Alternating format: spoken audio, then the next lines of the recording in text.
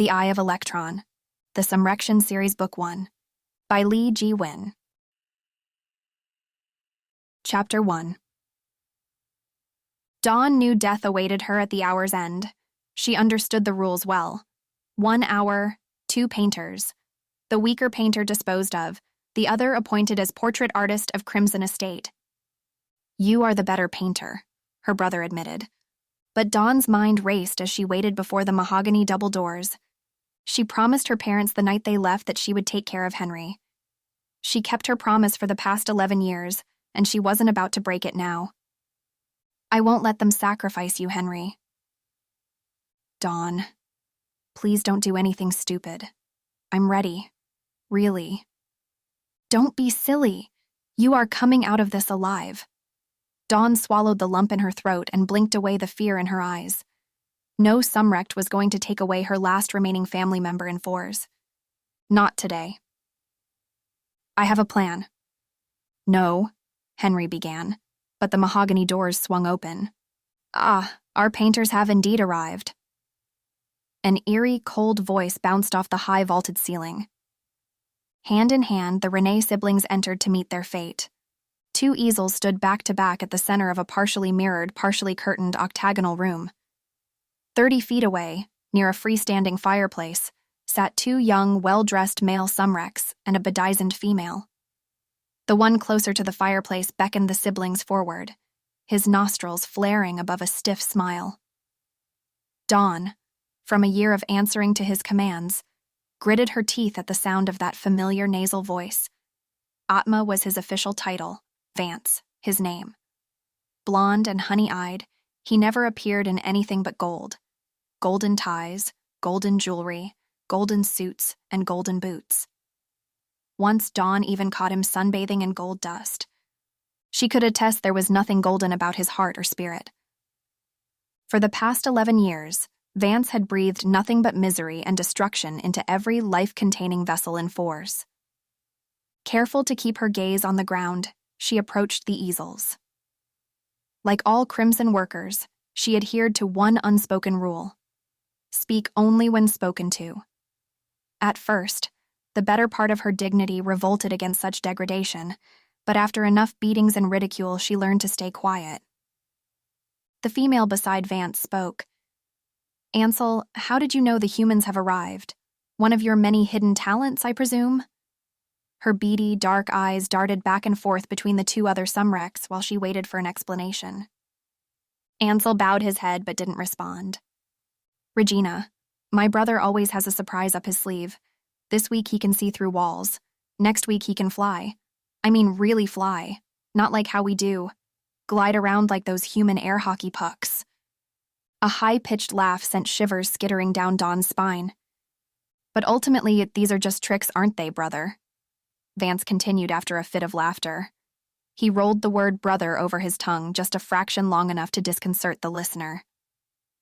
A mere entertainer's illusion is not indicative of real power. Dawn stole a glance at the guest whose visit was announced only hours ago. She had heard rumors that Vance's older brother, a vile Sumrect more capable of evil than Vance himself, possessed awesome, albeit horrible powers, abnormal for his kind. So horrible, Vance kept him in exile on the opposite side of the world. The image of an unkempt monster had already taken root in her mind, so she was shocked to find the guest clean-shaven and handsome, chuckling good-naturedly at what she had interpreted as a rather derogatory insult. Next to Vance's golden presence, Ansel's dark hair and black attire struck a stark contrast, and his soft-spoken voice could not have been more disarming. "It must be my superb hearing." He turned to meet her eyes. "Our painters made quite a commotion out there." For a split second, the light from the fireplace flickered, and Dawn could have sworn she saw a wink. Startled, she averted her eyes. Had he heard our conversation? "Let us go over this hour's objective, shall we?" Vance rubbed his hands together as though readying himself for a feast. "I selected you 2 from hundreds of Crimson workers to paint a birthday portrait for my daughter. As you already know, one will be offered up as sacrifice. A high honor for sure. The other shall be appointed portrait artist and enjoy double food rations on this day forward." Dawn's stomach churned in disgust at Vance's nonchalant disregard for human lives. "Take your seats," he said. Dawn squeezed Henry's hand one last time before the siblings parted to take their places behind the easels.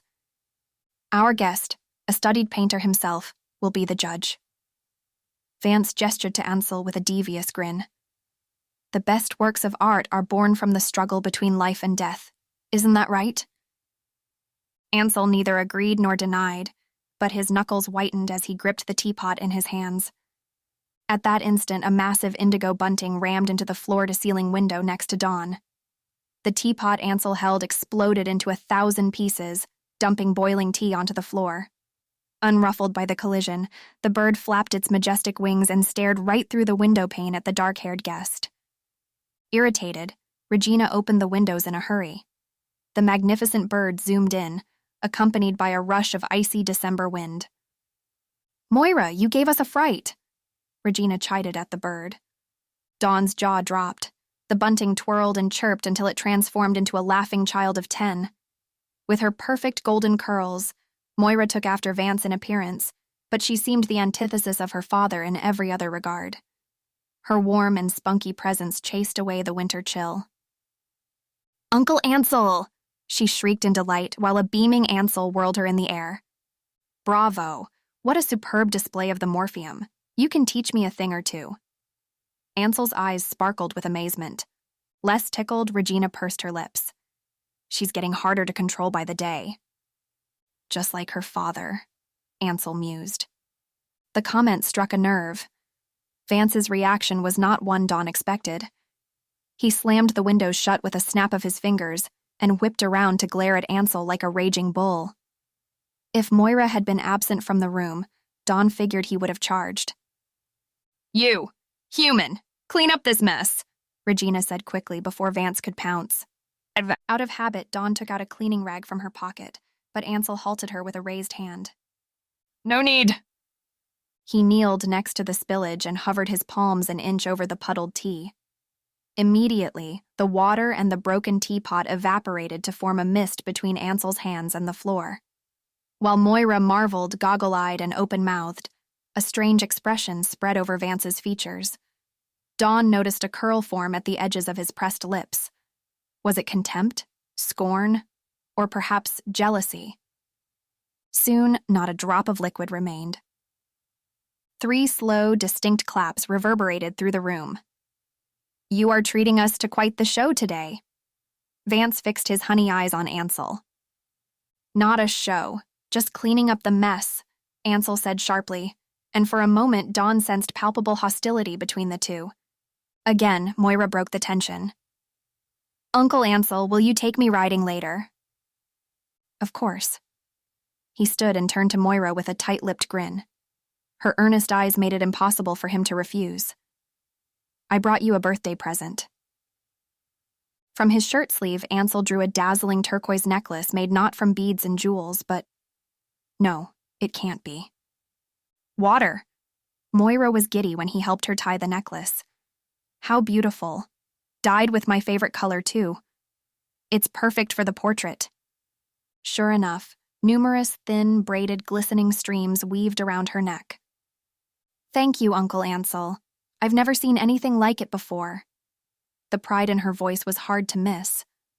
Dawn knew Ansel to be a living, apocalyptic force, best left alone and unprovoked, yet in the eyes of Vance's only child, she saw nothing but admiration for her uncle.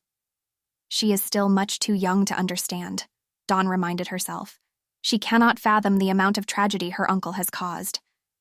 Vance shot Ansel a harsh look before he grabbed Moira's hand and led her to a chair in front of the curtains. As she sat down, the curtains parted, exposing a glass wall overlooking the snow-covered crimson grounds. Soft morning sunlight spilled over the pine forest lining the estate's edge. Despite a death sentence hanging over her head, Dawn wondered at the beautiful sunrise, one of the few treasures from her childhood the Sumrects had not been able to steal. She might not live to see another day, but Dawn found peace in knowing through the upheavals that plagued each generation and lifetime, a truth remained constant. Even the darkest night gave way to light. Moira settled into her seat against the snowy backdrop, spine straight, two hands laced together on her lap. How do I look? Like the most beautiful Sumrect on this planet. Vance flashed a rare, genuine smile. He glided to the fireplace, on top of which sat a large hourglass. 60 minutes. He flipped the hourglass. Starts now. Dawn exchanged a solemn glance with Henry. Don't worry, this won't be the end. Saitrida. The next 60 minutes passed in a blur. With every brush stroke, Dawn came one step closer to capturing her subject's essence on canvas. Moira's portrait was easy to paint. After a year of tending to the stable where Moira kept her horses, Dawn had gotten to know her peculiarities well. Miss Dawn, will you teach me how to paint? Moira said halfway through the hour.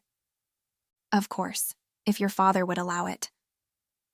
In front of Moira, Dawn felt less like an inanimate object. Perhaps all beings mattered equally in the naive yet forgiving eyes of a child.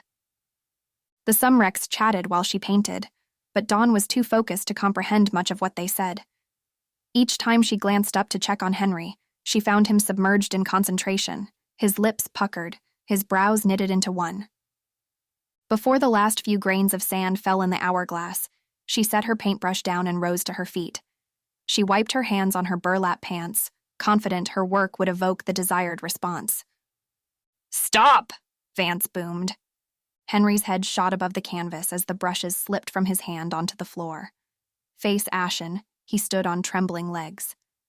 Vance switched his gleeful eyes back and forth between Dawn and Henry. Come, Ansel, for the best part. The fates of these humans are in your hands. Ansel didn't seem to share in Vance's enthusiasm. He sauntered to the center of the octagonal room as if he had all the time in the world. What are your names? The simple question took Dawn by surprise. Advanced superhumans, or Sumrects as they called themselves, never bothered with names of the weak and insignificant. Perhaps he needs a record of who dies today, Dawn thought, trying to rationalize the unusual request. I'm Dawn Rene. I'm Henry, her brother. Ah, I see. Siblings. Ansel chewed on the revelation, examining the pair of brave faces for a suspended moment. Then, with a swoop of his hand, he swung Henry's easel around. The portrait was bland, adequate. The edges were too hard, the values inaccurate. The glaring white inside Moira's eyes robbed the portrait of its vitality. He could have done better, much better. Cold sweat broke upon Dawn's brow, and her ears rang with a rush of blood. Ansel's decision would be an easy one. Wiping his eyes in haste, Henry nodded to his sister. From the frown on Ansel's face, Dawn knew he agreed with her assessment. She stared straight ahead, stony-faced, not wanting to give him any satisfaction. Without a word, Ansel revealed the second portrait. He froze at the sight. Dawn's painting breathed with life. Not only was it an accurate and beautiful rendering of Moira, but the shadows and shades, the fluid brushstrokes, the detailed, sensitive capturing of her expression all told a story. Within Moira's innocent features, there lay something ageless and enigmatic. Maybe it was the way her thin, bowed lips curved into a mischievous smile. Maybe it was the way her brows floated above her large blue eyes. Even before the impending judgment, Dawn painted with a lightness that complemented Moira's youth and transmuted the ineffable. Wow, I like this one better, Moira said. Not bad, human, Regina couldn't help but compliment. Exquisite. Ansel studied Dawn with a peculiar blend of wonder and bafflement on his face. Only Vance remained silent. Arms behind his back, he inched forward, squinting at the portrait. Ansel. He saw. Look into the pines and tell me what you see. Masterful brush strokes. Look closer, Vance spat. He was no longer staring at the painting. Instead, he glowered at Dawn. You! He threw a trembling finger at her. Why is that symbol in the painting? Speak. What are you talking about? What symbol? Henry stepped in front of Dawn before she could answer. His voice quivered with fear. Hands over her mouth, Regina rushed to the portrait and traced out what appeared to be a dot in the middle of a circle, hidden within the rising sun. The Eye of Elektron. Was this your doing? Vance growled at Ansel. Unlike the others, Ansel reacted with neither rage nor shock, but a small crease formed between his brows. Calmly, he asked Dawn, "Did you paint the eye?" Dawn nodded, more to herself than in response to him. Her plan worked. She could tell the eye still wielded enormous influence over Ansel, just as it did the night he tore her family apart. "If not me, who else?" Her audacious response so incensed Vance that in the blink of an eye, he dangled her upside down in the air. "No one insults the Atma and lives," he thundered. An enormous force knocked the wind out of Dawn and thrusted her against a mirrored panel, which shattered upon collision. The world went black before she dropped.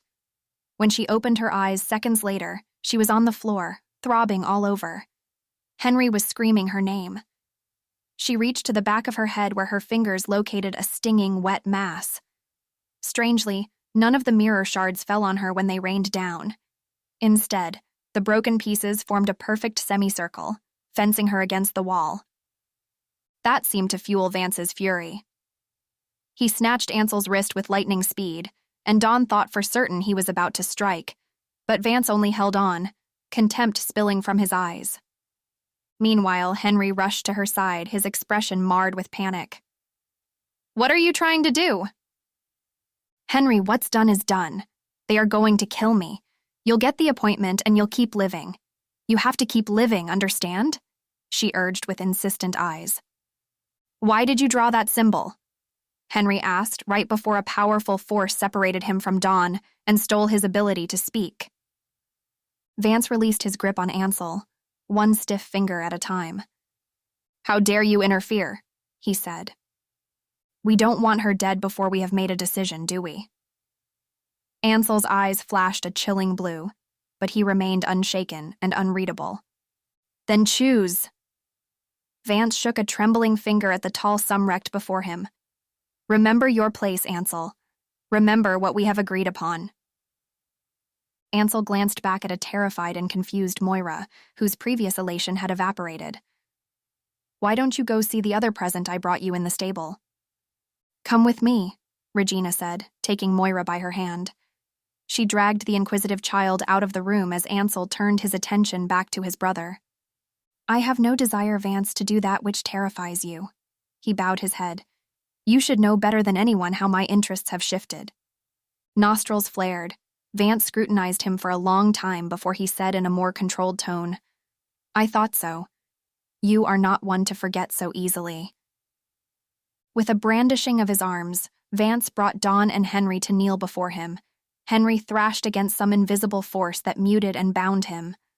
Dawn, however, was calm as she took his hand. The symbol from the human's last uprising against Vance reopened an unhealable wound, thus sealing her fate. And Henry's. No one caught in entanglement with the resistance efforts could live. "You decide, Ansel. Who lives? Who dies?" Ansel gazed at Henry in his futile struggle and Dawn in her stubborn defiance. "Then there is no use in keeping you, is there?"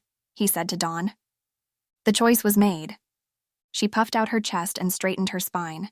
If these were to be her last words, she must make them count. "One day you'll pay for what you have done," she said. "I might be the first to bring back the symbol, but I won't be the last." Tears flowed down Henry's cheeks as he shook his head violently. The doors to the library flew open. Two menacing Sumrect guards clad in brown leather stormed in. They went for Dawn and grabbed her by the arms. "Execute her, outside," Vance said, unblinking. Henry punched a guard in the stomach with his elbow, but the Sumrect hardly flinched before he knocked Henry out cold. "No!" Dawn screamed, sandwiched between two guards. Her chance of escaping was slim to none, but she had to try. It was better to die while trying to escape her oppressors than waiting to perish at their hands. No, she could not condone the twisted world in which she lived. She glared at Vance and Ansel, overwhelmed by a burning hatred for all they stood for. They deceived and trapped thousands of innocent lives, but one day, justice will be served. Act, now. Dawn wrenched herself free from the Sumrect to her right and stomped on the foot of the one to her left. She swung her clenched fist at the guard still holding on to her, but the other Sumrect seized it. They were too strong. "A feisty one guard muttered as he hit her on the head. The last thing Dawn heard was Ansel's quiet instruction. Shoot her by the forest.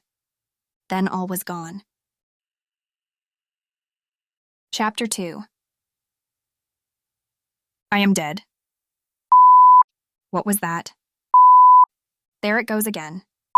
Somewhere close by, a steady beeping punctuated the silence every 3 seconds. Dawn knew because she counted. B flat, a tad high.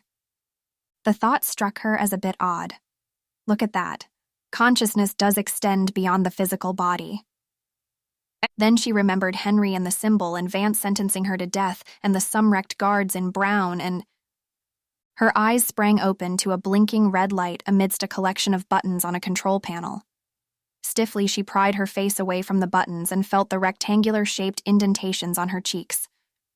Someone had placed her inside a tiny cockpit encircled by a band of glass. She shifted forward in the black leather seat to look outside. A layer of clouds obstructed the view below, but the sky was still blue. On the control panel, she saw only Sumrectian words she couldn't understand, yet there was no mistaking a bright 1835 and the number 10,000. It's evening. I'm alive, and cruising at a very high altitude. Under the red flashing light, a circular button was taped over by a scribbled note that read, "Press me." She did just that. At once, an energetic female voice filled the cockpit. "Hello, Dawn. If you are listening to me, then you must be awake, alive, and terribly confused as to why you are inside the Vidra 360. The what? She searched for the source of the voice without success. The mysterious voice clarified. Designed for one passenger, the Vidra 360 is the smallest autopilot airborne transportation vehicle that utilizes Earth's magnetic field instead of fuel. You do not need to steer the pod. Just sit tight and wait until you arrive at your destination. Where's Henry? She asked. However, as she suspected, the voice was only a recording. It continued without answering her question. To keep a long story short, Vance sentenced you to execution by the forest, but our pathfinders saved you and brought you on board the Vidra 360. Unless we failed, in which case you would never hear this message anyway, you are now safely en route to Chesterfield, Ansel Cassadian's residence in Fion. In case you are wondering, Fion is located on the east coast of the continent we call Australia in our home reality. No! She leaped from her seat. Over the years, Vance sent workers who violated Crimson rules to Chesterfield as punishment, and usually that meant imprisonment for life. In the background, the female voice went on. Dawn realized she hadn't been paying attention. Henry is safe but under the Sumrect's strict surveillance. Dawn grew alert. How does she know? Who is this person? Because you invoked the Eye of Elektron symbol to challenge Vance, I want to welcome you into our family of pathfinders. Pathfinders? She had no idea a secret society of pathfinders existed at the estate. Vance's iron fist rule quashed any hope the humans had of returning home. In the 1 year she worked at Crimson, she witnessed nothing but obedience and submission. Ever since we became trapped in this alternate realm called Fours, pathfinders have been working secretly and incessantly to locate a way back home. But Vance's progressively oppressive rule prompted an expansion of our mission to include protecting those who share our vision of a better future, one in which humans are not subjected to Sumrectian tyranny. For safety reasons, I cannot yet reveal to you the identities of our pathfinders who planned your escape, but you can rest assured that you are in safe hands. Unless, of course, the Vidra 360 malfunctions, and you plummet to certain death in the new Pacific Ocean. How comforting. She scowled. Somehow drowning in the ocean didn't sound half as awful as being trapped at Chesterfield with Vance's lunatic brother. Before you become too comfortable, open the drawer beneath the instrument panel to find our welcome gift. The recording paused, allowing Dawn time to feel under the instrument panel until her fingers found on a dent in the metal. When she pushed on the dent, a drawer swung sluggishly downward like an accordion bellow. Something rolled inside. Done that? Good. Used in the last uprising, this Eye of Elektron belonged to your mother. Elektron, or amber in Greek, is the material used to construct the core of each glass sphere. The eye is yours now. Hold on to it as a reminder of the dream we all share and the work that still needs doing. Slightly bigger than a marble, the familiar glass orb harkened back harrowing memories from the night her life changed forever. She was 8, Henry was 5. They were on the back porch watching the auroras, waiting for their parents to return from their trip to Earth, when the Sumrects stormed the house and confiscated their only connection to home. To this day, the green auroras still haunted her dreams, and the eye's final message still burned in her memory. They have destroyed the source. The eye no longer transports. Take care of Henry until we find a way back. We love you. That was 11 years ago. She reached into the drawer for the orb. As her fingers touched the glass, the amber core emitted a beautiful yellow light. She squeezed it in her hand until the light shone brighter. Is it supposed to glow? How is that possible? But the recording offered no explanation. When you land at Chesterfield, present the eye to the groundskeeper, Delia. She will be expecting your arrival. In front of Dawn, the hologram of an old, wrinkled woman appeared. A meaty nose dominated her features, and she wore her gray hair in a low bun. When she smiled, her kind eyes pressed into a thin line.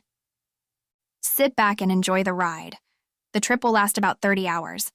There are human edible snacks in the cabinets behind you. Oh, I'm Gail, by the way. Gail Thornton. The red light stopped blinking. Delia's head lingered for 5 more seconds before it vanished from sight. All fell silent inside the Vidra 360. That is, except for the million questions clamoring in Dawn's head. Did Henry know she had been rescued? What fate awaited her at Chesterfield? Will she even make it to Chesterfield alive? Hours later, alone with nothing but a glowing orb, Dawn drifted off into an uneasy sleep. She woke to a gun pointed at her head. "Who are you, and what are you doing at Chesterfield House?" a teenage boy shouted, wielding a shotgun in his hands. The top front half of the Vidra 360 disappeared, exposing her to warm, humid air. All around her, trees and flowers bloomed. Instead of snow, lush grass covered the ground. It must be summer here, Dawn realized. Behind the boy with the raised gun stood a stunning Edwardian mansion, half covered in ivy.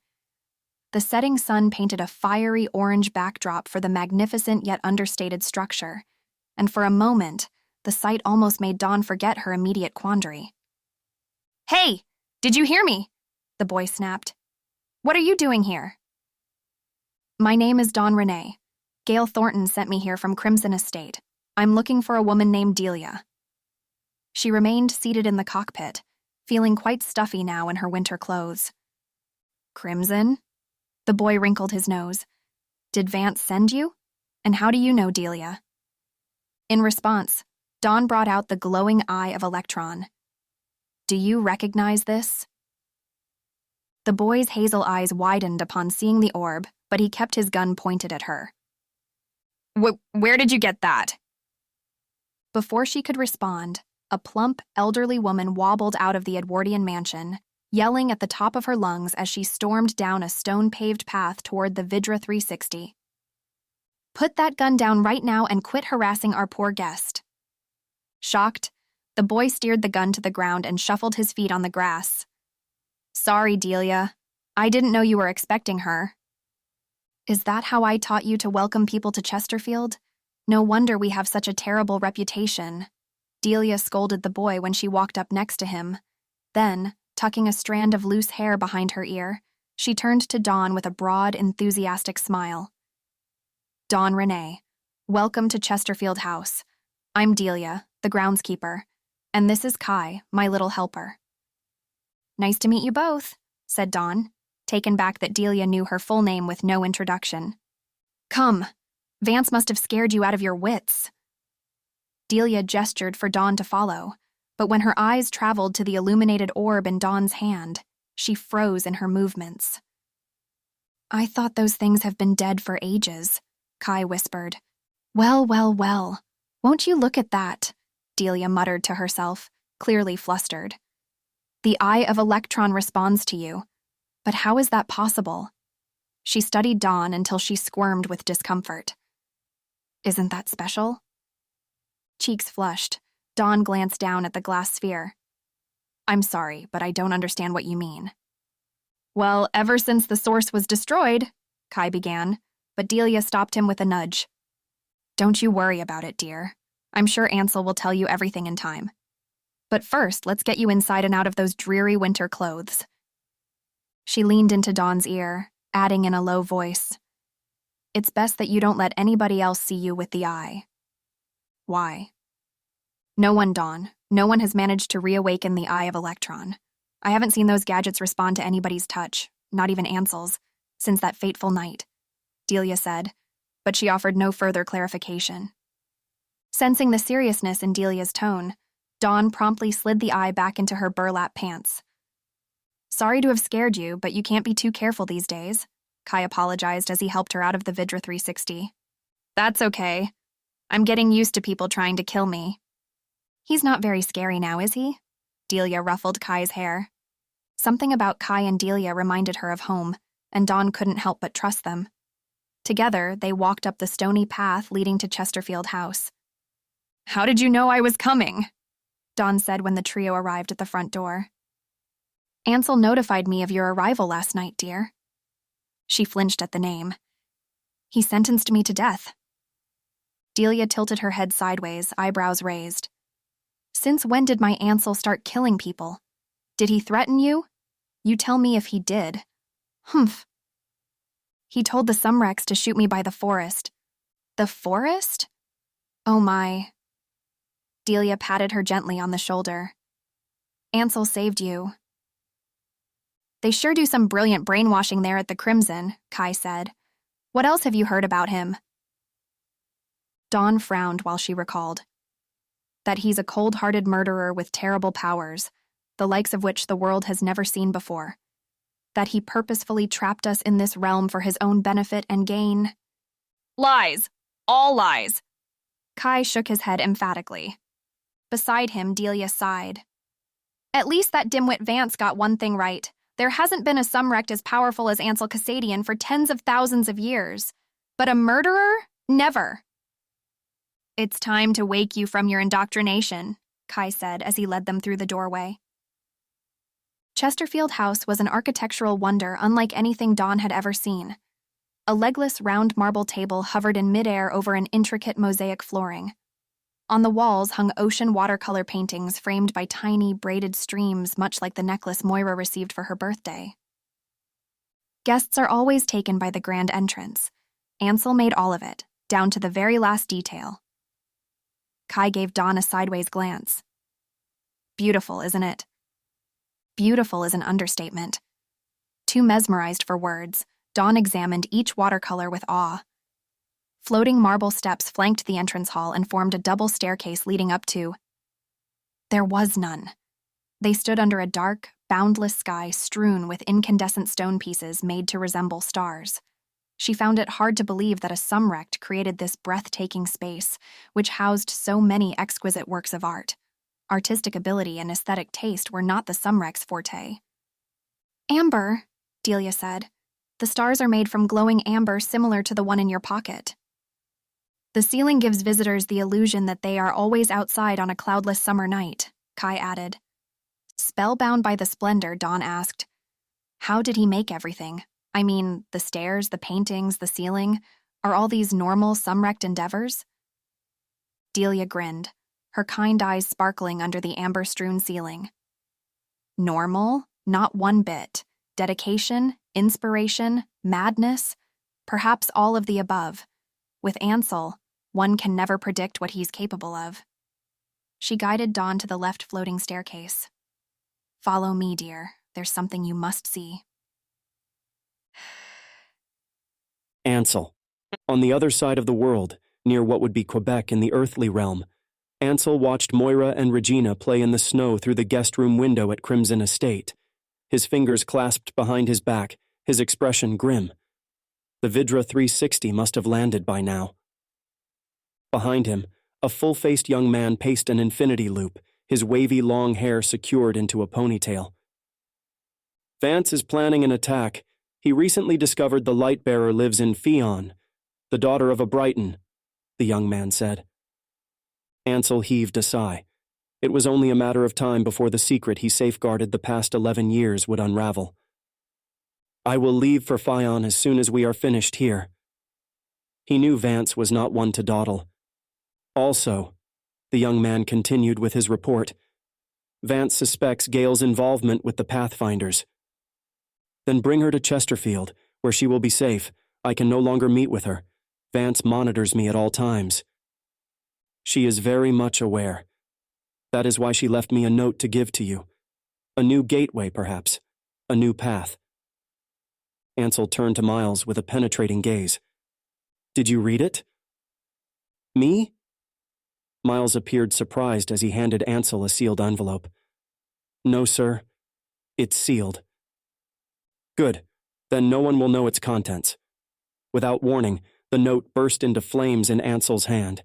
He hoped he hadn't betrayed his condition by using his left hand, but he knew Miles to be remarkably astute, a vital quality for the kind of work Miles engaged in. You won't consider her proposal, at all. Perhaps the time is ripe for a second uprising. Perhaps a new path is possible. The flames die down, leaving no ashes in Ansel's palm. Of course anything is possible, but I've lost my interest in the game. Perhaps you've forgotten I stopped playing a long time ago. An image of the magnificent indigo bunting flashed through Ansel's mind. Another birthday, another year older. I haven't forgotten, but Ansel, the humans need help. Your help, your talents, before time runs out. We don't discuss that here, and we won't be making speculations. Ansel closed the window curtains with a snap of his fingers. The humans are capable without my help. Miles grimaced. Don't you think that's wishful thinking? Without Sumrectian powers, we don't stand a chance of finding our way home. I don't understand why you are so adamant. To oblige, especially after all Vance has done to you. At that instant, the room grew cold. Very cold. That's private matter between the Atma and me, of which you cannot fully understand. Miles, you've said enough. Ansel didn't raise his voice, but an uncharacteristic irritation seeped into his tone. The door to the guest room flew open. He was done with the conversation. Well, I guess your mind is made up.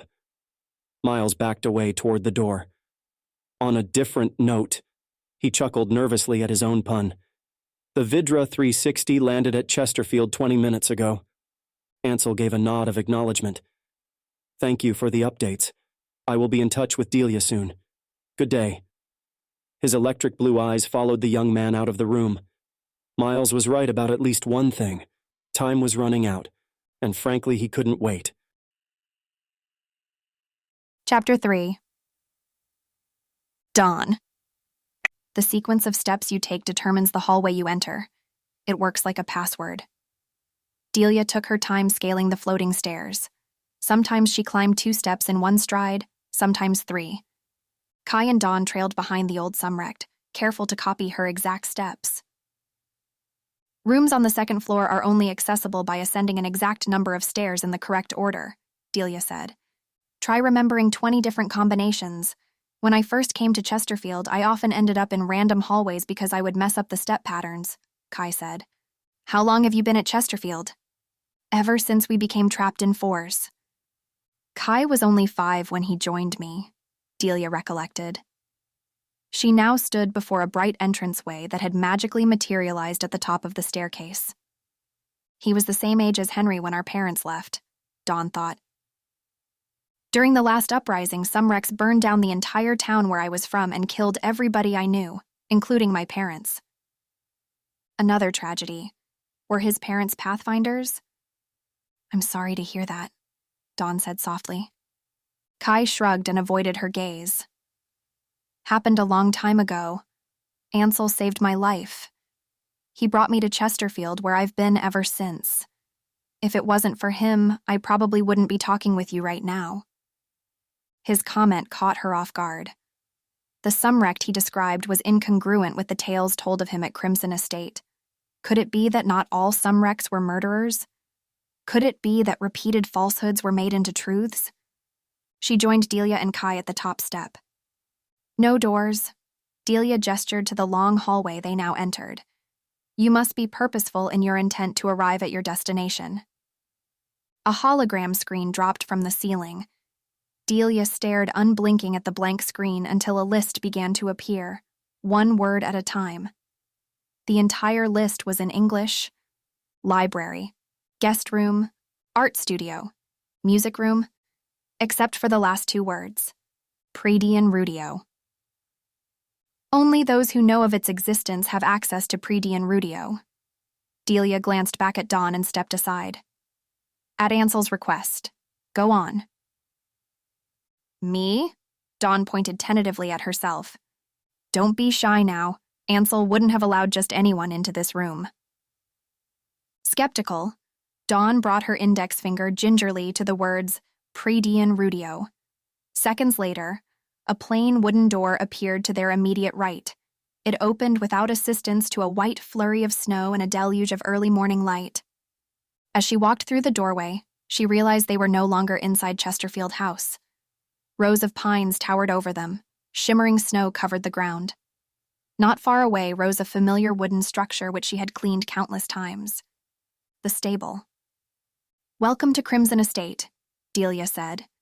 Indeed, further to the west, Dawn recognized the intimidating, unmistakable obsidian glass structure Vance called home. Even though she felt neither the freezing December wind nor the stinging wet slush in her shoes, she still shivered. This is the execution site. Suddenly, from the corner of her eye, she caught sight of a ruddy-cheeked boy emerging from the stable carrying 2 steel buckets. Henry! She sprinted toward her brother, the massive knot in her gut loosening with every stride. He's alive. Henry, it's me, Dawn. But the boy's frown remained frozen above his focused eyes while he trudged on in the snow. He can't hear you, Kai called from behind. Henry. The boy kept on, absorbed in his own thoughts. Snow collected on his light brown hair. Dawn slowed to a stop and glanced down at her burlap outfit, as dry as ever. Although ankle-deep in snow, her toes were warm, toasty even. Kai ran up to her, panting. We are not in his reality. What is this place? She rubbed her eyes as she watched Henry disappear into the house. A parallel reality superimposed upon this one. Come again? Everything you see is happening in real time. Delia caught up to them at last. But instead of being participants in the reality before us, we are merely observers. You can see Henry, but he can't see or hear you. Does that mean Henry was just now carrying buckets from the stable? Yes. Ansel thought you might be worried about your brother, so he asked us to show you this particular creation of his. Another considerate gesture on his part. Ansel's actions thus far didn't match the image she forged of him through narratives gathered at Crimson the past year. You mean he keeps surveillance on Vance from his own home? Precautions, Delia said grimly, starting back toward the forest. Not so much keeping surveillance on Vance as watching over the workers. It was never his plan to keep the human immigrants trapped in this reality. How did he create all of this? I mean, how can he just access a whole other reality anytime he wants? When Delia spoke, Dawn could hear the pride in her voice. The how of Ansel Cassadian has evaded understanding, even among our kind. Aside from his father, Artheastus, no other Sumrect has been able to manipulate portals to other realms and realities like Ansel. His father? You didn't know? Ansel's father rules Panatomius, realm of the Sumrects, Kai chimed. I was Vance and Ansel's nanny. Dawn's jaw dropped. She struggled to imagine the Cassadians as children. Sumrects value power above all else, especially innate power. There is no equality among us Sumrects. Our fates are predetermined from birth. Those genetically more powerful rule over those who are weak, a guiding principle behind Vance's regime. Works in our favor, doesn't it? In kicking the fake snow, Kai produced a loud squeak with his shoe that made Delia jump. Sorry, he muttered when Delia shot him an angry stare. Go on, Delia, urged Dawn, intrigued by a history she still knew very little of. Genetic power passes down through generations, but anomalies do occur, for better or worse. Ansel was one such case. 20 years ago, he became the second Sumrect ever to have turned indigo, and not perished. A firstborn and more powerful than anything we have ever seen, he became the obvious heir to Panatomius. You can only imagine the adulation that accompanied him growing up.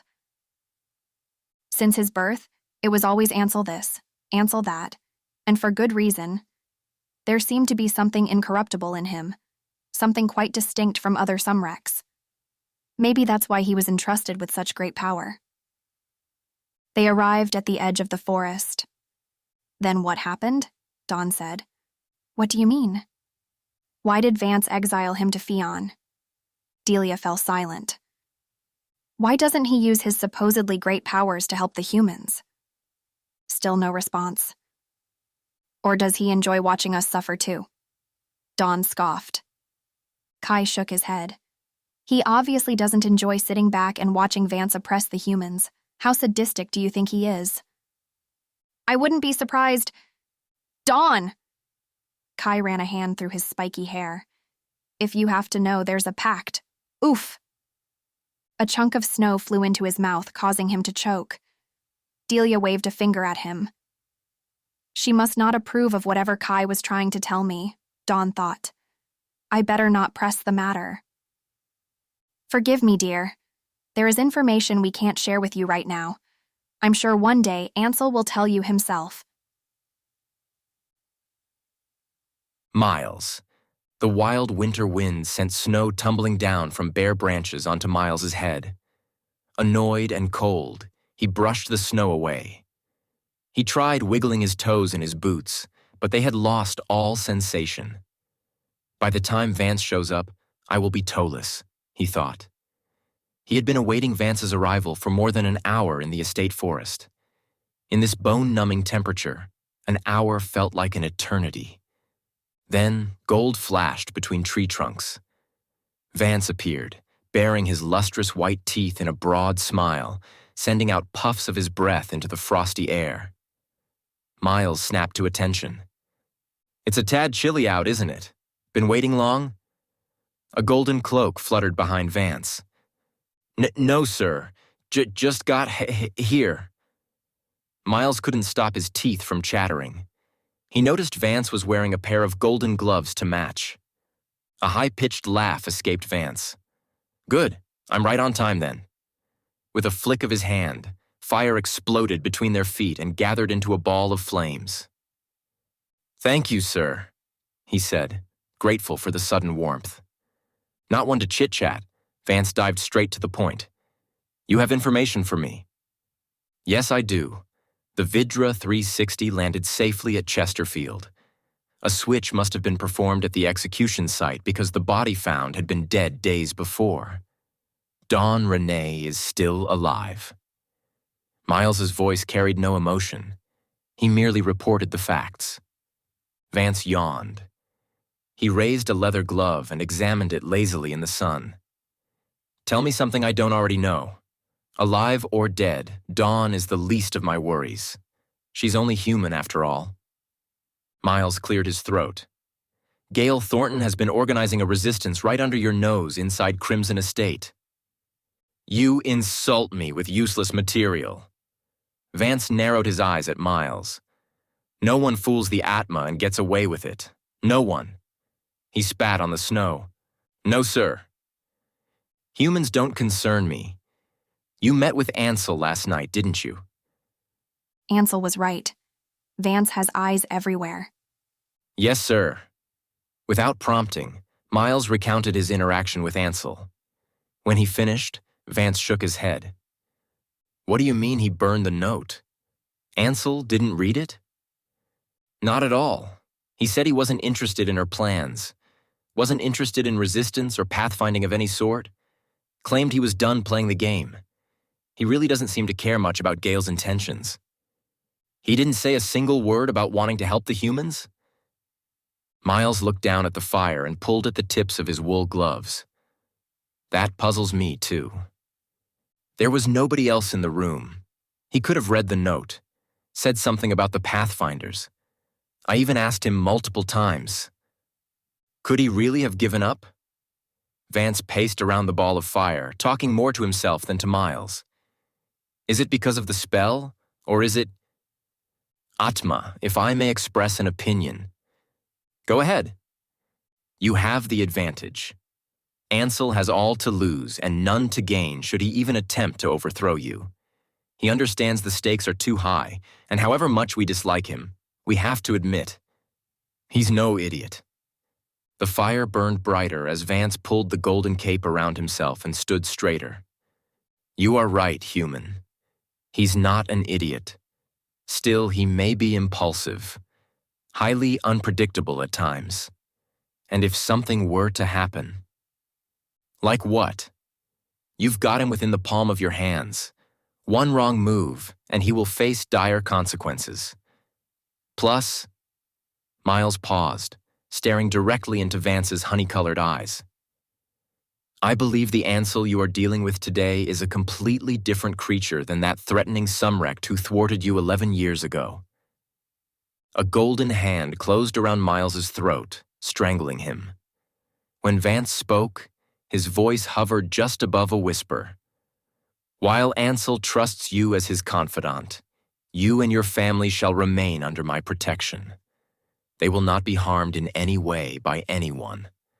That protection will last as long as you keep providing me with the information I seek.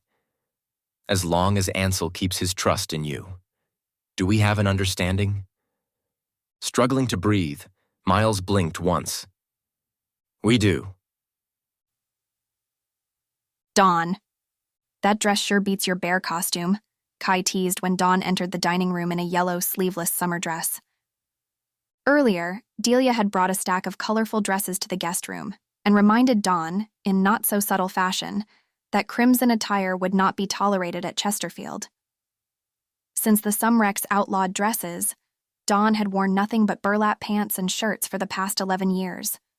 The sudden change made her feel quite self-conscious. My, oh my! Delia sat back in her chair. You look absolutely gorgeous. I see you picked my favorite. Dress shopping, Delia? That's what you were doing yesterday? I wish Ansel would let me in on things occasionally. Kai stabbed his fork into a plate of ravioli, splattering sauce onto his shirt. I'm sorry, Kai, but I just didn't think you cared to join me. Delia laughed at the look of bewilderment on Dawn's face. I went dress shopping for you yesterday after receiving Ansel's message. He said you probably won't have time to pack, after the execution. He also said crimson attire was so visually offensive he couldn't stand seeing it here at Chesterfield, too. I'm all for earthy tones, but definitely not what you were wearing. I could have sworn I saw a bear in the Vidra 360. Kai furiously rubbed a napkin over the sauce on his shirt. Drats, it's not coming off. For the first time in days, Dawn smiled. Ignore him. It has been a while since any female presence graced Chesterfield, so he has forgotten how to behave in front of someone as lovely as yourself. Delia, stop, please. Kai groaned, jabbing at the ravioli again.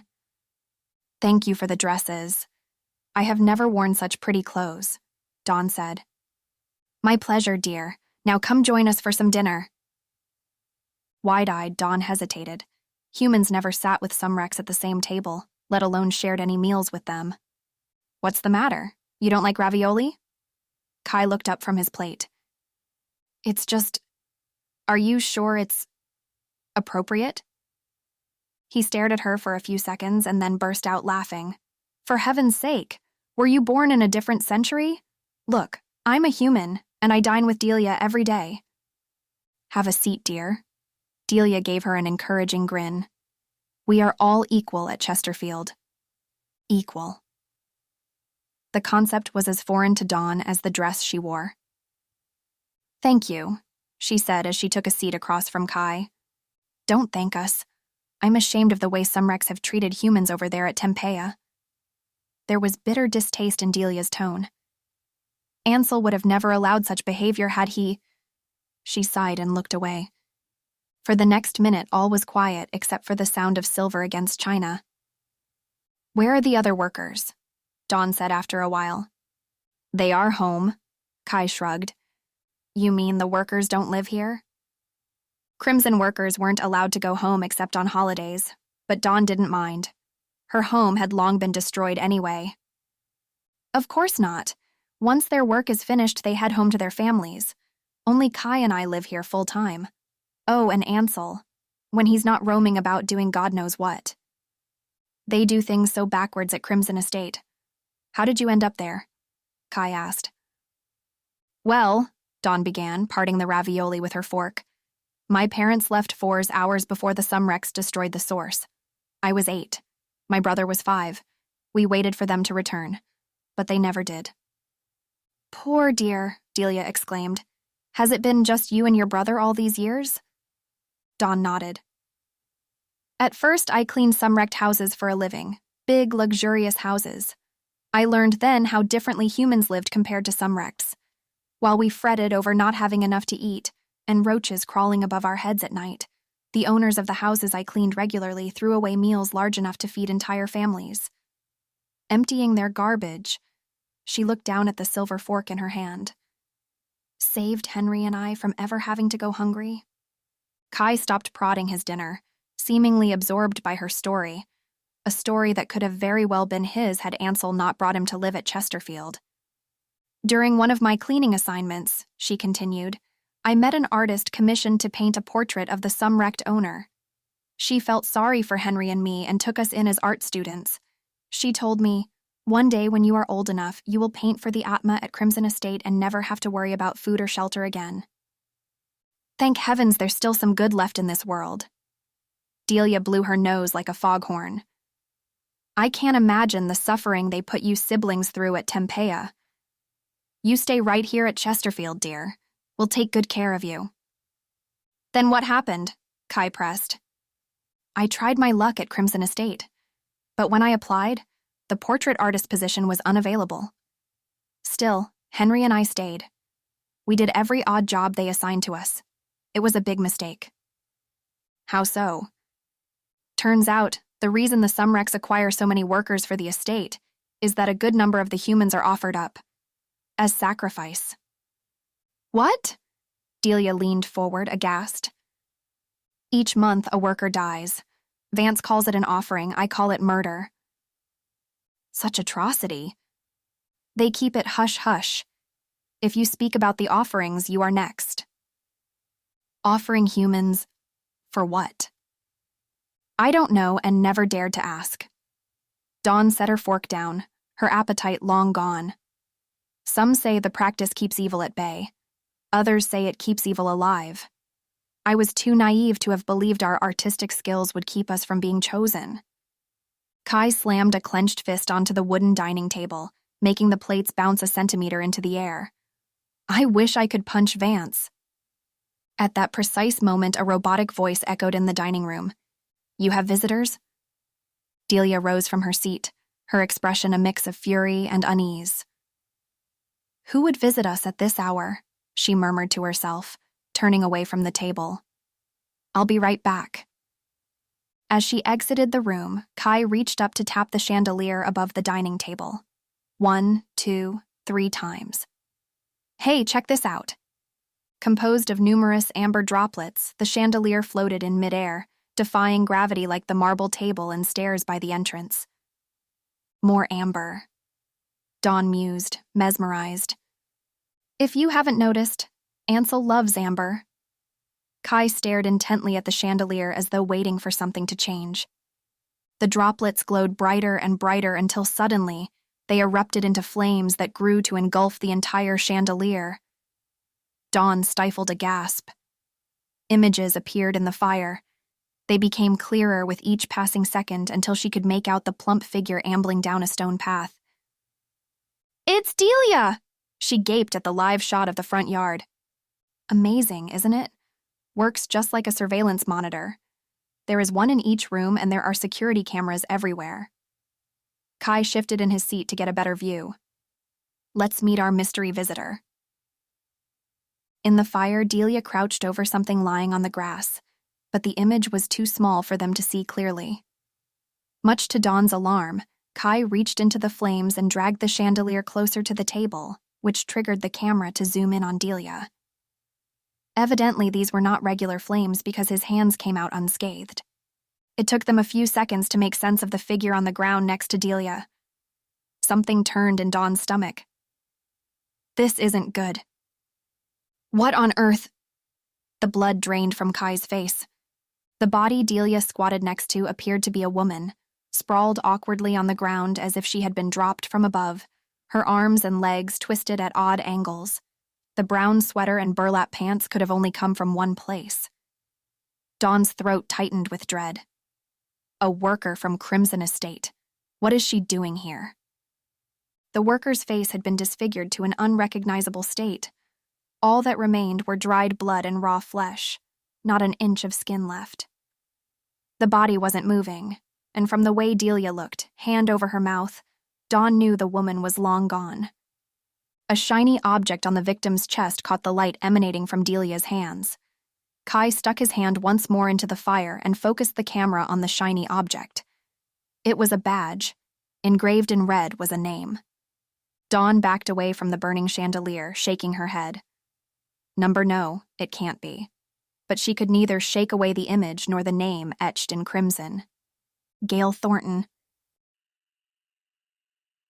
Chapter 4. Dawn stared at the body of Gale Thornton. Does this mean Vance discovered the Pathfinders at Crimson?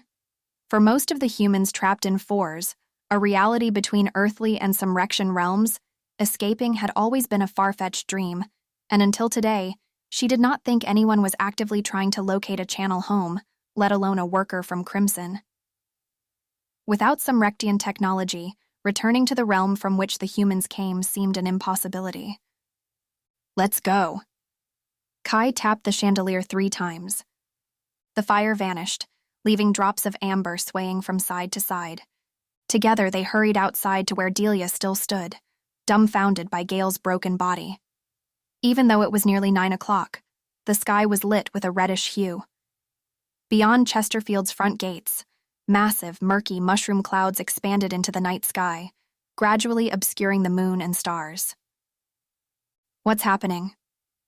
Dawn caught a whiff of smoke emanating from the town below. When Delia replied, her expression was grave. That is no ordinary fire. Phaon is under attack. Then what are we waiting for? We have to go help them, Kai said at once. Hang on. Delia turned to Dawn and searched her eyes intently. Do you know this worker? Dawn shuddered when she looked at the mutilated face. I have never met Gale Thornton, but I know she is the Pathfinder who coordinated my rescue and left me a voice message on board the Vidra 360. This must be Vance's warning to us, Delia muttered. He suspects we have something to do with the reappearance of the eye in your painting. Symbols of hope and home, the glass spheres were banned from Tempeia ever since the destruction of their source. Anyone found in possession of an Eye of Elektron or displaying its symbol faced incarceration and sometimes even death. Still, many kept their amber-cored glass orbs hidden, awaiting the day the Eye of Electrons would function like they used to, a gateway to their long-lost reality. Why does Vance suspect? Watch out! Before Dawn could finish her question, a figure tackled her to the ground 5 feet away from where she had been standing. An object whizzed overhead and crashed into the front yard with a thunderous boom. A shower of mud and dirt rained onto the body on top of her. Get off me! She pushed against the body. Seconds later, the crushing weight disappeared. It was Kai. Quickly, he pulled a rattled Dawn from the wet summer grass. She stared in shock at the enormous crater about the size of a Vidra 360 next to Gale Thornton.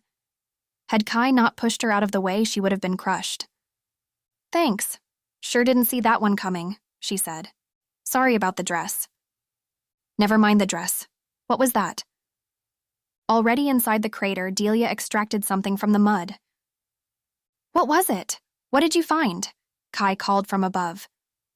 I think we got a message from Ansel, said Delia, cleaning the dirt off a familiar glass sphere, another Eye of Elektron. Geez, couldn't he have been a bit more careful? Does he want to get us killed? Kai and Dawn carefully stepped over the mud mounds encircling the depression. "I thought they lost their function," she said. "You are right. These orbs don't work. They can't work. And it's not coming off." Delia rubbed the glass furiously until she noticed Dawn by the crater's edge. "Here, dear, see what you make of it." She tossed the lifeless orb to Dawn. Why did Ansel send an eye that no longer transmitted messages? Skeptical, Dawn took the glass sphere from Delia. A soft light emitted from the orb the instant her fingers wrapped around it. All three of them gasped as words appeared. However, the message didn't shine on the glass in the same way she remembered. Contrasted against the glowing amber scribbled in black was Ansel's warning. "They are coming. Take Dawn, use the tunnel." As if on cue, the same robotic voice that announced Gale's arrival earlier now boomed from the front gate. "You have visitors. You have visitors." Kai let out a whistle. Wow, that was fast. "They? Who are they?" In the distance, Dawn spotted a row of dancing lights moving uphill toward Chesterfield House. "Vance's soldiers are coming for us." Delia pulled herself from the crater with the agility of a much younger Sumrect. "Kai, take Dawn to the tunnel as fast as you can. They must be monitoring our every move from the air." "I'm sure of it." "Yes, ma'am." "What about you? Are you coming with us?" Dawn waited for Delia, her heart racing. "Don't you worry about me, dear. Someone needs to remain on Chesterfield's grounds. Vance's soldiers won't do me any harm. I'm a Sumrect." As she spoke, Delia flung the eye back into the crater and began making sweeping motions with her hands. Piles of mud and dirt flowed back into the depression to cover the orb Ansel sent. "Once you are out of Chesterfield," she said, "find a place to hide until this is over. Do not draw any attention to yourselves until Ansel returns. Do you understand?" "You have visitors. You have visitors." The dancing lights drew closer with each robotic announcement. "Go, now!" Without sparing another glance at the approaching Sumrects, Kai and Dawn dashed to the house. Once inside, they headed straight to the living room, where the dusty grand piano stood eerily in the dark. They did not dare turn on lights for fear the Sumrects might notice. Through the window, half covered by a navy velvet curtain, Dawn saw a group of 20 Sumrects spill onto Chesterfield grounds, each wielding a gun in his hand. They yelled unintelligible phrases to each other while they spread out in all directions, pointing this way and that. "Wait!" Dawn halted dead in her tracks, abruptly remembering Delia's warning. "I should take the eye in case they search the house. It's sitting on the nightstand in the guest room." "Good call." Kai peered out the window from behind the curtains.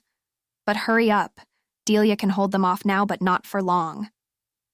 Sure enough, as she sprinted up the floating stairs, a Sumrect materialized outside the half-covered window. She froze on the spot, holding her breath. Fortunately, before the soldier could get a decent glimpse into the house, a white shield cascaded over the window. The Sumrect tumbled backward as though he had just been electrocuted. So close.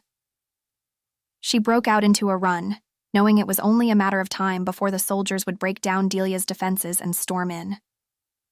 Sure enough, when she got to the guest room and looked out the window, she saw a bald Sumrect tie Delia to a tree and strike her repeatedly with electricity until the white shield around Chesterfield House fizzled out. The moment Delia's protection lifted, the Sumrect soldiers charged toward the house. Trembling with fury, Dawn snatched the Eye of Elektron from the nightstand and ran as fast as her legs would allow, back to where Kai stood next to the dusty Steinway. "Kai, here's the eye." She pushed the eye into his hand. Upon meeting his touch, the orb stopped glowing. Loud banging exploded in the house as the Sumrects tried to ram down the front door. Kai quickly stuffed the orb into his pocket and snatched her by the arm. "Come on, we have to get away from here." They sprinted through the adjacent room, which was empty except for an ornate chair in one corner facing the wall.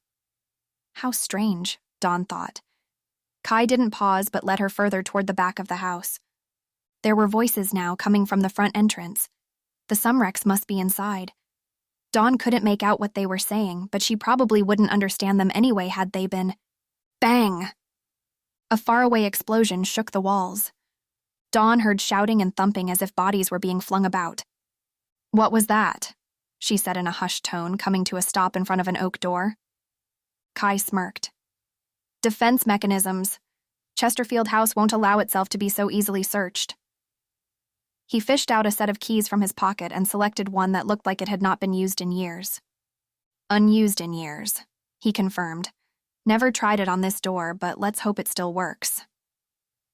Much to Dawn's surprise, the key slid smoothly into the aged lock and turned with a muffled click. The giant wooden door creaked open as more yelling and furious orders came from down the hall. She shared a look of alarm with Kai before they quickly slid into the room. Ansel's old study. Kai secured the door from inside. "Stylish, isn't it?" Dawn coughed. The scent of old, spoiled books soaked the musty air. Gray sheets covered everything in the study: chairs, an enormous desk, bookshelves, and whatever was hanging on the walls. For a moment, Kai paused in his steps as if trying to recall something. Then he walked over to a gray sheet and pulled it down in one swift motion to expose a large painting on the wall. In the dim, reddish light that spilled in from the window, a stunning, fair-haired young lady with big brown eyes smiled down at her onlooker from a lavender field. The reaction was immediate. Dawn's heart hammered against her ribcage. She didn't recognize the lady in the painting, but the lavender field tugged at the fuzzy corners of a memory she couldn't yet bring to the forefront. "I have been there before." "Dawn!" She snapped back to the situation at hand. "Will you help me pull the sheets off the other paintings as well?" Kai tugged at the picture frame. To her astonishment, the painting of the young woman opened outwards, revealing the secret tunnel Delia had mentioned earlier. If the Sumrects break into this study, they will have to check a lot of paintings before they find the tunnel's entrance. Kai winked at her. "Good idea," she said, and began uncovering the paintings one by one, while Kai lifted the gray sheets off from the desk and chairs. The study housed 8 other extraordinary portraits of the same blonde lady in various settings: a deserted beach, a lush garden, a hidden clearing inside a forest, an empty concert hall with a grand piano much like the one in the living room, and... The last portrait knocked the breath out of her lungs. Behind the sunny smile and sun-kissed locks sprawled the auroras, a splash of soft purple and green, the same northern lights that had plagued her dreams ever since the night her whole life changed. Who is this woman? Dawn thought as the last sheet fell to the floor. "Hurry!" Kai dragged her into the secret tunnel by the wrist before he pulled the painting back over the opening. Everything went dark. "Here, take the eye."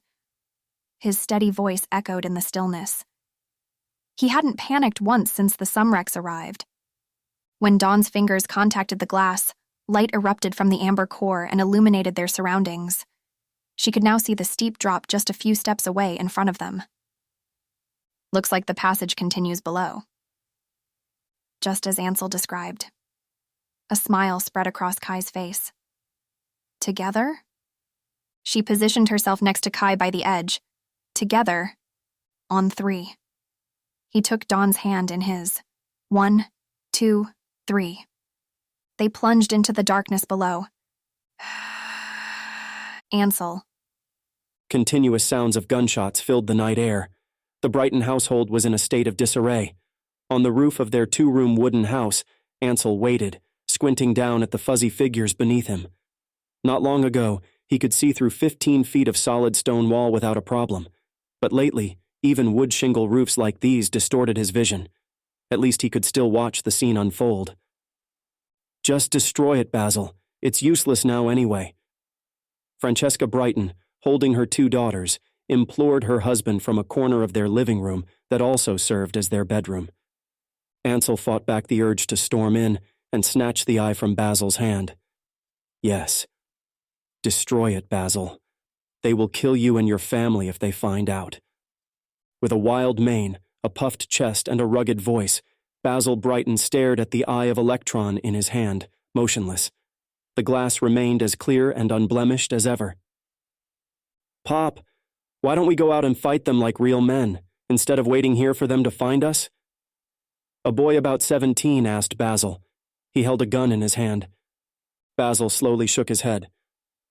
What has gotten into you, Oakley? Don't make yourself a target. They are only searching for the eye. That's all. You go out there and they'll kill you. Francesca sounded angry. Ansel pressed his lips into a thin line. He's just as hot-headed as his father. Listen to your mother. You are no match for the Sumrects, Basil said, still holding on to the eye. And you, Basil, nothing will ever appear on that blasted thing again. Haven't you heard? The Sumrects have surrounded Chesterfield, swamped the place, and Ansel still hasn't done a thing. He's probably not even here, which explains why Vance's soldiers are jumping at this opportunity. They surrounded Chesterfield? Basil's head shot up. What's Vance up to now? There was banging at the door. On the roof, Ansel grew alert. Do it now, Francesca hissed at Basil. But it was too late. The front door exploded into pieces as Francesca's youngest daughter, Opal, let out a cry of horror. Immediately, Basil dropped the eye into the pocket of his jeans. He backed against the windowsill where he placed a hand on the gun lying there behind him. 3 Sumrects clad in brown entered the small house. Ansel gritted his teeth at the sight of them. The one in the middle surveyed the inhabitants with his hollow, expressionless eyes. While the other 2 soldiers started to search every available inch of the dwelling, he strolled to Basil, who appeared tense but defiant. I'm looking for an Eye of Elektron. The Sumrect spoke in a monotone voice. The words sounded rehearsed, as if he had said them way too many times. If you don't have one, we kill you. 1 shot each to the head.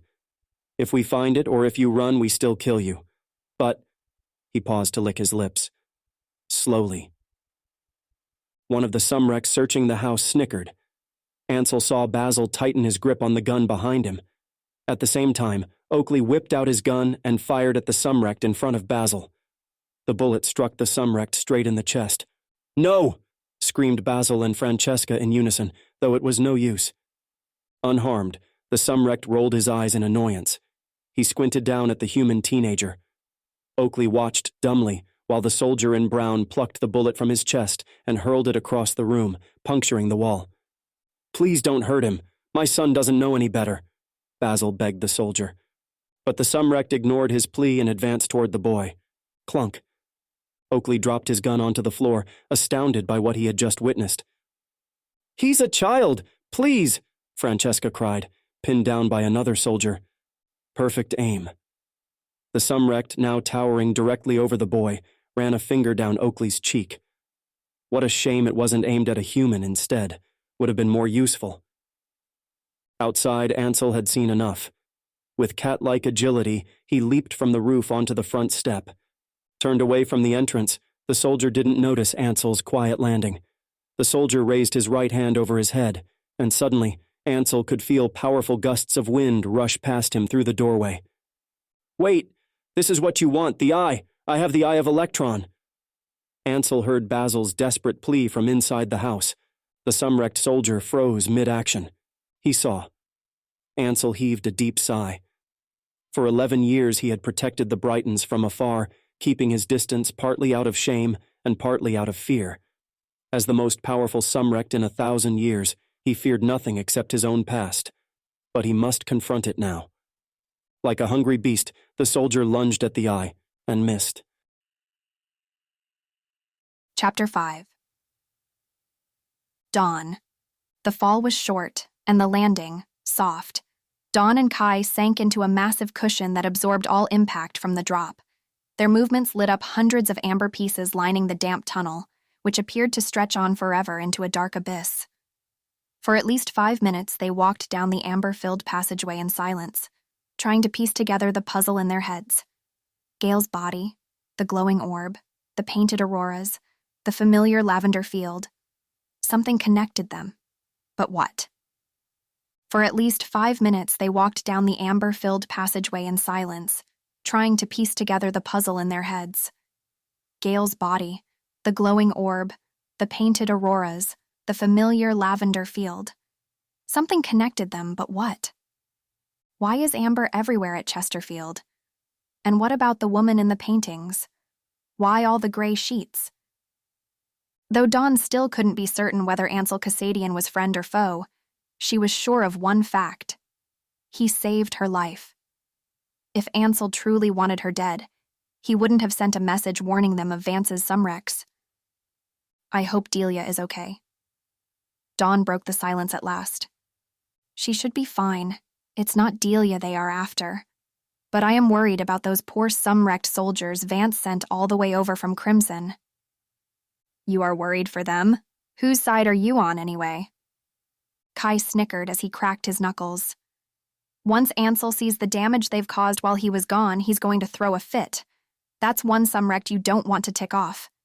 Vance placed tons of his patrols all over town to monitor Ansel and the humans, but they are all too afraid of Ansel to mess with the townsfolk or follow Vance's directives, such as, for instance, slaughtering humans. More afraid of him than Vance? That's hard to imagine. The incident in Vance's study still burned fresh in Dawn's memory. That's because you have only seen him at Crimson doing nothing except drinking tea and riding ponies with, what's her name, Moira. Anyway, when I first came to Chesterfield, I thought I had never met anyone more intimidating. Dawn stared at him in disbelief. Kai shook his head. You don't believe me. Sure, he saved my life, for which I'm eternally grateful, but the things I've seen him do when he's angry. He looked away and shuddered. And he's not much of a talker. Moody? Yes. Unpredictable? Always. But not a murderer? Never. I wonder then why Vance hates him so. It can't all be jealousy. Oh, you'd be surprised. Whoa! Kai stopped dead in his tracks, causing Dawn to walk straight into him. Look, what's this over here? He gestured to a section of the tunnel wall where, instead of being covered by amber pieces, an unfinished poem had been carved faintly into the stone. Lord of Water. Earth he conquers, destroys what his foe most treasures, and catches the eye of new light. In fire finds life, in air, his might. Even though the dark tunnel had protected much of the carvings from corrosion, some words were still barely readable in the dim light. What do you suppose it means? He whispered. Dawn frowned, trying hard to commit the poem to memory. I don't know, but does the Eye of New Light have anything to do with the Eye of Elektron? I was wondering the same. And what his foe most treasures? Whose foe? Kai, Dawn said, suddenly alarmed. I don't know why and when someone left this poem, but the fact that it is here means someone had been down this passageway before. And we can't be sure that Vance's men, Sumrects, are not aware of this tunnel's existence. But Ansel told me no one... Well, it sure doesn't seem likely that Ansel was the one who came down here one day and left a half-written poem on the wall of his own secret tunnel. Come on, we need to keep moving. Right. Kai took one last look at the poem and continued onward with Dawn, keeping a brisker pace than before. What if Vance's Sumrects are already in Ansel's study, moving aside the painting with the blonde girl at this exact moment? Dawn sucked in a deep breath and pushed the thought out of her head. After what felt like forever, the tunnel made a sharp 90-degree turn, but the end was still nowhere in sight. Here, 10 feet underground, there was only one way out. Forward. Ansel. Blinding light engulfed the tiny wooden house. For a second, Ansel almost lost sight of his target. Then, as quickly as it came, the light vanished, and the soldier in front of Oakley was dangling upside down in the air along with his two companions, screaming at Ansel for help. Basil Brighton gaped at the 3 upside-down Sumrects, seemingly bound together with an invisible rope. Anne and Ansel, you are not supposed to be here, stammered the Sumrect who had just threatened Oakley. Unfortunately, soldier, you are mistaken. What's your name? Ansel said, his voice cold as ice. See Zachary. Well, Zach, you better report to your boss that his brother aborted your mission here. And if Vance takes issue with your message, he is welcome to confront me at Chesterfield. But should you and your men harm another human life, I will send you all back to Panatomius, dead. Do you understand? Zachary whimpered in midair but didn't reply. The Sumrect squeezed next to him piped up, We have orders to follow. Ah! His skin turned translucent as he screamed and thrashed wildly. Ansel noted the flash of fear on Basil's face and felt shame nibble at his conscience, but he didn't release the soldiers. Not yet. He merely cocked his head to one side.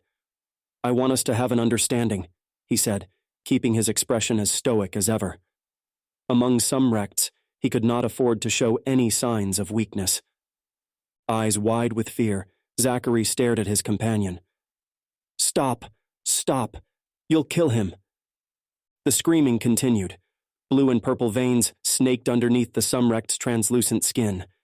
Francesca covered Opal's eyes as she quickly turned her child away from the horrific sight. "Stop it!" Opal's older sister Ovra cried out unexpectedly. Francesca tugged at Ovra's sleeve. "Shh! Let Ansel handle this." "Ovra, don't you remember how he tried to kill your family?" Ansel thought, glancing swiftly at the fair-haired girl, wincing as the old memories resurfaced. "I want an understanding," he repeated. Okay, Zachary gave in. "We'll head back to Car Crimson the second you let us go." That was just what Ansel needed to hear. He nodded, and the three tied Sumrects crashed down to the floor, their screams subsiding into soft, pitiful sniffles. "Go inform your friends before I find them. You will save them a lot of pain. Trust me." He stepped aside from the doorway. Still tied to each other, the three soldiers attempted to stand, which proved a much more difficult task than expected. "Like this? Together?" Zachary asked. Ansel shrugged. "Or dead." We're going now." Zachary stood up on visibly shaky legs and started taking giant steps to the door, dragging along the other two Sumrects. In silence, the trio arduously made their way out of the wooden house. Only when the Sumrects were no longer in sight did Basil let out a long breath. "Ansel, how can we thank you enough?" "By forgiving me for not coming to your aid sooner." Ansel avoided Basil's stare. He bent down to piece back the broken door by running his hand over the cracks, sealing them. "Did you know they have taken over Chesterfield too?" Francesca said, a touch of apprehension in her tone. Ansel brought the door upright to refit it into the doorframe. When he was done, the wooden front door looked brand new, as if it had not just exploded into pieces minutes ago. "Yes, Mrs. Brighton. I was informed. That's why I rushed back from Crimson in a hurry. Now it seems the entire town had been jeopardized by my absence. I'm very sorry." "Whoa! How did you do that?" Admiration shined in Oakley's eyes. "Just a few neat little tricks. It was very brave of you, Oakley, to aim a gun at a Sumrect. Remember, though, that instinct paired with control is the key to winning any battle." Ansel winked at him before he turned to Ovra. "And you, young lady, thank you for stopping me. Before I got too carried away. You saved a Sumrect's life today." The young girl looked down at the floor, shuffling her feet, her wavy blonde hair sliding over her shoulders. For a moment, Ansel reeled from throbbing nostalgia. The resemblance is uncanny. He closed his eyes and inhaled deeply, trying hard to clear his mind from the stealthy, intrusive memories. "Well, I better get going.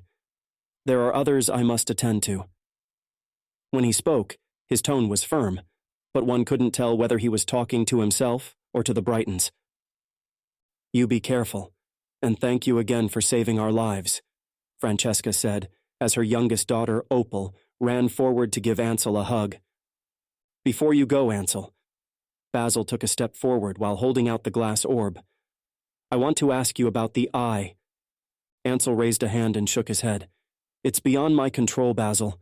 The time has passed. I will protect you and yours for as long as I live, but I can't promise you anything more. Your duty lies and ends with your family." "You mean to say the eye will forever remain?" "I'm afraid your suspicions are correct. Good to see you all, but I must leave." Before anyone could say more, Ansel gave a tiny bow and slid through the front door into the burning town. Dawn. The amber-lit passageway seemed to stretch on forever with more twists and turns than the current situation Dawn found herself in. Her mind swirled with the paintings in Ansel's study. If Ansel painted the ocean scenes, then he must have painted the girl as well. Who was she? Sounds from up ahead interrupted her thoughts. Footsteps. Did you hear that? She pulled at Kai's sleeves, stopping him in his tracks. She listened intently. Sure enough, the faint thumping of rapid steps echoed down the passageway. Someone discovered the tunnel. She exchanged a petrified glance with Kai. If they kept moving forward, they would for certain run into the unwelcomed guest. If they turned back, they must face crimson soldiers who could not wait to seize them the first chance they had. The footsteps grew quicker and louder. Should we head back or keep going? Dawn said in a low voice. I say we surprise our visitor by attacking him before he attacks us. What if the person is not human? Dawn bit her lip. It seemed unlikely that their pursuer stumbled upon this secret passageway by accident. Thump, thump, thump. The intruder was closing in fast. Inhumanly fast. Must be a Sumrect, Dawn thought. We don't have any other choice. Kai looked around him at the glowing amber. Let's hide in the bend where it's much darker, and when the time comes, we'll pounce. But first, we must run for it. On 3. 1, 2, The lights turned off, throwing them into complete darkness. Dawn suppressed a scream, but she feared she might have already exposed their position. From the clear footsteps, she could tell their pursuer was right around the corner. Backed against the cool stones of the tunnel wall, she searched for Kai's hand with hers. He was nowhere to be found. Kai, where did you go? She grabbed at the air, fearful of making a sound. Thump, thump, thump. The footsteps persisted. Unlike her, the attacker seemed to have no trouble seeing in the dark. Maybe Sumrects possessed night vision. Dawn? Kai? A voice rang in the stillness. The familiar low timbre could only belong to one individual. Dawn felt a tightness in her throat and chest as panic set in. Geez, Ansel, you scared us to death! Kai's voice came from behind her. The amber on the wall came to life, flooding the tunnel with yellow light. A few feet away, the dark figure of Ansel Cassadian appeared. I see you receive my message. Relief lingered in his voice, and minor mischief twinkled in his eyes. Couldn't you have waited until we got out of the tunnel? Kai scowled, wiping away shiny beads of cold sweat on his forehead. We were doing just fine until you scared us half to death. My apologies, Kai, but debris blocked the exit of this passage when I arrived, so I thought maybe you were both trapped inside. Gave me quite a scare, too. Ansel beckoned them forward. Come, we need to move. They advanced down the passageway with Ansel leading the way. Though Dawn followed, she was still hesitant to trust the Sumrect who sentenced her to death not long ago. By the way, does Vance know you are here? Kai said after a while. Ansel gave a cool laugh. He sure knows now. This way. He gestured to the right. Are you sure we, and Delia, of course, are the only ones who know about this passageway? Yes, Ansel answered sharply. Why do you ask? Earlier, Dawn and I came across an unfinished poem carved into the wall. It wasn't you, was it? No. The lights in the tunnel flickered. Dawn could sense Ansel's resistance to this topic of discussion, so she pinched Kai lightly to stop him from asking more questions. As expected, he was oblivious. But if you didn't carve it, who did? Are you sure no one else has been down here before? The poem mentioned the Eye of New Light. Do you know anything about that? I certainly know of the poem, or rather the blasted spell. Ansel's tone was sour, but Dawn was surprised he gave an answer at all. As for who wrote it? He increased his pace, and only after a long, waited pause did he continue. I admit, since locking up the study, I did not think the day would come when I would walk down this tunnel again. But not to fret, Kai. I guarantee you we are safe in here. What a vague response. He hasn't explained a thing. Yet when Kai opened his mouth to inquire further, Dawn shook her head. This wasn't the right time. Fortunately, Kai took the hint and didn't press the matter further. The passageway veered left. At last, a rusty metal ladder appeared ahead, leading up to a wooden door on the tunnel's ceiling. The Sumrects have already been informed of my arrival, said Ansel as they reached the foot of the ladder. When he pointed at the door, it opened instantly, and the cool night air mixed with a tinge of smoke rushed into the tunnel. Without delay, he mounted the first metal rung. I need to get to Chesterfield as quickly as possible. Dawn, you will come with me. Kai, I have an assignment for you. 5 seconds later, he hoisted himself out of the tunnel with ease. After you. Kai motioned to Dawn. Cautiously, she placed her fingers on the rusty, cold metal and climbed toward the attractive Sumrect, smiling down at her through the opening. Although she still harbored doubts about his true intent, she nevertheless took his extended hand when she neared the exit. With his help, she crawled out onto the ground above. What she saw next made her recoil in fear. She stood in the middle of a long-ago ruined house, or rather, what was left of it. Only part of the walls and rotting furniture remained. But it wasn't the abandonment and destruction that took her by surprise. Directly in front of them, about 50 Sumrects gathered into a terrifying mass, and Dawn suddenly knew they had made a horrible mistake. Engaged in conversation among themselves, the Sumrects didn't notice Dawn's arrival. Behind the crowd, a large pond, still as a mirror, reflected the dense trees all around it. The secret passageway connected Chesterfield to a clearing in the forest, and from the time it took for her to get there, Dawn figured they must be on the outer edge of town. Holy smokes! That's more Sumrects than I expected, Kai exclaimed as he walked up next to her. Don't be alarmed, they are not our enemies. The Sumrects fell silent when they finally saw Ansel, Dawn, and Kai emerge from the wrecked dwelling. Ansel, you've indeed arrived! A towering, red-haired Sumrect with a deep, resonant voice came forth from the crowd. Winston, how does it look?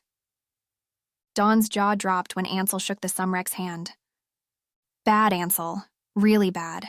They've set fire to virtually everything. People's houses, hospitals, churches.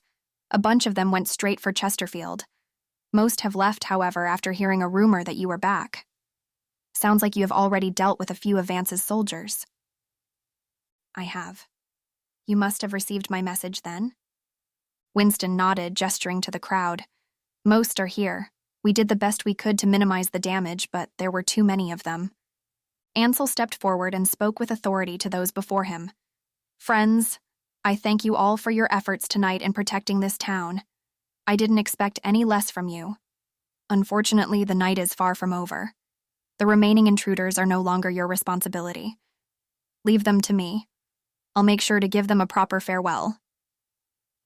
Many Sumrects cheered. Ansel raised a hand to silence them. We have little time.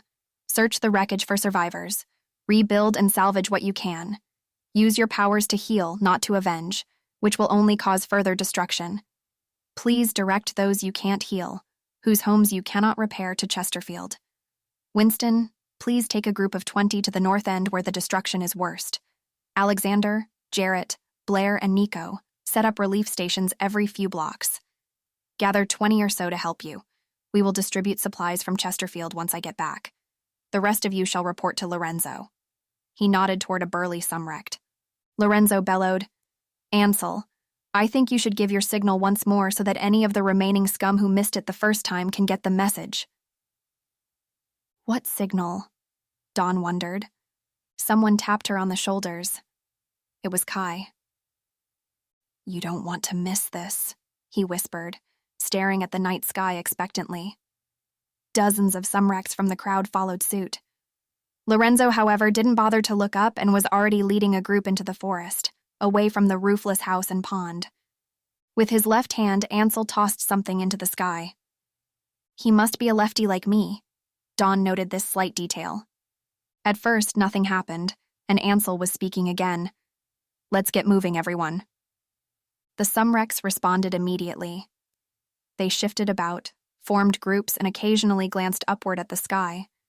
Then, without warning, a breathtaking bluish-green light weaved through the previously smoky sky. The auroras.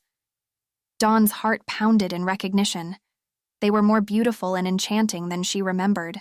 Reminiscent of the many watercolors at Chesterfield, the lights behaved like ocean waves, curling up at one end as if crashing into an invisible barrier. This must be Ansel's signal. A few Sumrects applauded as they were leaving. Some whistled. Only you, Ansel, can manipulate solar wind like that. You should seriously consider making the auroras every night, Kai said. And take up photography, he added. A crease formed between Ansel's brows, and Dawn thought he looked rather sad. Wouldn't be much of a signal then, if people saw it all the time. And what about the fires? We have to stop them somehow, a Sumrect shouted. The surrounding others murmured in agreement. I will take care of the fires. Hurry to the residents. They need your help. When he finished speaking, Ansel closed his eyes. A strange mist soon materialized in the clearing. Steam replaced the smoke-filled air and rose to form clouds, giant cumulonimbus clouds. Dawn struggled to breathe in the humid air as she finally understood with amazement what Ansel was doing. Somehow, he had sped up the process of evaporation to force a storm upon the burning town. The sky grumbled. Lightning split the clouds. When the first cool drops of rain fell on her skin, Dawn realized why so many feared Ansel, why Vance feared him. This display of power was far greater than anything Dawn had ever witnessed from a Sumrect. Most could fix objects, broken bones, wood, mirrors, and the like. Most could levitate up to a ton, but inducing auroras and rain at will. That was unheard of. If so desired, Ansel could just as easily obliterate an entire town as saving one. A shiver ran down Dawn's spine. No wonder those who knew him hesitated to trust him. And yet, from the group of Sumrects gathered before them minutes earlier, Dawn sensed respect instead of fear, loyalty instead of distrust. What must Ansel have done to earn their confidence? Was it even possible or wise to trust a Sumrect who wielded so much power? I hope I haven't scared you. Dawn gave a start. She glanced to her right to find Ansel studying her carefully. No, you haven't. You are capable of awesome feats, and it makes me wonder whether you should be entrusted with such power. That is all. The words tumbled out of her mouth. She hadn't intended to be so blunt, but all the bias she had against Ansel surfaced unexpectedly. Despite what Kai and Delia had told her, she still held plenty of reservations about the Sumrect before her. She met Ansel's eyes bravely, content to see him wrestling with the appropriate response. The rain drenched them both. Another flash of lightning preceded the deafening thunder. After what felt like a long time, Ansel looked away and admitted softly, almost to himself, "You are right. Power corrupts. No one should have a lot of it, including me." The genuine nature of his response surprised her. She expected him to disagree, or at least defend himself. Without waiting for her reaction, he walked over to Kai and quickly handed the boy something he took out of his own pocket. Dawn watched them exchange a few words, but the rain covered their conversation. A few seconds later, Kai ran off into the forest where the other Sumrects had previously gone. Suddenly, Dawn found herself alone in the clearing with Ansel. I know you probably have many terrific reasons not to trust us Sumrects, especially one like me. Ansel held out his hand. But will you this once? Does he want me to take his hand? She stood immobile. How ridiculous. With a slight frown and a tilt of his head, he spoke again. We can also walk, but seeing how we are pressed for time, I prefer to fly. Oh, I see. He has a point. Gingerly, she took his cold, wet hand. Good. There's hope for us all. Ansel grinned, his fingers closing firmly upon hers. All right, then. Once we are in the air, keep your arms as close to your body as possible. Lengthen from head to toe and turn with me when I do. Don't fight the movements. I will warn you when we are about to land. No matter what happens, do not let go of my hand. Understand? Yes. Scared? No. Ready? Ready? A curious, warm, tingling sensation flowed from his palm to hers, spreading through her arm and into the rest of her body like an electrical charge. Her heels gradually lifted off the ground. She pointed her toes to keep in contact with the earth, but she only kept drifting upward, buoyed by an invisible force. Ansel rose with her toward the clouds, keeping a solid hold on her hand. They glided past the forest toward the fire and lights. Dawn mirrored Ansel's motions in the air, moving with him as one. When they arrived at the town, he leaned forward and sped up until the lights beneath them melted into a blur. The wind and rain lashed harshly onto their faces, forcing Dawn to keep her head down. "Nothing like flying in a thunderstorm," he shouted over the rain, looking as though he was thoroughly enjoying himself. She had to agree. The thrill of moving at such a high speed, at such a high altitude, especially with the added effects of lightning and thunder, invigorated her. But she had one concern. What if lightning finds us? It will find me before it finds you. Sumrects make excellent conductors and welcome it. Lightning is like an energy drink for us. That's some energy drink. Rain flew into her mouth when she spoke, and Dawn decided it was best to stay quiet. Down below, chaos filled the streets. Though the storm had quelled much of the fire, the attack still left entire neighborhoods burnt and flattened to the ground. Houses were in shambles. Residents huddled together on the streets. The closer Dawn got to Chesterfield, the worse the destruction became. As the sprawling Edwardian mansion came into view, she wondered if Vance's soldiers were still on Chesterfield grounds, waiting for them. "Almost there," Ansel announced before the two of them descended in altitude. Chapter 6. Chesterfield grounds appeared deserted when they landed. There were no signs of Vance's Sumrects anywhere. Rain still poured, obscuring their surroundings. "Do you think they left already?" Dawn asked Ansel, who maintained a firm grip on her hand even though they were on solid ground. Ansel shook his head. "Look." He motioned to the light emanating from the right side of the house. "They are waiting for us. In the study. They must have missed your signal or perhaps didn't expect you to come back so soon." "I doubt it," he said grimly. "They would have stationed their soldiers outside and kept the lights off to avoid being noticed. Plus, Delia hasn't been in contact with me, which means they must have taken her captive. I'm sure of it." A cheery voice sounded from the speakers by the front gate. "Ansel and guest, welcome back to Chesterfield. This is Quinn speaking. Come on in, we have much to discuss." "Don't. It's a trap," she warned. Behind one of the lit windows, a shadow moved. Dawn remembered Kai telling her that there were cameras all over Chesterfield. "They are watching our every move." "Ansel." She tugged at his hand. "I think now would be a good time to work some of your magic and get these soldiers away from here. I built this house so that no Sumrect can use his or her powers inside. No Sumrect, including myself." "You what?" "Why would you do that?" she groaned.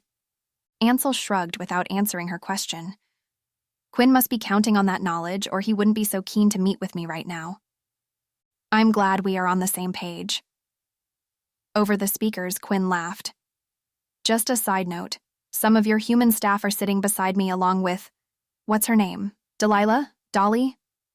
But don't worry, Ansel. No one is getting hurt tonight, not even your pretty petite human friend. That is, if you do as I say." "What do you want?" Ansel's fingers tightened around her hand. "Oh, just some information the Atma needs." "And what if he refuses to share it?" Dawn challenged. Quinn laughed once more while they ran up the stone path to the entrance. "Poor human, you don't know him as we do. Ansel's biggest weakness is that he always has to play the hero. Isn't that right, Ansel?" "They could be looking for the eye," Dawn said in a low voice so Quinn wouldn't hear. "Maybe," whispered Ansel, ignoring Quinn's taunting. He didn't sound convinced.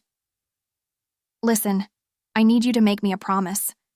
Stick close and let me handle everything that happens. Don't leave my sight under any circumstances. Don't speak. Don't draw attention to yourself. They are not here for you. Promise?" "Promise." Although I might not mean it. He must have read her mind because he paused by the front door and stared at her oddly.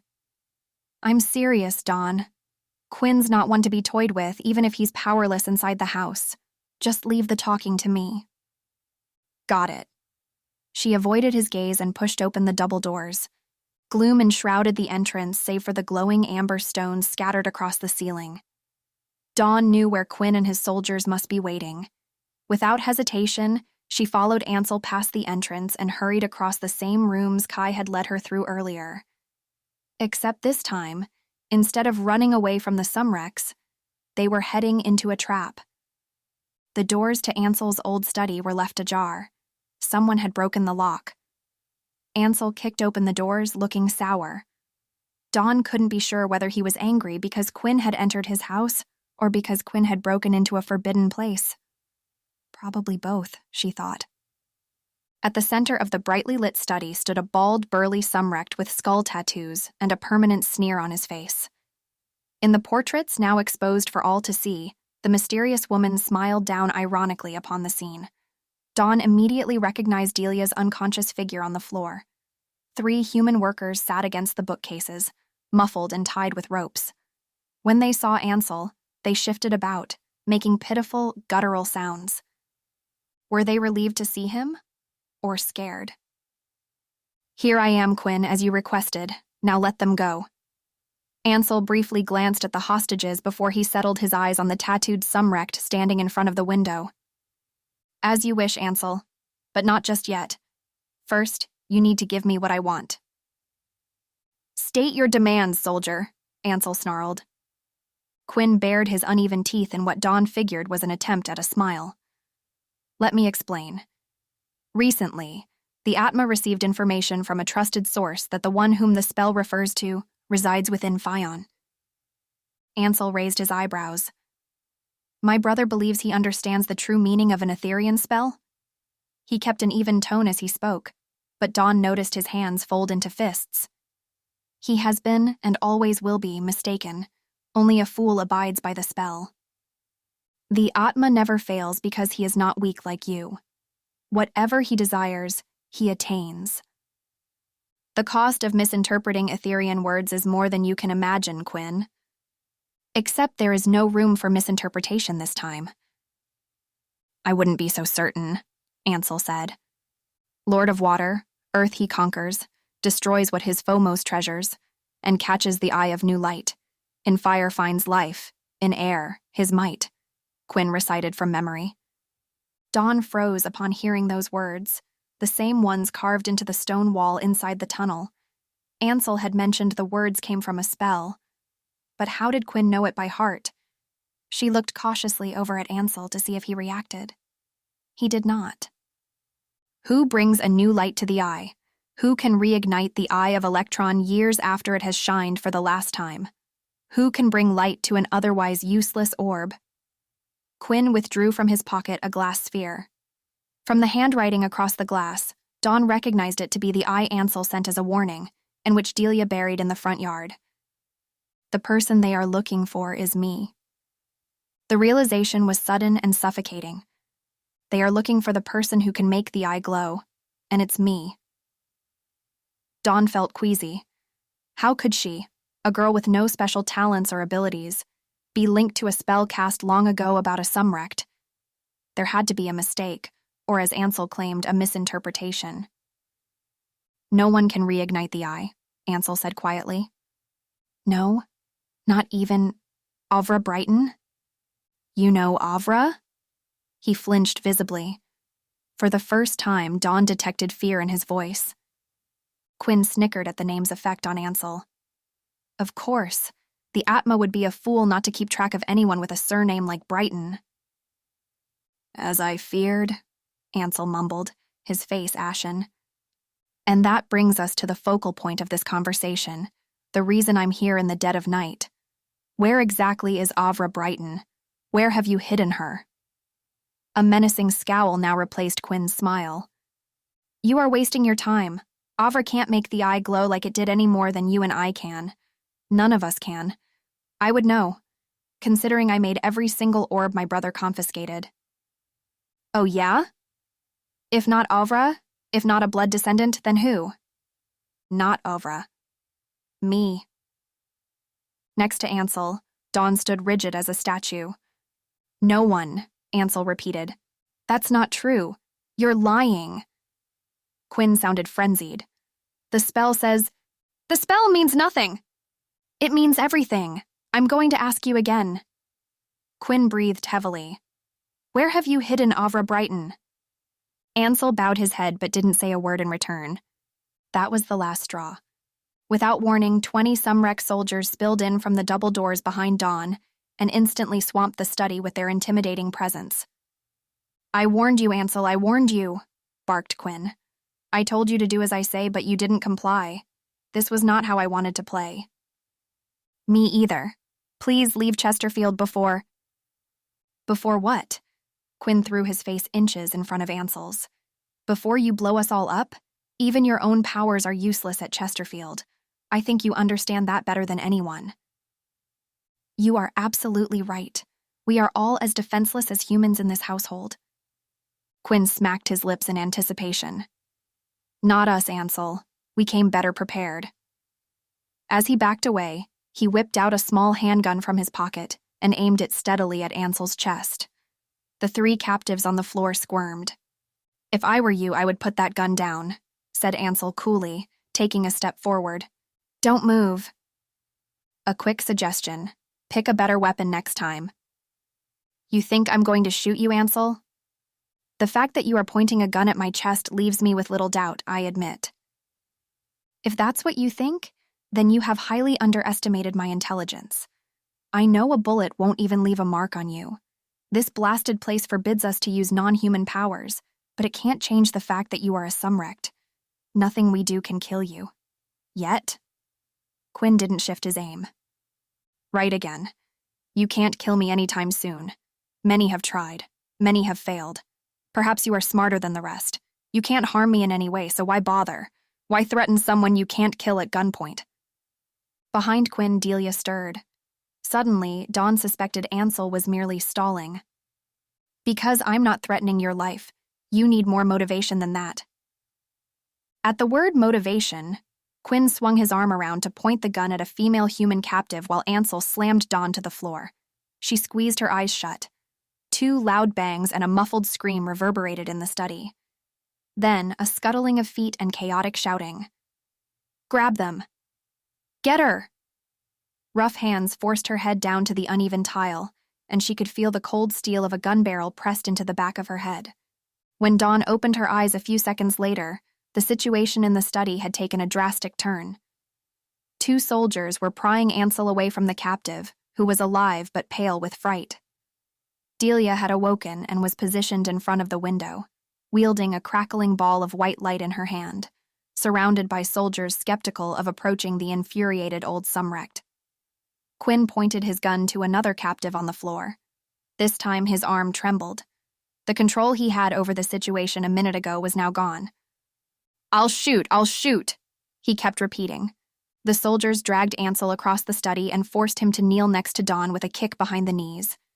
When she glanced over at him, she inhaled a sharp breath. Fresh blood soaked through his right sleeve. A bullet wound was clearly visible in his shoulder. He was stalling, but he is a Sumrect, and bullets aren't supposed to have any effect on him. Quinn said so himself. What's going on?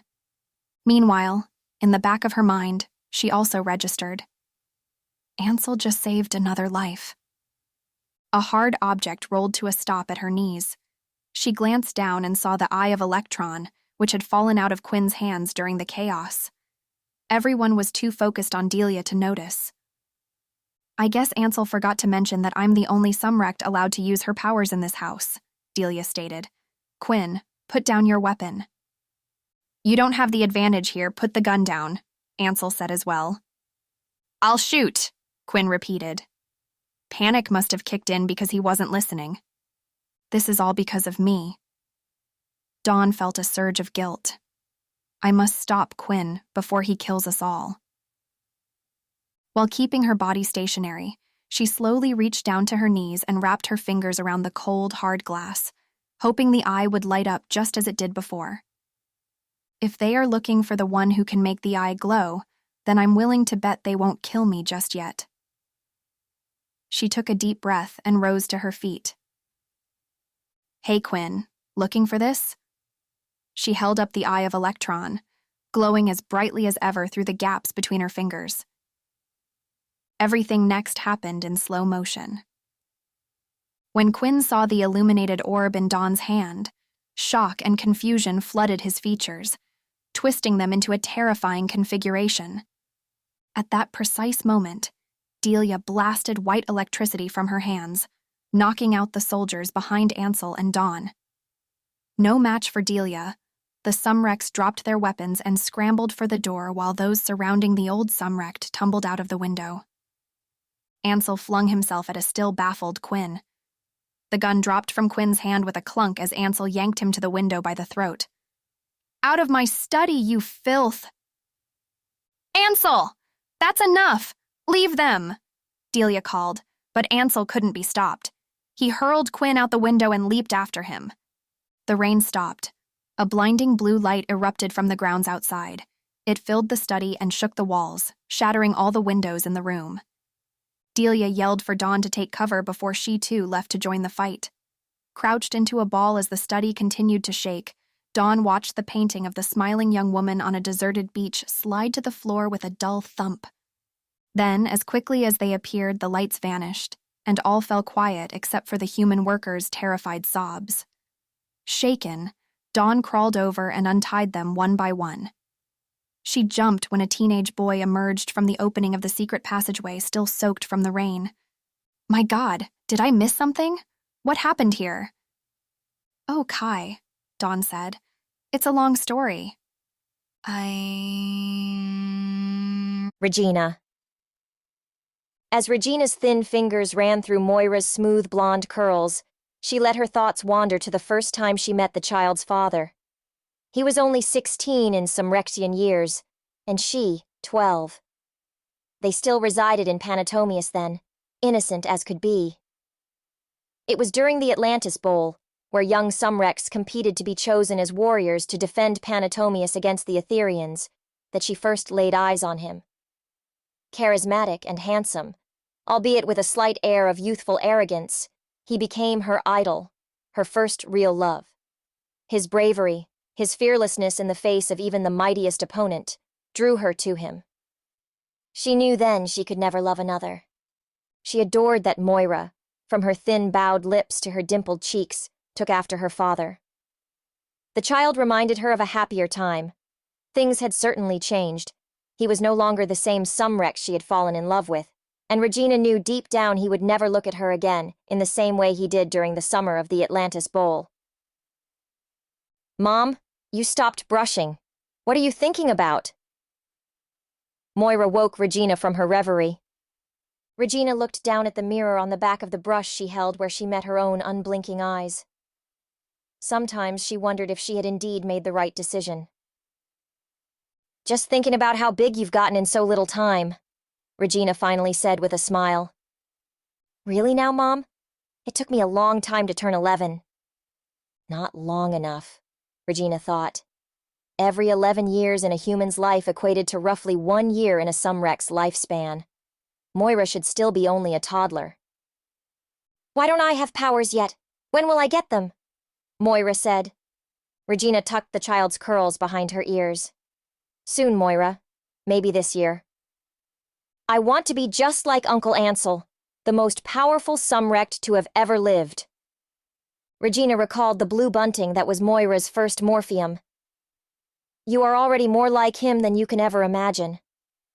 There was a knock before Vance appeared in the doorway.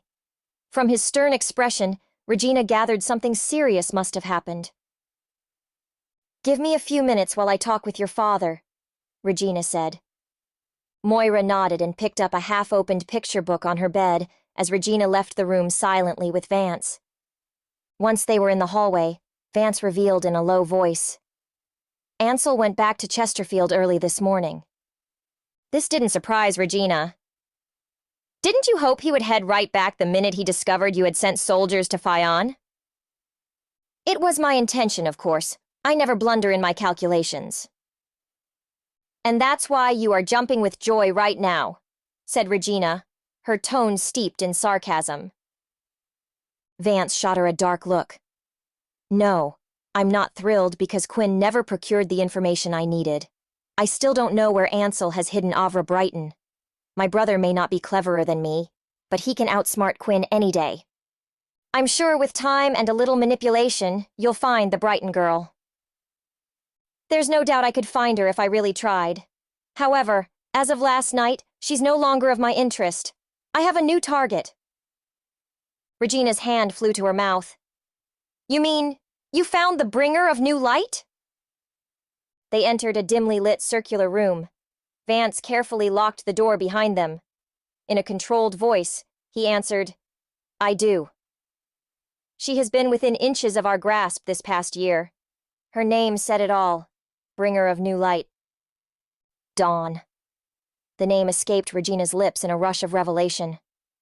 Vance nodded, scratching his head in frustration. I had her within my fingertips. She was painting for us 3 days ago, and where is she now? She's with him, at Chesterfield. Do you suppose Ansel knows? No, of course not.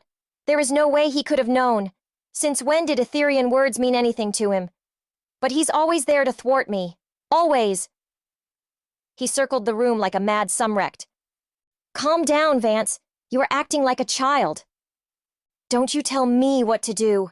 You know better than anyone the horrible things he has made me do. He never made you do those things. Regina stopped out of fear that she had gone too far. However, much to her astonishment and relief, Vance regained some composure upon hearing her remark. He stared at her straight in the eyes and said, Ansel's a monster, Regina. You know more than anybody just how depraved he really is. He took everything from me, and I will make him pay. I swear it. But you have already, haven't you? By exiling him. Isn't that enough? No. He brought it upon himself. Besides, once I complete the Etherean spell, he will be history. Do you know what else I found out today? What?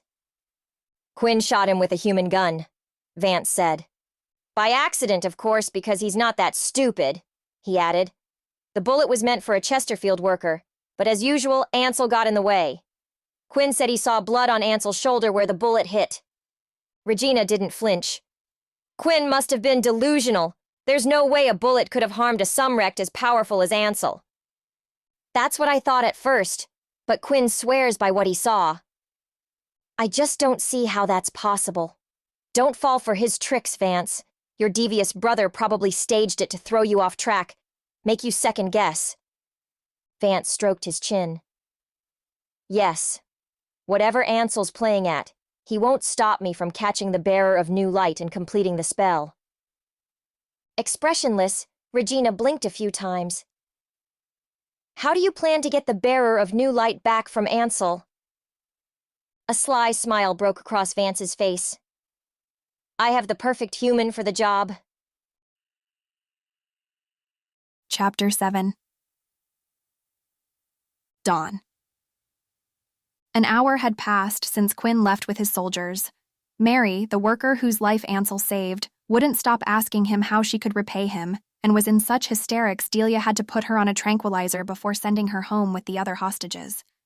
Admittedly, it helped to have a Sumrect's powers around the house. While Dawn updated Kai on what had happened, Delia stopped the bleeding in Ansel's shoulder, mended a fractured scapula, and dressed the bullet wound with the skill of a seasoned professional, all the while scolding her patient for entering into some forbidden pact and not thinking before he acted.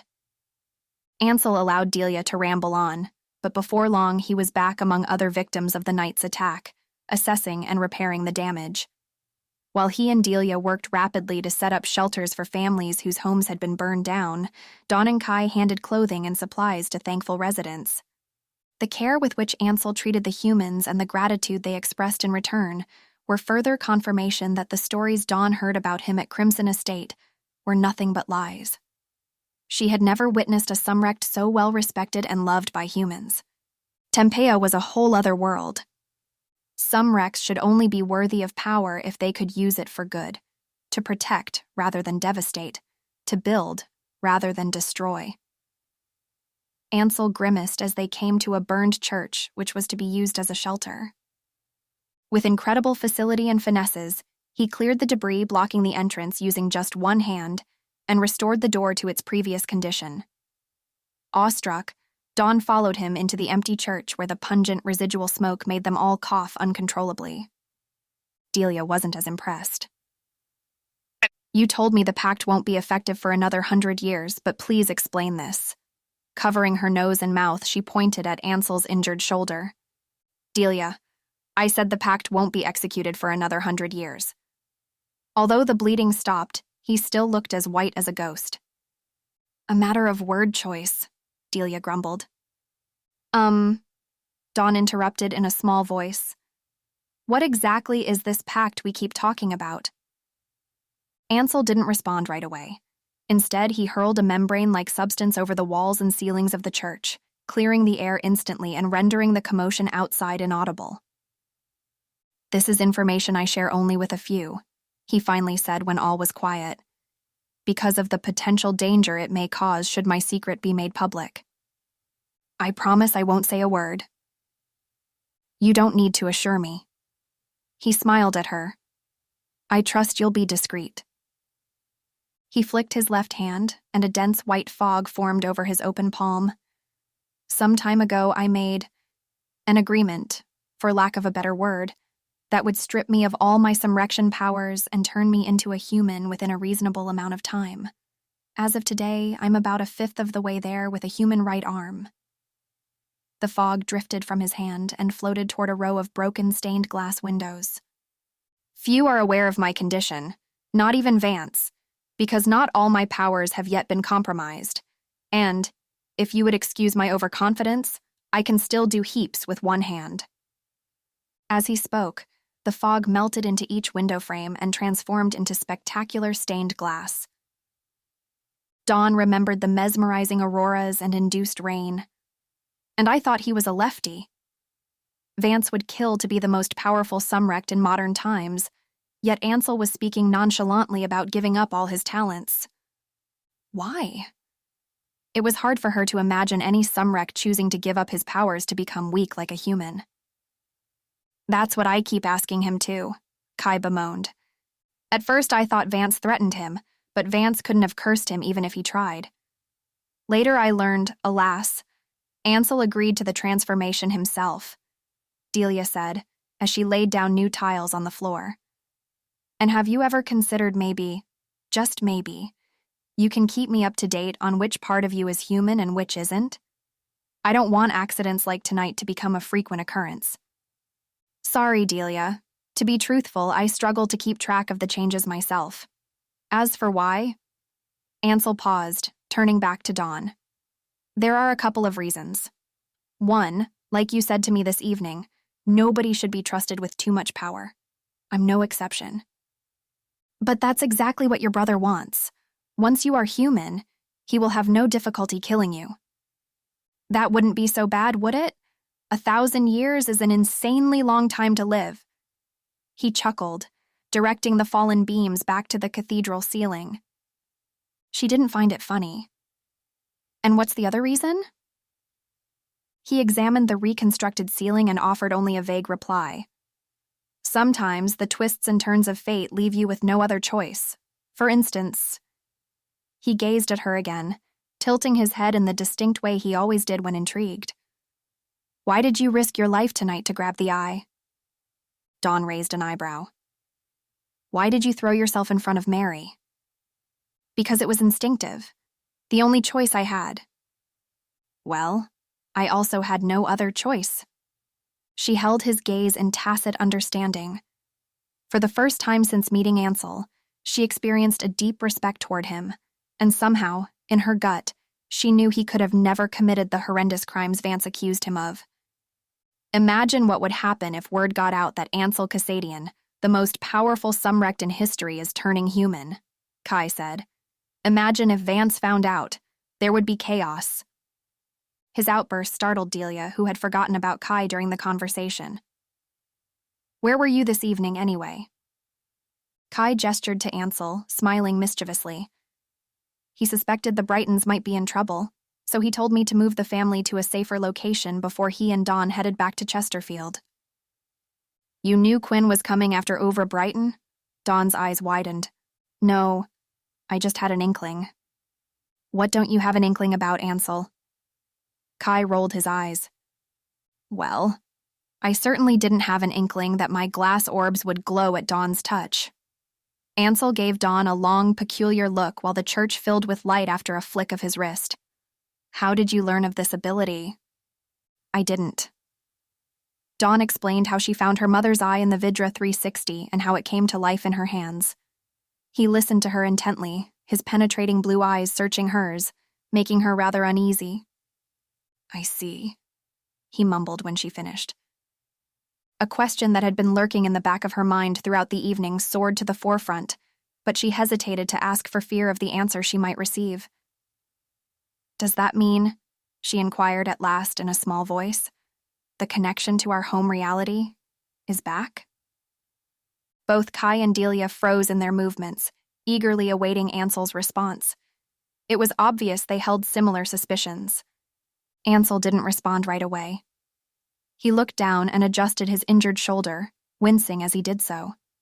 Then, after an anticipatory silence, he answered carefully, still keeping his eyes on the ground. Your capabilities elude my current understanding. I made an Eye of Elektron for every human immigrant brave enough to venture into this new reality called Fours and start a life in uncharted territory. Every single Eye of Elektron came from Chesterfield. Each orb only responds to its owner's unique essence, but, he glanced up at Dawn. Ever since the destruction of the source, they have responded to none. None except you, that is. And so, to answer your question, you must possess at the very least a definite connection to the source. Delia inhaled. She must have caught a deeper significance to Ansel's response that Dawn was not yet aware of. Then you must know why. Kai couldn't contain his excitement. Brows knitted together in contemplation, Ansel bowed his head. I have an inkling, was all he said. Why was Quinn looking for Avra Brighton? Why was he so sure she was the bringer of new light? Dawn asked. Avra does not possess the ability like you do, so she's certainly not the bringer of new light. That wasn't what I asked. But before Dawn could probe further, Delia sighed and said, Well, Quinn just got a better idea tonight who they are really after. I'm worried once Vance finds out he will stop at nothing to get Dawn back into his grasp. Indeed, we have to be prepared and vigilant of any activity from Crimson. Ansel nodded in agreement. We must go. As the membrane around the church lifted, noise from the outside world reminded them of the work that still needed to be done. Before heading out, Ansel stuffed his hands into his pockets and turned to Dawn, looking perturbed. I'm afraid I must ask you to stay at Chesterfield for a while. For your safety. They will be searching for you. But of course, if you don't feel comfortable, if you don't trust me, what they say about me at Crimson isn't all that comforting. I can make other arrangements for you. I need to meet with Lorenzo and check up on the town tonight, but Delia will take you back to Chesterfield, and she's an incredibly powerful Sumrect, so you are safe in her hands. Plus, I can send over a few of my trusted Sumrects for protection, unless you would rather not have more Sumrects roaming about. I feel very safe here already. Thank you. Dawn halted his rambling. Relief fell over his chiseled features. Do you mean to say you don't think I will murder you in your sleep, or even worse, hold you captive as part of my covert master plan for world domination? Never underestimate the stories Vance tells you. They just might be true. Dawn laughed, her eyes sparkling. Something tells me, Ansel, that you are not at all like how you are portrayed. Like act. Regina. The curtains on every window were shut as tight as Regina's pursed lips. She had double-checked and triple-checked the lock on every door to make sure no one would barge in on this very important meeting.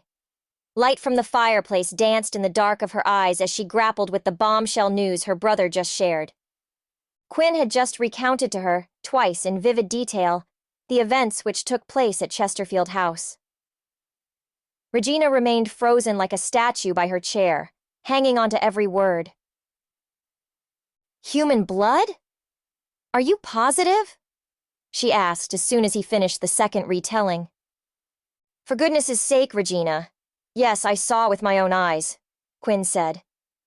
But can you explain to me why that was even at all possible? No. He would never. She ignored his question and began pacing the room, mumbling to herself.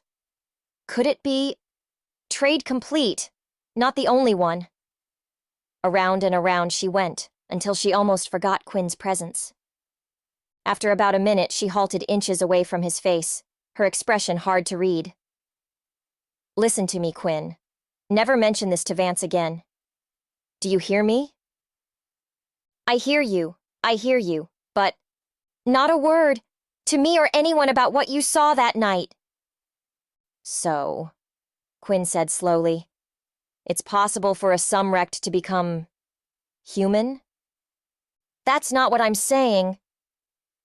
You don't suppose this has anything to do with an Etherean, do you? Ansel would never, Regina stomped, as if to reassure herself of this fact. Then why give up your powers? Shh, not so loud. Plus, Vance already knows, and he will find out sooner or... Don't you worry about Vance. He still doesn't believe Ansel could be anything but his biggest adversary. Quinn, I beg you as your sister, for your life and mine. Promise me, keep this to yourself. Fear and urgency spilled from Regina's eyes. She would never beg Quinn for anything unless she had truly come to a dead end. To keep this knowledge from Vance wouldn't be easy, but with Quinn's help, perhaps she could. He placed a gentle hand on her shoulder. I promise. Miles. A woman with an explosion of curly red hair huddled in the back corner of her holding cell, motionless. Who is she? Miles asked as he watched her on a 9-inch digital screen. Gale Thornton.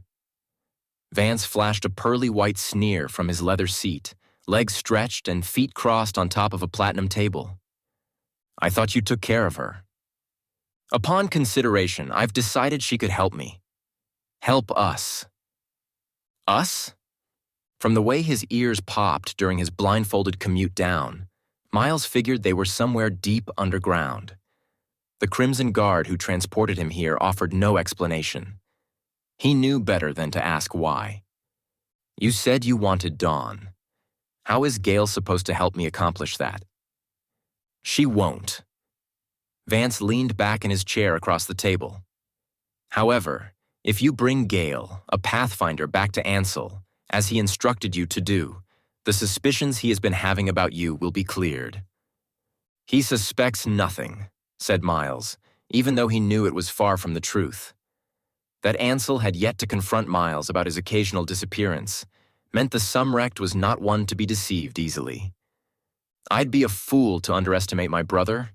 If he didn't suspect you, why would he burn Gale's note without looking at its contents, without letting you read it? Why didn't he notify you when he made a sudden trip back to Chesterfield? Ansel is never one to announce his plans. It's your job to make sure he shares his plans to you. Miles swallowed, cold beads of sweat shimmering on his forehead. Have you forgotten what's at stake here? Vance studied him like a worn-out toy. Tell me why I should keep you and your family alive if you are no longer proving yourself useful. Ansel can see everything that happens at Crimson Estate. He has been maintaining surveillance on you for years. Come again? Vance squinted at Miles. He has an entire room at Chesterfield, hidden and accessible only by a select few. Predean Rudio. It contains a detailed live hologram of the entire estate. Vance swiveled away from the image of Gale on the digital screen and threw his head back in laughter. Thank you, Ansel. He kept laughing while Miles stared at the Sumrect, baffled. May I ask why? For handing me back control of the game. Would you like me to access the room? Oh, no, silly human. We're trying to build Ansel's trust in you, not wreck it. On the screen above him, Gale paced the cell. Before the week is over, you will have regained Ansel's trust, and the Bearer of Light will return to Crimson of her own volition, and I will be one step closer to victory. The euphoria Vance exuded worsened the nausea in Miles's stomach, but he was much too good in his work to let discomfort spoil a calm exterior. Tell me what to do, Atma. With a flourishing of his arms, Vance cast a glistening bubble around them both. Miles knew Ansel could see their every move, but he couldn't hear through a velasum. Vance threw a nonchalant glance at the digital screen and took out a small black leather box from under the table. You shall take this woman to Ansel. Tell him you rescued her from the holding cell without my knowledge. All this trouble for a former worker? Why risk letting loose the leader of the resistance movement? Miles didn't see the logic behind Vance's reasoning. There will be no resistance once I complete the spell, but for me to do so, I need you to obtain one more thing. He handed Miles the leather box. Open it. Accentuated with gold rims, the box weighed heavy in Miles's hands. He ran his fingers along the smooth edges until he found a circular button. He pressed, and slowly, the top of the box opened, revealing a golden velvet interior and a lemon topaz about the size of a golf ball. You probably already know. What you hold in your hands is a gateway to my past. I've allowed you access to this particular portal in time. Shocked, Miles's head sprang up to assess Vance for any signs of deception. You are not to say a word about this portal to anyone, understand? Miles gave a slow nod. By entrusting me this stone, he must want something infinitely more valuable in exchange. Ansel alone holds crucial information related to the casting of the Etherean spell. Your job is to find and bring me the portal in which he was alone. He'll never give that to me, and he must have had hundreds of them. Solitary walks, Sunday afternoons in the park. How will I know which one to look for, and why would he show me? Slamming a hand on the table, Vance lunged forward. That's for you to figure out, human. Perhaps you need some motivation? His glare could have cut through steel. No, sir. Miles gritted his teeth to keep his anger in check. Good, I thought so. Vance settled back into the chair once more. Sometimes his workers frustrated him with their idiocy. Tonight, at 8:50, the guard outside Gale's cell will take his bathroom break, during which you will enter the cell to rescue Gale. The remaining guard will try to stop you in appearance, but in actuality, on orders from me, he will assist you. A Vidra 720, fit for 2 people, will be made ready for you by the forest, bound for Chesterfield. The next time I see you, human, I hope you bring along a portal to Ansel's past. Vance set his hands on the table and interlaced his fingers. Did I make myself clear? Extremely, Miles replied. He pocketed the leather box and turned to leave. And remember, human, this is your last assignment. If you accomplish what I set you out to do, your family goes free once and for all. You have my word. Miles paused with his back toward Vance to hide the disgust on his face. Then, without responding, he walked to the guard at the door and allowed the Sumrect to blindfold him once more. Vance. As Vance watched his pawn depart, an inexplicable feeling of excitement bubbled inside of him. Despite how much he hated to admit that humans had any capabilities aside from lifting bricks and shoveling dirt, he knew Miles never failed him. Over these past years, the human consistently delivered valuable information which had helped Vance get within inches of the finish line. Soon, Vance thought, Ansel will finally be history. Chapter 8. Dawn. Dawn spent most of the next few days helping with relief efforts. Ansel had set up a temporary shelter just outside Chesterfield, where Delia, Nico, Winston, and a few other Sumrects treated burned and injured victims. Meanwhile, he and Lorenzo helped to rebuild homes. When Dawn wasn't assisting Delia with patient care, she was with Ansel and Kai, distributing food and clothing to those in need. She suspected Ansel had purposefully arranged it, so either he or Delia was always by her side.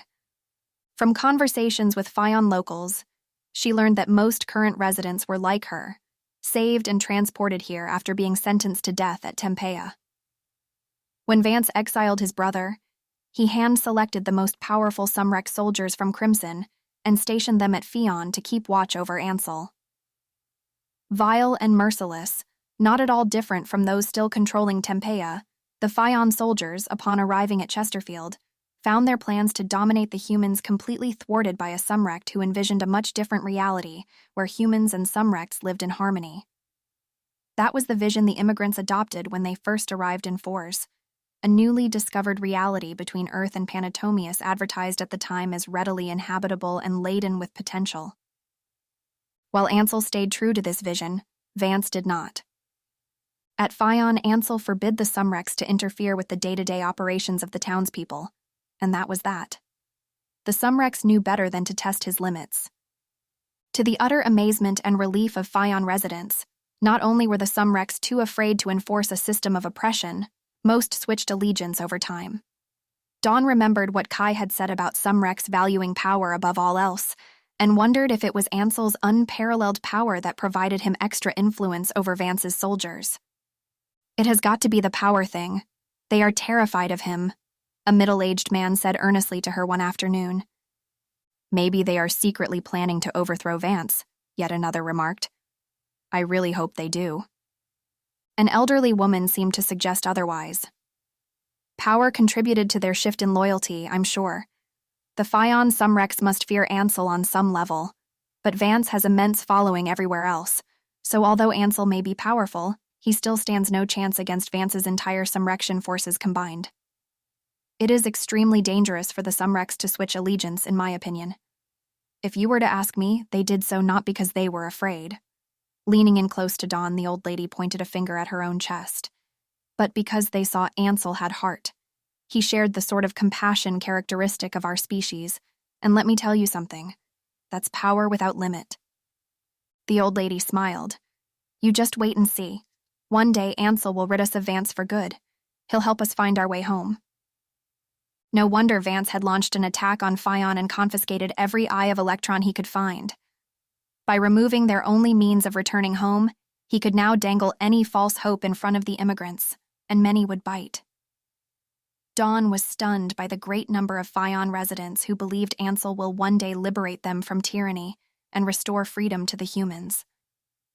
If they only knew he would soon be human like one of us, she thought.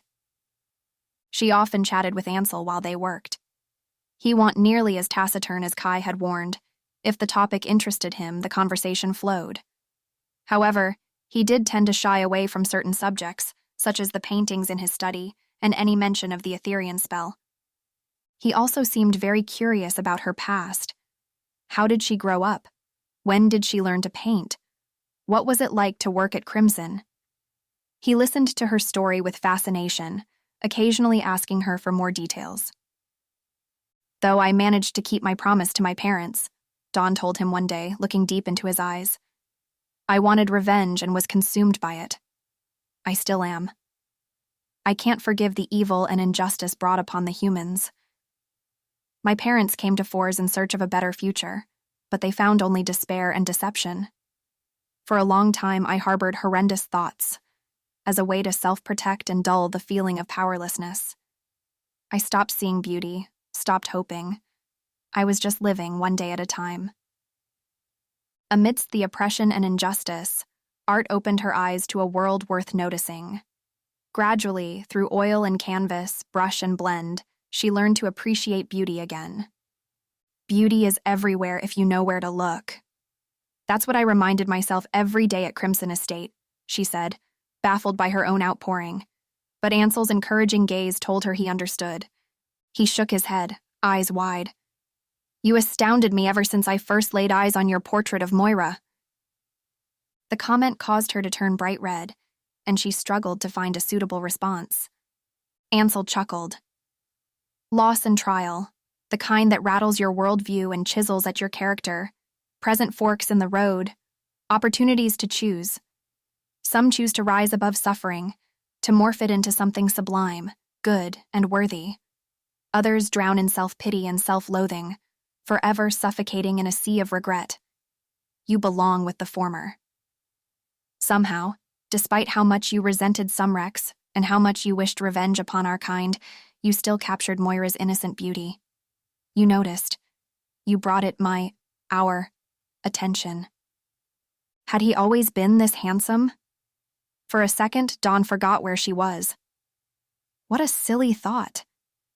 She cleared her throat and returned to work. She discovered Sumrects didn't need nearly as much sleep as humans. Lorenzo's team worked day and night to restore the town, which, thanks to good weather, took only a few days. By the fourth day, when most of the work had been finished, they finally returned home to catch up on some rest. Dawn, too, slid into bed, hoping to get a good night of sleep. Except she couldn't. Her mind churned with the conversation she had with Ansel earlier and her mother's last words. She tossed and turned until well past midnight, listening to the rustling of leaves outside. Soon after, she finally drifted into an uneasy, restless sleep. She was awoken by a whisper in her ear. "Dawn, wake up!" Startled, she sat up in a flash, which resulted in a head-on collision with the intruder. "Kai, you almost scared me to death," she said angrily while she nursed her throbbing head. Kai groaned as he cupped his nose. "Ouch! Is your head made of rock or something?" She rolled her eyes. "What on earth are you doing here in the middle of the night?" Outside, the sky was still dark, though it carried a lighter hue. Correction, it's actually 4 a.m. Never mind the exact time. Why are you up? Kai grabbed her by the shoulders, his expression serious. "Dawn, I need your help." "What? Right now?" "Yes. Look, I need you to convince Ansel to overthrow Vance." Dawn blinked twice, trying to comprehend his sudden request. "What are you talking about? How, and why me? Can't this discussion wait until the morning?" "Shh, not so loud." He glanced back at the door. "I don't want you to wake up Delia. There is something I need to show you. Meet you at the front door in 5. This is serious." "Wait." But he already backed away, holding a finger to his lips. A few minutes later, Dawn tiptoed down the floating marble staircase, wondering if she was crazy to trust Kai and whatever he was asking of her. His face lit up when she approached. "Come on," he mouthed. The two exited through the front entrance and shut the door quietly behind them. They went around to the back garden, which extended well beyond sight. The gently sloped grounds, the moss-covered grottos, and the stone bridge reaching across a still pond suggested English influence. Kai led her across the bridge to an aged rotunda almost completely hidden by trees. "In here." At the center of the rotunda, directly underneath an oculus, a cylindrical white marble structure rose 3 feet from the floor. The circular marble top caved into a tiny basin. It's the symbol of the eye. She looked up at the oculus and saw a similar conception. A circle with a dot in the middle, the symbol used by Pathfinders during the uprising against Vance years ago. "Kai!" She pointed to the oculus while the epiphany struck. "The Eye of New Light. Look at how the light is spilling down through the opening. Maybe the spell is referring to that." Kai rubbed his chin in contemplation. "Very possible." "What's the basin used for?" "Not sure," he said with a shrug. "But this is one of the most hidden places at Chesterfield. First, you should know, I'm showing you all of this because if anyone can convince Ansel to oust his brother, it would be you. I've seen the way he behaves around you." "What do you mean?" She took an involuntary step back. "Oh, come on, don't tell me you haven't noticed." Kai crossed his arms, looking amused. "Noticed what?" "He's awfully intrigued by you. I've never seen him act so animated. When you are not around, it's always, 'Have you seen Dawn?' Or, 'What's Dawn up to?'" Stunned, she said stiffly, "He's only worried Vance is out to get me." "Huh. I think he's interested in more than just protecting you." "But I'm not intriguing at all." Yes, I don't get it either," Kai muttered. "However, I know Ansel much better than you do, so you should believe me when I say he's taken by you." Ansel's words from earlier in the day echoed in Dawn's mind, and she was thankful Kai couldn't see her blush in the early morning light. She swiftly diverted the topic. "And how do you suppose he overthrows Vance? I'm sure he has his own reasons for not taking action." "By carrying out the Etherean spell, of course. If Vance is trying all he can to complete it, why doesn't Ansel stop him? I say, he has a better shot anyway." "It's no use," He doesn't believe in the spell's effectiveness. Well, he should. I certainly do, and I'm not even a Sumrect. Kai, what exactly is an Etherean? He stared at her with incredulity. I can't believe after a year of working at Crimson Estate, you still don't know what an Etherean is. They really keep you guys under a rock. Come on, Kai, just tell me. He exhaled a long sigh. Ethereans are bodiless, soulless beings who are stuck wandering between this realm, material existence, and the afterlife, kind of like ghosts. Us humans can't perceive them unless we enter their domain through time travel or dreams. I'm not too clear on the details, but from what I gathered, they aren't beings you want to mess with because Ethereans operate differently from us, and even from Sumrects. To be honest, I don't understand why or how Ansel got himself involved with an Etherean spell. Unauthorized interaction between an Etherean and a Sumrect is considered a severe breach of Panatomius law, strictly forbidden. Wide-eyed and mouth-opened, Dawn struggled to process this information. Kai sure knew a lot more about the Sumrects than she did. Time travel, ghosts, beings in a different realm of existence. I can't believe this is all news to you. But anyway, that's not what we are here for. He opened his hand to reveal the amber he had been holding. Where did you get that? She examined the stone. From among the hundreds of glowing amber pieces in the ceiling above the entrance. You mean you took one down? Technically, no. I didn't take one down. The stone came to me because I called. After all, I was part of it. She stared at him with blank eyes. What's it? Each amber piece you saw in the ceiling contains a portal to the past. Ansel's past, to be exact. They act like markers in time. It's a Sumrect thing, apparently, to store history in stones. Their long lifespans make it difficult to keep track of what has happened in the past. And because time works differently on Panatomius, they create portals to make sense of the linearity of time in our realities. Ansel got slightly creative with where he kept his portals. Skeptical, Dawn said. Don't you think it's a bit disrespectful to be going through Ansel's personal history? She struggled to find the right word. I wish I could. Unfortunately, for privacy and safety reasons, the portal will not open unless the visitor has been granted permission by the Maker. This one was about me, so Ansel granted me full access to it. You mean through these portals we can travel back in time? Yeah, cool, right? The Sumrects have some neat tricks. Kai tapped the amber in his hand 3 times while he said something unintelligible under his breath, and the stone began to melt into the surroundings until the air in front of them became fuzzy like the reflection of a lake on a breezy day. The portal is open, he said. Now hold on to my hand. He raced to Dawn's side, grabbed her hand, and dragged her into the warped reality which grew bigger from one instant to the next. How did he know all of this? Did Ansel tell him, or did he figure it out on his own? Somehow, Dawn felt uneasy about entering someone else's past, whatever that even meant. Much to her alarm, untamed fire and smoke replaced the rotunda and its surrounding trees like a burning photograph, but the smell and heat weren't as vivid. The fire isn't real, she realized. We are no longer in the present. Enveloped by thick black smoke, a figure crouched in the corner of a newly materialized room. The fire had blocked the doorway.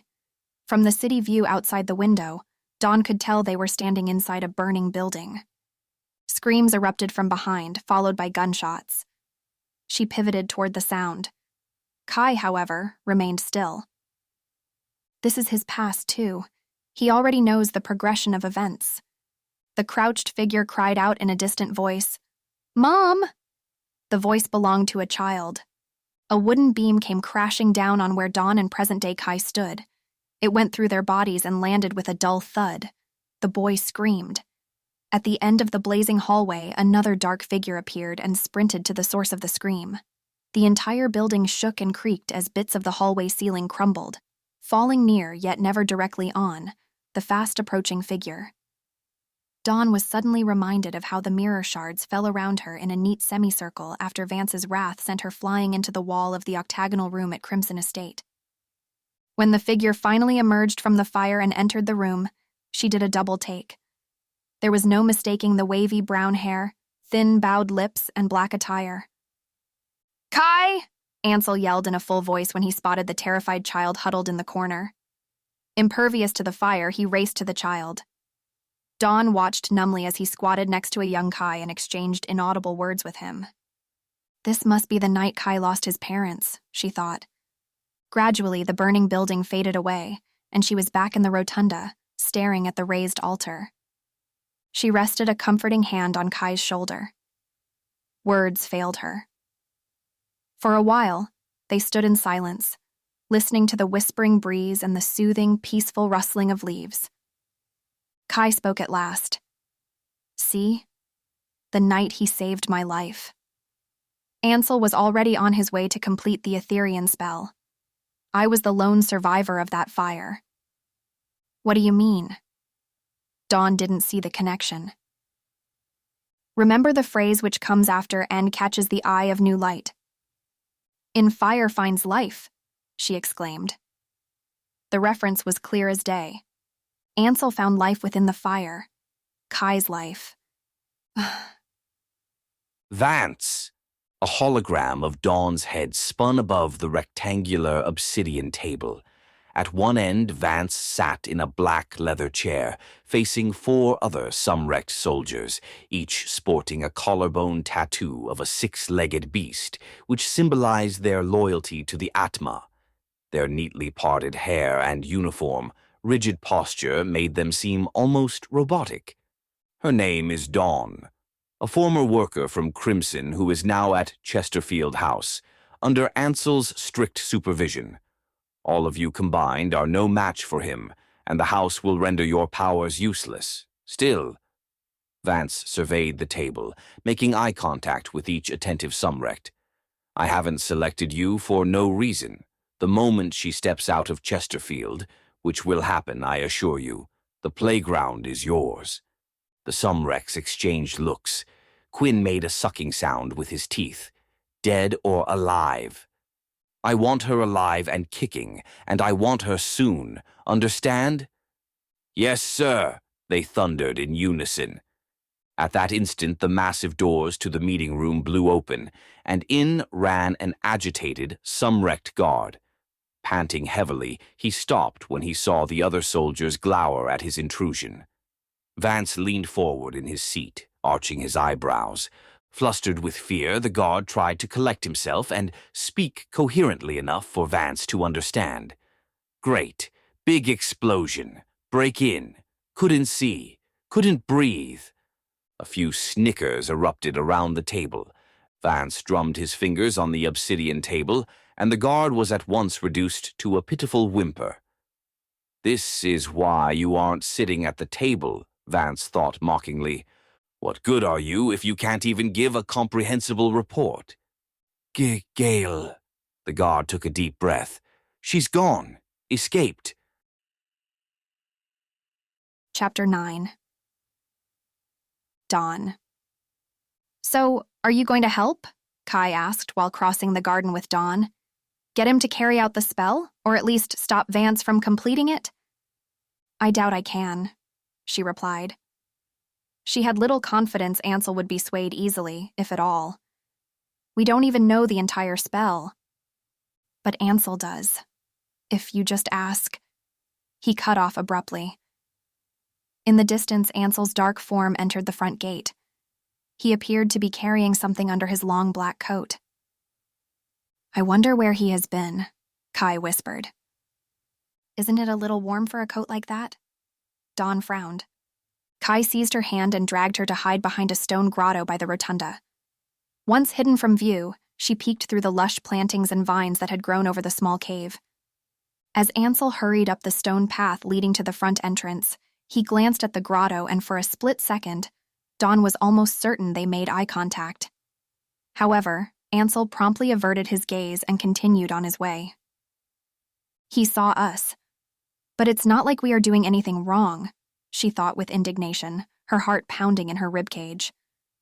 "Wow, how strange," Kai said. "Indeed. How strange," she agreed, her eyes following the coated Sumrect into the house. "Not Ansel, I meant this." He pried apart the vines to reveal an Eye of Elektron symbol etched in stone right above where Dawn had rested her head. However, a square circumscribed the circle in this engraving. "Any idea why it's different from the one used in the rebellion?" she asked Kai, whose cheeks puffed out like they were about to burst. "What? Is my morning breath that bad?" He exhaled loudly through his mouth. "Could be worse," he said. "Listen, I have seen this version of the symbol only once before. I can't believe I had forgotten about it till now." He slapped his head in excitement. "Where have you seen it?" "At the Brightons, of course." Dawn's jaw dropped. "You mean Avra's family?" "Yes, I saw it when I went to move them to a safer location."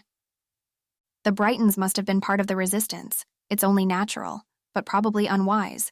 They would have the symbol displayed somewhere in their house." "Natural, perhaps. Had it showed up anywhere else but in a painting?" "What?" "Remember the girl in those paintings we saw? In Ansel's locked-up study? The Brightons have one of her hanging in the living room with this in the background." Kai jammed his finger into the etching. "Are you sure they are the same person?" "Definitely. She even had the same freckles across her nose," he answered with confidence. "Dawn, I know this sounds crazy, but I'm going to find out who she is, and her connection to Ansel and the Eye." "And how are you going to do that?" "Tomorrow, we'll pay the Brightons' old residence a visit and see what other secrets they may have hidden in there." The idea was tempting. A part of Dawn yearned to know more about the Etherian spell, the Eye of Elektron, and the mysterious girl in the paintings, but another part of her felt guilty for sneaking around behind Ansel's back, searching for answers he wasn't ready to share. Sorry, Kai, I'm not interested." "But the Brightons are long gone. Their house is empty now," he protested. Dawn dusted off the dirt on her summer dress, her mind made up. "I will consider what you asked me today and try to get some answers from Ansel," she said. "But don't count me in on your detective roleplay. Let's go inside in case Ansel comes out and starts asking questions." Such a prude. Muttering under his breath, Kai followed her to the front door, looking thoroughly crestfallen. Back in her room, Dawn's head swam with images of the Eye. She remembered reading about a similar symbol back in her home reality, but the details had already evaded her memory. How are the Brightons connected to the Eye? Who is that girl in the paintings? She drew the Eye of Elektron from her dress pocket and watched it glow in her hands.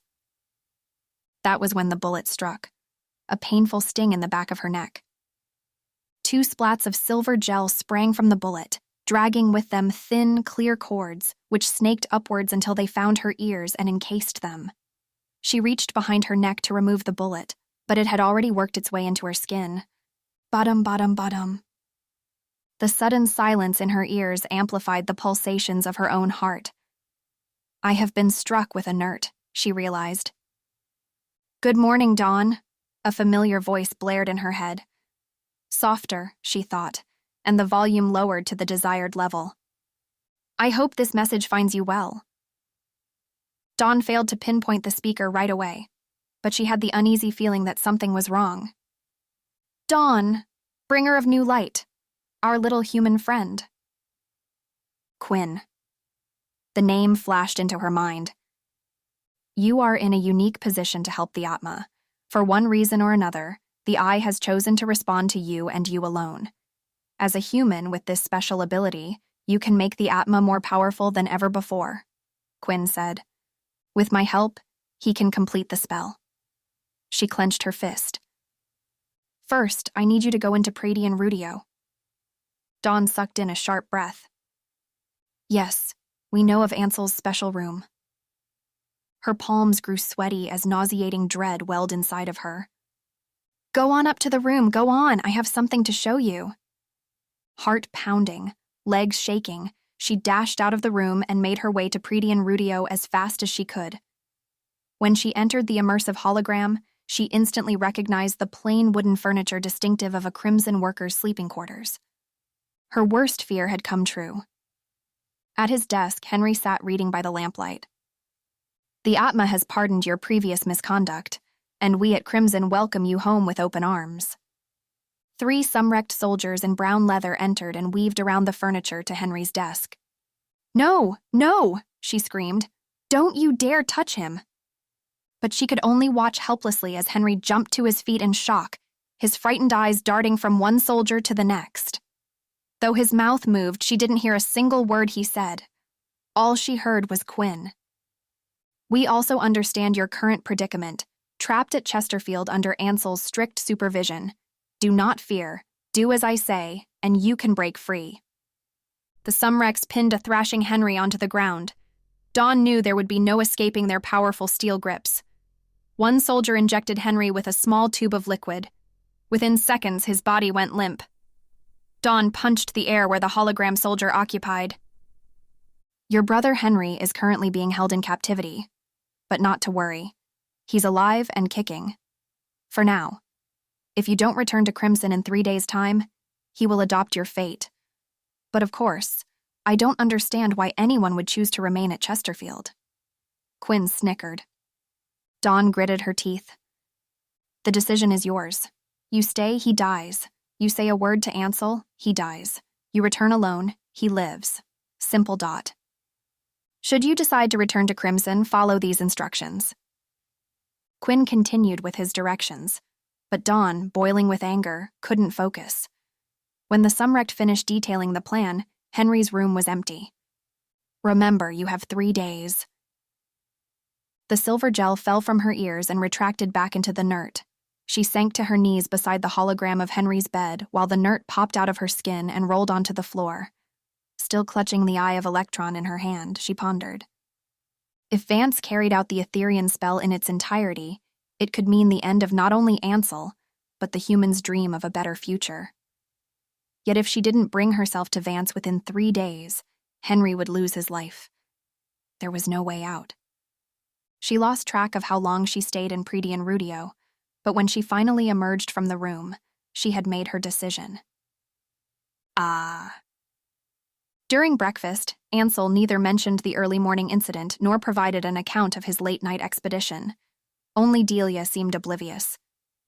At Kai's prodding, which involved a kick at her shin each time, Dawn attempted to bring up the Etherean spell in conversation. However, Ansel seemed adamant to avoid anything even peripherally related to the subject. Clumsy me. He spilled coffee, albeit a tad too rehearsed, over the front of his black shirt after Dawn mentioned the Eye of Elektron yet again. "Forgive my poor table manners. I'm not yet accustomed to eating with my left hand. Excuse me while I clean this off." He got up and left the table in a hurry. "What's up with him today?" Delia said, frowning. Dawn looked at Kai in frustration. Earlier, Ansel had accidentally dumped French toast into his lap after Kai asked about the symbol. When Ansel returned to the table, his expression was more serious. "Dawn, I'm sorry if this sounds too authoritarian, but because you have become my brother's #1 objective, I must ask you to remain at Chesterfield at all times, unless Delia or myself accompany you outside." Has he heard Quinn's message? The nert grew heavy in her dress pocket. "Don't worry, I'm not going anywhere," she said, deflecting his penetrating blue eyes. "Thank you. That makes me feel much better." But his tone was steeped with apprehension. He doesn't trust me, she thought, and for good reason. "Have I scared you?" he said apologetically. "I don't want to curb your freedom. Who am I to tell you where you should be? However, at the present time, I have no better means of ensuring your safety. How can I convince you that you don't scare me at all?" The response caught him off guard. Stirring the coffee slowly, he cocked his head to one side, half a smile hanging on his thin lips.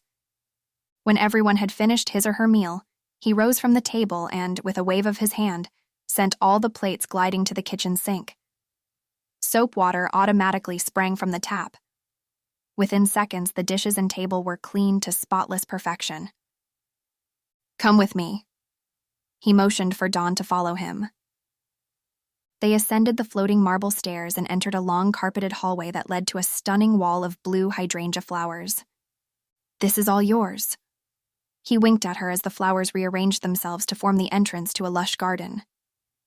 I've been putting together this art studio the past few days, he said as he surveyed his work. Art studio? Dawn was speechless. Entranced by the blooming flowers that covered the walls and hung from the ceiling, she hardly noticed the slanted desk, stools, easels, canvases, mannequins, and all the art supplies she could ever dream of in neat piles on wooden shelves. Only a glass wall overlooking the lake in the back garden reminded her they were still inside Chesterfield House. All the basics are here, but if you have any particular requests, just let me know. I figured you might enjoy a space for your creativity to flow while you are at Chesterfield. Do you like it? She couldn't believe her eyes. I love it. This is exquisite, she said, trying to take it all in. Thank you for putting so much thought and effort into this studio. Ansel beamed. It's the least I can do to make you feel more at home. He took a hydrangea flower and weaved it into her hair, his gentle fingers brushing her ear as he did so. In that moment, an inexplicable warmth traveled through Dawn's body. His eyes, brimming with kindness and softened with wisdom, awoke in her a slumbering passion. For some odd reason, she felt as if he had known her for a long time. Much longer than the few days she had been staying at Chesterfield. Why does he have to be so mesmerizing? She withdrew her hands with a jolt. Since she was 8, she had learned to be strong, to become invisible under the mask of conformity, to survive. Humans and Sumrects alike viewed her as one of the innumerable prisoners whose existence had been made insignificant by Sumrect oppression. No one had ever looked at her the way Ansel did, with admiration, fondness, and wonder, as if she was an individual worthy of time and attention. Frankly, she didn't know why Ansel found her to be so interesting. I'm sorry. He backed away, frustrated with himself. I didn't mean, I'll leave you to explore the studio. Call me if you need anything. Wait, she blurted. The lavender field in the painting. I have been fascinated with the texture. Can you show me how it was done? Of course, she added in haste. Only if you aren't too busy. He paused, contemplating the request, his expression serious. Yet when he responded, his voice was light and cheery. My pleasure. For the rest of that morning, they sat by the window and painted the landscape outside, while Ansel demonstrated his preferred brushstrokes for various textures. Like Vance, he was a human arts aficionado. Unlike Vance, he didn't merely dabble here and there. His paintings were extraordinary. With each piece of artwork, you can sense the artist behind it. A troubled soul, an idealist. I'm fascinated by the individualized interpretation of reality and the refreshing uniqueness of each human being which the arts celebrate. In Panatomia, Sumrects value nothing but power, to the point of sacrificing individuality. He sighed as they painted. The arts not only reveal beauty in the world, but they also expose our deepest flaws and vulnerabilities, Dawn said.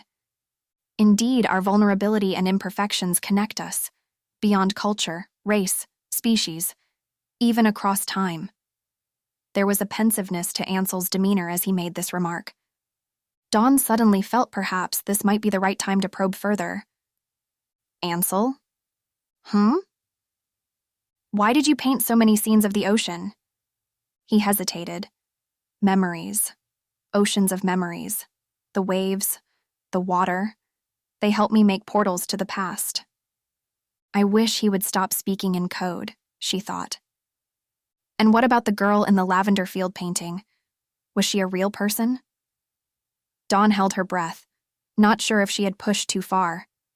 Upon hearing her question, the blood drained from Ansel's face.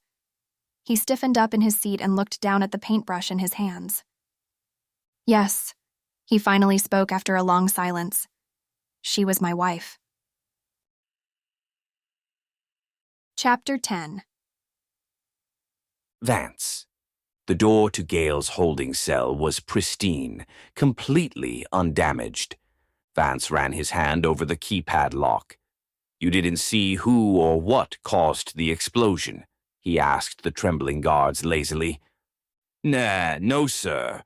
We were all knocked to the floor in pitch darkness, and when the smoke cleared up, the door was open, and she was gone. Zachary spoke to the ground, terrified to meet Vance's eyes. Maybe she left. Huh. Vance stepped into the cell. It was a small, tiled room of faded white. The fluorescent light emitted a constant buzz, which irritated him to no end. She couldn't have escaped from inside with brute force. The door shows no signs of damage, so clearly someone must have aided her escape. I see. Who broke in? Vance rolled his eyes. That's for you to tell me, isn't it? But I didn't see anyone. Liar! No. I didn't see. You failed in your duties. You failed me, Vance said, his voice cold as ice. Wait, I can find her, the desperate guard pleaded. Two Sumrect soldiers carrying cylindrical-shaped machines marched up to Gale's holding cell. Zachary fell to his knees, shaking in terror. The stony-faced soldiers stopped in front of Vance and awaited his orders. There was someone. Zachary's friend, who had remained silent this whole time, suddenly spoke. A male, about 5'8" or 10, dark-haired. I saw the back of him when I returned from my bathroom break. His abrupt statement caught Vance by surprise. And you are absolutely right, he thought. What a shame you decided to speak up at the last minute. Now I must kill you too. He gave the signal. The soldiers fired their weapons. No misses. Dawn. Dawn didn't expect Ansel to answer her so directly, and his truthful response rendered her speechless. So it's true. She had heard rumors at Crimson that Ansel had once been married. Some said the girl ran away a year into the marriage, probably scared off after being exposed to his depravity.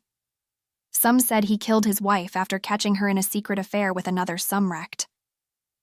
Vance never expressed an opinion on this matter, thus allowing stories of the wife's bizarre disappearance to feed Ansel's monster image. Some say he never actually wedded because, after all, who in their right minds would ever consider a lifetime with Ansel Cassadian? She was a human like you, he said quietly. Spunky, warm-hearted, and a superb pianist. It was total taboo back then. A Sumrect and a human. Dawn pictured Ansel sitting on the piano bench with the blonde beauty. We married young. She was only 20, and I, 220. Needless to say, we were madly in love. 220? She thought, astonished. I wonder how she would have felt about being married to a barely aging husband while she slid into inevitable decrepitude. What happened? Still as a rock, he fixed his unblinking gaze upon the garden. She passed away, 3 weeks after her 28th birthday. A heaviness fell. 28 was much too young. Dawn couldn't bring herself to believe those rumors she heard, not after what she had discovered about Ansel during the past few days. I'm so sorry, she said. That's okay. It has been a little over 10 years. I try not to dwell on it, but the smallest, most insignificant reminders can trigger a rush of nostalgia. Ansel turned to her with a forced smile. She recalled the conversation she had with him about rising above revenge, and wondered whether his insight came from personal experience. What was her name? Ansel gave a quiet chuckle. He laid down his paintbrush and stood without a word. Instead of responding to her question, he asked, Do you want to meet her? Meet? He nodded. Let's take a trip back in time. Baffled, she followed him until they arrived a few minutes later at the enchanting entrance of Chesterfield House. Amber, he said, staring at the light-speckled ceiling. Her name was Amber Chesterfield. Amber, like the lights in the tunnel, the chandeliers, the memories, like the Eye of Elektron. Suddenly, she understood. Every inch, every breathtaking creation of Chesterfield was a loving tribute to the girl in the paintings. If only she were alive to witness the beauty Ansel had created. I built Chesterfield so that no Sumrect, including myself, may use his or her powers inside the house. Not only to protect her, but also to preserve and cherish that humanness in her which I so adored. He motioned to the boundless ceiling. Above are shining portals, stored in amber resin to a time long lost. But of course you have already been made aware of their function. He grinned. I have? Dawn blinked twice. Am I woefully wrong to assume Kai guided you through one of my portals this morning at the rotunda? He did see us. Her face quickly turned a ruby hue. This morning? How could he have known? Wasn't he just coming in the front gate when we left the garden? Ansel smiled, amusement dancing in his eyes. Perhaps you don't in fact know what I'm talking about. Regardless, I want to share with you a bit of my past. A notoriously private character, Ansel rarely shared details about his past with others. How unusual he should offer to show me something so personal. Dawn was intrigued, but also suspicious. To call down one of these portals, say out loud the day in Sumrectian year when the event took place, he explained. We'll try for day 301 in the 7th year of the lion. The words barely left his mouth when an illuminated amber piece started its slow spiral descent from the ceiling center. Its light grew dimmer until it faded altogether. Much to their amazement, the stone floated not to Ansel but to Dawn, who caught it with an instinctive reach of her hand. He watched open-mouthed as she turned over the warm stone to reveal a delicately hand-carved date. 7th year of the lion, 301st light. How curious. It recognizes you, he murmured. I thought only the portal's owner can access it. Dawn studied the stone in her hand, perplexed. The corner of Ansel's mouth twitched. Looks like Kai did take you to the rotunda this morning. How? Just an inkling. With a sigh, Dawn confessed. Well, yes. He only wanted to show me the time you saved him from the fire. Ah. Her admission didn't seem to bother him. Instead, he repeated once more to himself, very interesting. What's interesting? When the Eye of Elektron responded to you, I thought there was a good chance you would have a similar effect on other objects in the house. Looks like I wasn't mistaken. Do you know why? I have a theory, said Ansel with a mysterious smile, but he didn't elaborate.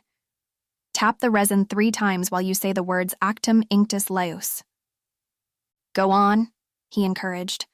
My portals are already open to you. How could this be possible? Unconvinced, Dawn tapped the resin thrice and enunciated each word carefully. Actum Inctus Leus. The amber ceiling disappeared. The grand staircases faded. Dawn watched in sheer shock and disbelief as the grand entrance transformed into a room she had only been in once before. The abandoned study. Except at this time, the study was in its full splendor, brilliantly lit and quite literally shimmering with life. The floor-to-ceiling bookcases were made from streams of water, just like the picture frame of the girl in the lavender field. 4 other paintings of amber hung on the walls. This was the 5th year of our union, Ansel said. 1 painting for every year we were married. His voice cracked.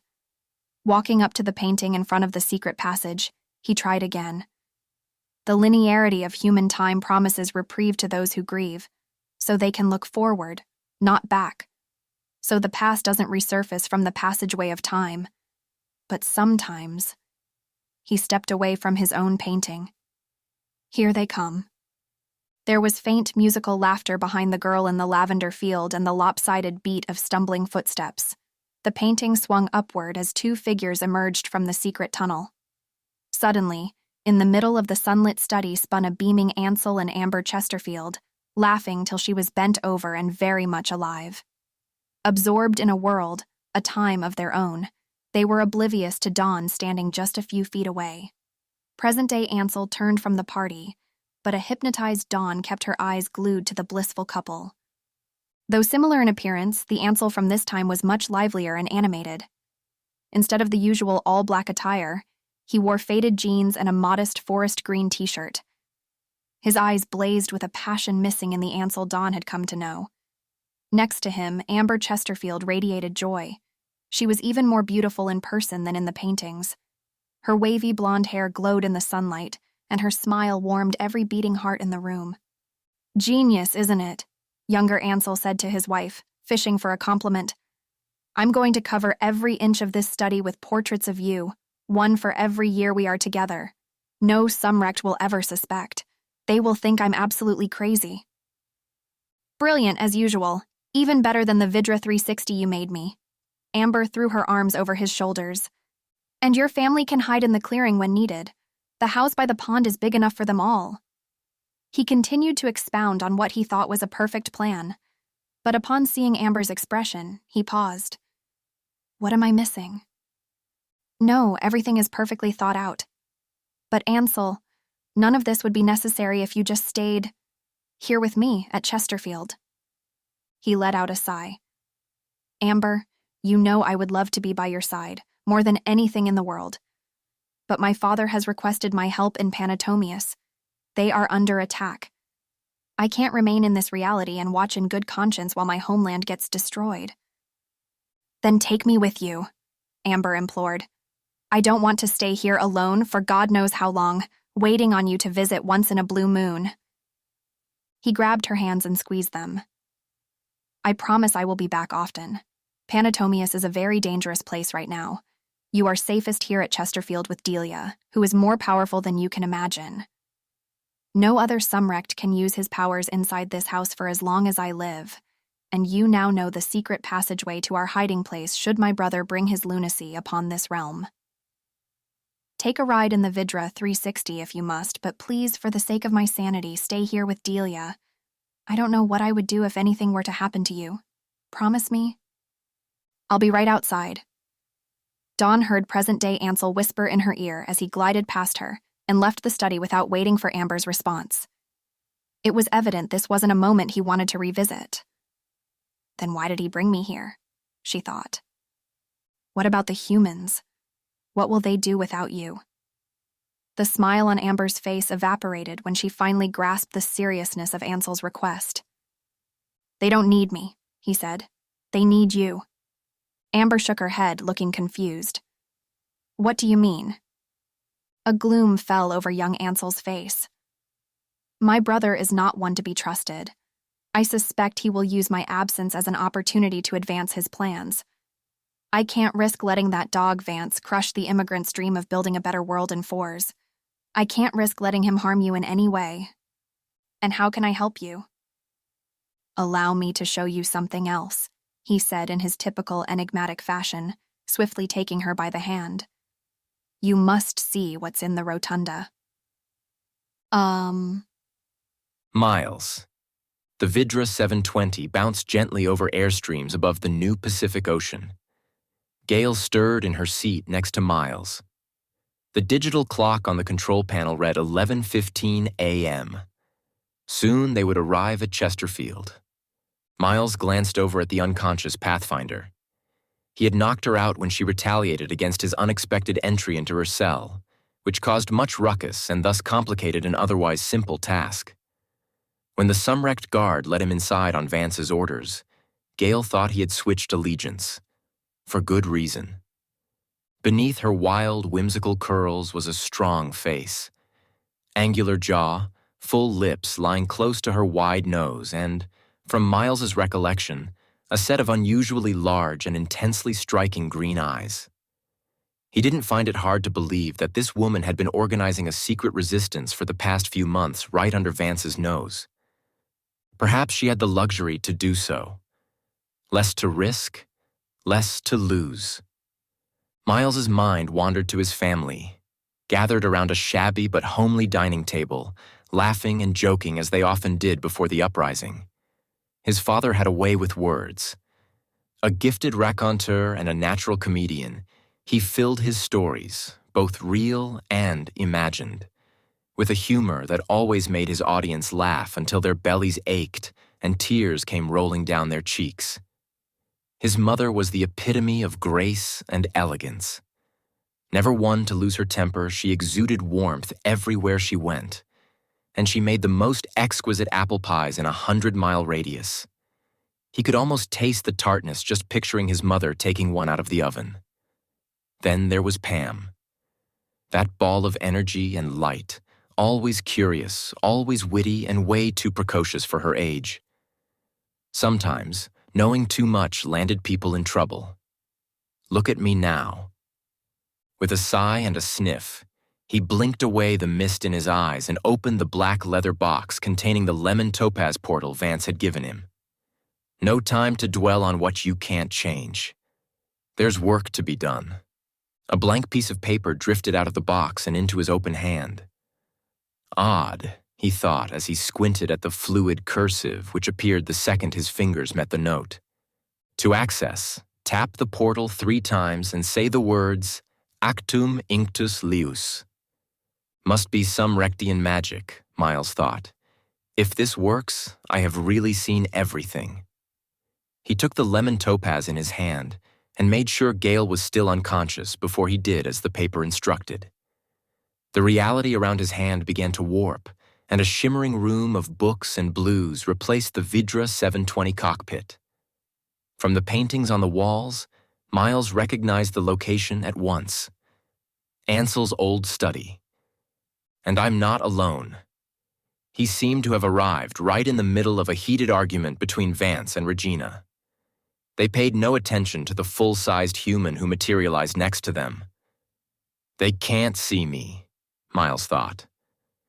Where, Regina? Where are they? Vance demanded in a panic, grabbing Regina by the arms, shaking her violently.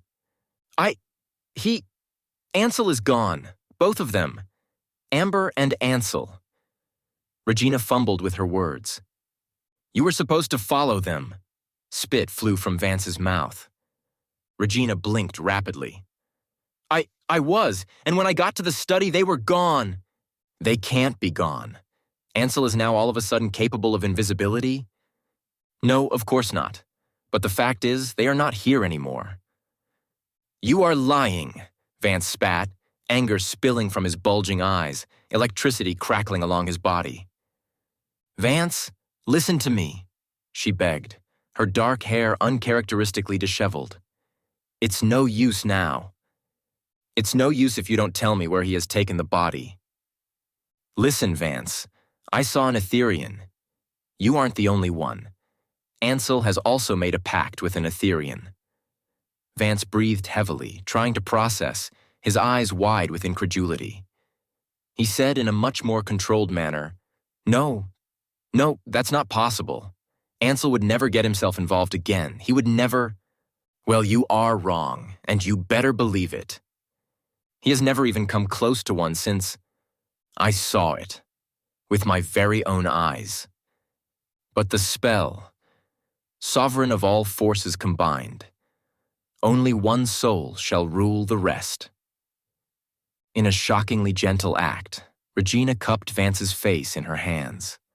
She looked straight into his eyes and chose her words very carefully. There's no longer only one. I believe, as of this moment, there are 2 of you playing this game. By the time the Vidra 720 reappeared around him, Miles grasped the impossibility of his task.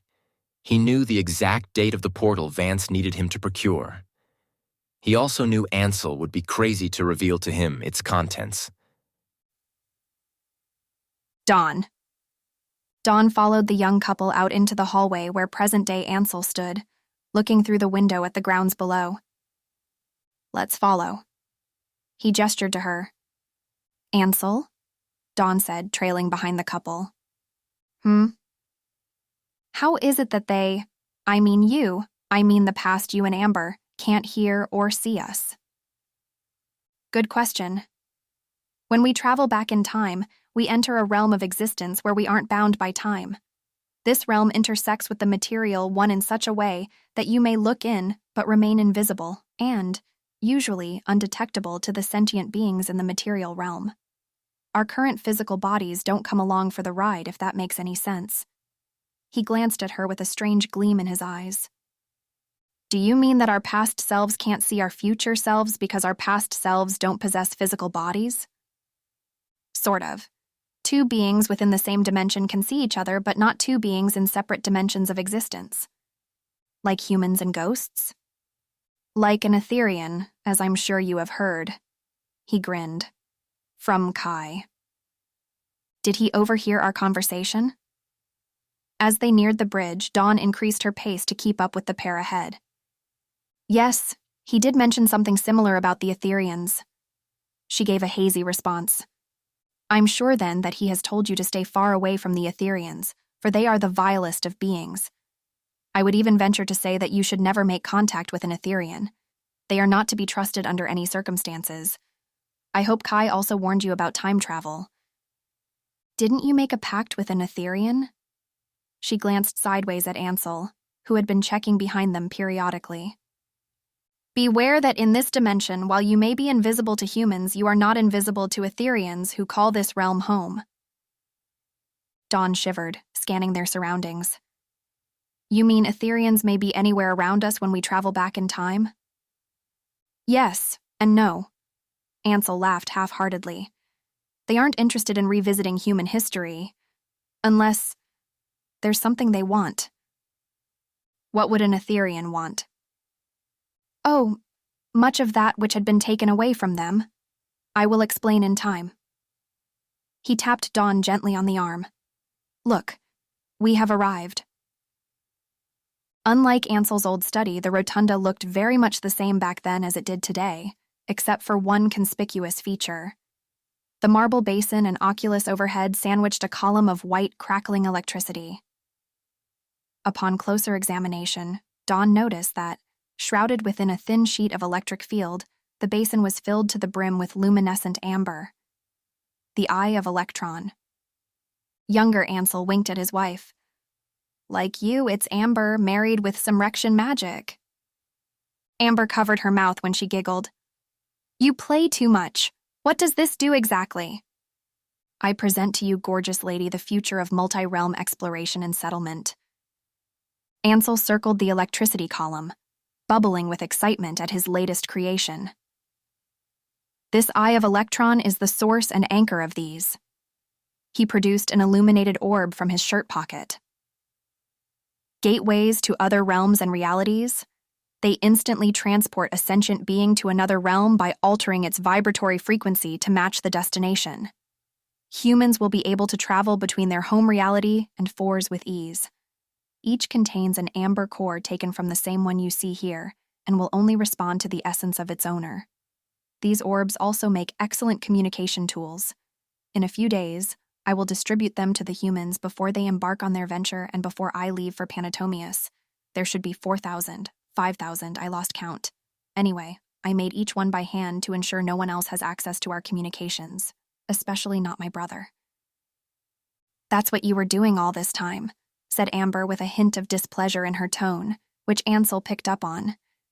He took her hand and pressed them to his heart.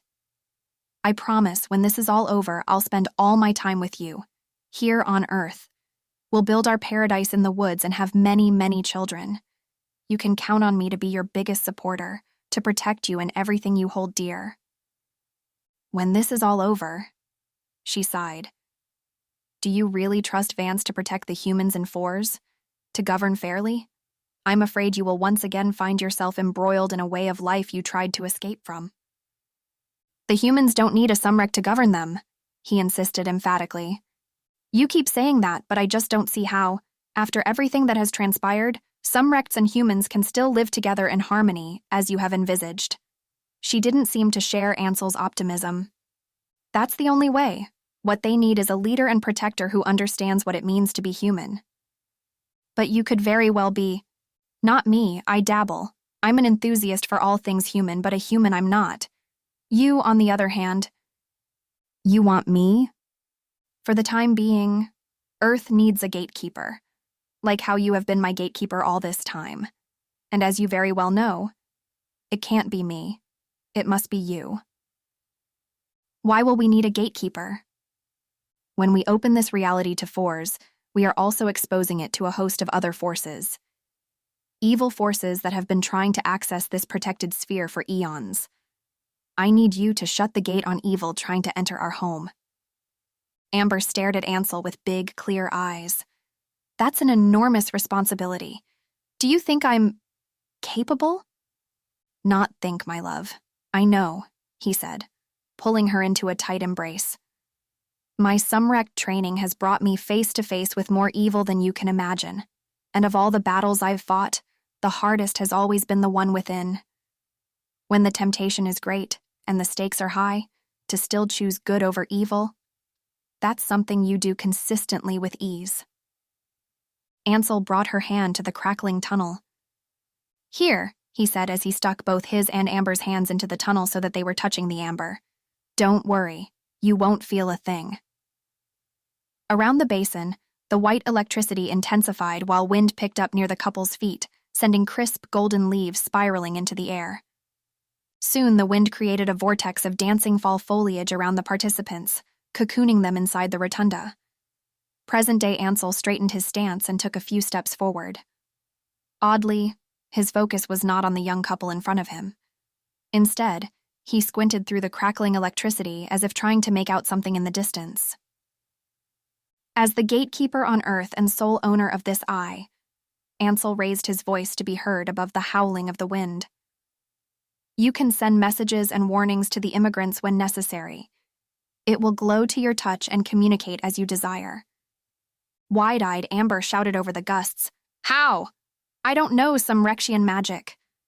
You don't have to. The power of this stone was made accessible to Sumrects, humans, souls, and even those without souls, such as Etherians. But of course, I have restricted its access to you alone. Pride spilled over Ansel's features. He was clearly pleased with his own design. Now keep your hands on the resin and don't let go until I tell you to, younger Ansel bellowed, staring directly into Amber's apprehensive eyes. Dia estuum latian mun, sua sectus senrianum. The wind howled to a deafening decibel. The light of the electricity column became so bright Dawn could barely keep her eyes open. Meanwhile, to her right, Ansel remained immobile, his eyes fixed upon something in the distance, his brows twisted in concentration. Dawn followed his gaze, and what she saw made her recoil. Just beyond the electric field tunnel, a third hand had reached in through the crackling tunnel to touch the amber resin. The light was too bright for her to identify the intruder, and the young couple was much too distracted by each other to notice the uninvited guest. Within seconds, the hand disappeared as quickly as it materialized, leaving Dawn to wonder whether she had let her imagination get the best of her. However, when she looked to present-day Ansel, his shocked expression confirmed what she saw. In his arrogance, young Ansel had overlooked a serious error in his otherwise perfect plan. At that precise moment, the crackling column flickered unexpectedly before a deafening boom reverberated through the rotunda. Immediately, Dawn was back in the Chesterfield entrance with present-day Ansel beside her. Only they weren't alone. Chapter 11. Dawn. Delia! Ansel rushed to the old Sumrect standing at the doorway. What's the matter? The amber stone left his open palm and floated back to the ceiling. Delia's livid face said it all. Ansel, we are under attack. Vance's soldiers? Again? Number this time, he sent the Morvians.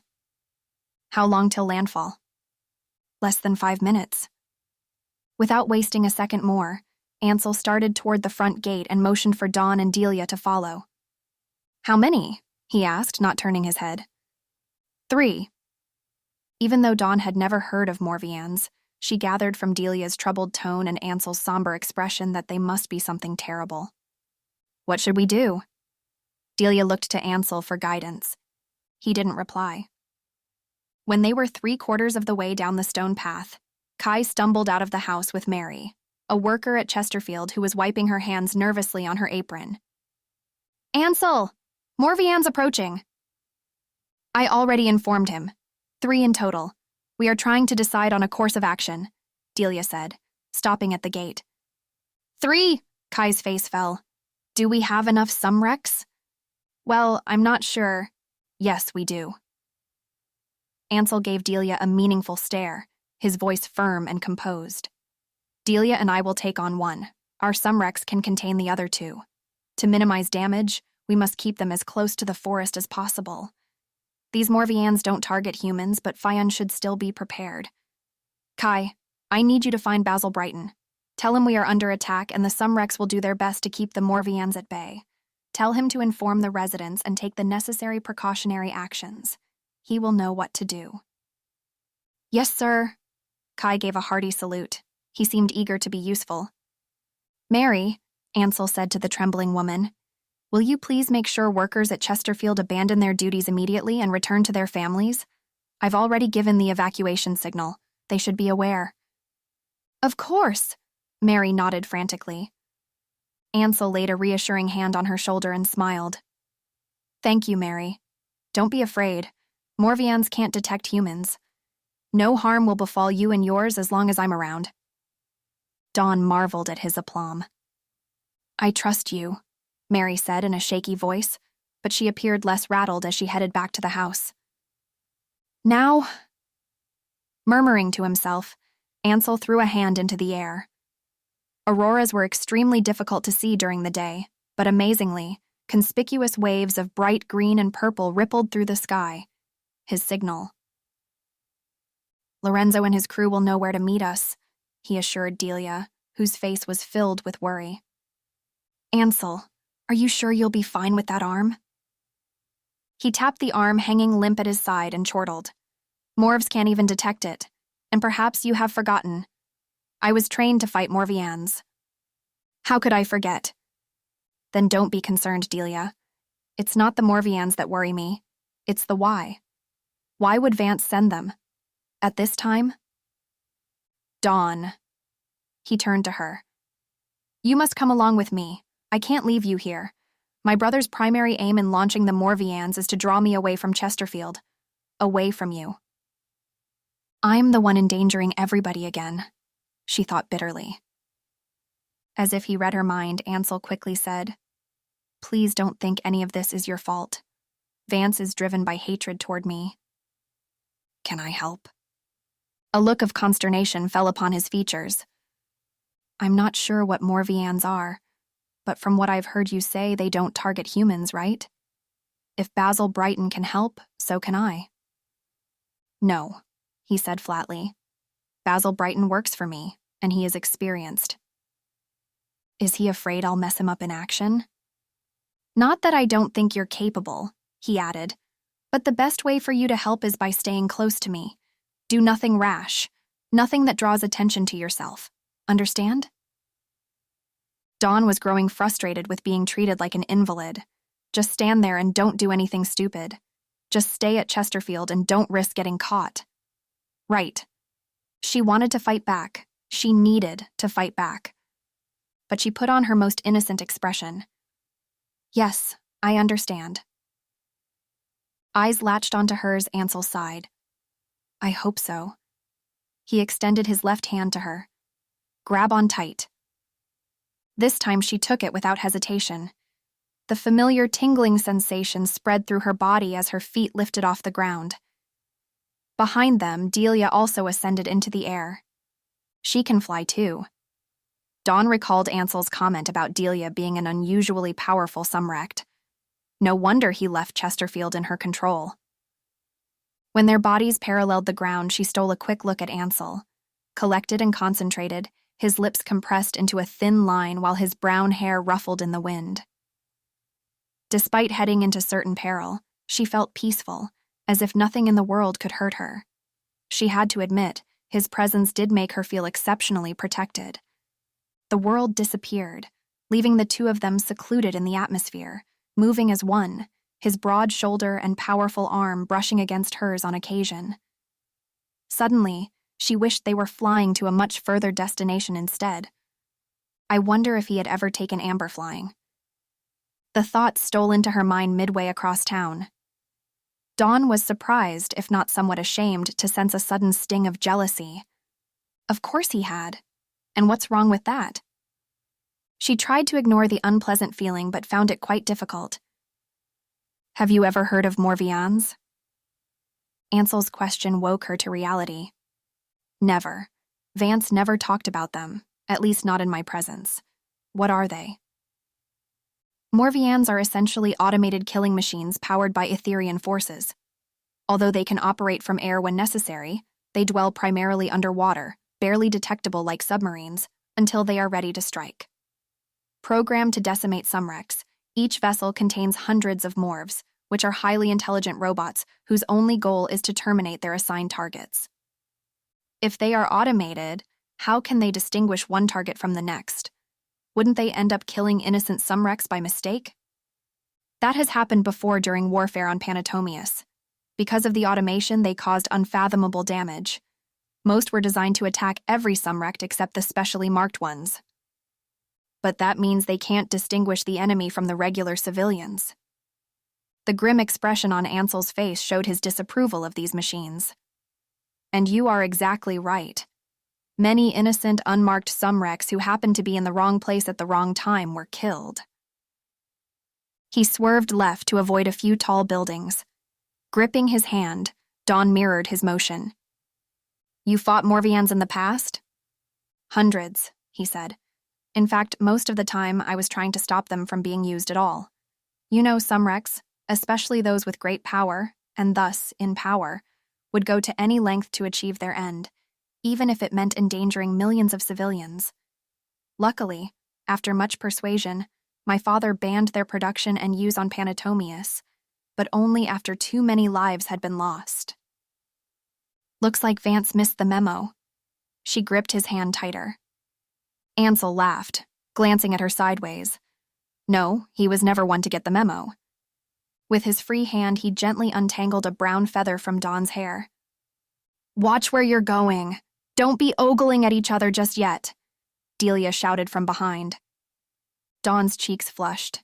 She had completely forgotten about Delia until now.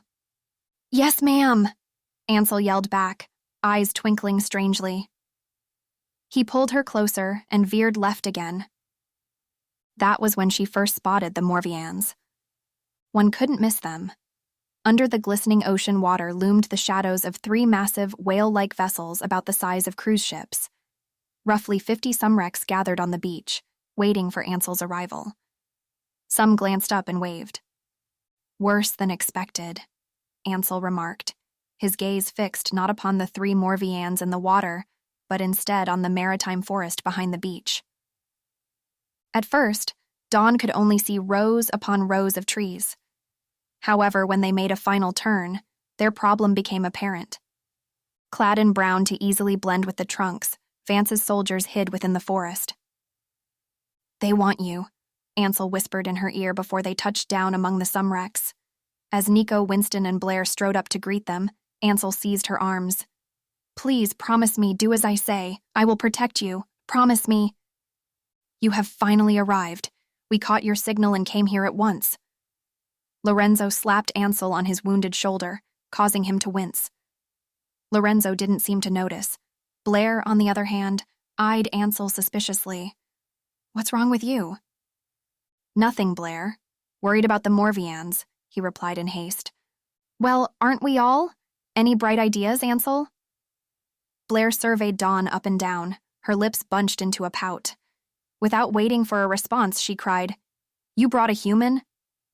What's she doing here? Dawn swallowed uncomfortably. In a way, she welcomed the distraction, knowing she wouldn't have been able to promise Ansel without lying. I'm Dawn, she said curtly, and I'm here to help. Ansel inhaled sharply. Number, she's not. There's no time to explain right now. We must prepare for the Morvians and the group of Crimson soldiers hiding in the forest, waiting for the appropriate time to attack. What? Lorenzo growled. Tell me Quinn's among them. I haven't had a good fight with him in ages. If Vance handpicked the Fion Sumrects, then Lorenzo and Quinn must have once been colleagues, Dawn thought. He is. Don't underestimate Quinn. The Morvians are merely a diversion. They are not after us. They are after Dawn. Vance wants to take her in as a prisoner, and I can't allow that to happen. Lorenzo, Winston, Blair, and Nico, if anything happens to me and Delia, please keep her safe. Vance can't get hold of her. Is that clear? We'll do our best to keep her safe, Winston assured. Lorenzo and Nico both nodded in agreement. Only Blair refused. She tossed her sleek long hair over her shoulders and crossed her arms. Count me out. I'm not babysitting a useless human. I don't need protection from anyone, thank you. I can take care of myself. Dawn was irritated that Ansel always had to treat her like a child. "Dawn, please." A deafening blast of horn cut Ansel off mid-sentence. The ground rumbled with vibration as 3 Morvians with flat tops and full bellies emerged from the ocean water, sending enormous waves crashing to shore. The Sumrects fell silent, and all except Ansel, Lorenzo, and Blair stared at the approaching mammoth vessels with worried faces. Blair looked back and forth between Ansel and Dawn, while Lorenzo rubbed his hands in anticipation. "Come on, open them up, babies," he said. The beached Morvians remained dormant. Completely unfazed by an adversary he had defeated countless times before, Ansel kept his back to the vessels. He gave Dawn one long, hard look, which she ignored, before addressing the Sumrects. He said in a full, steady voice, "Friends, the machines before you will begin launching morphs within the minute.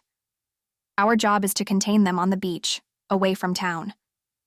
Unfortunately, Vance's soldiers have stationed themselves near the back of the forest. Fortunately, they are few in numbers. Winston, will you take care of them?" Winston nodded. "Leave them to me." "Good. Nico and Jarrett, your Sumrects will take on the Morvian furthest to the right. Lorenzo and Blair, I'll leave the leftmost vessel to you two and those in your charge." "Yes, sir." Lorenzo cracked his knuckles enthusiastically. "I want to be with you and Delia," demanded Blair. The Morvians grumbled loudly. On each of their dark gray bellies an amorphous hole materialized. "Blair, I need you to help Lorenzo." Ansel didn't spare the vessels a glance. "Don't worry, Ansel. Let Blair help you. Our Sumrects can handle this one just fine." Lorenzo focused his gaze on the widening hole. Something silvery waited inside. "Fine." Ansel finally turned to face their attacker. "Remember, even though the Morvs can't see you, they can sense you. There are only 2 ways to stop the Morvians. Obliterate the vessels entirely when they are empty or shut them down by entering through their bellies. And always—" He paused. A deep blue light cloaked him just in time to deflect the first hit from a Morv still inside the vessel, waiting for the hole to widen enough to pass through. A crackling flare of electricity streamed down Ansel's uninjured arm and burst from his palm. It struck the belly cavity, instantaneously vaporizing the foremost Morvs waiting. "Remember to shield." He finished his previous sentence as his shield fizzled out. "Get ready." On cue, Morvs spewed from the bellies of each Morvian. The silver creatures emitted hissing sounds as they marched forward. Their faces, like their bodies, were eerily smooth. A black band encircled each otherwise featureless, emotionless oval head. Made to resemble human form, they moved upright on 2 feet, 2 arms wielding cylindrical machines that blasted out white flashes of light. The Sumrects on the beach heeded Ansel's advice and shielded without delay. The color of their shields varied. Lorenzo, Blair, Nico, and Delia, along with several other Sumrects, were each cloaked in a whitish glow, while a majority of the Sumrects exhibited yellow shields of various intensity. A few were cocooned in red, which flickered unsteadily when white electricity from the Morv's weapons struck them again and again. Only Ansel glowed a conspicuous blue, albeit not often. There was no need, Dawn observed. The silver soldiers rarely had a chance to fire at him before being vaporized. They could barely make it out of the belly. "Will you let me have some fun with the Morvs? You are getting them all." Blair pouted to Ansel, twirling her hair in her fingers. "Please go help Nico. He needs it," Ansel shouted while another row of Morvs disappeared into thin air. "To your right," Delia alerted Blair.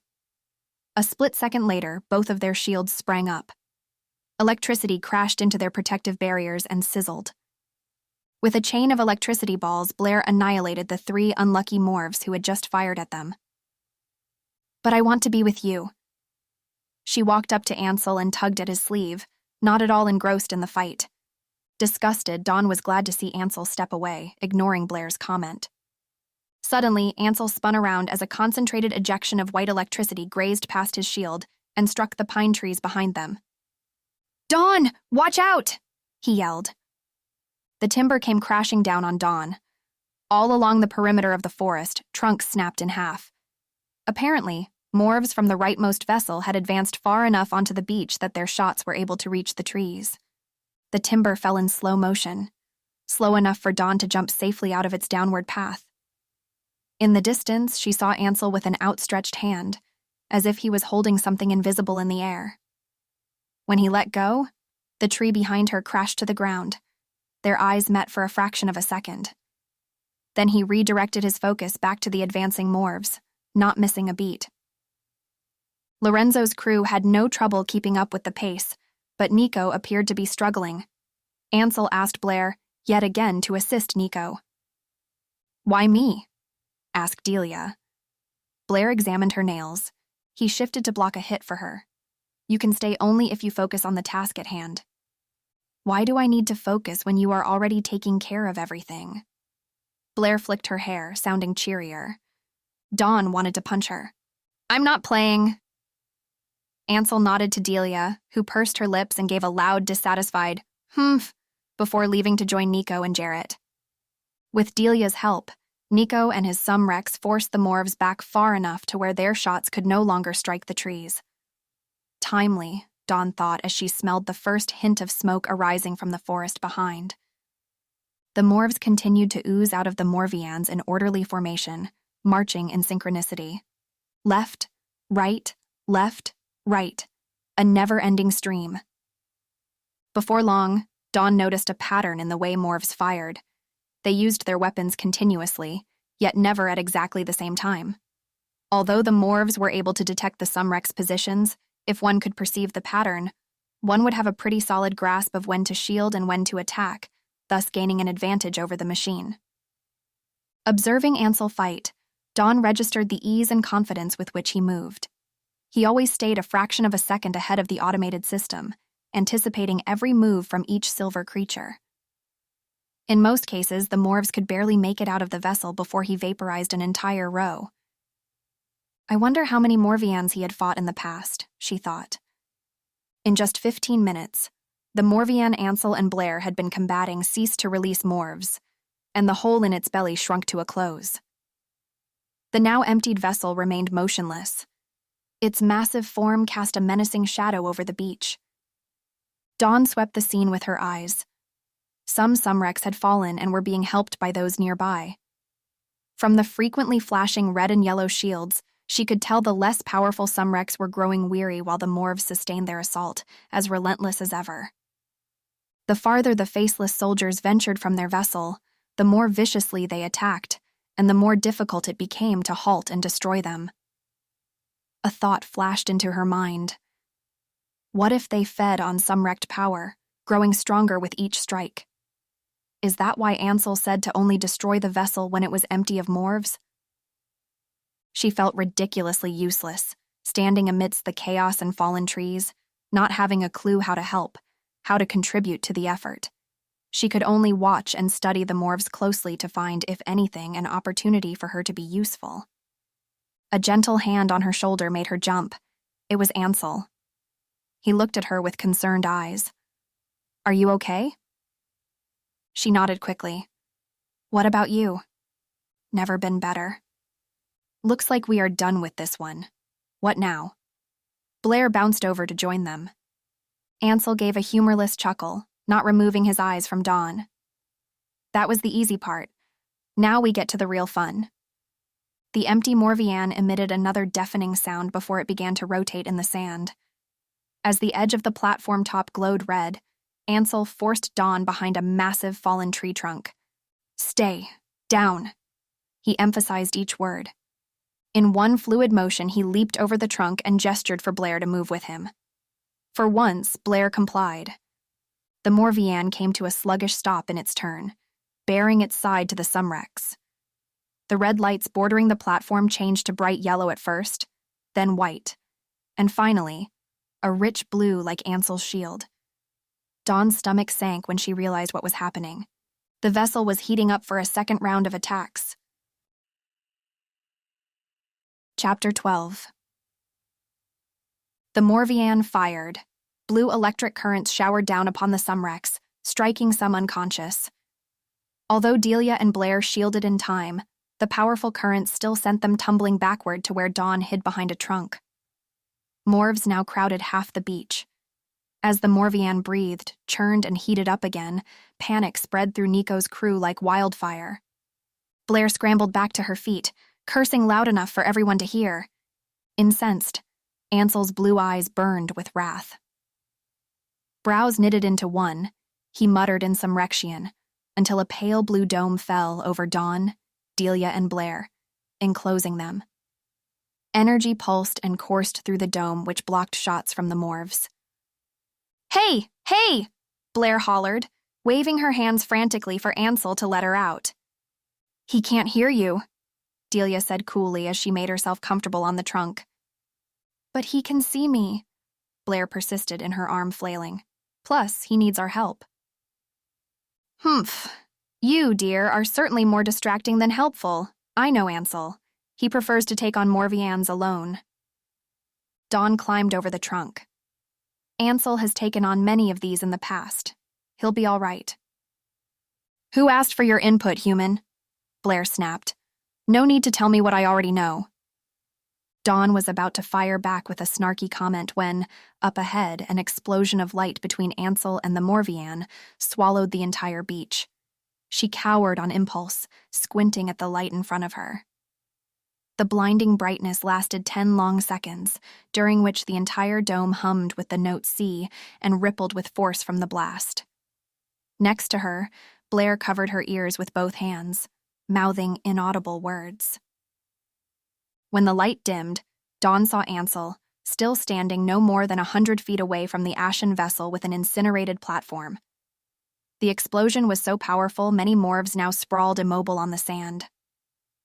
The blue dome fizzled out, and as though someone suddenly jacked up the volume, the air filled with sounds of whistling, cheering, and chanting of Ansel's name. Many Sumrects threw their hands up and produced sparklers to signal their small victory. 1 down, 2 more to go. "That was spectacular, just like how I remembered you in your tournaments." Blair sprinted to Ansel and tossed her arms around him in a fervent embrace. Ansel appeared less enthusiastic. "No other Sumrect in all of Panatomius could have defeated a Morvian single-handedly," Delia said to Dawn. There was no mistaking the look of esteem on the old Sumrect's face. Dawn clapped and cheered with the Sumrects. A bizarre, nervous rush of emotion filled her entire being. She wanted nothing more than to hug Ansel as Blair did and tell him how amazed she was at what he had just accomplished. She wished she had Blair's unreserved audacity and unhindered expression. Yet something held her back. She waited, unmoving. Was it because he was a Sumrect, and she, a human? Was it because she knew a world of differences existed between them?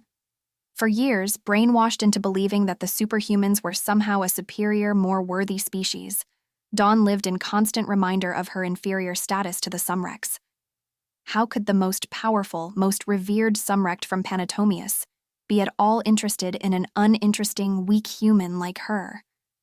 Average, plain, and easily replaceable, Dawn was quite certain Ansel could never feel the same way about her as she did about him. Plus, she didn't even know how she felt about him. In the distance, Ansel waved, giving her and Delia the thumbs up, while Sumrects continued to celebrate amidst the fight with streaks of sparklers and zealous chanting of their hero's name. Unfortunately, their celebration was short-lived. Regina. Regina watched the sparklers fly 10,000 miles away. In fact, she had witnessed Ansel's protective dome, the sturdiest Vun she had seen in a long time, and his impressive Lucian against the Morvians through Quinn's camera, which was clipped to the front of his shirt. She had to admit, some human gadgets proved rather useful. Her mind flashed to the first time she saw Ansel perform the Lucian. Only 16 in Sumrect years, he had already established himself as a blue Sumrect, much earlier than his father's transformation at 22, and Vance's, days before his arrival on Earth. As an elite, Blue Shield Sumrect herself, Regina had grown accustomed to seeing remarkable displays of power, but Ansel's devastatingly beautiful Lucian astounded her, engulfed her in wonder. The only Sumrect in the past 1,000 years to turn indigo, Ansel was a natural, a born warrior meant for greatness, unlike any the history books had ever seen. She knew then, without a doubt, that he would one day rule Panatomius. What a shame that things turned out the way they did. To the undiscerning public, Ansel Cassadian had no limits, no Achilles heel. However, Regina knew better. Ever since his first encounter with Amber Chesterfield on that fateful summer day, she knew. Ansel could be defeated and would be defeated. Miles. 40 minutes earlier, Miles left a still unconscious Gale at Chesterfield under Mary's care and headed for Basil Brighton's residence. If anyone had information about Ansel's mysterious past, it would be Basil. Ansel never revealed much about his relationship with the Brightons, but Miles couldn't overlook the extent to which Ansel labored to protect the Brightons over the past 11 years. The atmosphere in the town was tense. As he arrived at the wooden house, hands tucked into his jeans pockets, attempting to look casual, he heard rattled exchanges among passers-by. From their conversations, he realized Vance had wasted no time in launching an attack upon Fion. He knocked on the door and waited. No one answered or moved inside. He knocked again. Still no answer. When the road cleared for a brief while, he glanced back to make sure nobody was watching and turned the knob. Much to his surprise, the door opened. Had someone been here earlier? Basil, Francesca? He stuck his head into the dwelling. With minimal furnishings, the house looked exactly like how he had remembered it. Cramped, dark, much too small for a family of 5. After receiving no response, he tiptoed into the empty living room adjoining a tiny kitchen. He scanned the entire living space and didn't see a single soul. A golden opportunity arose. Quietly and carefully, he checked every drawer and cabinet in the house, hoping to find clues that would help him locate Ansel's portal. He even felt around inside the fireplace for abnormalities in the structure. Nothing. Only dust and cobwebs. The Brightons must have moved away with all their belongings when Quinn came searching for the bearer of new light. Disappointed, Miles almost gave up when something in the bedroom caught his eye. There in the corner, leaning against the wall on top of a small wooden desk, was a medium-sized portrait of the same fair-haired girl in Ansel's old study, posing before a tapestry that featured an ornately embellished symbol of the eye. She appeared to be holding something in her hands, but bullet holes ruined the entire bottom of the portrait. What is she doing here? Stunned, Miles moved toward the painting, hypnotized by the girl's large, inviting eyes. He was so absorbed by the painting that he hadn't noticed the old, yellowed hardcover album on the floor until he nearly stepped on it. He leaped back in alarm. Someone was here. Heart pounding, Miles picked up the album and ran his fingers over the engraved surname, Brighton, on the cover. He flipped through the contents in a hurry. Perhaps the old photographs held the answers he sought. However, his excitement faded with every turn of the page. The photos were mainly of the Brighton kids, Opal, Oakley, and Avra, as toddlers. Nothing helpful here either. Then, as he turned over the last page, he again saw her, the mysterious young woman in the paintings. And Ansel, above a Brighton family photo. In the shot, the girl had her head on Ansel's shoulder.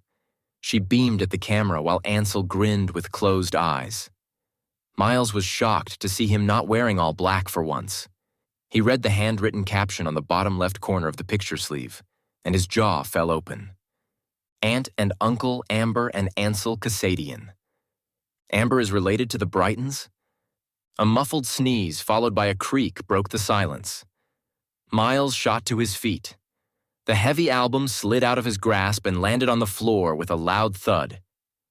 "Who's there?" he said. Another muffled sneeze came from below his feet.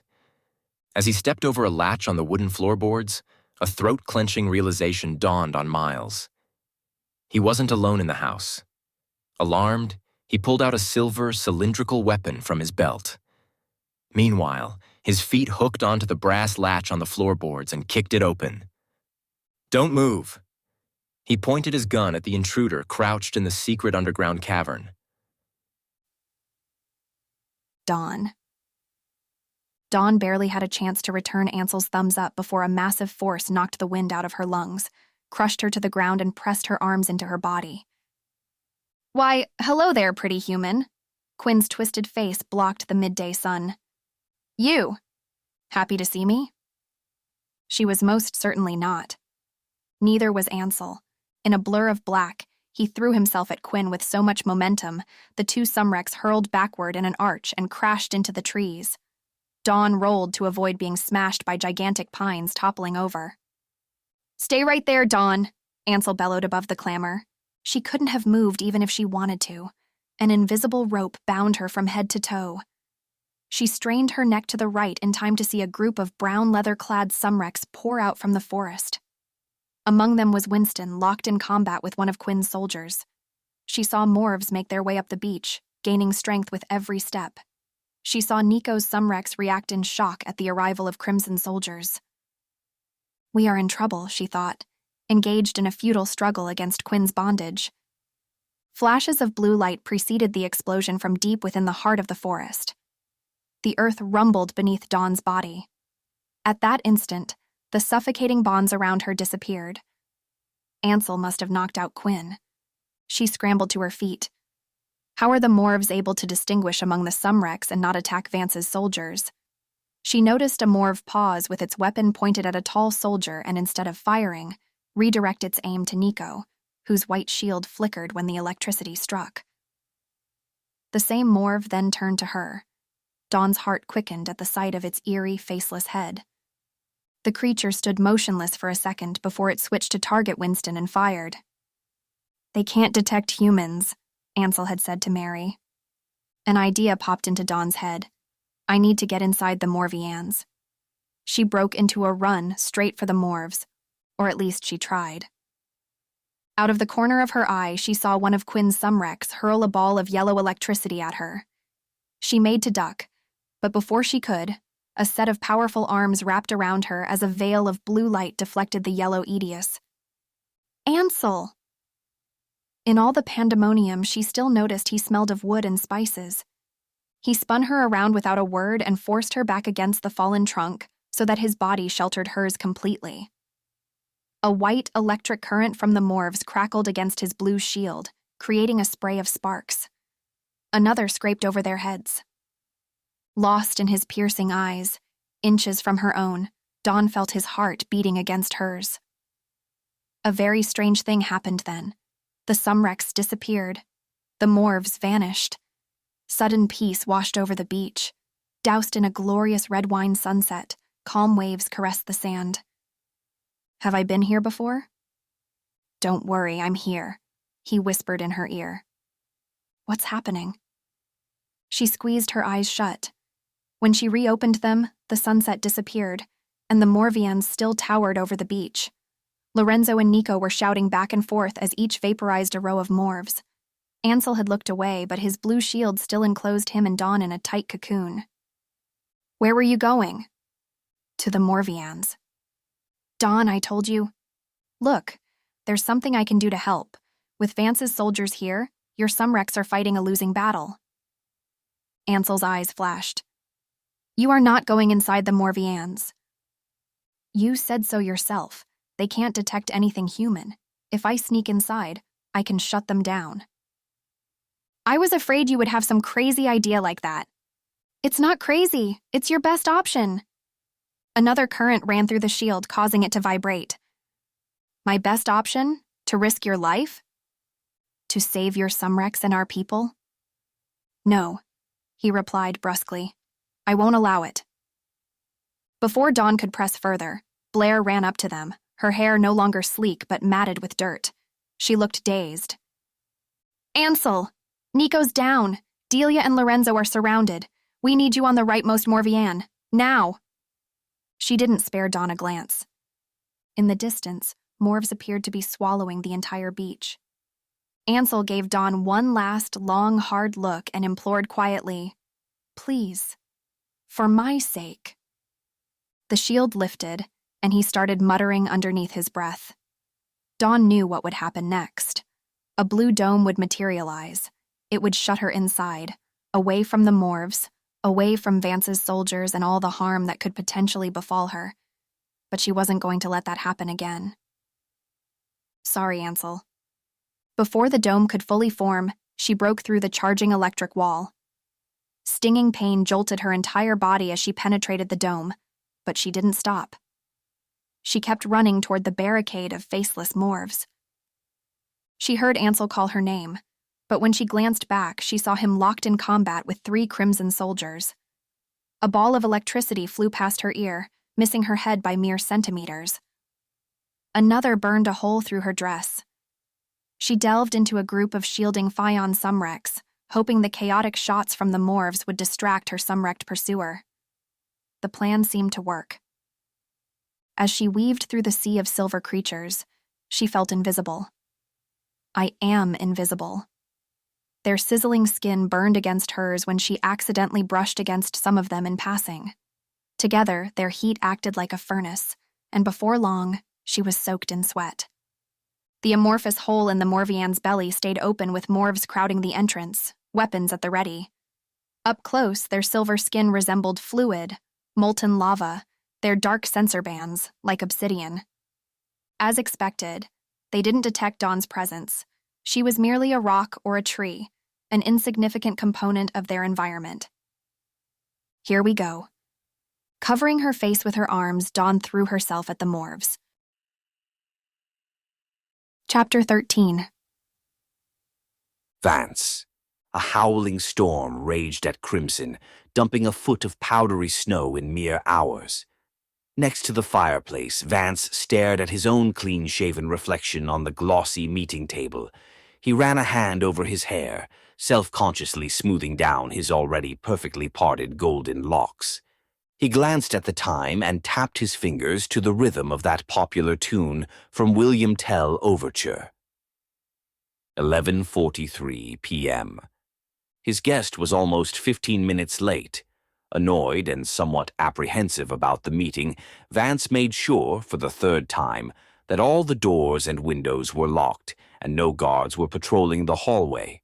He muttered something in Sumrectian, and an icy substance covered the walls and ceiling.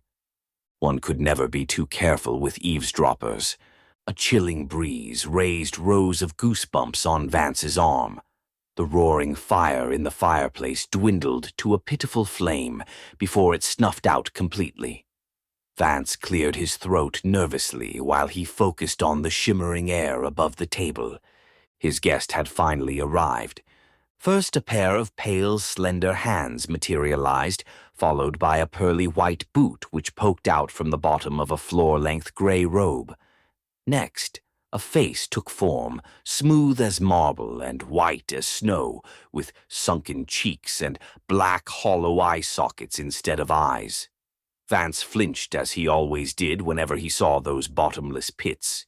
He found it hard to imagine that Etherians were once Sumrects like him. How unfortunate they must dwell in bodies of the dead in order to be seen in this dimension.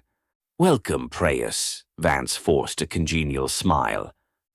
Sorry to keep you waiting, Vance, Preyas said, careful to articulate the syllables, his voice as silky as his skin. Typical of an Etherian. "No problem. I just got here." That was a lie. He had been waiting since the half-hour, but Vance knew better than to display his usual bratty antics in the presence of an Etherian. He gestured to one of the leather chairs at the table. "Have a seat." "Etherians never sit." Preyas was quick with his response. "All right, then. You can stand. How about some tea?" Vance motioned to the ceramic tea set on the table. "Etherians don't drink hot tea." "How's Regina?" Preyas strolled around the table, causing Vance to shift uncomfortably in his leather chair. "Just fine, thanks. Same as always." "And your brother?" "Alive, regrettably. But I'm working on it." "Good. No pressure or anything. How's the little one?" Vance's patience was running low, and the tone of his voice was sour when he spoke. "Look, Preyas, I didn't call you here to have a nice little chit-chat, so let's cut to the point, shall we? The longer you stay, the higher the risk of our plan being discovered." After all that we have done, you are still afraid of getting caught, eh? Preus appeared to be mocking him. Not afraid, Vance snapped. I don't want to jeopardize our work. Ansel keeps an eye on my every move. Preus sniggered. Afraid or not, you have good company in your delinquency. What do you mean? Vance turned his head sharply, one eyebrow hanging higher than the other. Your brother, it seems, has also been in contact with an Etherian. When? Recently? This was one piece of information Vance didn't expect to hear. Regina had mentioned it in the past, but he never believed her.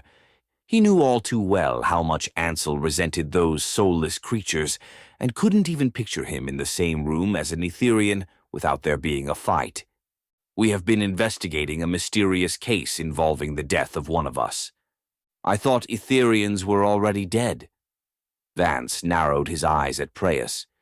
Even though we don't operate among the living, we also don't mesh with the dead. We exist, somewhere in between. Real death is rare among us Etherians. We've only discovered this phenomenon of late, of course, and the finding has become a sensation among our members. Caused quite a stir, actually. Riots. Demands for change. We can't be sure as of now whether the death was an act of suicide or murder, but we have ruled out natural causes and accidents. By default. Well, good luck with the case, Vance said in haste, and since it doesn't pertain to the land of the living, can we move on to the purpose of our meeting? His uneasy eyes darted to the windows. Not just yet. I believe this case pertains not only to the land of the living, but to us. You and me. Vance frowned, but gave Preus his full attention once more. The Etherian continued smugly. As part of the investigation, we've delved into the deceased's collection of time portals for clues that may help us solve the case. You see, one period of her past has been stolen, eradicated, gone. Vance sat up straighter in his seat. The victim couldn't have removed it herself because the entrance to the portal is still intact, but the history has vanished, along with her memory of the event. Preus stopped pacing and turned to look at Vance. We believe someone powerful has been in contact with this particular Etherian, someone not of us, but of the living, someone like you who has broken the law. Ansel. The name escaped from Vance's lips in a rush of disbelief. You think my goody-two-shoes brother meddled with this Etherian's time portals? Aside from us, who can accomplish such a feat? And in such a skillful manner, too, with the precision of a masterful time-crafter? Of course, the technique used seems foreign, unlike anything we are familiar with. Tell me if this doesn't sound like the doing of Ansel Cassadian, then who? Preus had a point. Very few Sumrects, if any, could manipulate the past once it had been formed, an area of expertise that belonged exclusively to the Etherians. Sinister powers, as his father used to call it. Of course, Ansel had always been the exception to any norm, pushing the limits of Sumrect abilities into uncharted and perhaps precarious territories. If Preus was right in his assumption that Ansel hadn't only contacted but tinkered with the past of an Etherian, then Ansel had committed a crime of profound magnitude. If this was true, what could possibly be his motive? Your inferences are all reasonable, except it is incongruent with Ansel's character to interact with your kind. I'm sure you aren't unaware of this fact. Preus sniffed. Pumpernickel. You sure have a much too naive view of your brother. Honestly, Preus, he is the biggest prude. Perhaps only in outer appearance, a nifty facade. Perhaps he has good reason to distrust himself with his powers. Perhaps, just like you and I, he is also driven by personal desires. Impossible. You don't know him like I do. There's not a selfish bone in his body. Preus curved his bloodless lips into something that loosely resembled a smile. Ah, but I believe you will change your mind when I tell you when this missing portal was formed. Vance's mind churned while he poured himself a cup of tea. Convince me. The removed memory came from the 10th year of the lion. Clunk. Vance slammed the pot onto the table, blood gone from his face. 10th year of the lion. Not only did the year ring a bell, but he also knew the exact date of the incident Preyas was referring to. 55th light. This was the portal he had sent Miles on a mission to acquire. The decisions he made on that fateful day still haunted him. The passage of time had neither dulled his memory nor ameliorated the aching consequences of his choices. He also understood why Preyas suspected Ansel. If there was one Sumrect whose life had been forever changed by the events of that day, more so than his own, it would be his despicable brother. That Ansel had taken great effort to hide from Vance something he already knew about was disconcerting. It made him nervous, very nervous. It is important for us, Vance, to access that portal. Of course, except we can't. Because it no longer exists, replied Vance tersely. I believe the lost portal has more than one contributor, and thus more than one owner. The wind wailed desperately, shaking the window pane in angry bursts. Preyas circled the table again, his gray robes gliding over the marble floor. The rhythmic steps of his white boots magnified Vance's silence. After the Etherean completed one revolution, Vance asked, "Do you mean to say that another version of this past exists?" "That's what I meant to say." "And are you implying that Ansel currently holds a copy of this past?" Vance played dumb. "Very likely." "You want me to obtain the contents of that portal from my brother?" Vance stared straight into Preyas's hollow eye sockets. As Preyas placed his slender white hands on the table, a sheet of ice emanated from his fingers and spread outwards like an enormous cobweb. Vance shivered from the sudden drop in temperature. "It is crucial that we obtain the contents," the Etherean hissed, curling his pale lips. "Our plan leaves no room for mistakes or oversight. We are too close to success to be thwarted by Ansel Cassadian." Preyas had been a tremendous help the past 11 years, and now they stood together on the brink of triumph. "We will have the portal. I guarantee it." Miles. It only took Miles a split second to recognize the intruder with his spiked brown hair and round hazel eyes. "Don't shoot."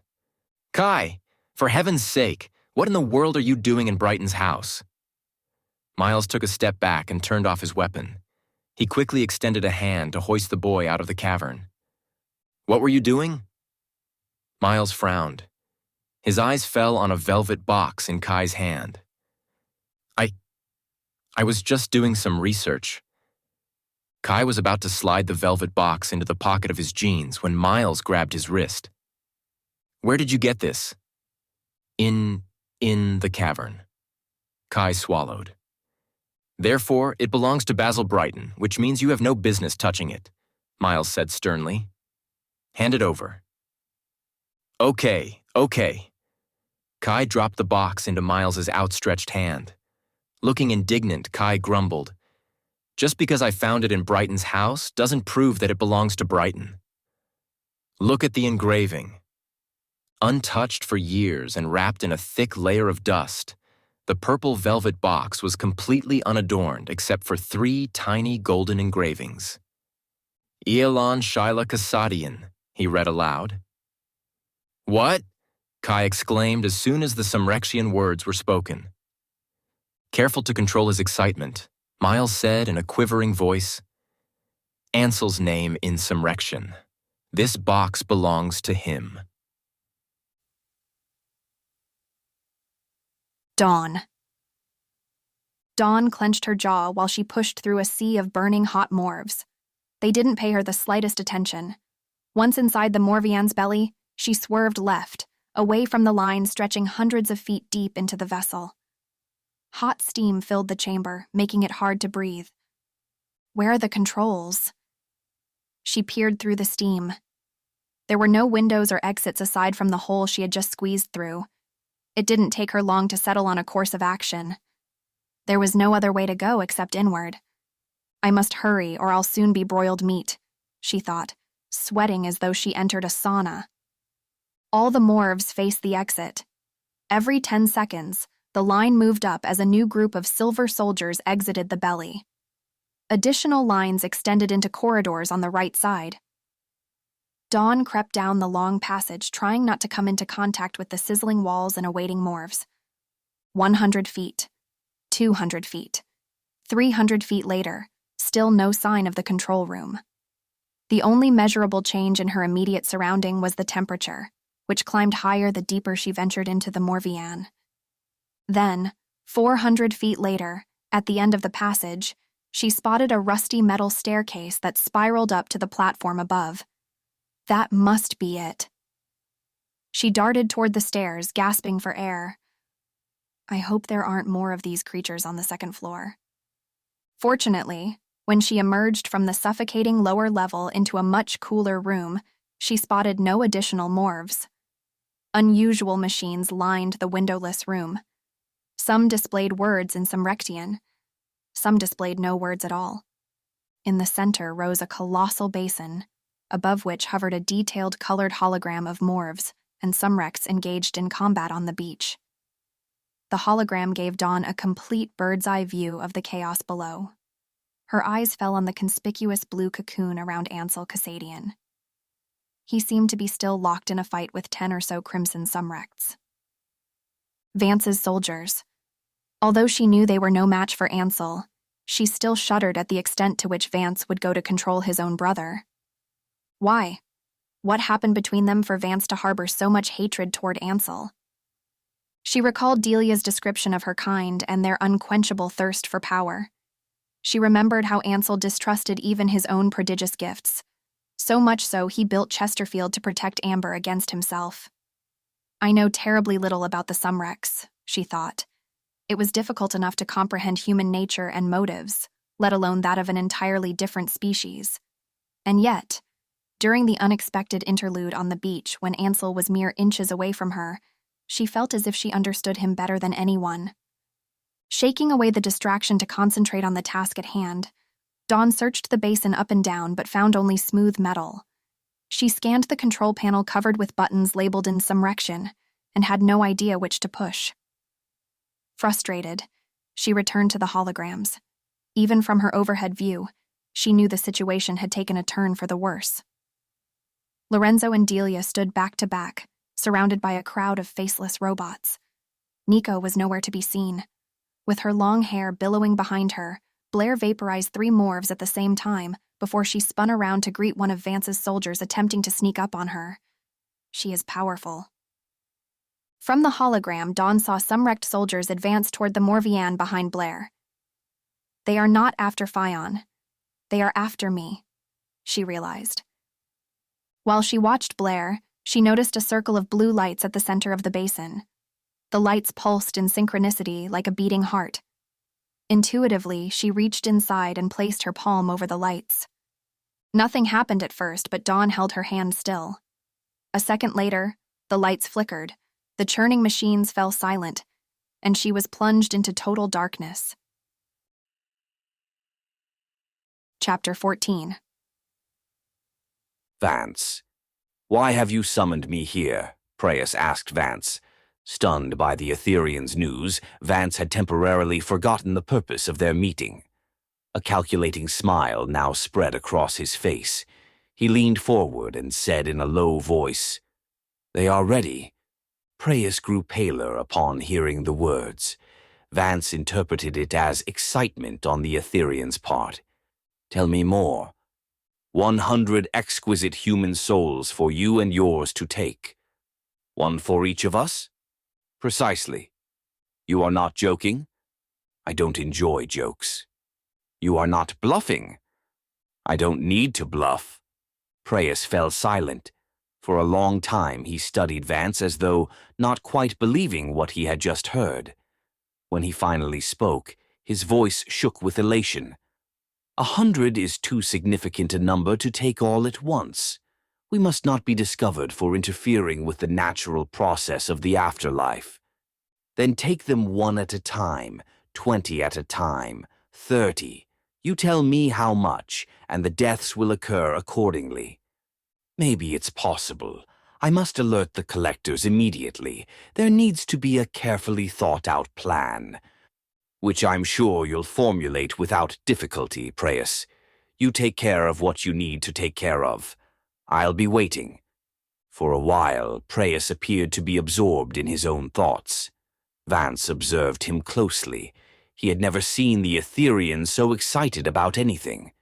Should they succeed, Preus would have no trouble assembling the army he needed, the most powerful army Panatomius had ever seen. "Congratulations," whispered Vance. "I hope you remember what it was like before you were cursed." "How could I and the 100 of us ever forget?"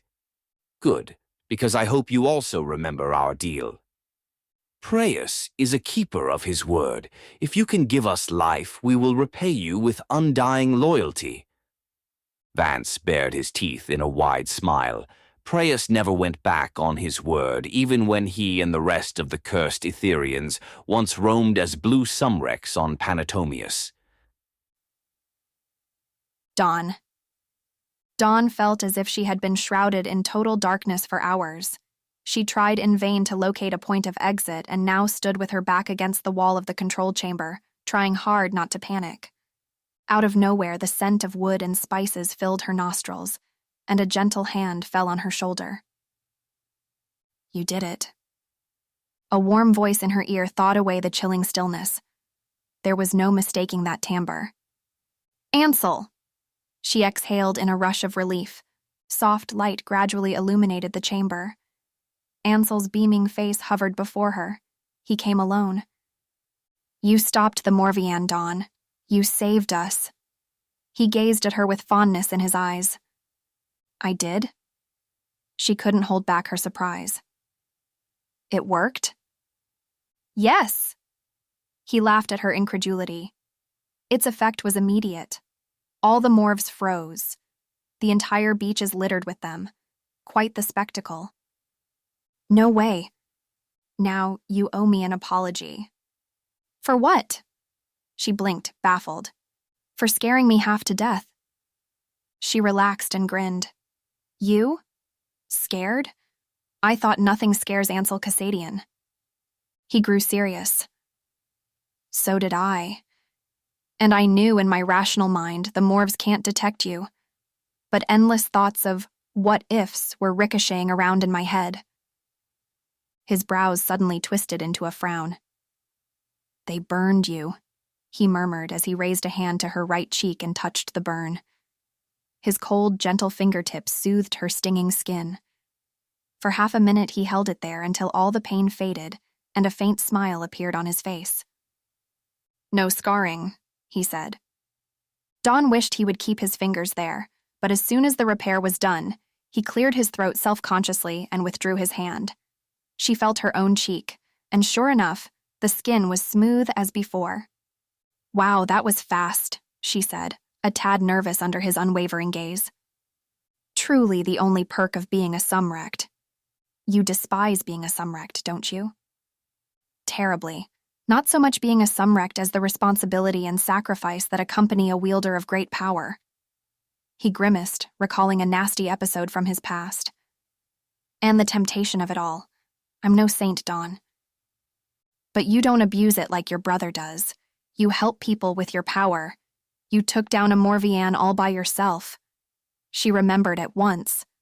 "The third Morvian. I need to go shut it down." She sprinted toward the chamber exit as she spoke. "Oh no, you don't!" Ansel followed her. "We have already taken care of the last Morvian. Once this vessel stopped sending out morphs, we were able to get enough Sumrects together to drive away Quinn and his bunch." "Quinn and his Sumrects? They are gone?" She slowed to a stop. "Let's just say they don't dare return and mess with Phion anymore." "So, the fight is over? All over?" "It's over," he smiled at her. "Thanks to you and your stubborn refusal to do anything I ask." An explosion of applause greeted Dawn when she stepped out of the Morvian. Ansel's Sumrects dashed up to the mammoth machine, clapping wildly. Well done. Lorenzo dragged her away from Ansel. I must congratulate you. That was exceptionally brave. A Sumrect limped to her and extended a hand. Nico, she said, shaking his hand. Are you okay? He grinned from ear to ear, despite looking like he just barely survived a wrestling match. A few broken bones here and there, but nothing a bit of Sumrectian magic can't fix. Thank you for saving us all. Dawn didn't have a chance to reply before she was thrown into embrace after embrace. Sumrect slapped her on the back, shook her hand, and offered their congratulatory remarks while the entire time she remained in a state of shock, not fully grasping the magnitude of what she had accomplished. That was you? A familiar face flashed into view. Never knew you had it in you. Kai, she cried as he gave her a rough bear hug. Behind him stood a young, handsome, dark-haired man she had never seen before and a woman with gripping green eyes. Gale! But I thought Vance had you killed. Dawn rubbed her eyes in disbelief once Kai released her. Gale took Dawn's hands in both of hers. We just came from Crimson. I have Miles to thank for rescuing me from captivity. And of course, Ansel for being so quick to send help. Dawn hadn't noticed Ansel, who now took a giant step forward and raised his voice above the chatter. Glad both of you made it back safely. Thank you, Miles. I'm indebted to you. Miles ran a hand through his dark hair, dismissing Ansel's gratitude. No need to thank me. Part of my job is to do your bidding, Ansel. He glanced at Dawn, and when their eyes met, he winked. So, this is Dawn, beauty and brawn. No wonder you got everybody chasing you around. She looked down at her feet. Very funny. Nice to meet you too. They shook hands. She wondered what job Miles was referring to. Is he a resistance worker like Gale? Then, trying to be as discreet as possible, Miles made his way to Ansel. He pulled from his pocket a small purple velvet box engraved with golden words that were too small for her to see. Ansel seemed to recognize the box because he tensed up at once and pushed Miles's hand back. Cautiously and purposefully, he repositioned himself so that Dawn could no longer see the box. I found this in his house, she heard Miles mutter. Put it away, said Ansel in a low voice. I thought you would want to hold on to it. It's safer with you than with me. I trust you. Though his tone contained more threat than trust. As you know very well already, Ansel reminded. Don't reveal its contents to anyone. Miles slid the box back into his jeans. No, sir. It was good he did so quickly because at that moment Blair and Delia joined the group. Delia was beside herself as she engulfed Dawn in a lung-crushing embrace. Young lady, what were you thinking? Running into the Morvian like that? Dawn could hardly breathe. Delia, I'm fine. Are you sure you are okay? Did the Morvs get you? You scared us to death. Really, Delia, I'm fine, although a little air would help. Oh, sorry, sweetie. Delia let go immediately. While Dawn took in huge gulps of air, she noticed Blair, who, unlike the others, displayed no trace of joy. I'm surprised you didn't get yourself killed, Blair snorted. Luck must have been on your side. Bravery and intelligence, yes, but luck had nothing to do with it, Ansel replied coolly. He gave Dawn's arm a reassuring squeeze, leaving Blair offended and open-mouthed, at a loss for words. Several younger Sumrects skipped up to Ansel and offered their congratulations to Dawn when they saw her. One with a mop of red hair and a sprinkle of freckles across his nose asked, I hear there'll be a party tonight at Chesterfield, is that true? Kai responded before Ansel could say no. Yes, spread the word. We are celebrating everyone not getting their sorry behinds killed. Sweet. I've never been to Chesterfield before. This is going to be awesome. Ansel, you are the best. The group ran off to tell their friends. Kai responded to Ansel's stare with a sheepish smile. This was your idea? Kai shuffled to Delia's side. Actually, let me give credit where credit is due. It was Delia's idea first. After recent events, it would be nice for us all to get together and have some fun. Relax a bit, wouldn't it? You don't have to worry about a thing. Kai and I are hosting, the old Sumrect said. Ansel nudged Dawn. Might not be such a bad idea. What do you think? Parties, crowds. She wasn't fond of either. I'll probably just end up keeping to myself, but it is a gracious gesture to all who've helped. An honest response. Oh, come on, stop being so uptight. Kai rolled his eyes. I'll keep you company, Ansel whispered in her ear, and suddenly, Dawn realized how much she enjoyed hearing his voice. Later that afternoon, while Delia and the Chesterfield staff prepared for a night of celebration, Kai dragged Dawn to an isolated stone hallway on the south side of the estate. I did a bit of detective work at Brighton's old house this morning, he told her in a hushed voice as if afraid someone would hear. You weren't supposed to do that. Don't say anything to Delia or Ansel. I promise it's for a good cause, he countered. You wouldn't believe what I found on the back of the painting. You know, of that same girl in Ansel's study. With an expression of triumph, he reached inside his breast pocket and removed a crumpled piece of paper. Looks like Basil Brighton was aware of the Etherean spell way before we were. He smoothed the crumpled paper against his chest before handing it to her. You found the spell at Brighton's? Though she disapproved of Kai's earlier escapade, Dawn couldn't hide her intrigue as she read the spell Kai had scribbled down. When soul and soulless are entwined, no Sumrect can escape the bind. Power for soul, a trade most fair, two fates reversed for those who dare. Lord of water, earth he conquers, destroys what his foe most treasures, and catches the eye of new light. In fire finds life, in air his might. Sovereign of all forces combined, by nothing flesh is he confined. The wrongs for which he must atone, absolved and whole for him alone. It's missing the last stanza. Ansel wrote the spell on the back of Amber's portrait, but the entire bottom was covered with bullet holes. Dawn glanced up to meet Kai's eager eyes. What do you suppose this means? He took several deep breaths. Listen, I have a theory. He pointed to the second stanza. Here you have the four elements: water, earth, fire, and air. We already know Ansel found life, my life, in the fire, and he can manipulate water like no other Sumrect, which makes him Lord of Water. And the Eye of New Light. You don't suppose the spell is referring to... You, Dawn! Who else? You sure catch on quick?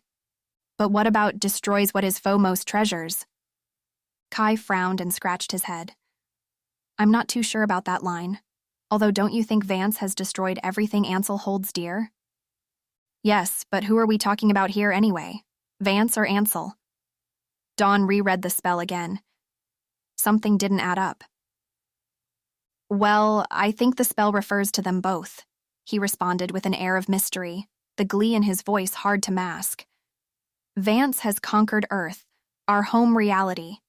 Ansel finds his might in air because he's the only Sumrect we know aside from Delia who can really fly. And Vance has control of the Morvians, which are killing machines that reside in water, she added. Exactly. Do you see what I mean now? It's as if these are requirements that need to be fulfilled or something. Both Vance and Ansel are working hard to meet them. The third stanza says, she pointed at the crumpled paper, sovereign of all forces combined, by nothing flesh is he confined. That must be the outcome should either Ansel or Vance satisfy the conditions of the second stanza.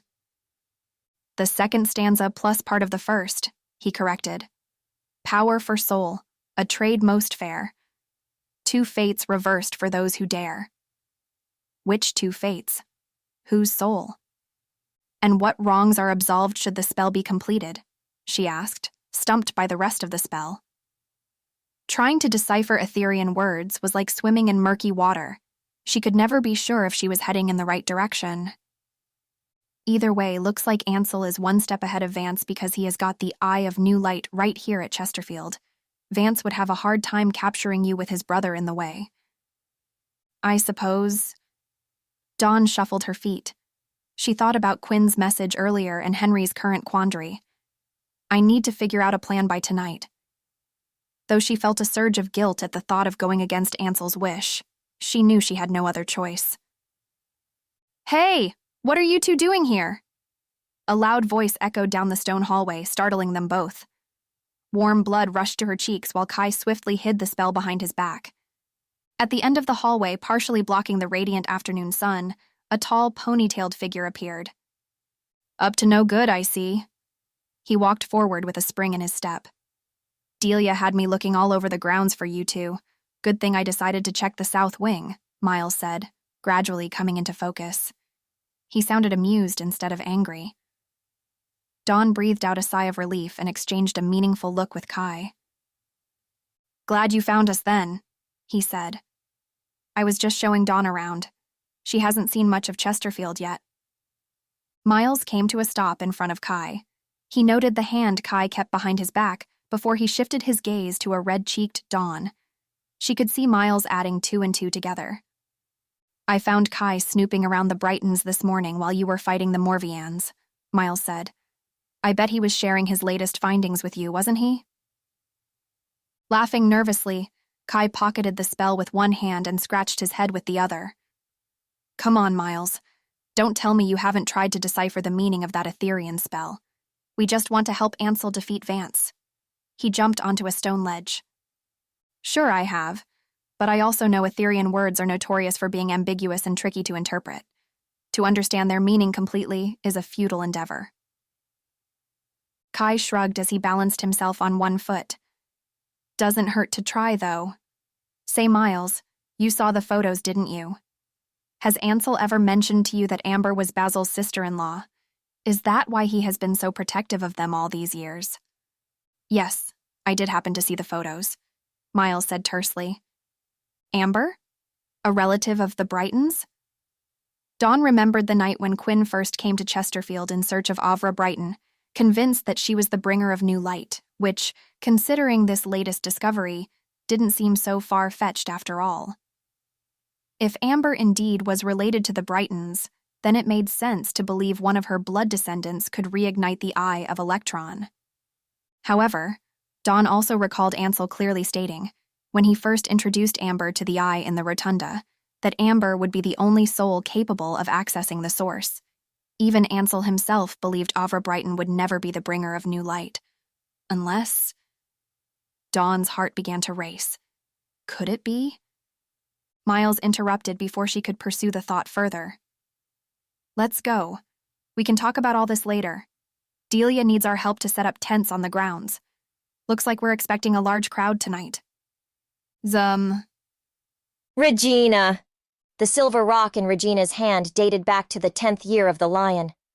Morning sunlight bathed the circular room in a golden hue, just as it did in the past she held. With a deep breath, she tapped the rock 3 times and said, Actum Inctus Leos. She allowed the silver rock to transport her to a day she relived often. Energy prickled her arms. How ironic her fondest memory was also one that would torment Ansel for years to come. It was summer. He had just returned to Chesterfield for a brief visit after leading an army in war-torn Panatomius for the 2 months prior. Both she and Vance had been instructed to remain on Earth, and she bemoaned not being by Ansel's side as he made history. Her heart pounded in the same way it did the day she snuck off to Chesterfield on her own. She was much more naive back then, much more impulsive, and the towering wall of secrets that now alienated her and Ansel had not yet been erected by betrayal. Present-day Regina gave a bitter scoff. How delusional she had been. There they were, 15 years younger, standing on the bridge next to the grotto in the morning sun. Delia said you didn't want to go back. Why? So you can stay with Amber at Chesterfield? She's with child, Regina, Ansel said without meeting her eyes. Regina paused. Perhaps she spoke too harshly. Perhaps she should have adopted a gentler, less accusatory tone. But she was irritated, infuriated even, by his selfishness, a quality she never thought she would witness in her Ansel. Since the first time she laid eyes on him in battle, she knew his greatness was guaranteed, if he would only choose his Sumrects over his own desires and pursuits. As the rightful heir of Panatomius, he had every privilege except the right to live for himself alone. The fate of Panatomius depended on him, and he was going to throw it away for a human girl? You are not going to stay. Do you hear me, Ansel Cassadian? You are going to return tomorrow to Panatomius and finish what you started. Amber needs you, but what about the thousands of Sumrects in Panatomius? You are responsible for them. She tapped him on the shoulder and said in a gentler voice, "Look at me." He did as he was told, which surprised her. Amber is going to be okay. Delia will be here. I will be here. And Vance will watch over the residents in fours. Still no response. He merely looked at her, lost in thought. Will you please say something? Are you mad at me? If so, throw a fit, scream, do anything. You scare me looking like that. Regina was both frustrated and concerned. Finally, as though waking from a deep slumber, Ansel mumbled, "I'm not mad, Regina. I'm only grateful to you." She let out a big sigh of relief as she wrapped her arms around him. Again, she was surprised he allowed it. "You are right. I must go back. I trust you. Don't worry. I won't let anything happen to her." Then he hugged her. She froze, her heart pounding loudly against his. She closed her eyes and took in the scent of wood and spices that was so distinctively his. She wished he would never let go. "Thank you, Regina, thank you. I won't ever forget what you have done for me." Regina held on to him, trying to memorize as much of this moment as possible. "I promise nothing will happen to her." The older Regina sighed when the memory began to fade away. It was true that Ansel never forgot what she did for him. But despite how hard she tried, she couldn't keep her promise. Chapter 15. Dawn. Back at Chesterfield, a wild night of celebration had begun. While the household busied themselves with party preparations earlier that afternoon, Dawn planned her escape. She knew the longer she remained at Chesterfield, the more danger Henry faced. Even though Ansel and Delia kept an extremely strict watch over her, the party would provide enough distractions for her to slip away. At least she hoped so. I must leave tonight, she told herself. While Ansel was out cleaning the beach with Lorenzo, and Delia was readying the house for guests, Dawn sent Quinn her plans through the NERT. 5 minutes before the first guests rang the doorbell, the NERT alerted her to a reply from Quinn. "Rosewood Alley, after dark. Look for a tinted black glider. I'll be waiting." State. Finally, at around 9 o'clock, when Dawn could hear the celebration in full swing, she left her room and made her way downstairs, the Eye of Elektron heavy in her burlap pants. Music hummed in the background. Bass notes pulsed through the air. A cheering crowd had formed around two young Sumrects engaged in a friendly match. They flung themselves against one another repeatedly, sometimes brandishing crackling balls of electricity while other times shielding in colored cocoons. Kai and Miles were among the absorbed onlookers. Careful to stay out of their sight, Dawn crept along the wall and inched her way through the back of the crowd. The cheering rose to a feverish pitch as the fight reached a climatic finish. Then, a moment of heightened stillness hung in the air before the crowd erupted with chants of the winner's name, Malik. From the back, Dawn couldn't see a thing and only heard Malik's thunderous bellow of, "Who's next?" She didn't wait to find out. There were more important matters to attend to, and she was certainly in no mood for more fights when her entire morning had been packed with them. Loud chatter filled each room she entered. Thankfully, like herself, neither Delia nor Ansel mingled with the guests. Ansel made her promise him to remain inside Chesterfield and stay close to Kai and Miles. He doubted Quinn had given up on his mission to get a hold of her this early in the game, especially after such few and feeble attempts. Dawn felt awful for breaking Ansel's trust, especially knowing how vigilant a watch Ansel had placed on her since her rescue from Crimson. But I must save Henry. Eager to not let slip her best chance at escape, she left through the living room doors and stepped right into the garden. There, the noise level dropped significantly. Only a few female Sumrects and humans chatted away around a table at the far end of the patio. She was about to sneak off when the subject of their conversation piqued her interest and glued her to the spot. You reckon Regina ever got over Ansel? I doubt it. We all know she abhorred that human girl, Amber. A honey-coated voice answered. Dawn recognized it to be Blair's. Fortunately, the guests didn't notice her standing rock still in an unlit area of the patio. You don't suppose, Ansel was the one who killed her? What a bizarre idea.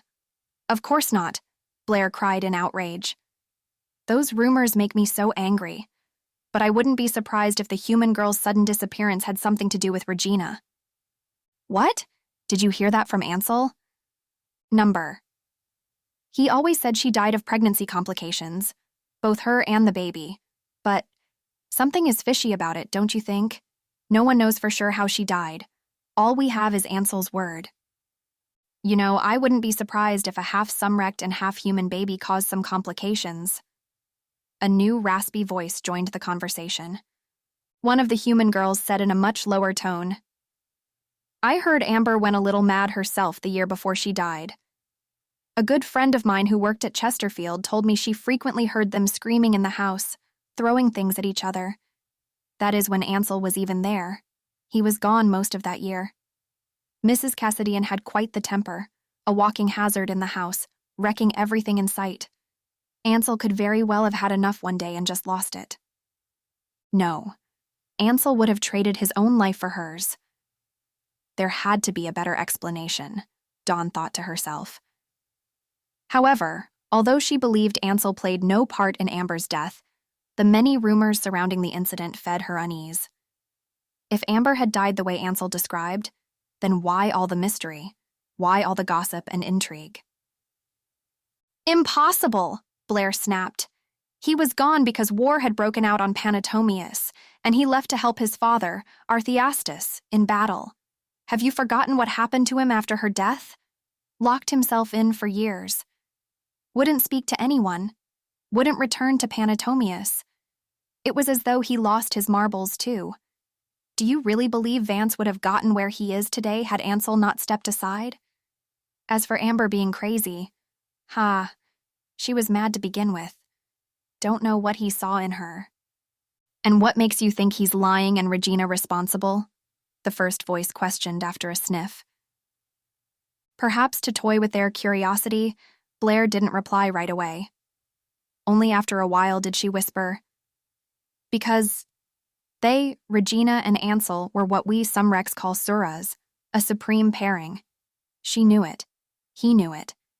Him choosing Amber over Regina was the ultimate humiliation, a big slap in the face, something Regina would never forgive. Honor weighs heavily for Sumrects, you know. How else was she supposed to react? She choked on the last word, as Ansel's tall figure suddenly appeared on the patio. Dawn held her breath. Has he heard their conversation? It was much too dark to see his facial expression, but his voice carried no hint of irritation. Good evening, ladies, he said, bowing a little. I hope you are enjoying yourselves. Ansel, the Sumrect next to Blair piped, pretending like they hadn't been talking about him just now. We are having a grand old time, aren't we? Care to join us? Jules, thank you, but I must decline. I'm only out for a stroll in the garden. The crowd was becoming a little too wild for my taste. Ah, what a shame. Well, enjoy the walk, sir. Thank you. I will. He nodded. Please don't look this way. Dawn's body tensed up with trepidation. It seemed to take Ansel forever to leave the patio, but he did eventually and wandered off alone to the bridge, his attire blending well with the night. Dawn breathed a sigh of relief. She didn't want to leave Chesterfield this way, but Henry's life depended on her. Quickly and quietly, she backed away from Blair and the other guests and circled her way around the back of Chesterfield House to the stone path. She scanned the front yard briefly before she made the dash. Without looking back or slowing down, she ran through the wide-open gate and onto the street. First left, then a right, she reminded herself. For 10 full minutes, she half ran, half walked along Chesterfield Lane, escorted only by the cool summer breeze whispering down the deserted street. She continued straight until she came to a battered sign almost completely hidden by a large willow tree. Rosewood Alley, it read. She turned right. In the distance, under a yellow streetlight at the end of the alley, the tinted glider awaited its prey. Quinn's here. An unexpected fury exploded inside her, but she walked steadily toward the tinted vehicle. The vehicle's back door popped open a sliver as if acknowledging her arrival. She checked behind her and noticed nothing unusual. Her steps quickened. But just when she came within 50 feet of the open door, a blue convertible glider with blinding headlights sprang out of the darkness and roared its way down the alley, narrowly missing the parked glider, forcing Quinn to shut the door. The convertible glider headed straight for Dawn at full speed. Like a deer in headlights, she couldn't move her body even though her mind screamed for her to leap out of the way. She watched, frozen, as the vehicle came hurtling toward her. Then the miraculous happened. In a curious stretching of time, the glider slowed to a spluttering halt at the last millisecond. The tip of its nose brushed the burlap over her stomach before it stopped. She staggered back from the vehicle. Her legs buckled, but an invisible force kept her from falling. The alley grew bright as day, lit by a light that emanated from inside the vehicle. Inside the vehicle? Dawn saw a dark figure step out from the driver's side and let out a groan. She should have known sneaking away wouldn't be easy. "Dawn, what are you doing in such a deserted place?" Ansel dragged her by the arm to the passenger's side. I was just... What are you doing here?" She cast a nervous glance at Quinn's tinted vehicle. Did Ansel know? "Me? Take a wild guess," he said, swinging open the passenger side door with such force the handle broke off. "I couldn't find you anywhere at Chesterfield, so I decided to check around town. And what do you know? Here you are in some godforsaken alley. Am I that despicable you have to keep doing the exact opposite of what I say?" What next? Abandon plan? Dawn thought rapidly. Quinn wouldn't risk snatching me away while Ansel's here. I must find another way. "Get in," Ansel ordered. Propelled by a wave of indignation, she wriggled herself loose from his grip. "I'm sure you are used to giving instructions, and everybody doing precisely as you say, but sorry to burst your bubble, I'm bad with directions, in case you haven't realized." The black glider's engine started behind them. Ansel ignored the sound. "I'm not trying to boss you around, I'm trying to protect you." "Well, maybe I don't need your protecting." Ansel opened his mouth as if he had a snarky remark ready, but he checked himself. "Can we talk in the vehicle, please?" Dawn watched the tinted glider disappear around the bend and sighed in frustration. Without replying, she climbed into the passenger side. Ansel adopted a more relaxed manner once she was inside. Instead of turning the glider around, he zoomed out of the alley in reverse. He kept his right hand on the steering wheel while he created a dense fog behind them with the left. "Precautions," he explained. They raced over grassy hills for miles before arriving at Main Street, where, despite the late hour, it still glittered with lights and bustled with life. His hair blowing wildly in the wind, Ansel weaved through the tall buildings like a skilled New York taxi driver. "Will you please slow down?" Hands over her mouth, Dawn forced down an urge to vomit. "I can't. I'm bad with directions," he said in a sour tone, pouting his lips. For a second, she was reminded of a little child and couldn't suppress a giggle. "What?" The great Ansel Cassadian being petty is fun to watch. She blew away a strand of long brown hair the wind had smeared over her mouth. A grin appeared on his face. "And you getting attacked by hair is also fun to watch." Though he teased, he raised the top and reduced the speed. Soft piano music filled the vehicle. The sweet, nostalgia-infused melody struck her as strangely familiar. For some reason, the music evoked in her mind the odd moment on the beach when Ansel was inches away, shielding her from the Morves. "Dawn, Rene, what's on your mind?" Blushing, she mumbled, "Nothing. This music sounds familiar. Where is it from?" Ansel tapped the steering wheel with his index finger. "From my past." What's that supposed to mean? "I'm honored to be in your thoughts, at least for a little while." Who said I was thinking of you? She turned an even deeper shade of red. I had an inkling, as usual. I could be wrong. He paused to wink at her. However, I'm confident I'm not as usual. You know, it's kind of creepy. What is? Sneaking up on you in an alley? I'm sorry. Well, yes, that, and how you have these inklings that are scarily accurate. It's like you are either a mind reader or a talented stalker. Not a mind reader, not a stalker, simply astute and amply informed. Ansel swayed the glider from side to side. You wouldn't believe how much, knowledge I have of you, Don Rene. Oh, really? Are you a medium or something? I'm an expert on you. Don raised an eyebrow. What do you mean? For instance, you are a huge Chopin fan. I believe I told you that, she pointed out. All right. You are a stomach sleeper. A lucky guess. Not a guess, he said. Your personality traits scream stomach sleeper. Who says? I was informed. Also, I once read a neat little study on human sleeping position and its correlation with personality. A superficial supposition. You are messing with me, Ansel.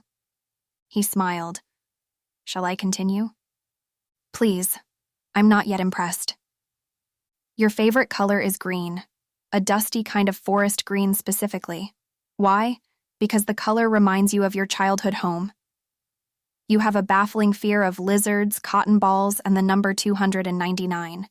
Chocolate is your favorite snack, but you like it pure, not mixed with anything. Let's see. You prefer salt water over brackish water. You love the smell of lavender. You cross your right arm over your left, but your left leg over your right. Rachmaninoff's Second Symphony is your favorite composition to listen to on a rainy afternoon. And you despised me something fierce about a week ago.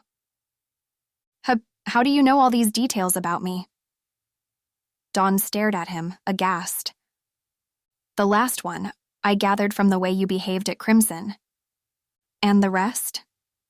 He bit his bottom lip to stop himself. It's a Sumrect thing. To know everything about someone you've just met a week ago? She said, alarmed. You need to give a better explanation than that. A better explanation, I'm afraid, will have to occur over a delicious meal. Ansel brought the vehicle to a halt. We need a celebration of our own. The glider doors lifted open. Dawn had been so absorbed in the conversation she hadn't realized they were now hovering beside a soaring hotel in one of the busiest sections of town. Her attention was immediately captured, not by the magnificent structure, but by the embellishments on the hotel lobby doors. Each glass panel featured a large square circumscribing a circle with a dot in the center. She rubbed her eyes in disbelief. Ansel, look. The eye. What is that symbol doing here? She exclaimed as a valet strode up to help her out of the vehicle. Here, it takes not the meaning of a symbol but of a name. Whose? Ansel didn't need to elaborate because at that moment, the valet spotted the driver and cried out in recognition, Mr. Cassadian, it has been too long. Welcome back to your hotel. Dawn's jaw dropped. Next to her in the glider, Ansel flashed a sheepish grin. In the time that Dawn disembarked from the glider and stepped into the lobby, news of Ansel's arrival had already spread. Upon his entrance, he was bombarded with hotel personnel and curious guests who wished to catch a glimpse of the renowned yet elusive Sumrect. It wasn't until 30 minutes later that the two finally escaped to the restaurant on the top floor. Ansel had ordered the hotel to be closed, so the restaurant was empty except for the cleaning staff, who gawked at the two unexpected guests until they took their seats by a floor-to-ceiling window overlooking the ocean. Elon is your name? My name in Sumrectian, yes. What does it mean? My name holds a similar meaning to the symbol for the eye, which represents the sun in many cultures and in others, the joining of male and female forces, a whole. The symbol also contains a deeper meaning of rebirth with the circle representing eternity. Add in the circumscribed square and it means guardian of souls in Sumrectian. Elon, guardian of souls. Sounds like a heavy responsibility, Dawn mused. Could be. My name was chosen based on an ancient oracle and therefore shouldn't be analyzed too carefully, he said in haste before changing the subject. So about giving you a better explanation. Do you see this bump here? He turned around and pulled aside his hair so Dawn could see a raised bump at the base of his skull. What is it? An implanted information receiver and dispenser. Kind of like a computer. Though chip implantation was banned in humans, for good reason, long before you were born, many Sumrects still use it to communicate over long distances and with our Universal Intelligence Center, the UIC. Anyone with authorization can access contents within the UIC. That is, if the content isn't confidential. I received a great deal of trivial information about you, gathered from various Sumrects you were associated with, owners of the houses you used to clean, for example. That's how I know so much. See? No magic there. How long ago did you receive the information? She wondered why he would be given such information in the first place. Oh, just about a week ago. He smoothed the napkin on the table. The blank expression on his face told Dawn he was skating around the truth, but before she could interrogate further, he continued. The UIC contains information that even I may never gain access to. And mind you, Dawn, as a member of the Cassadian family, I have the right to enter into most departments of the UIC. Of course, the UIC in return can probe my immediate thoughts and memories. It can detect, record, and store my intelligence potential, personality, and the like. There is no hidden talent on Panatomius. Everything worthy to be explored will be explored. Everything is guaranteed to be registered and put to good use. Maximize the potential of each Sumrect. That is the UIC's motto. Ansel spoke about the UIC in a very matter-of-fact manner. Somehow, the invasion of private thoughts and memories didn't seem to bother him. He must have gotten used to the idea, having grown up with it, she thought. However, she bristled at the notion of living in a world where even thoughts and memories were subject to public scrutiny. Don't you think that's kind of dangerous? I mean, to give the UIC access to everything about you? God, yes. I'm an opponent of this, he replied promptly and firmly. There was an edge to his voice. Who do you think made sure the practice of chip implantation was banned in humans? I wish I can do the same for our species, but for Sumrects who have never experienced life otherwise, lack of privacy is the norm, a comfortable existence they are disinclined to alter. Many changes have occurred in Panatomius over the past 100 years. You are right. Up till 50 years ago, everyone's thoughts and memories were public, but since then, my father and I have drastically limited the UIC's powers and functions. Now, we at least have control over which thoughts are made public and which are not. Half of the UIC supported the modifications, half resented them. I proposed abolishing the UIC in its entirety, and am working on making that a reality. By getting rid of the UIC, you are dismantling the very core of Sumrectian institutions. Won't that cause an uproar on Panatomius? No doubt, but I'm already a notorious figure there. My brother has done such a fantastic job of tarnishing my reputation and fueling my image as a wayward monster that I dare say one additional crazy act should make no difference. He smiled at her as he took a sip of red wine. Dawn felt indignation rise. How could so many Sumrects believe Vance's lies without proof? Anyone who interacted with Ansel personally wouldn't have believed a single bad bone existed in his body. However, she recalled her skewed perception of him at Crimson and realized that she too had fallen victim to Vance's propaganda. Ansel seemed to have read her thoughts yet again. I have certainly done my share to upset. He paused in search of a better word. Disappoint my country's Sumrects. They have every right to condemn me. The brave and bold have tried to kill me, and failed, as expected. The rest only fear me enough to leave me alone. He spoke with an unusual detachment that made her shudder. A short, lean, fair-haired human with numerous piercings and a tattoo peeking out of his collar came to take their order. New tattoo, Micah? Ansel asked. Yes. Micah flipped down the collar to reveal a deep blue bird perched on a heart. Indigo, for my newborn daughter. As the two chatted, Dawn wondered if Ansel visited often. He seemed to know the entire staff here. She also wondered if Panatomius's animosity toward him drove him to remain in Fours. What could have alienated him from his Sumrects so much that some even preferred him dead? Before long, her mind drifted to Henry and her failed attempt to flee. How will I ever fool Ansel? If anything happens to Henry because of me. What would you like, madam? She snapped back to reality. Both Micah and Ansel were staring at her. Oh, the Vortum salmon for me, please. Excellent choice of an authentic Sumrectian dish. And the usual for you, Mr. Ansel? Yes, Micah, please. They thanked Micah and watched him leave with a spring in his step. Where were we? Ansel took another sip of wine. I can't imagine you did anything terrible enough to elicit such intense feelings of hatred. What could you have done? It was a long time before he responded. When he did, he quite simply said, I chose a powerless human over my Sumrects. I chose Amber over them. What? That's it? I know Sumrects hold prejudices against humans, but to fault you for falling in love with one and then to ostracize you? That is a bit harsh. Not at all. He shook his head and paused thoughtfully. Perhaps I should explain about the Suras. Suddenly, Blair's voice rang in Dawn's head. Regina and Ansel were Suras. She had a feeling Suras meant a lot more than just partners. He rolled the stem of the wineglass between his fingertips. You see, Regina and I are Suras, the perfect pairing. In the Sumrectian world, marriages, or partners, if you will, are carefully calculated, arranged. From birth, each one of us is assessed and measured against others consistently until one's 18th birthday. Genes, ability, talent, inclinations, etc., as well as certain thoughts and memories, are stored in the UIC. When Sumrects turn 18, the UIC assigns us each a life partner based on which pairing would produce the best possible genetic combination, and thus the most desirable offspring, so every generation improves upon the previous one.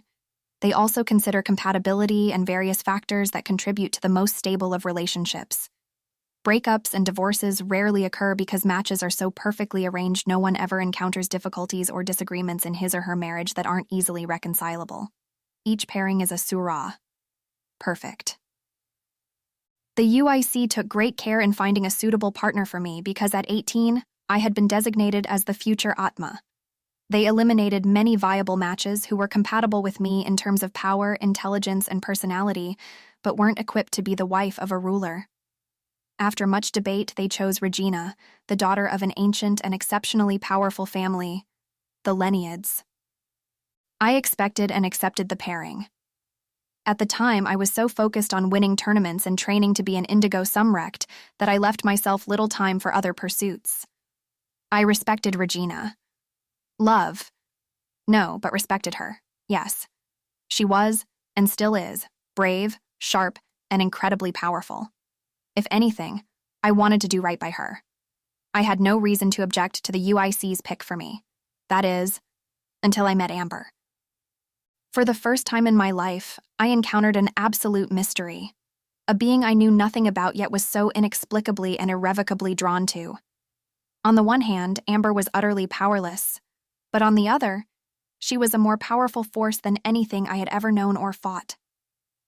After countless battles with the land's greatest armies and tournaments with the fiercest Sumrects, I had finally met my match. With her, my powers exercised no influence. She wasn't afraid of me. Back on Panatomius, I never had to face a single no, a single rejection. But she stood up to me, disobeyed me, much like how you did. He leaned in, gazing deep into Dawn's eyes. There was an uncharacteristic urgency in his tone, as if he wanted nothing more than for her to understand him. She had her whims and caprices, her laudable virtues and endearing vices. Every nuance of character that made her unique captivated me. I had to discover her, one quirk at a time, and solve the enthralling, enchanting enigma that was her. What did she favor? What did she fear? What drove her completely crazy? None of these things I knew. He paused and sank back in his seat again. I was hooked. Suddenly, my life took on meaning beyond becoming the most powerful Sumrect Panatomius has ever seen. I began to doubt the UIC's choice for me, an unthinkable crime for our kind. When I chose to ignore the Syrah and take Amber as my wife, Regina was certainly not the only one enraged by my insolent decision. Most of the Sumrects were outraged by what they deemed to be an act of rebellion. Worse, some Sumrects started to follow in my footsteps, ignoring the pairings made by the UIC and choosing their partners freely. I wasn't trying to set a precedent. I merely understood what it meant to love another. Were we compatible? Would the UIC have chosen Amber for me had she been a Sumrect? I highly doubted it. However, their approval no longer mattered, because I had realized something that was so prevalent in Amber's world and yet so foreign to me. I didn't love her because she enjoyed the same hobbies I did, because her worldview mirrored mine, because we would produce incredible offspring. No. I had fallen in love with a part of her that wasn't tangible, that can't be measured, assessed, and quantified. To me, it was never a moral dilemma whether to choose an empire or her. All the glory in the universe couldn't compete with her loving glance. You have to understand, Dawn. As an Atma, I didn't have the privilege to be selfish, to sacrifice others' happiness for the one I loved, which was one reason Regina deeply resented Amber and thought her unfit to be my spouse. Regina would have wanted me to choose an army over herself, to choose duty and glory over her, as the wife of a ruler should and would. Not Amber. She didn't care if I was the great Ansel Cassadian, didn't care how many Morvians I could take down or how many battles I've won. She didn't need a hero, a public figure to admire and serve. She needed a husband who can give her all the attention she deserved. And I was more than happy to be that for her. I made selfish choices that a true Atma would never make. He bowed his head and stayed quiet for some time. When he began again, his voice was laden with guilt. I don't for one moment regret the choices I have made, but after I compromised the safety of my Sumrects, I decided I was unqualified to rule. Ultimately, I abdicated my responsibilities to Vance. My father was livid, let alone the rest of Panatomius. The Sumrects thought I had betrayed them, that I had let my powers go to waste. Perhaps they were right, but when Amber died, I was convinced Vance made the better ruler of us two. But he isn't. Ansel, you've seen the destruction he brought to Earth. You can't possibly agree with how he's treating the humans. You can't possibly applaud the way he has ruled these past 11 years. No, it's a shame what he has done. Then why don't you do something about it? It's one thing to choose your wife over your Sumrects. It's another to run away from your responsibilities completely. Ansel looked up at her, stunned and defiant. That's right. You are running away from your problems. You can blame it on your wretched reputation, on your selfish desires, on your wife's death, but what you are really doing is not taking on what is rightfully yours to take on. You may always dismiss your talents, rejoice at the fact that you are losing your powers so that you can join the ranks of anonymous humans, but you are only cowardly ignoring the fact that you are Elon, the guardian of souls, the guardian of humans and Sumrects alike. And what you are capable of, Vance can never replace. No wonder your Sumrects are mad, because they saw something in you that you refused to see in yourself. They had faith in you and they put their hopes in you. Shocked, he responded to her outburst in a quiet voice. And what do you suppose I do? Do what needs to be done. Do what's right. Don't let Vance get away with any more than he already has. At that moment, Micah walked up to the table, yet he didn't bring any dishes. He merely bent down and whispered something in Ansel's ear. Excuse me. Ansel rose from his seat. I must go speak with someone. His eyes lingered on Dawn just long enough to make her uneasy before he left with Micah. Puzzled, Dawn watched them disappear into the adjacent room. She glanced around the empty restaurant at the sleepy staff. Now is my chance. Chapter 16. Careful not to make any sudden movements, Dawn left the table and strolled to the restrooms near the kitchen. A few staff members turned to look. She smiled in acknowledgement, gesturing to the restrooms with a shrug. The staff nodded in understanding and returned to work. After she passed the kitchen, Dawn veered into a hallway that led to a metal door, above which hung an illuminated exit sign. Perfect. She glanced back once more to check if anyone was watching before she pushed open the heavy door. It screeched as though it hadn't been oiled in years. Dawn cringed. None of the staff, however, seemed to notice the sound. Quickly, she slid into an unlit stairway and shut the door. She allowed only a few seconds for her eyes to adjust before she hurried down the steps, keeping one hand on the rails for guidance. She counted the floors while she descended. 7, 6, 5, 4. The thud, a quick blow to the head, a rough arm around her waist, and the last thing Dawn heard was her captor's heavy breathing as her body was swung over a set of broad shoulders. Yay. Miles.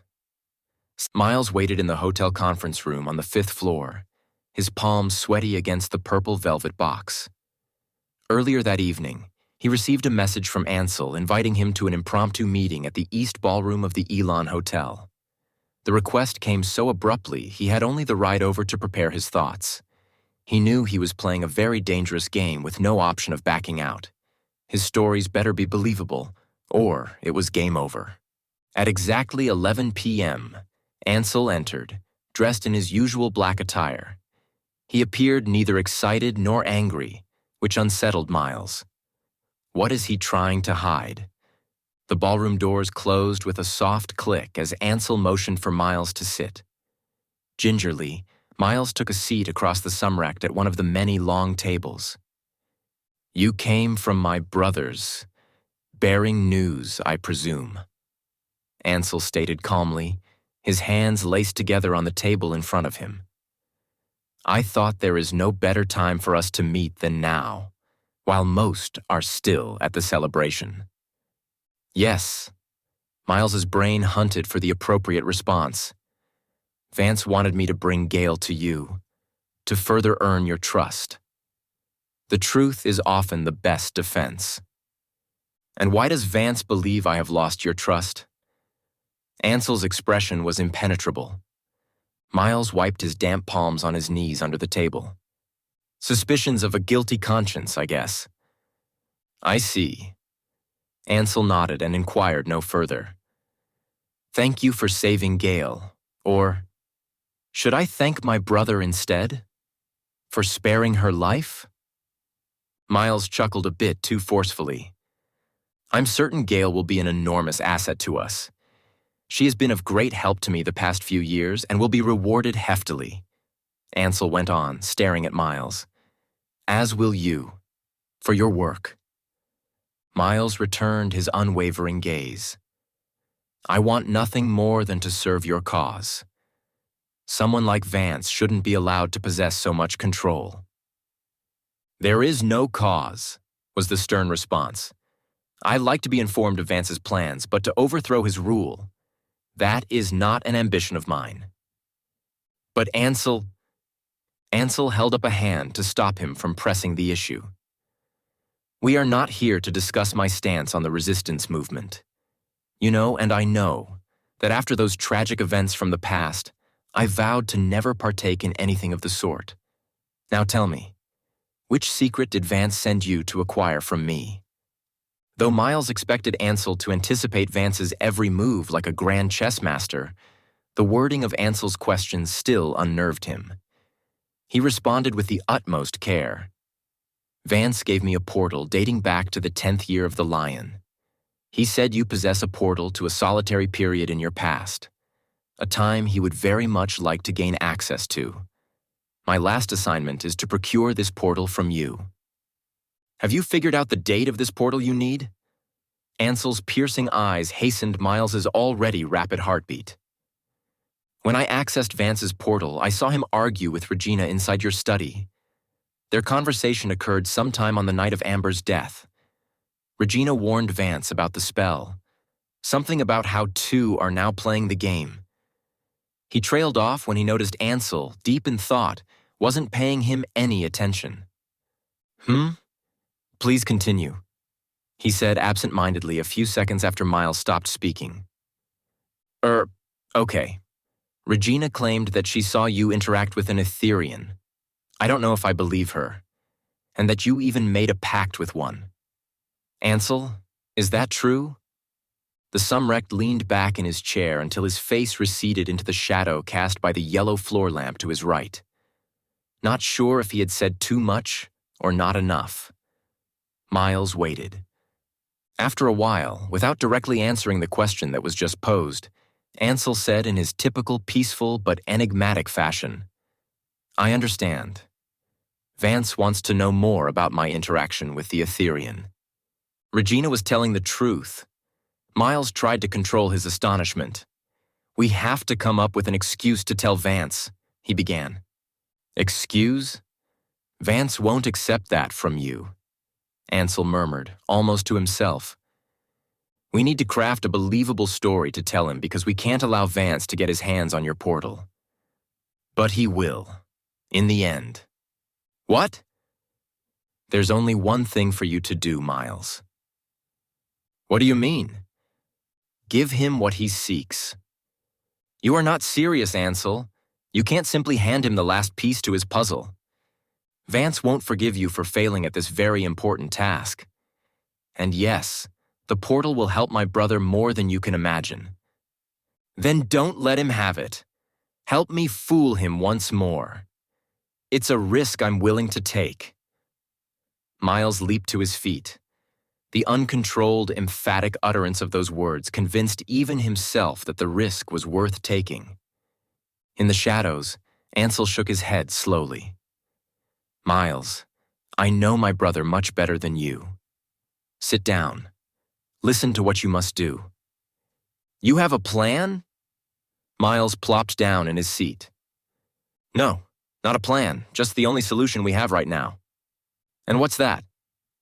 Give Vance the box in your hands. Ansel tapped his index finger on the table, under which Miles had kept the purple box from view. He knew. Miles glanced down at the velvet container with Ansel's name carved in Sumrectian. The box to Ansel's secret. Give him... Miles couldn't believe what he was hearing. He hadn't expected the task to be so simple. You heard correctly. Take the box to my brother. It's about time. You are mad. Miles shot up from his seat. Why is Ansel giving up so easily? Miles, trust me. Ansel brought his face into the light. If I had a better plan, I would share it with you. Then think of something better. You are brilliant. You can come up with a better plan. A better plan for you and me. But not a better plan for Pam and your parents, Ansel said quietly. The comment took Miles by surprise. He could see Ansel's expression now in the lamplight. It wasn't one of fear or desperation, but of genuine concern. For Miles. I know my brother is currently holding your family hostage, and he has threatened not only your life, but theirs. You must do as I say. I don't want more innocent blood on my hands. Out of all the surprises Ansel had thrown at him during the meeting, Miles didn't anticipate this. His cheeks burned with shame. Ansel, your secret will for sure help Vance complete the spell, and who knows what kind of damage he will cause then. Ansel finally smiled and gave a light chuckle. Oh, no need to tell me how much damage he could cause. I think I have a pretty good idea. So, your plan is to sit here and laugh about it? Just trying to lighten the mood? Ansel stood and walked to the window overlooking the hotel entrance. He gazed at the street below as he said, Miles, I order you to take that purple box to Crimson. As soon as you can.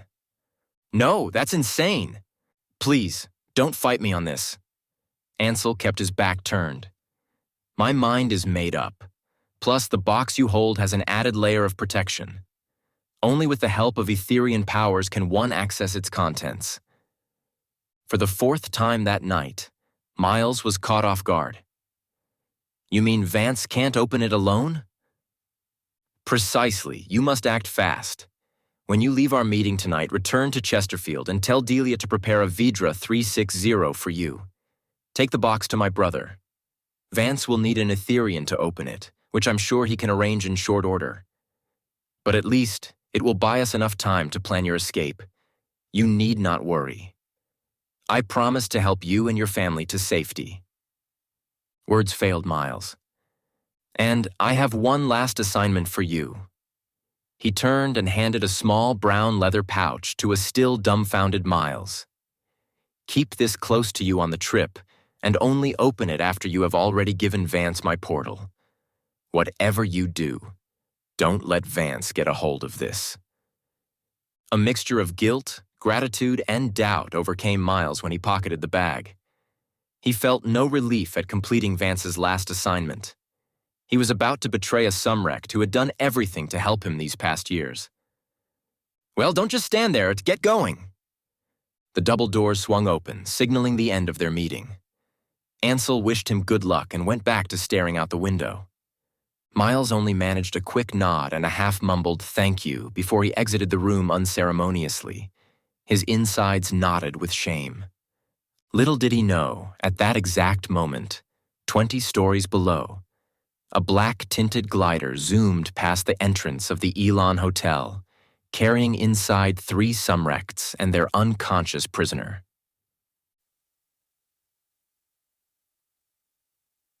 Dawn. Dawn awoke to a throbbing headache and the pungent stench of manure. The scene in front of her took a while to come into focus as she sat up on a hard metal surface to assess her surroundings. A fluorescent light flickered and buzzed overhead, worsening her headache. She was in a small concrete room with nothing but a steel shelf for a bed, a toilet, and a sink. Opposite the shelf was a thick glass wall adjoined to a metal-gated door. "I'm in a jail cell," she thought, probably somewhere in Crimson. Sore all over, she had no recollection of how long she had been unconscious, or who had transported her to this holding cell. The last thing she remembered was running down a dark stairway of the Elon Hotel. Ansel must have discovered my disappearance by now. I hope he does nothing rash. Her stomach growled loudly in the small chamber. Through the glass wall, she could see a similar but empty cell right across from hers. Except for the buzzing of the fluorescent lights and the rumbling of her own stomach, she could hear nothing else. She searched the cell for security cameras but found none. I wonder if they can see my every move. As if she had voiced her thoughts out loud, the thick glass in front of her flashed to life. Colors danced across the glass until a giant image of Quinn's head emerged. Sleeping Beauty has finally woken from her slumber. His smile was more of a snarl. She crossed her arms and turned her back on his face. Quinn snickered. "You can turn, but you can't run. He can see me. Don't bother with any ideas of escaping. You are deep inside the tunnels below Crimson Estate with only one well-secured entrance and exit. Even Sumrects can't break that glass wall in front of you, let alone pry open the metal bars, so I suggest you save your energy for less futile tasks," he smugly informed her. "Hey, Quinn, is that who we were supposed to catch at Fion?" A nasal voice joined the conversation. "Shut up, Cameron. Remember? We switched targets halfway. We're not looking for that Brighton girl anymore." "Say what, Steve? Let me see." On the screen, half of a chubby, freckled face appeared briefly, only to the shoved aside by an angry Quinn. "Instead of standing here like idiots, take this down to the human cell," Quinn growled at Cameron, who jumped out of the screen with a whimper. "Henry," Dawn demanded. "Our deal, Quinn. You promised to release him if I turn myself in. I'm here now. Let him go." Quinn gave a throaty laugh. "She has come to save her dear brother. Such a loving act. I expected nothing less." Sick of his games, she whipped around to stare right into his beady pupils. "Where is Henry?" "Calm down, little human. Don't get so worked up." He rolled his giant eyes on the screen. "Your brother will be released in time." "Let Henry go now, or you'll have to tell your Atma the bringer of light is dead," she said through clenched teeth. He surveyed her for a moment, smiling widely. "Good one, human. These empty threats are quite entertaining." The next instant, he snapped back to seriousness. "If you even consider ending that pretty life of yours on my watch, then not only does Henry die with you, all 100 human workers in these cells will also perish. What good have you done then?" 100? Is he bluffing? She clenched her fists so tight her nails dug into her palms. Vance wouldn't dare risk my life when he's one step away from success. She tried her best to sound threatening. And you wouldn't dare risk all of their lives in one moment of reckless behavior, retorted Quinn. The screen changed as he spoke and was replaced by a few hundred tiny images of jail cells like hers, each with a figure inside. A dreadful feeling of defeat washed over Dawn like a cold shower. Quinn knew exactly what he was doing, and he wasn't about to budge. Nauseated from the sight of the human prisoners, she couldn't think of a better response to give him. The screen switched once more to a single cell with a teenage boy laying on the metal bed. "Henry!" she cried when she recognized the sleeping face. "Look, he's alive and well." Quinn's voice echoed through the concrete box. "But his well-being depends wholly on how you behave the next few days. Did I make myself clear?" Dawn stared at her brother's huddled figure on the metal shelf and backed away into her own bed. "Did I make myself clear?" Quinn repeated, his head reappearing on the wall. She spat into the screen. "I'll take that as a yes," he sneered. After a short beep, his head vanished, and the wall reverted to its normal glass form. Dawn sank to the ground and drew her knees up to her chin. She needed to come up with a plan. Fast. Ansel. The morning after the celebration, a solemn-faced Ansel informed the Phaon Sumrects of Dawn's capture. He knew a visit to Crimson Estate was unavoidable, and he knew exactly how much time he had left. Although he condemned the training of Blue Sumrects, he now felt it necessary to impart at least the innocuous components of his training to a few trusted friends while he still could. So, an hour later, the Phaon Sumrects began practicing their Vuns, Vortems, and Iclians with Ansel on the field. Some even attempted the Lucian. On the open field behind Chesterfield House, 4 pale blue domes flickered on and off under the midday sun. Ansel weaved in between the Vuns, testing them with blasts of white electric currents.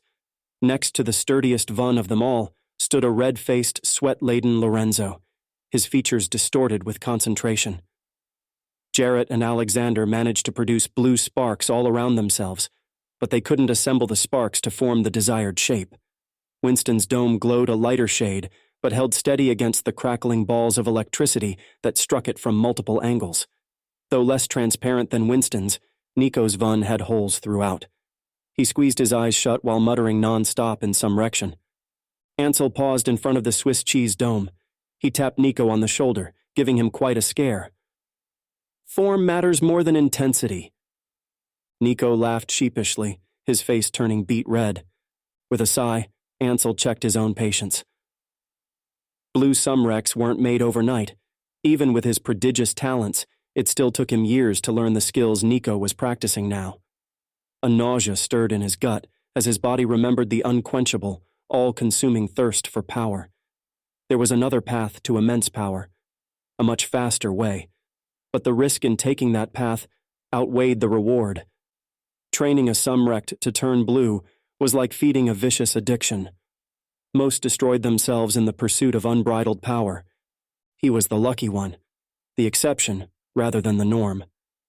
At the south end of the field, Blair ogled at him, absent-mindedly twirling her hair between her fingers. Her dome rivaled Lorenzo's at times, yet she struggled to maintain her Vun only 10 feet away. "Focus, Blair. Your Vun is unstable because you are letting your mind wander." Ansel started in her direction, his expression stern. "You make it hard to focus," she giggled. "Close your eyes and rid your mind of distractions. A weak mind attracts unwanted forces." "There's no way we can learn in one day what took you years to master." Blair crossed her arms and tapped her foot on the grass. "You may not master everything in such a short period, but at least you will be better equipped to fight Crimson soldiers should it be necessary." "If it's Crimson soldiers we're fighting, then why don't you teach us how to channel Etherian?" "No." Ansel cut her off sharply. "The aim is not to turn you all into Blue Sumrects." "But you—" "Stay away from Etherian forces." Blair scoffed. "Sure, like you did." "Enough." A blast of electricity burst from his hand and struck Blair's Vun, disintegrating it upon contact. Ansel, what is going on? Delia, who was chatting with Kai and Gale not too far away, turned to stare at them. Arms crossed, Blair closed her eyes as her VUN grew solid. That's much better, Ansel said after the dome held steady for a good 10 seconds. Blair smiled. I can do much better than that. She barely finished her sentence when the field turned a bright shade of red and the blue domes fizzled out. Catch this, Ansel, she yelled.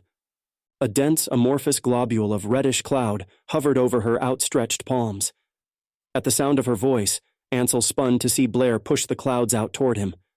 The globule of red bloomed in size to enshroud its target. Excellent Vortum, he praised from inside the cloud, but you have to act fast now. Without further warning, a series of icicles spiraled down from the sky to where Blair stood, still gloating over the compliment. Watch out! Delia ran forward. Yet as Blair looked up, the ice began to melt, and right before they struck, the icicles evaporated into steam.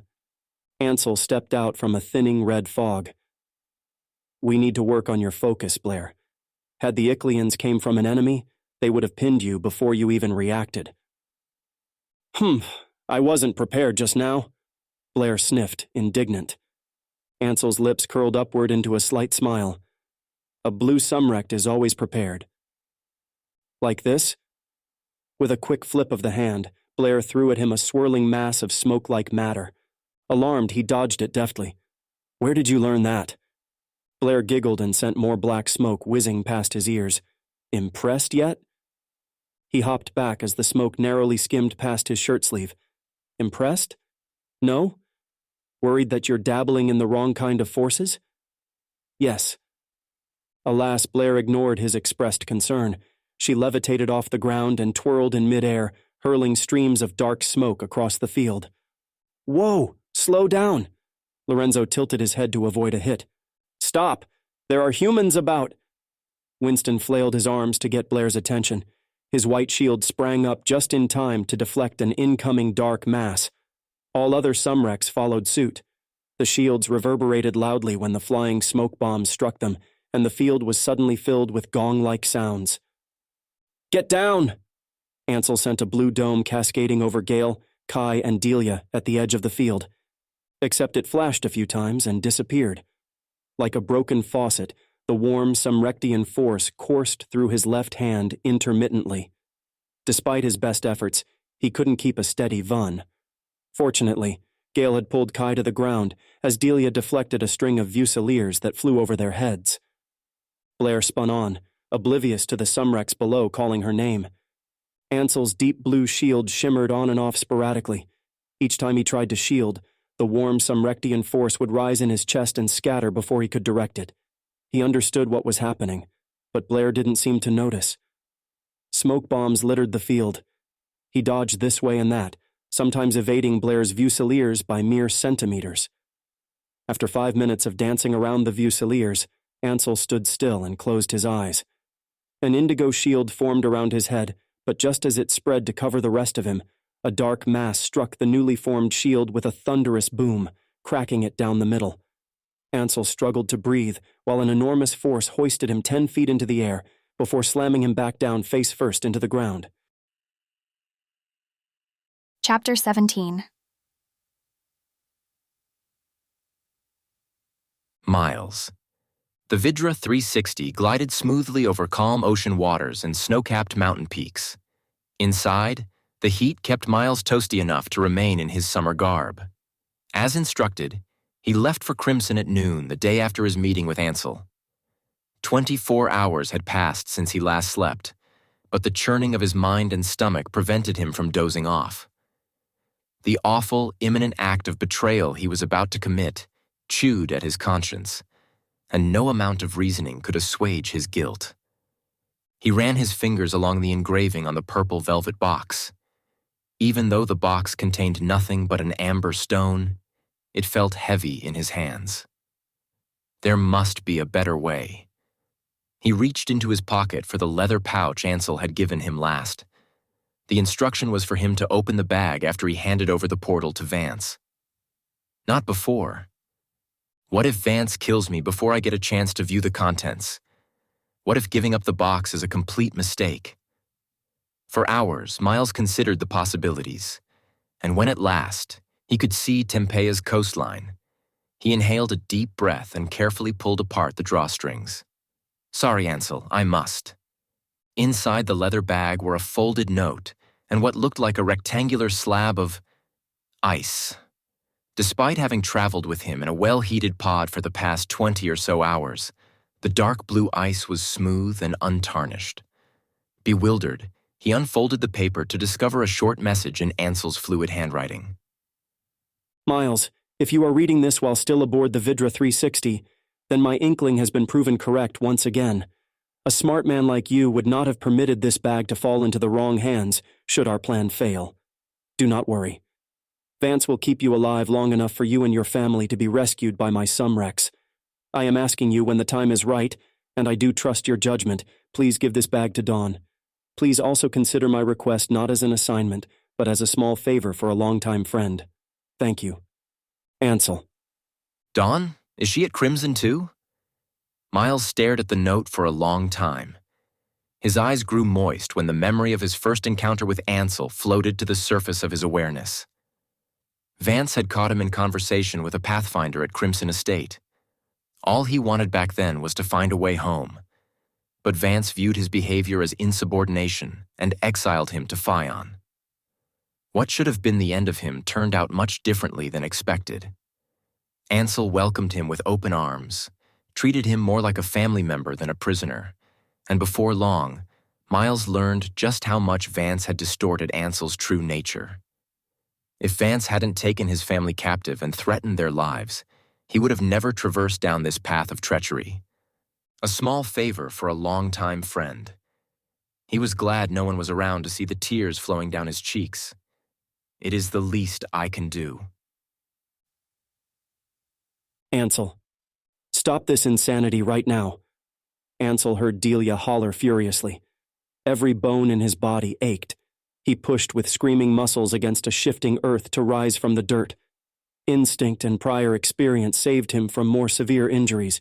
He had shielded just in time and rolled on the ground to soften the impact. Enough playing around for one day. You could have killed somebody, Delia scolded. I promise I had no idea. Blair's voice lost all its previous arrogance. I don't believe it. How could Blair's Fusilier really hurt you?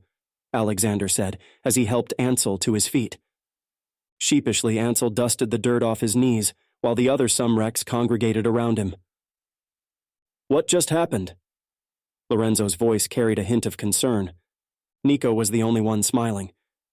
You were just letting Blair have her fun, weren't you? That's it. Delia joined the group and cut across them firmly.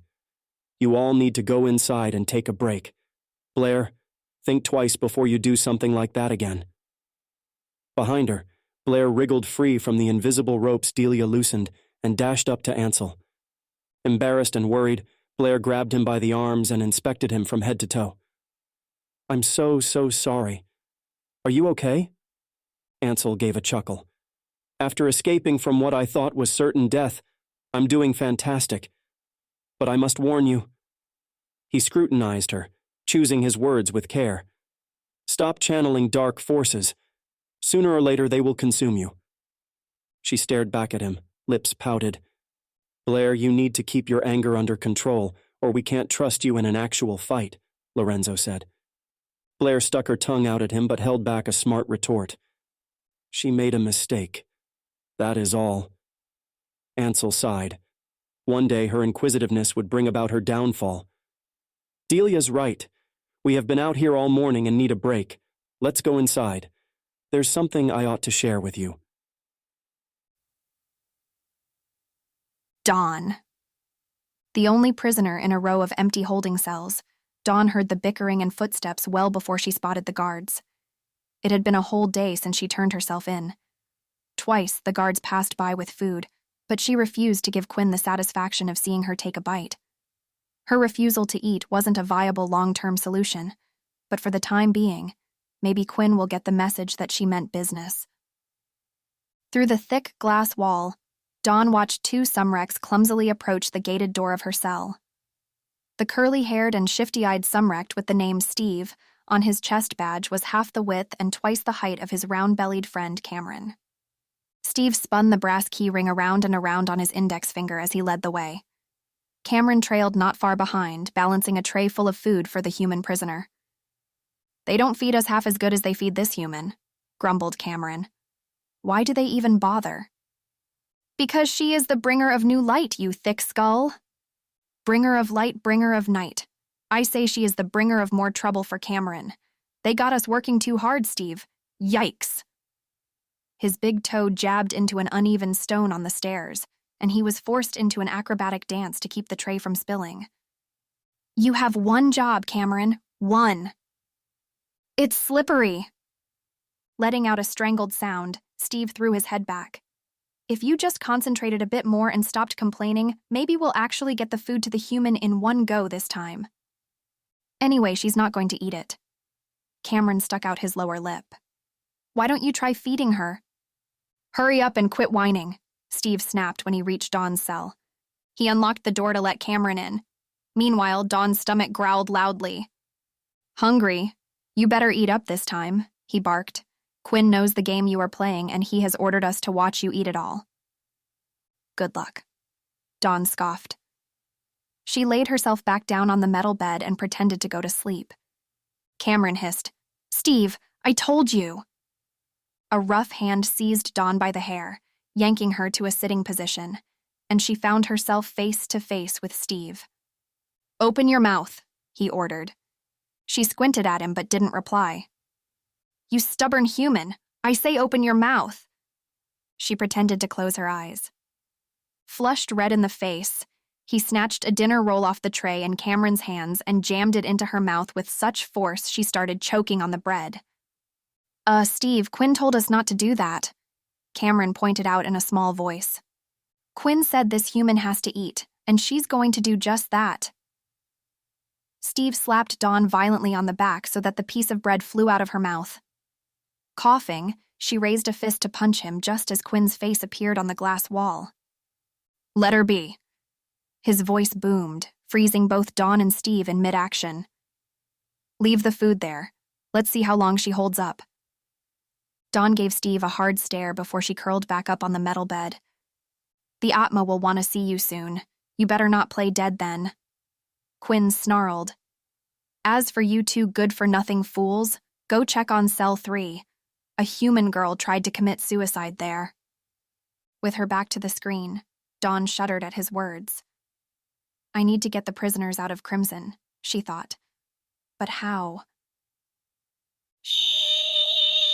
Ansel. "Lemonade, anyone?" Gale asked Kai, and the group of Sumrects now gathered in Ansel's living room. A few took up on the offer, while the rest conversed quietly among themselves. Ansel spent the past 20 minutes explaining to the Phaon Sumrects his unfortunate pact with the Etherean, omitting certain details he didn't feel essential to share. Though he could tell from their thunderstruck faces that his secret came as a massive shock, everyone still listened politely and with expressed understanding. Except Blair. She slammed her glass down on the table and stood abruptly. "Ansel Cassadian, you are absolutely out of your mind." The rest of the group fell silent.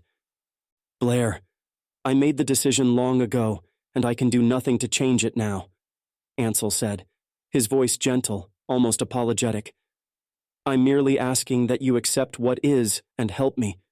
"Well, I can't accept what is," Blair fired back. "It's not like you at all to make agreements with Ethereans, and giving up your powers to become a human? What good will that do? Whatever happened to Guardian of Souls? Whatever happened to protecting Phaon? I didn't know Ansel Cassadian could be such a coward." There was a low gasp among the Sumrects as both Winston and Alexander gestured for Blair to stop talking. "That's enough," Delia asserted. Lorenzo cleared his throat. "You are overreacting, Blair. Ansel has always done what's best for Phaon and us. I'm sure he didn't have a choice at the time, forced into this mess by that good-for-nothing Etherean. Right, Ansel?" He gave Blair a "stop talking now or I will make you" stare. On Lorenzo's left, Ansel simply bowed his head. "Guess I thought too highly of you." Blair shook her head and stormed out of the room. Blair, wait! Nico sprang to his feet to chase after her. Phew! Kai slid down further in his chair. Talk about drama. The rest of the Sumrects shifted in their seats, exchanging glances with one another. Winston broke the silence first. Now that she has left, let's discuss plans, shall we? If Ansel's indeed turning human, then it is up to the rest of us to keep Fion safe. The other Sumrects nodded in agreement. Winston is right. We need to step up, Lorenzo said. If one day, God forbid, Vance learns the truth, then Ansel's transformation will become the ultimate opportunity for him to unleash evil upon not only Fion, but all of Force. Don't you worry, Ansel. We've got your back, Alexander assured him. Winston reached over and placed a firm hand on Ansel's shoulder. This battle was never yours to fight alone. Together, we'll make sure your plan is carried out to fruition. We are with you all the way. What's the plan? Anyone care to share? Kai asked the group. Ansel finally glanced up at the other Sumrects sitting around him. Their earnest assurances moved him in more ways than one. For a species where power dictated social status and the amount of respect one garnered, the loss of one's power usually meant certain ostracization and ridicule. Ansel felt a lump rise in his throat as he managed a reply. Thank you, my friends, for easing my worries. I must admit I hesitated to share this information for a long time, but after hearing your words just now, I know my concerns have been unwarranted. I trust Fion will be kept safe from Vance in my absence. Kai raised both his eyebrows. Your absence?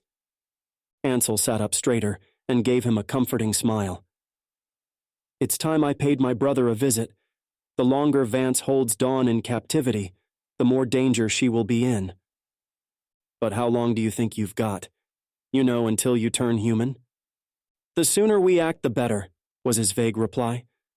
Why don't I go with you instead? I'm sure Vance would love a visit from his old nanny, Delia offered. Thank you, Delia, but there's no need. As we already discussed earlier, I will head to Crimson first, soon followed by Lorenzo, Winston, Nico, and Blair.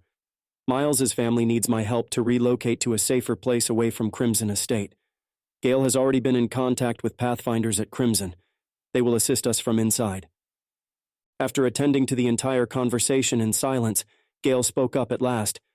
And what if Vance discovers you no longer have Sumrexian powers? Her question seemed to unnerve all present except Ansel. When he responded, his eyes sparkled with mischief. I'm counting on it. Miles. Snow topped the spiked, golden front gates of Crimson Estate, through which the wintry wind howled a harrowing tune. Except for the two brown leather-clad Sumrect guards on either side of the gates, the grounds were eerily empty. The full moon reflecting off the snow produced enough lighting for the guards to see Miles emerge from his Vidra 360 a few hundred feet away. They nodded to each other in seemingly silent understanding before they unlocked the gate for the human to enter. Miles felt his toes freeze up while he trudged up the path leading to the entrance, pushing head first against the strong, frigid wind. He clutched the purple velvet box tightly to his chest, where it rubbed against the leather pouch with the ice slab in his breast pocket. Up ahead, through the main door, the guard on the left said without giving him a second look when he passed. My arrival must have been announced long ago, Miles thought. He hastened to the enormous double doors embellished with gold-colored, six-legged beasts. Before he could knock, the doors swung open with such a force his body lifted from the ground and flew backward. Two hands caught his arms, anchoring him down. Bright light exploded in the house, and Miles squinted to adjust. About time, human. One of the two broad-shouldered Sumrects sandwiching him bellowed. The Atma has been waiting for you. Together, they climbed the thick carpeted stairs and snaked through a myriad of ornate rooms and hallways before they finally entered a room Miles had only been inside once before. A shiny obsidian table occupied the center of the opulent space. Around the table parked enough leather chairs for 10 Sumrects. Carved in gold, the same six-legged creatures that adorned the front door appeared all over the gilded walls. Miles's guts turned with disgust when his eyes fell on the various acts of primal violence depicted by the carvings. As the Sumrects released him to lock the doors behind them, he noticed both guards were carrying silver-barreled weapons. Before long, 4 more crimson soldiers marched in from one of the 6 golden walls that opened inward to a passageway. Each took a spot behind a leather seat by the table, waiting for Vance. Miles could feel his heart beating wildly against the pouch Ansel had given him. He avoided eye contact with the Sumrects, who observed him like hungry lions in a butcher shop. Vance strolled in last, taking his time, wearing an almost gleeful smile which few had witnessed. He sat down opposite Miles and gestured for the other Sumrects to do the same. "My valuable human friend." His voice was as smooth as the table reflecting his jubilant expression. The word friend made Miles cringe. Vance's definition of friend differed drastically from his own. "You have brought a gift for me." Vance leaned forward in his chair, folding his hands on the table in front of him. Keeping his eyes glued to the Nero Portoro marble floor, Miles hesitated briefly before he produced the 2 boxes. One contained Vance's lemon topaz portal, and the other, Ansel's secret. He placed them side by side on the obsidian table. "Your portal, Atma," he managed through gritted teeth, "and the one you seek." Vance seized the purple box in a sharp motion. His eyes gleamed victoriously while he examined the Sumrectian name engraved on the side. Elon Shaila Cassadian. He read the name aloud.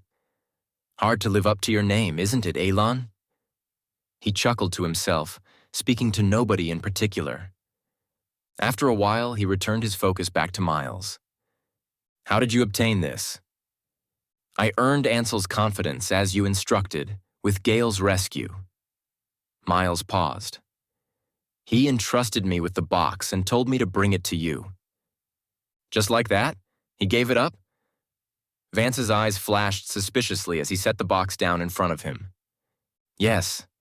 He knew you held my family captive and ordered me to give you this portal, so that they might be saved from your wrath." "You are telling the truth?" Vance hissed, the smile wiped clean from his face. Miles raised his gaze to meet Vance's honey-colored eyes. "I don't lie to the Atma because I find it useless. Ansel didn't reveal to me the means of unlocking the box. He said the portal must be opened in the presence of an Etherian. That is all." For a long minute, Vance scrutinized Miles, running his fingers along the edges of the velvet box. Miles remained motionless, though his heart raced wildly inside his chest. Finally, Vance motioned to Quinn, who promptly stood up with half a snarl and half a smile. "We will see if you are telling the truth." Quinn cracked his knuckles loudly and pressed 2 beefy hands on Miles's temples, as if ready to crush his skull if necessary. What is he doing? Miles thought, squirming under the pressure. Then it happened. The meeting room started to flash in and out of consciousness. His thoughts rewound to his last conversation with Ansel at the Elon Hotel. Despite his best efforts to resist Quinn's probing, he couldn't stop the scene from replaying in his mind. "Quinn is reading my mind." The memory played until Ansel said, "Miles, I order you to take that purple box to Crimson, as soon as you can." At that instant, the pressure on his temples faded, and he snapped back to reality, panting heavily. "He told the truth," Quinn confirmed with a hint of disappointment in his tone. Satisfied, Vance sat back in the leather seat. "Although I would have preferred fewer hoops to jump through to access this portal, I won't fault you, human, for I'm certain Ansel's juvenile tricks stand no chance against me. Its contents will be revealed soon, and the veracity of your words made known." Rising to his feet, Vance signaled to the Sumrect guards who brought Miles into the room. 2 steel grips found Miles's arms once more. "Wait!" He struggled against the Sumrect's hold. "Where are you taking me? What about my family?" Vance circled around the table until he came within a foot of Miles. He leaned into his ear and whispered, You'll stay right here at Crimson until I gain access to the portal. Until then, he took a step back. Take him to the cells. Before Miles could utter another word, the guards yanked him from the gilded room and dragged him through the endless hallways until eventually they exited from the back of the building. The freezing night air stung like pins and needles. Miles and the Sumrects waddled through ankle-deep snow for 5 minutes before they arrived at a cave-like entrance with a metal door. The guard to Miles's right leaned into a tiny window on the door, prying open his eyelids with 2 sausage fingers. Retina scan. Of course, he thought. A blue laser found the Sumrect's left eye, and a second later, the steel door opened outwards with a dull clunk, revealing a fluorescent-lit lobby. The Crimson Guards directed Miles to a red glass tube at the back of the lobby. The same Sumrect who opened the front door announced to no one in particular, "1 human to cell 502. A transparent pod floated inside the tube, which changed color first from red to orange, then to yellow, and lastly, to green. Simultaneously, a hole appeared on the colored glass and expanded until it was wide enough for a person to climb through. Where am I? The pod split horizontally across the middle. Its 2 halves drifted apart to receive the passenger. Despite his protests, the Sumrects stuffed Miles unceremoniously into the pod. Instantly, the hole on the tube sealed. The top half of the pod dropped perfectly onto the bottom half, trapping him inside. He threw himself at the glass as hard as he could to break it, but to no avail. Smooth all around with no doors or openings of any kind, the pod hovered just long enough for Miles to watch the Sumrects exit the cave. Then it plummeted with such speed, he felt as if his heart was going to fly out of his throat. The light outside the tube disappeared, plunging the pod into total darkness. From the shifts in gravitational force, he could tell the pod didn't travel in a straight path down, but turned this way and that every so often. The ride lasted no more than a minute, but by the time he emerged from darkness to light, he had to clamp his jaw tight to avoid puking on himself. Soon, the pod came to a stop at the end of a bright corridor. These must be the holding cells beneath Crimson Estate, he thought, steadying himself against the glass. He swallowed what had made its way up from his stomach during the brief trip. As he did so, the glass he leaned against vanished, and he fell forward, crashing at the feet of yet another Sumrect guard. This one, unlike the others, didn't grab onto him at first sight. Instead, he seemed just as surprised to see Miles as Miles was to see him. The Sumrect scanned him up and down, a look of bewilderment on his face. Steve, we have a human here." The guard called down the corridor, not sure what to do next. A nasal voice replied from beyond the bend in the hallway. "No kidding, Sherlock. Didn't you hear the announcement a few minutes ago? I'll be right there. Keep an eye on the new one. Don't let him touch the food." The Sumrect scratched his head, shifting his eyes back and forth between a confused Miles and the tray of food sitting on a wooden table against the wall. Why does it matter who eats it? I mean, what's the point of sending that human girl food if she's going to send it right back? We might as well help her finish the meals. He brought a hand to his grumbling stomach. Miles glanced at the metal tray to his left. On it were 2 dinner rolls, a glass of water, a large portion of meatloaf, and an equally large bowl of soup covered with a ceramic lid. "Haven't you learned, Cameron? We just do as we are told and don't question nobody. Unless you want to be served up as soup yourself, thick skull. This girl is not just any human. She's the bringer of new light." The bringer of new light? Dawn? Is she in one of these cells? Ansel's note flashed into Miles's mind. He knew I would run into Dawn even before I left Chesterfield. As he stared at the food, he recognized the brilliant opportunity which had just presented itself to him. I must act fast. While Cameron left to search for Steve, Miles inched forward until he was standing directly in front of the tray. He tilted his body slightly so Cameron couldn't see, pulled the leather pouch from his breast pocket and slipped it into the large bowl of soup. "Is that the human?" Fortunately, the question coincided with the shutting of the ceramic lid, and Steve, who appeared from the bend, didn't hear the sound. Neither Steve nor Cameron noticed the soup dripping down the bowl's side. "Take the food, Cameron," Steve directed as he snatched Miles's arm. "Let's go check out your new home, human." Chapter 18. Dawn. A jingling of keys roused Dawn from her nap. She was losing track of time in the perpetually lit cell. Has it been 2 days? 3? She expected Cameron to walk in with the usual tray of food, and was shocked when Miles appeared at the door, held on tightly by Steve. "Happy to see your human friend, eh?" Cameron said as Dawn bolted from the metal bed. Upon seeing her, Miles waved his free arm wildly, first pointing at the tray, then making plucking motions with his hand. Dawn shook her head at him, not understanding the message. Steve glowered at Miles. "What are you doing? Keep it under control. The food is for her." "Sorry," Miles said quickly. "Dawn, you have to eat the food, all right? You have to. That's the only way." Cameron set the tray down on the floor next to the metal toilet. Here, listen to the human and eat your blasted dinner." More confused than ever, Dawn stared at Miles for clarification. "Let's go," Steve said. "Lock this one up." Behind Cameron, who was taking his sweet time with the lock, Miles mouthed Ansel and soup over and over again until Steve dragged him away. He said soup. She kneeled next to the dripping bowl and opened the lid. A rich aroma of tomatoes and basil greeted her. Never had a soup smelled so enticing. The minestrone boasted hearty vegetables, pasta, and... What on earth is this? She furrowed her brow as she fished out a sodden leather bag no bigger than her palm. This must be what Miles was trying to tell me. No longer hungry, she covered the bag with napkins from the tray and squeezed herself in between the sink and the toilet, facing away from the glass screen, just in case someone is watching.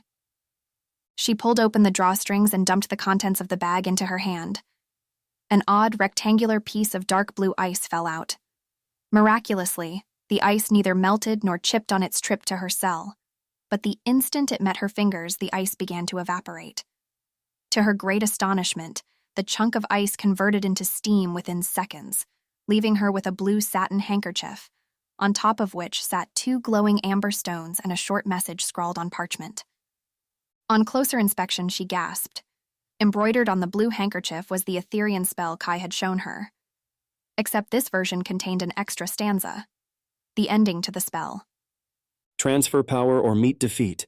11 years, it is complete. Only one soul shall rule the rest. More than one soul undoes the test. Dawn let out a shaky breath. She perched on the verge of comprehension, but many pieces of the puzzle were still missing. Quickly, she read the note on the parchment. You now hold the keys to the Etherean spell. Take a trip to my past. Trust your gut. Then, as if scribbled in at the last minute, Whatever you do, stay alive. I'm on my way. Ansel. She could sense the urgency through Ansel's handwriting. Though he told her to trust her gut, she could only feel her gut roiling from a mix of hunger and anxiety. However, his message gave her hope. Ansel never went back on his word. She took a silver fork from the tray and dug into the meatloaf. If she were to stay alive, then she wouldn't be skipping any more meals. Ansel, 10 miles north of Crimson Estate, a dark blue glider stopped in front of a modest 1-story red brick house. 2 crimson soldiers on the front porch turned to stare at the glider warily, but Ansel knew they couldn't see through the tinted windows. He tapped the steering wheel with his index finger while his mind spun. Tomorrow, the very soldiers Vance stationed at the Langs' house for protection would be the ones to silence the family forever. But the soldiers weren't the problem. It was the Langs. Ever since Miles took on the dangerous job of spying for him, or rather, on him, the Lang family's lives had been flipped upside down. Any wrong move on Miles's part could jeopardize them all. Ansel was sure the Langs, like all Tempea residents brainwashed into hating him, would rather die than entrust him with their fates. Still, he must convince them to leave. Tonight. The soldiers stepped off the porch and walked down the cobblestone path toward the glider. Perfect. Ansel flexed his left hand. Warm Sumrectian force spread to his fingertips as he lowered the convertible roof. The powers felt foreign, harder to control. Brows crumpled, lips pressed, he thrusted his left hand into the air. From nowhere, a whirlwind of snow appeared around the two crimson soldiers. All streetlights on the block snuffed out in a sudden onslaught of wind and snow. In mere seconds, the snow squall reduced visibility to near zero. Ansel's vision, however, remained unobstructed. He moved quickly against the gusty wind. His eyes penetrated the thick snow enshrouding the crimson soldiers ahead. Confused and panicked, they yelled at one another, grabbing at the air around them. Unlike Ansel, they couldn't see beyond a foot in any direction. Two flashes of light illuminated the night sky, followed immediately by two dull thuds. The wind howled. The bickering ceased. Ansel stepped over the crimson soldiers' unconscious bodies, sprawled on the cobblestone path, and continued on his way to the front porch.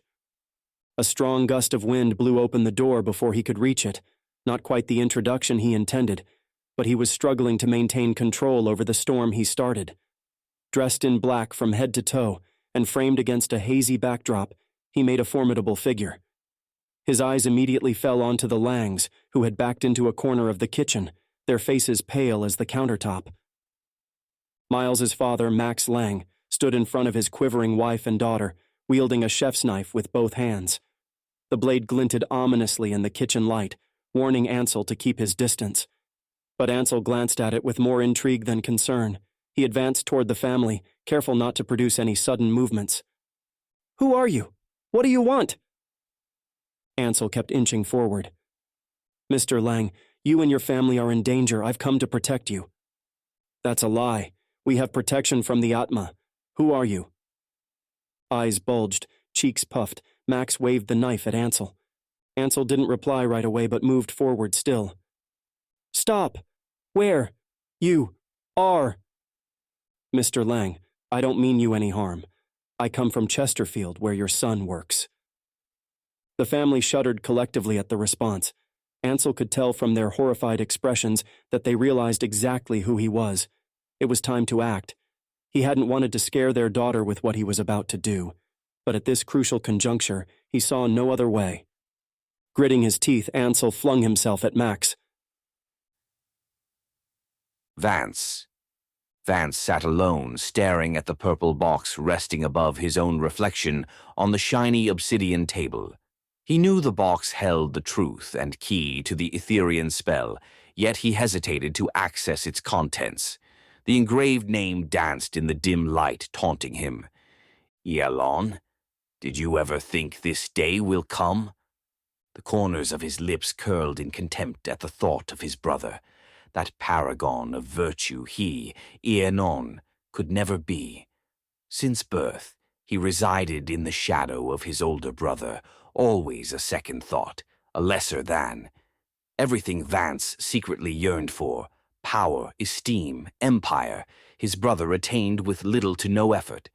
Everything, including that dream of a woman, Amber. Ansel wasn't the only one who lost everything that night, but unlike his brother, Vance fought to reverse his fate.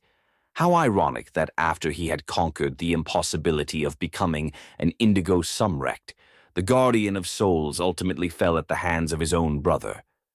Vance picked up the purple box and examined all sides. Each face was smooth, without cracks or openings of any kind. Muttering under his breath, he squeezed the box until his face turned red, and dark smoke escaped from the gaps between his fingers. Nothing. He tapped along the edges until the box burst into flames. For an entire minute he watched it burn, but when the flames disappeared, there it sat, as pristine as ever, mocking him. No matter what he did to it, the box stayed sealed and unalterable. Incensed, he threw the box against the opposite wall, where it ricocheted off the door frame and landed back on the table. Ansel and his tricks. Even at death's door, he still must have the final laugh. Not this time. "Prayus," he called. There was only one way the box could be opened, and luckily he knew just who could help him. Before long, the hooded Etherian materialized, bringing with him enough chill to lower the temperature in the room by 20 degrees. "You called, Atma." He rested a pale hand on the obsidian table. Ice emanated from his palm, cracking the surface. "Are the souls ready?" "Not yet, and don't place your hand there. You're ruining my table." Vance fumed. His patience was running low this evening. The Etherian leaned forward, pressing down harder so that the ice spread to engulf the entire table. "Shall I remind you of our accord?" Vance shivered from a combination of the sudden drop in temperature and unease at the tone of Preus's voice. "No need." Preus smiled, or at least he tried to move the dead muscles around his mouth. "Then why was I summoned?" "Because," Vance motioned to the purple box, "in order for me to deliver on my promise, I need to access the contents of that box. Open it yourself. I thought it might interest you too." "Etherians aren't interested in earthly mysteries." Vance snorted, much to Preus's dismay. He spun the box with his fingers and said, "This, I guarantee you, is no earthly mystery. I thought you were searching for a copy of the missing portal belonging to your dead Etherian." The information captured Preus's attention at once. There was a hint of surprise on his frozen, deathly features. "Who gave you this portal?" "Don't worry about whom or where I got it from. Help me open the box, and you'll find out, I'm sure." "It responds to the Etherian touch?" Vance rolled his eyes. "If it responded to my touch, we wouldn't be having this conversation right now, would we?" The look Preus gave him was colder than Etherian breath. "Give me the box." With only a finger, Vance guided the box to Preus. "Elon, your brother," the Etherian said, after only one look at the gold engraving. Surprised, Preus didn't respond. Instead, he placed his thin, almost transparent fingers on the box and closed his eyes. Vance scooted forward in his chair with anticipation. For a suspended moment, the box made no observable change. Preus and Vance exchanged a puzzled glance. "Nothing is happening," Vance began, growing frustrated. "Shh! Wait!" Preus hissed. More seconds ticked by, but the box remained as unaffected as ever. Vance held his breath, hanging on to his last bit of patience. Then he saw. Soft white light spilled along the edges, which cracked ever so slightly. The faces of the cuboid expanded outward, exposing more and more light until finally the velvet container vanished completely, replaced by a blue satin handkerchief folded neatly under Preus's hand. Vance's nostrils flared from excitement. "Unfold it," he urged. Preus was frowning as if he already guessed the outcome. He slid a slender finger through the fold and flicked it open. Nothing. That is, nothing but a sheet of parchment paper fluttered out, which Vance caught nimbly in the air. The blood drained from his face when he recognized the cursive handwriting before he even read the short message. "Vance, the time is not yet ripe for you to enter the portal. Your brother, Ansel." The Atma's eyes could have popped out of his socket right then and there. A strangled cry of frustration ripped from his throat as he reduced the parchment to ash. "Bring me Miles, now!" he screamed at the Sumrects, standing outside the room. Thwarted yet again by his nemesis, Vance slammed his fist onto the ice-covered table, breaking it in half. "I'll make sure this is the last time." Dawn. Actum inctus lois. Dawn remembered those Sumrectian words from her trip back in time with Ansel. She took one of the amber pieces from the leather pouch and gave it 3 light taps while uttering the phrase. A moment later, the air around the amber vibrated, and she found herself back in Ansel's old study, standing before the painting of amber in a lavender field. "I have been in this portal before," she thought, when she heard laughter coming from behind the secret entrance. She knew exactly what would happen next. Why did Ansel give me a portal I have already accessed? Confused, she watched young Ansel and Amber emerge from the secret passageway and followed them to the rotunda where a tunnel of crackling electricity cocooned the Eye of Elektron. As before, the scene concluded with Ansel granting Amber ownership of the eye. Why? Back in the holding cell, Dawn racked her brain hard. She couldn't understand Ansel's reason for giving her this amber stone. Trust your gut, he had written, but she wished he had left her clearer instructions. She pocketed the portal to the Eye of Elektron and tapped the second amber piece left to her. Again, the stone transported her to Ansel's study. Yet this time she could tell from the condition of the room that something was wrong. Hail pummeled the windows while thunder roared menacingly outside. The walls appeared burnt, the shimmering water streams surrounding the bookcases had dried off, and the entire room reeked of smoke. Some paintings, though untouched, had fallen off the walls. A small one in particular caught her eye, amber against a tapestry of Ansel's name in Sumrectian. It must have been the same portrait Kai saw at the Brightons' old residence because the bottom of the painting was covered with bullet holes and fresh blood. Dawn jumped when the giant oak door blew open. An ashen-faced Ansel ran into the study, tripping over piles of burned books. No, no, he repeated to himself as he approached the secret passageway. With a single push, the painting lifted, letting more smoke into the study. Ansel spoke in Sumrectian, and the smoke condensed into a snake-like form, spiraling and twisting into his hands. Like a vacuum, he cleared the air while Dawn watched in both awe and trepidation. Once the tunnel was clear enough to enter, Ansel jumped inside with Dawn at his heels. They both landed softly. During this time, the secret tunnel hadn't yet been lit with amber pieces. Ansel sprinted down the passageway, wielding a ball of light in front of him. Even on this different plane of existence, Dawn could sense the dread that saturated the atmosphere. The dread intensified as she followed Ansel numbly down the passageway. They were coming up to the 90-degree turn when the sudden awareness of past events permeated her very being. It was as if she foresaw what would happen next around the bend. The girl's body sprawled on the floor, the sound of Ansel weeping at the sight, and the soul-shattering darkness that ensued when the light in Ansel's hand faded away. Dawn stood rock-still in the darkness, listening to the ebb and flow of Ansel's sobs. Waves of understanding washed over her and crashed against her throbbing heart. She creeped back around the turn of the tunnel so that she was no longer next to the grieving Sumrect. There she slid into a ball on the ground and waited. She had seen enough to grasp what had happened.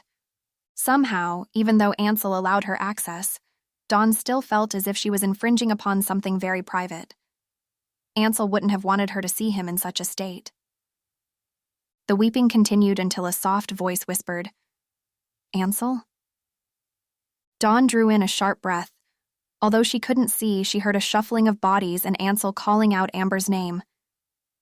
"Why did you come here, Amber? Why did you leave home and come to Fours?"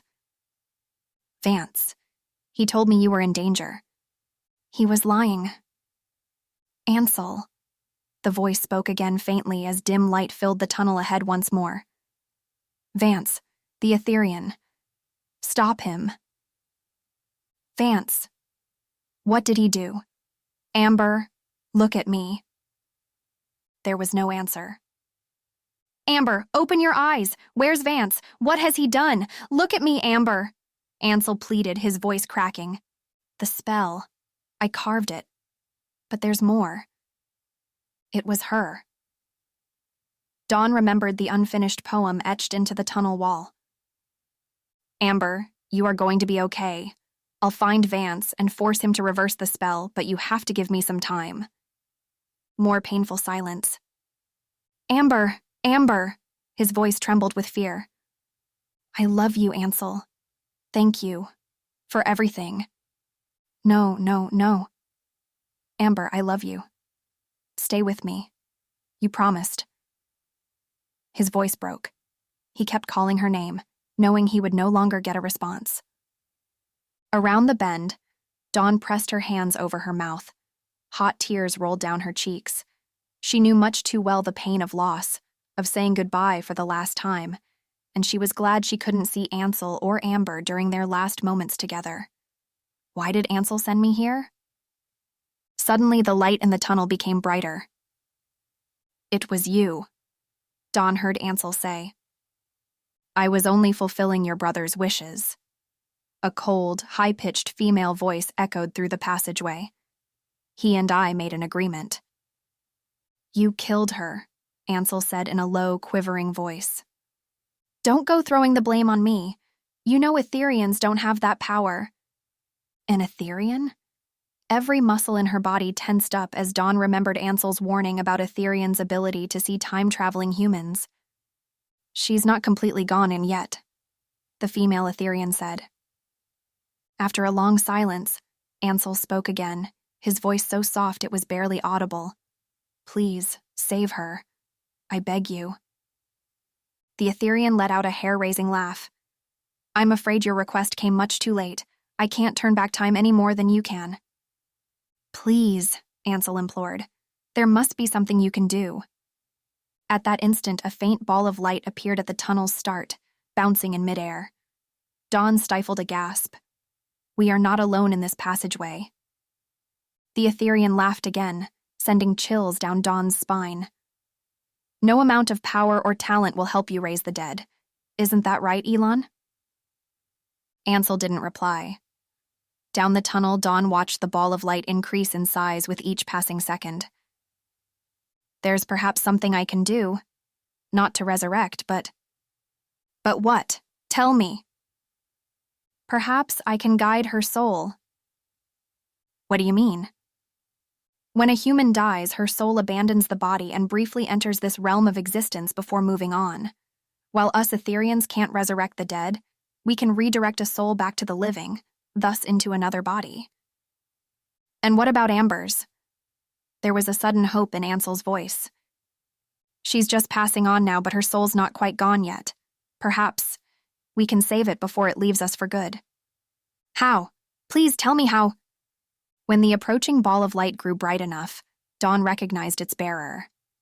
Covered in an odd maroon cape, the figure's beady eyes, long dark hair, and thin, floating eyebrows belonged to none other than Regina Leniad.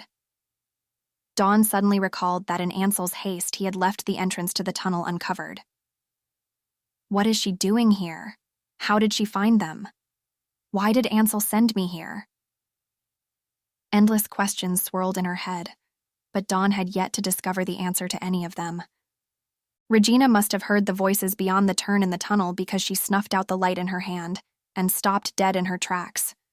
Mouth agape, she listened on, not able to see Dawn a mere 15 feet in front of her. The Etherian didn't notice Regina's presence as she continued. To redirect a soul away from its destination is no small feat and will require a trade that is fair. There was a lengthy pause before Ansel answered. For Amber's soul, nothing is too high a price. Are you willing, then, Elon, to trade all your God-bestowed talents and abilities to lead the life of a human in exchange for this measly human soul? Think twice before you answer. The female voice seemed to be egging him on. But Ansel didn't need to think twice. Nothing is too high a price, he reiterated. To be a human like her is a pleasure beyond your understanding. Before dawn, Regina's eyes widened in disbelief. The Etherian gave another bone-chilling laugh. No, that is not a pleasure I could ever comprehend. Are you certain of your decision, Elon? Ansel hesitated. Where does her soul go after this? That you don't have to worry about. Amber's sister is pregnant with child. Avra Brighton will be her name. The soul will go to wherever it calls home. More silence as the Etherian waited for a reaction. Elon, are you ready? We don't have much time. Yes, I'm ready. Regina moved forward, a look of horror on her face. Take my hand, the Etherian said. Wind picked up in the tunnel. Dirt and dust flew into Dawn's eyes. She buried her face into her hands as Regina drew nearer, pushing against the strong wind blowing their way. The eerie voice recited over the whistling wind. When soul and soulless are entwined, no Sumrect can escape the bind. Power for soul, a trade most fair, two fates reversed for those who dare. Lord of water, earth he conquers, destroys what his foe most treasures. and catches the eye of new light. In fire finds life, in air his might. Sovereign of all forces combined, by nothing flesh is he confined. The wrongs for which he must atone, absolved in whole for him alone. Transfer power or meet defeat, 11 years, it is complete. Only one soul shall rule the rest, more than one soul undoes the test. At the last stanza, the howling in the tunnel rose to a feverish pitch, and 3 incidents took place in quick succession. Regina dashed to the party, screaming at the top of her lungs, "Stop, Ansel, no!" The Etherean shrieked so forcefully Dawn felt her mind was being split in 2. A blinding blue light flooded the tunnel and sucked away all sound, suspending the subsequent moment in silence. Then, as if someone dialed back up the volume, the screams echoed down the passageway. Regina's body hurtled past Dawn before the tunnel vanished. An instant later, Dawn found herself lying on the prison floor next to the sink, sweating and shaking uncontrollably. Chapter 19. Ansel. As if events unfolded in slow motion, Ansel lunged at Max and closed his bare hand around the blade. Sharp pain shot through his palm, but he held on. Jaw clenched, he plucked the kitchen knife from the human's grasp, like a feather. Pam cried as Reisa hugged her tightly. Max grabbed hold of the intruder's wrist, but when his fingers met the wet, warm blood, his grip loosened, and he jumped back. He gaped at Ansel, who stopped a few feet away from the family, holding up the blade in his right hand, human blood flowing down into his sleeve. You are not a Sumrect? Max stammered. You are not Ansel Cassadian? I'm human like you. Motionless, Ansel watched Max struggle to make sense of the situation. Sumrects weren't supposed to bleed from a knife cut. Behind him, Pam whimpered. I'm so sorry. He rummaged through the kitchen cabinets. Come, have a seat. I have bandages, alcohol. Don't worry about me, I'll take care of it, Ansel said calmly, as he placed the bloody knife on the dining table. He produced a blue satin handkerchief from his shirt sleeve and draped it over his bleeding palm. Here, let me help you, Pam offered. Pam? Reisa clutched her child's shoulder. Ansel noticed Risa's wariness and set down his wounded hand. With the other, he drew out a silver cross necklace from his breast pocket. Reisa gasped upon seeing the necklace. My friend, Miles, told me to give this to you. Mom, it's yours. He must be on our side. Miles wouldn't give your necklace to just anybody. Pam ran up to Ansel and brought the necklace to her mother. As Reisa took the silver cross, she broke into tears. You have heard from Miles? How is he? Is he in danger? Miles's friend? A human friend from Chesterfield? Max spun around with an armful of bandages, cotton balls, and hydrogen peroxide. Miles is a good friend of mine at Chesterfield, repeated Ansel. Due to his dangerous job as the Atma's spy, yes, I'm aware, he is currently detained at Crimson Estate, and I have reason to believe his life is in jeopardy. Before his capture, I promised him to move you all to a safer location. Number that can't be... Max shook his head. Vance, the Atma, hasn't been satisfied with Miles's most recent work, and he'll bring his wrath to you soon. It must be that brute, Ansel, putting our son in danger. If I ever see that blasted Sumrect, I'll make sure he gets a piece of me. Why would the Atma lock up our son? Reisa asked anxiously, taking a step forward. What has he done? We will discuss details later. But now, we must leave this place as quickly as possible. Time is scarce, Ansel said, trying to tie the handkerchief with his teeth. The Sumrects outside have been drugged to unconsciousness, but will soon awaken. Let me try. Pam ran up to him. This time Reisa didn't hold her back. Where are you going to take us? Max still didn't seem convinced. Nemeon Clearing in the mountains, 15 miles north of Tempeya, where a group of us from Chesterfield will gather soon after you arrive. A rescue mission for your son is in the works, which I will be more than happy to share with you, but we must get moving before the Sumrects discover. Max watched Pam carefully tie a knot for Ansel. When she finished, he sighed and nodded. Thank you for helping us, sir, and I'm very sorry about your injury. May I ask then, what is your name? Ansel smiled in relief. You can call me Elon. Miles. A loud boom startled Miles to his feet. Quinn stood at the cell door, his face twisted by anger, the green veins carved on his head pulsating visibly. In the corridor behind him, Steve and Cameron waited with eager faces. "Come with me, human," barked Quinn as he pulled Miles from his metal bed and yanked him out of the cell. "The Atma's not happy with you and your lies." Miles struggled against his steel grip. "What are you talking about? You dare to play the Atma for a fool?" Quinn stormed toward the glass tube that would lead them to above ground. Miles had to run to keep from being dragged along on the floor. Steve snickered, rubbing his hands together in sickening glee. "Ooh, human, you are in deep trouble now." Cameron chortled. When the group passed Don's cell, Steve asked in a voice low enough so Quinn couldn't hear, "What's the human girl doing?" Enraged and focused on the task at hand, Quinn didn't even spare Dawn a glance when they passed, but Miles peeked into the cell to see her in a fetal position at the sink's base with her back to the glass wall, unmoving. "What have you done to her?" he demanded. Cameron kicked him in the shin while he made a throat-slitting gesture.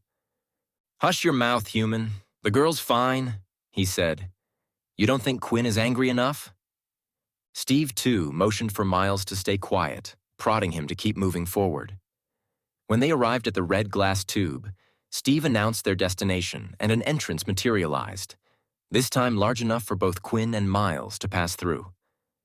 "Stay here," Quinn growled to the two disappointed Sumrect guards. The ride up to the surface was even more disorienting than the trip down. Miles schemed as they slogged through the grounds covered with snow, tinted gold by the morning sun. He had no idea why he was being taken back to Vance so soon. Has Vance already viewed the contents of the box? His eyes searched for potential escape routes. An ominous feeling about what was to come brewed in his stomach. But Quinn kept such a tight hold on him that his chances of breaking away were slim to none. Before long, they found themselves once again outside the gilded room. As if it could sense their arrival, the beasts-covered double doors opened to reveal the broken, ice-encapsulated table. Vance's livid face and a hooded figure who resembled death itself. Vance sprang from his leather chair, causing it to squeak in alarm. He pointed an unsteady finger at the human and seethed. "Tell me, what tricks have Ansel taught you?" "Tricks? What are you talking about?" "Lies. How did you bypass Quinn's Bronmeus?" "Quinn's what?" Miles wrinkled his nose, perplexed. "In your memory, Ansel handed you his box," Vance spat. He flung the blue handkerchief at Miles, who watched it dance in the air. "But this is what I found inside." "Ansel never gave me his portal?" Shocked and bewildered, Miles contended. "I had no knowledge of its contents." "Preyus!" Vance bellowed. The hooded figure strode to Miles and signaled for Quinn to release his grip. He wore a hollow expression on his white, sunken face. Instead of eyes, Miles saw only darkness beyond the sockets. The Etherean's dry lips fell open. When he leaned in closer, the chill of his icy breath froze Miles to the spot. A headache like none other overwhelmed him. Under the pressure of the Etherean hand, he felt as if 1,000 icy needles were being forced into his skull. The coldness spilled from the top of his head to the tip of his toes until he could no longer move a single muscle.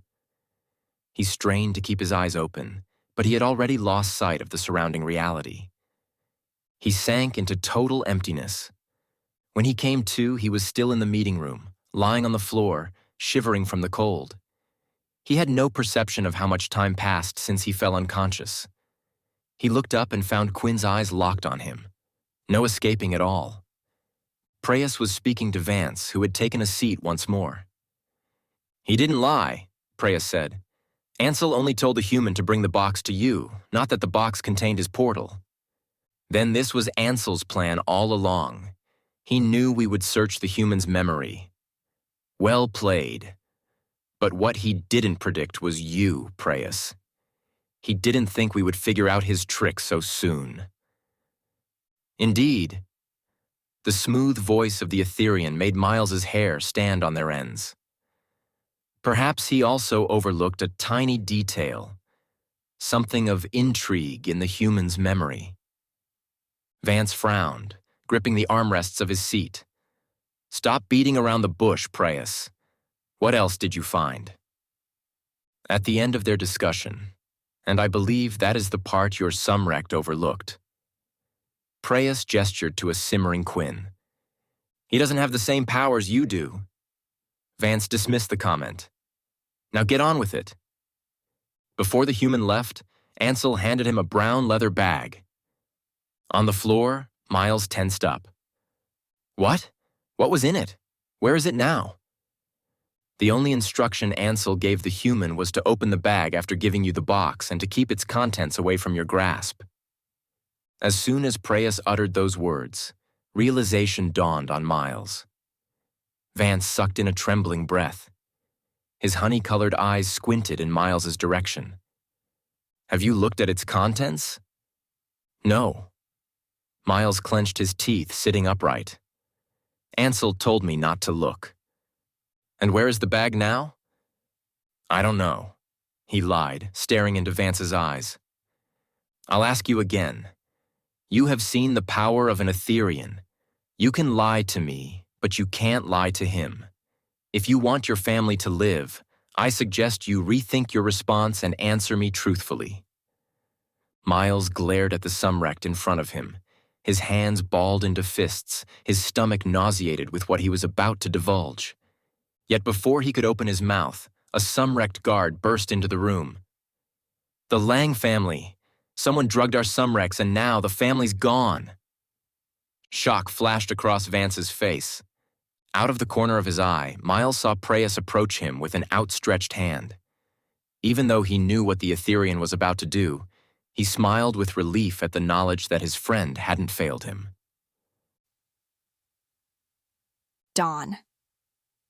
Dawn slowly got up from her huddled position on the floor, the amber stone glowing in her hands. Her heart still pounded against her ribcage, her eyes wet from her glimpse into Ansel's darkest period. Now she knew. It was Vance who trapped the humans in fours by murdering the gatekeeper. It was he who separated her from her parents. Through the tears, she reread the embroidered Etherean spell on the blue handkerchief. Ansel traded his powers for Amber's soul, which should now dwell in Avra Brighton. She thought back to her conversation with Kai. Vance must have found Amber in the fire, thus fulfilling the phrase, "In fire finds life." And on the same night, destroyed that which his foe most treasured by taking Amber's life, whether for the purpose of carrying out the Etherean spell or not. But how has Ansel done the same to Vance? Dawn chewed on the side of her cheek. Vance already captured me. Does that mean Vance satisfied all requirements of the spell? According to the last stanza, 11 years were needed to complete the exchange of power for soul. Ansel must not have told Delia the truth about how much time remained in the transferring of Sumrectian powers. Then there was that odd ending. Only one soul shall rule the rest. More than one soul undoes the test. Dawn ran her fingers over the embroidered words. More than one? What did the Etherean mean by more than one soul? Clearly, Ansel's transformation was proof the test hadn't yet been undone. Both Vance and Ansel are still very much bound to it. Her train of thought came to rest on Regina's unexpected appearance in the tunnel. Dawn shuddered as she remembered the way her body flew backward through the tunnel. How much of what she had witnessed did Regina share with Vance? The puzzle pieces were falling into place, yet something was still amiss. The sound of footsteps broke her focus. Dawn clambered to her feet. She hastily stuffed the blue handkerchief and amber stones into her pockets. A second later, Steve appeared at the gated door. "Time to go, Lightbringer. The Atma has requested you," Steve said, unlocking the cell. "Good," Dawn declared. "He owes me an explanation." Ansel. In a dark blue convertible glider, Ansel and the Lang sailed over winding mountain roads to the edge of a dense forest. There they stopped and hopped onto a dirt path, hidden from view by fallen timber. They walked along the trail for 15 minutes before they arrived at a clearing. Well tucked away in the woods, Nimeon Clearing hosted 7 small cabins, each emanating an oddly bluish glow. The family followed Ansel into a homely cabin consisting of a simple 3-room layout and equipped with all the essentials: enough bedding for 4, food, cooking utensils, wood for the fireplace, and even clean clothes folded neatly on each bed. "Make yourselves comfortable," Ansel told Max and Risa, and Pam certainly did. She flopped down onto the nearest bed and fell asleep soon after. "You are safe here. No one can locate this cabin." Ansel grinned. "Soon, you'll meet those I work closely with. They will protect you from here on out. At noon tomorrow, another friend of mine who used to work at Crimson Estate will knock on the door. Her name is Gail. You can trust her." "What about you? And Miles?" Max said. "Mr. Lang, I must leave now for Crimson Estate. Don't worry. I will make sure your son lives, I guarantee you, with my life." He sounded so confident in his assurance that Risa began to sniff again. "I can't thank you enough for risking yourself to save our family. How can we ever repay you?" "Mrs. Lang," Ansel said in a gentle voice, "your son has helped me more than you can imagine. This is the least I can do for him." Without waiting for a response, he started for the door. "Wait!" Risa held out her silver necklace. "Take this. Please. It has protected Miles all these years, and may it protect you too." Ansel hesitated. He gazed at the cross dangling from Risa's outstretched hand for a brief moment before he took it in his own. "Thank you, Mrs. Lang." He bowed his head, and in the blink of an eye he left the cabin. Vance. Inside the gilded meeting room, Vance glanced down at Miles's shriveled form on the floor in disgust. Humans are so weak they can't even guard their own secrets. He didn't allow news of the Lang family's sudden disappearance, a minor misstep in a game he was winning, to shake his confidence. Let him come to me. Vance knew exactly who had been responsible for snatching away his bargaining chip, who had come to Tempea on the heels of his latest success. Nonetheless, Ansel was one step too late. Thanks to Preyas, Vance had learned of the portal's whereabouts, and soon he would be able to confirm much of his suspicions about his all-powerful brother. In a stroke of genius, the Etherean arranged the events so that the Bringer of Light would also bring about the downfall of the greatest Sumrect in Panatomia's history. Vance took immense pleasure in the artistry with which Ethereans crafted reality. The double doors opened once more, and Dawn marched in, wearing a look of defiance. Vance sneered. He still had a hard time believing that the plain, slender girl before him could be the one to whom the spell referred. Let's see how long she can keep this up. Dawn. Upon seeing Miles on the floor, Dawn rushed to him. His dread-laden eyes told her at once why she had been summoned here. Behind her, Steve scanned the room with a gulp before he turned to exit. "Don't leave," Vance ordered. "You'll take her back after we are through." Steve froze halfway in his turn, beads of sweat popping out on his forehead. He closed the double doors and retreated to a corner of the room. "What do you want, Vance?" Dawn asked, even though she already knew the answer. Running his tongue over his teeth, Vance circled his prize. "So this is the Bringer of Light. My insolent painter whom Ansel saved." He strode to a standstill in between 2 icy halves of the obsidian table. "I guess I have my brother to thank for correcting my costly mistake of sentencing you to certain death." "What do you want?" she repeated. "A feisty one, I see." Vance crossed his arms. "They tell me, Dawn, that you are special. Like your name, you are the bringer of new light." The Sumrect paced the room, keeping his golden eyes fixed upon the human girl. She stared back at him without fear. "But when I look at you, I see neither special powers nor unusual talents. You are merely a human, and an average one at that." "I would rather be an average human than an evil Sumrect like you." Dawn's insides bubbled with rage. He laughed at her riposte. Such naivety. Evil. What is evil? To be powerless to protect the ones you love? To betray your dear friend because you are weak? He glanced at Miles. Weakness begets evil. Weakness renders you unable to shape your fate and puts you at the mercy of others. When you have lived for as long as I have, you will see that where there is weakness, there is also evil. That is the reason you humans crave the powers of us Sumrects and have willingly abdicated your will to ours. Not all humans. Not me, she said. I may be weak in comparison, but I'm tougher than you think. Let us see, then, just how strong you are, he scorned. With one hand, he took out a glass orb encasing an amber core, and with the other, he performed a spiral motion. An immense force buoyed Dawn's arm and pried her fingers apart, forcing her to release her clamped fist. She fought the force with all her might, but she was no match for Vance. The Eye of Elektron bounced in rhythm to Vance's pleased cackle as it floated across the air to land on Dawn's open palm. The same force that wrenched her fingers apart now pressed them into the orb. At the touch of her fingertips, the eye radiated a soft light, glowing brighter with each beating of her heart. A stillness fell upon the room. Dawn noted the awestruck expressions on the Sumrects' faces.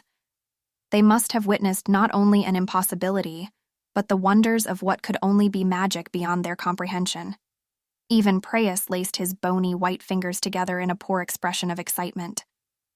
Vance whispered at last, "It's true then, the Eye of Elektron, aglow with a new light." For a long time he stared at the eye, entranced. And then, without warning, he flicked his wrist so that the orb flew from Dawn's hand. The glass shattered against the wall, exposing its amber core. In 2 giant steps, Vance made his way to her and seized her shirt collar. "Now, where is Ansel's portal? Where have you hidden it?" He snarled, spit flying into her face. "I'll die before you find out." Vance exchanged a furious glance with the Etherean behind him. "Looks like we have to do this the hard way." "No!" shouted Miles, trying to break free of Quinn's grasp. The hooded figure with his empty eyes moved to Dawn and placed his icy hand on her skull. Instantly, frost spread from his fingers and into her hair, cascading down to her face and neck.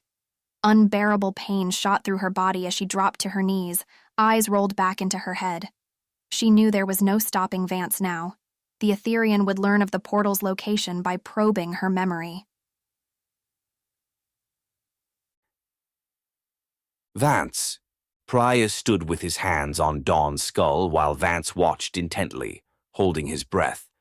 A minute later, he bent down to the unconscious girl and extracted from her pants pocket a blue satin handkerchief, 2 pieces of amber, and an Eye of Elektron. Recognition flared on the faces of both Quinn and Vance when they saw the blue handkerchief. In the corner of the room, Steve gasped. Fingers quivering with anticipation, Vance reached to touch the glowing amber stone Preus held out to him. After years of waiting, after countless sacrifices, the time had finally come to eradicate his brother's shadow once and for all. Though he had already tasted the enigmatic powers of Etherians, Vance needed to see for himself. He needed to verify with his own eyes the beginning of the end for Ansel Cassadian. Chapter 20.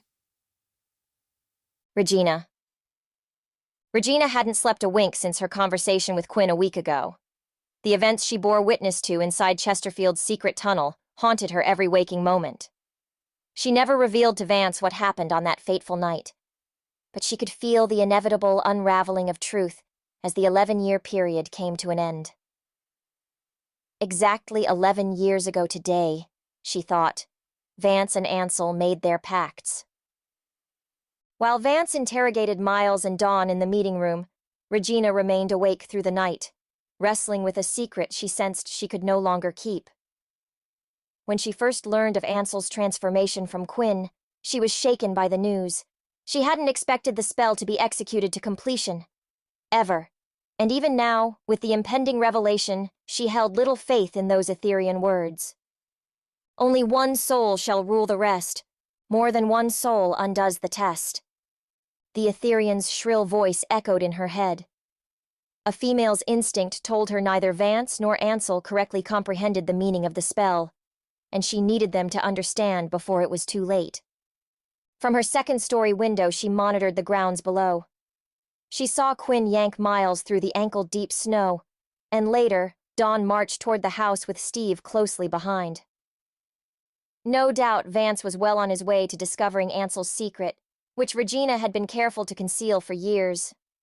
Time hadn't worked its magic in repairing wounds, and Regina felt more conflicted than ever. A shiny blue glider snaked up the winding path to the front gate at lightning speed. No, it can't be. It's too soon. Regina held her breath as the glider shuddered to a halt before the gate. The window on the driver's side slid down, and sure enough, much to Regina's dismay, Ansel poked his head out to speak with the guards who were also taken aback by his abrupt arrival. She watched with anxious eyes as the glider entered Crimson Estate.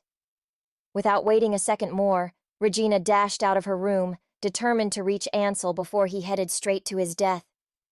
Vance could never find out about what happened that night. Regina had already risked too much to protect Ansel's secret by committing a most unthinkable crime. To this day, she often woke to those hollow eye sockets begging her for mercy. But the Etherean should have known better. The only mercy Regina showed was removing the soulless being's memory before she killed her.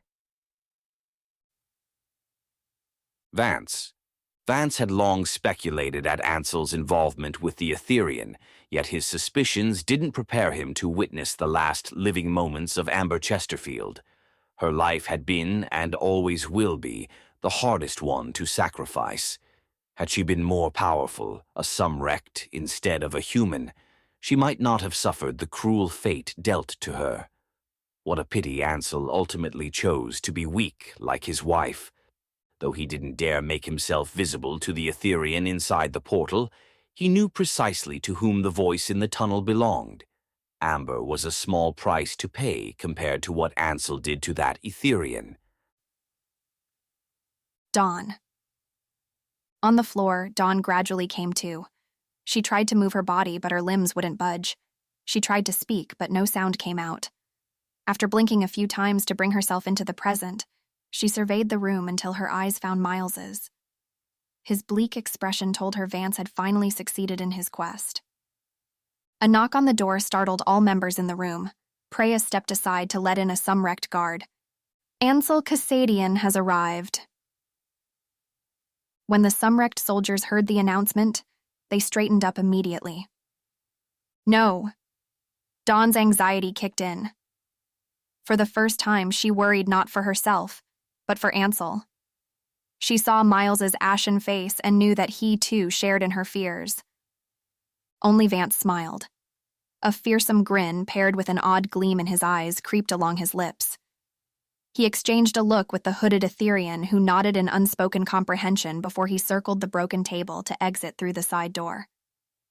Tell my dear brother to meet me here. He took his time to instruct the guard, the words rolling off his tongue in an eerie fashion. Tell him. I have a surprise waiting for him. The guard nodded and left as quickly as he came. Vance's gaze shifted to the two humans in front of him. Steve, take the male to the forest and execute him. He is of no use to me anymore. Don't! Dawn screamed inside her head. She fought her invisible bonds while Steve dragged Miles away. And the girl. Vance kneeled beside her. He ran a cold finger down her cheek. Take her next door where she can watch. The Atma doesn't want you to miss the fun. Quinn's rough hands pulled her through the side door and into the adjacent room, where he threw her on the ground with unnecessary force. Once her chin hit the marble slab, Dawn understood what Vance meant by watch. No visible dividing barrier separated the adjoining rooms. From where she lay on the ground, helpless and mute, she had a clear one-way view of the entire meeting space. The golden walls she had seen earlier were merely an illusion. Stay here and be quiet, Quinn said before he stepped back into the other room. Dawn rolled her eyes, as if I could move or make a sound. All fell silent except for Quinn's heavy footsteps and her own thumping heart. The door opened. She watched anxiously as Ansel strolled into Vance's trap. She wanted to send him a warning, but despite her efforts, she couldn't make a single sound. Her trepidation worsened when Regina walked in behind him. What is she doing here? Upon his brother's entry, the maniacal smile Vance wore ripened to a malicious sneer. He shot Regina a look of annoyance. Ansel appeared as calm and collected as ever, but Regina seemed just about ready to throw up. She exchanged a nervous glance with Quinn, who shook his head an inch to the left and right. My brother! To what do I owe this unexpected visit? Vance spread his arms out like an eagle, as if to welcome a hug. Ansel raised an eyebrow, tilting his head to one side. My visit shouldn't surprise you, Vance, seeing how you took someone of importance to me. I've only come to bring her back to Chesterfield. Hands in his pockets, Ansel studied the group of apprehensive Sumrects around the obsidian table one by one until his eyes settled upon Dawn lying on the floor in the adjoining room for a fraction of a second too long. Can he see me? She quickly mouthed the words Vance knows, hoping he would notice. However, as Ansel leaned into the illusory wall, his eyes traveled upwards to the ceiling. Golden walls? Vance, you've really outdone yourself with this room. Vance's lips curled into a scowl. Your human came to us of her own volition. Ah, I see. Ansel gave a slow nod. Then I wonder what this is all about. He took a shiny nert out of his left pants pocket and flicked the device across the room, where it rolled to a stop by Quinn's feet. What are you insinuating, Ansel? Quinn barked. That you held Henry captive at Crimson to bait Dawn into your trap, Ansel declared. Not a suggestion, but a fact. So, allow me to state this clearly. Let Dawn go, and I'll spare you the trouble of cleaning up the mess my Sumrects will cause if you don't oblige. He knew this entire time. Dawn could tell his outright challenge struck a nerve as the Sumrects in the room shared uneasy glances with each other. Eyes narrowed, Vance approached Ansel. Is that a threat? There's something you should know. Regina interjected herself between the brothers. Step aside, Vance yelled, his livid eyes locked on Ansel. Let her go, Vance. I'm asking of you nicely. You haven't fully understood the meaning of the spell. I know precisely what the spell means. She may be the bringer of new light, but the eye... Don't school me on the meaning of Etherian spells. The girl reawakened the Eye of Elektron. She's the one the spell speaks of. But you are mistaken. The spell isn't referring to the eye. On the ground, Dawn's mind reeled from their quarrel. What did Ansel mean by the spell not referring to the eye? I'm tired of your tricks and games. You think you can fool me once more? Number I'm merely warning you against. Have you forgotten your place? Spit ejected from Vance's mouth. Ansel stared at him, stone-faced. This isn't Chesterfield. Do I need to remind you who else resides here? Still no response. Ansel's expression was impossible to read. Nobody in the room dared to interrupt. Have you forgotten what we agreed to? Regina tugged on Vance's sleeve, shaking her head, but he brushed her aside. I haven't forgotten, Ansel said at last, his eyes gleaming an ominous tinge of blue. However, if you ever breach our agreement, you'll have hell to pay. Hell to pay. Vance examined his hands in the soft morning light. Bluffing is very uncharacteristic of you, Elon. Dawn shifted in her bondage. Forget about me and save yourself, she wanted to shout. Because you see, you have never had to bluff until now, Vance whispered. Vance, Regina cut in, but he silenced her with a finger. If I'm not mistaken, he continued, still not looking at Ansel, it has been exactly 11 years since the day Amber died, hasn't it? You don't deserve to speak her name. Ansel spitted out the words in disgust. Vance tilted his head back and laughed. How hard is it, Elon, to act the saint when you know you have played with the devil? Then, without warning, he made a grabbing motion with his hands, and into the air flew a blood-stained blue handkerchief. Dawn inhaled sharply when she saw Ansel with his 2 arms raised and stretched out in front of him as if invisible ropes had strapped them together. Regina's hands flew to her mouth while the other Sumrects stirred at the sight of a conspicuous gash across Ansel's right palm. So easy, marveled Vance while he watched the handkerchief float down to his feet. When your biggest foe is human. A few Sumrect soldiers gasped out loud. Quinn was the only one who didn't look surprised. Your biggest foe, Vance, is not me. It's yourself, Ansel said. I tend to believe otherwise. The truth of the Etherean spell has once again been proven.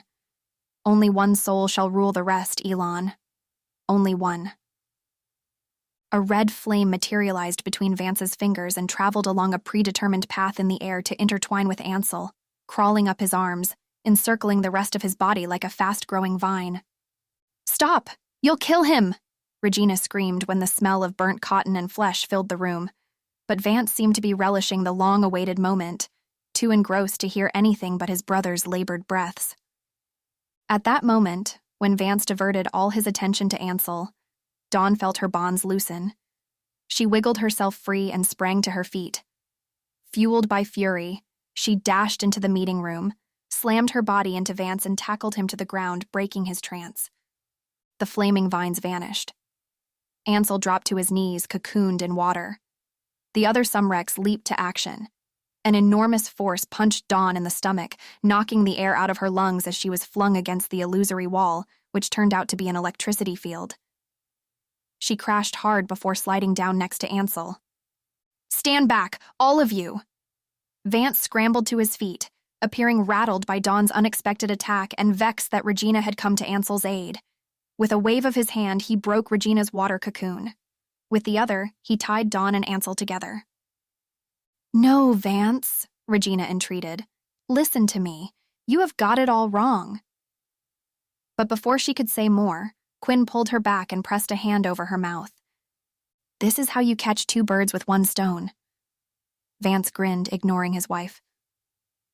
Ansel, Dawn cried, her back pressed tightly against his. She felt his breathing but couldn't see his face. Ansel, are you okay? No response.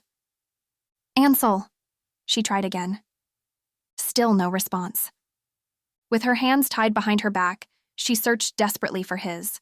An all-consuming panic spread over her. Calm yourself, human. He's not dead yet. That will be too easy, said Vance, bending down to grab Ansel by the hair. I want all of Tempea to see justice served to this monster. Much to Dawn's relief, Ansel twitched. Vance, please listen to me. Regina freed herself from her brother's grasp at last. There's something I need to tell you. No, Regina, Quinn hissed under his breath, but he knew it was too late. Speak, Vance eyed Quinn suspiciously. That night when Amber died, when the Etherean cast the spell, I was there. Any more lies I should know about? Vance glared at Regina. You see, the Etherean said, only one soul shall rule the rest. More than one soul undoes the test. I'm aware of the spell, Vance snapped. The Etherean didn't mean only one of you shall have all the power. As Regina spoke, Dawn felt a light tap on her hand. Ansel. He pressed a few cold objects into her palms. From their smooth texture, she realized he was giving her back the amber stones and Eye of Elektron. In his excitement, Vance had completely forgotten about Ansel's portals, which had scattered onto the floor during the scrimmage and somehow found their way back to the owner. Dawn quickly grabbed onto them. All eyes were now fixated upon Regina, so no Sumrect took note of the exchange. Regina paused before resuming, her face marred with consternation. I was told long ago by an Etherean that the spell can only be cast in the presence of one being. More than one soul undoes the test. I'm sorry, Vance, that due to my ignorance and curiosity, both Ansel and I were present when the spell was cast. The test, and therefore the spell, can't be completed. No! Vance stomped his feet like a little child. Only one soul shall rule the rest. Only one. Yes, but the Etherean words, don't tell me what an Etherean spell means. Dawn didn't hear Regina's reply because at that instant, Ansel whispered into her ear, the Eye of Elektron, not limited by time, back to the creation. What? Yet before he had the chance to clarify, Vance's Sumrect snatched him away. Miles, when the last rays of the setting sun bid farewell to Nymeon clearing, Miles knocked on the door of the wooden cabin. As promised, Ansel's Sumrects were waiting for him by the pine forest edge, where the executioner lay unconscious. They left Crimson Estate immediately and headed straight for the clearing where his family stayed. Now, only this wooden door separated him from the people he had fought to protect all these years. There were sounds of shuffling, and then a voice he hadn't heard in a long time spoke. "Who is it?" "Dad, it's me." Miles didn't need to finish the sentence. Max, Reisa, and Pam spilled from the cabin and threw him into the tightest embrace. For the next few minutes, he was engulfed in tears of joy and, "Thank God you are alive." Only when he finally convinced his family that his return was no illusion did they pull back and notice the host of humans and Sumrects standing behind him. "Meet my friends and saviors." Miles beckoned to his still hesitant family. Standing at the front of the group, Gale spoke first. "Good evening, I'm Gale Thornton. With me are Kai from Chesterfield and our Sumrects from Fian, Lorenzo, Blair, Nico, Winston, Alexander, and Jarrett. I'm sure Ansel has already informed you of our arrival." Mr. and Mrs. Lang inhaled in synchrony. "Ansel Cassadian? But we were brought here by a human named Elon. He claimed he was Miles's friend." Max sought confirmation from Miles. "Dad, Elon is Ansel's name in Sumrectian, and yes, he is my friend. He arranged my rescue from Crimson." Miles went on to explain how Ansel's Sumrects had saved him by the pine forest edge. When he finished, Max and Reisa were shaking their heads in disbelief. "We thought he was human. But how's that possible?" said Pam. Miles laughed. "I thought so too when he first offered to help us. You are telling me that Ansel isn't the monster we have been led to believe all this time?" Reisa gazed at him, her expression skeptical. "He isn't our enemy." "More so than that, Mom. He's our friend and to whom we owe our lives." "Mine too," Kai added. "That is why we are here. He has been turning human for some time now, and we're not sure how much Sumrect's left in him.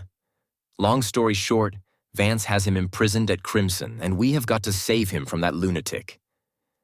And free the 100 human workers held captive underground, awaiting certain death," Gale said. Dumbfounded, Max stared at everybody with his mouth slightly open. This is all so overwhelming." "Mr. Lang, I know you don't trust us Sumrects from Chesterfield," Lorenzo said. "But I assure you we'll protect your family from Vance. You are completely safe here with us. Ansel's friends are our friends too." Miles nodded earnestly. "Dad, Vance is our enemy, not Ansel. It was Vance who broke our connection to the source for his own gain." After a long look at his son and the group in front of him, Max finally responded, "If so, then what are we waiting for? Tell me the plan. We have a friend to save and a regime to overthrow." Chapter 21. Dawn saw enough.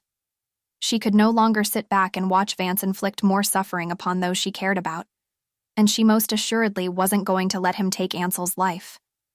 She needed to fight back, yet she didn't know how. After whispering the cryptic message into her ear, Ansel was taken away and locked up in one of the many cells below Crimson Estate. "Not limited by time. Back to the creation," he had told her. The phrases swirled in her head. The creation of what? She chewed her lips as she examined the 2 amber pieces and the Eye of Elektron he left her. It was obvious Ansel wanted her to revisit his past. The answer must lie within these portals, she thought, rubbing the slick surface of the pieces. But there is something missing. Something I'm not seeing. Next to the amber portals, the Eye of Elektron glowed. Why does it answer to me? Why am I the bringer of new light? For the longest time, Dawn had believed the immigrants could no longer return to their home reality because the source was destroyed. But every orb contains a piece of amber, and thus every Eye of Elektron is of the source. Her breathing quickened. The reason the eye no longer functioned wasn't that the source had been destroyed, but that the sole owner of the source was no longer alive. When Amber died, the power of the eye died with her. Then why does it respond to my touch? She paced the small concrete box. She was no Sumrect. She had no special abilities. Her touch shouldn't have brought any change to the eye. Unless... A thought seized her. Unless the owner is still alive. The notion jolted her being. She hesitated to entertain the idea for fear of the disappointment that would surely follow should she be mistaken.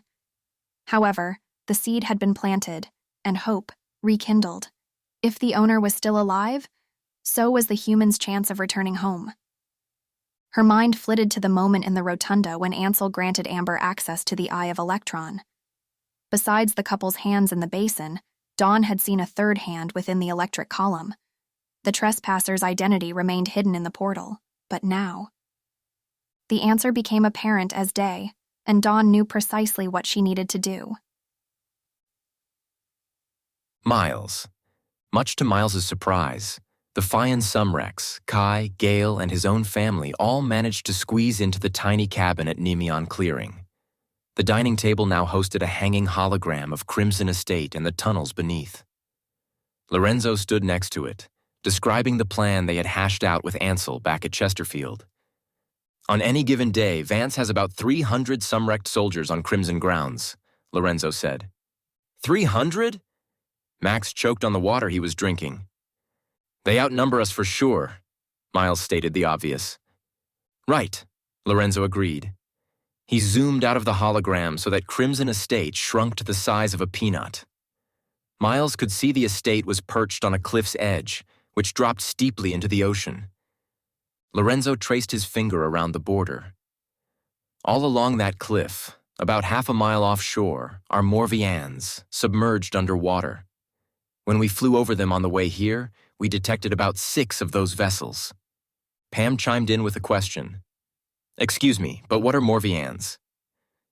They are Sumrectian killing machines packed with Morvs, which are basically robots designed to kill any Sumrect not branded with Vance's symbol, Kai said matter-of-factly. Trust me, you really don't want to fight them. Miles scowled. The numbers weren't comforting at all. You are telling me that we are planning a rebellion with 6 Sumrects and a few Pathfinders against 6 Morvians and 300 Sumrect soldiers? Yes, that's correct. Winston grinned. The plan to me sounds nuts, said Miles. Beside him, Max and Risa nodded in agreement. We do have weapons. About 200 silver-barreled centenums, as the Sumrects like to call them, which will be distributed to Pathfinders at Tempeia who participated in the last uprising. To those who still wish to take part, that is, Nico said. Okay, a little better, but still, we have nowhere near enough ammunition and people. Miles grew more and more skeptical by the minute. All we need is for someone to go into Crimson and open the gates when the time comes. Should be no problem since we have Blair, who's a talented Morpheo. What's a Morpheo? Max looked to his son for help. Shapeshifter, a face changer. Morpheos are a rare occurrence among Sumrects, Miles replied. Well, it all sounds impossible, right? To give you some perspective, Lorenzo said to the Langs, it took around 50 Fion Sumrects plus Delia and Ansel to bring down 3 Morvians, and that was with the help of Dawn, the bringer of new light.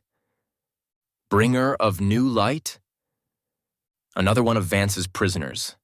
Again, long story short, she is the one responsible for launching this whole mess. Miles explained, but felt he only confused Max more. Without Ansel and Delia's help, 6 Morvians will be quite the challenge to take down, if not impossible.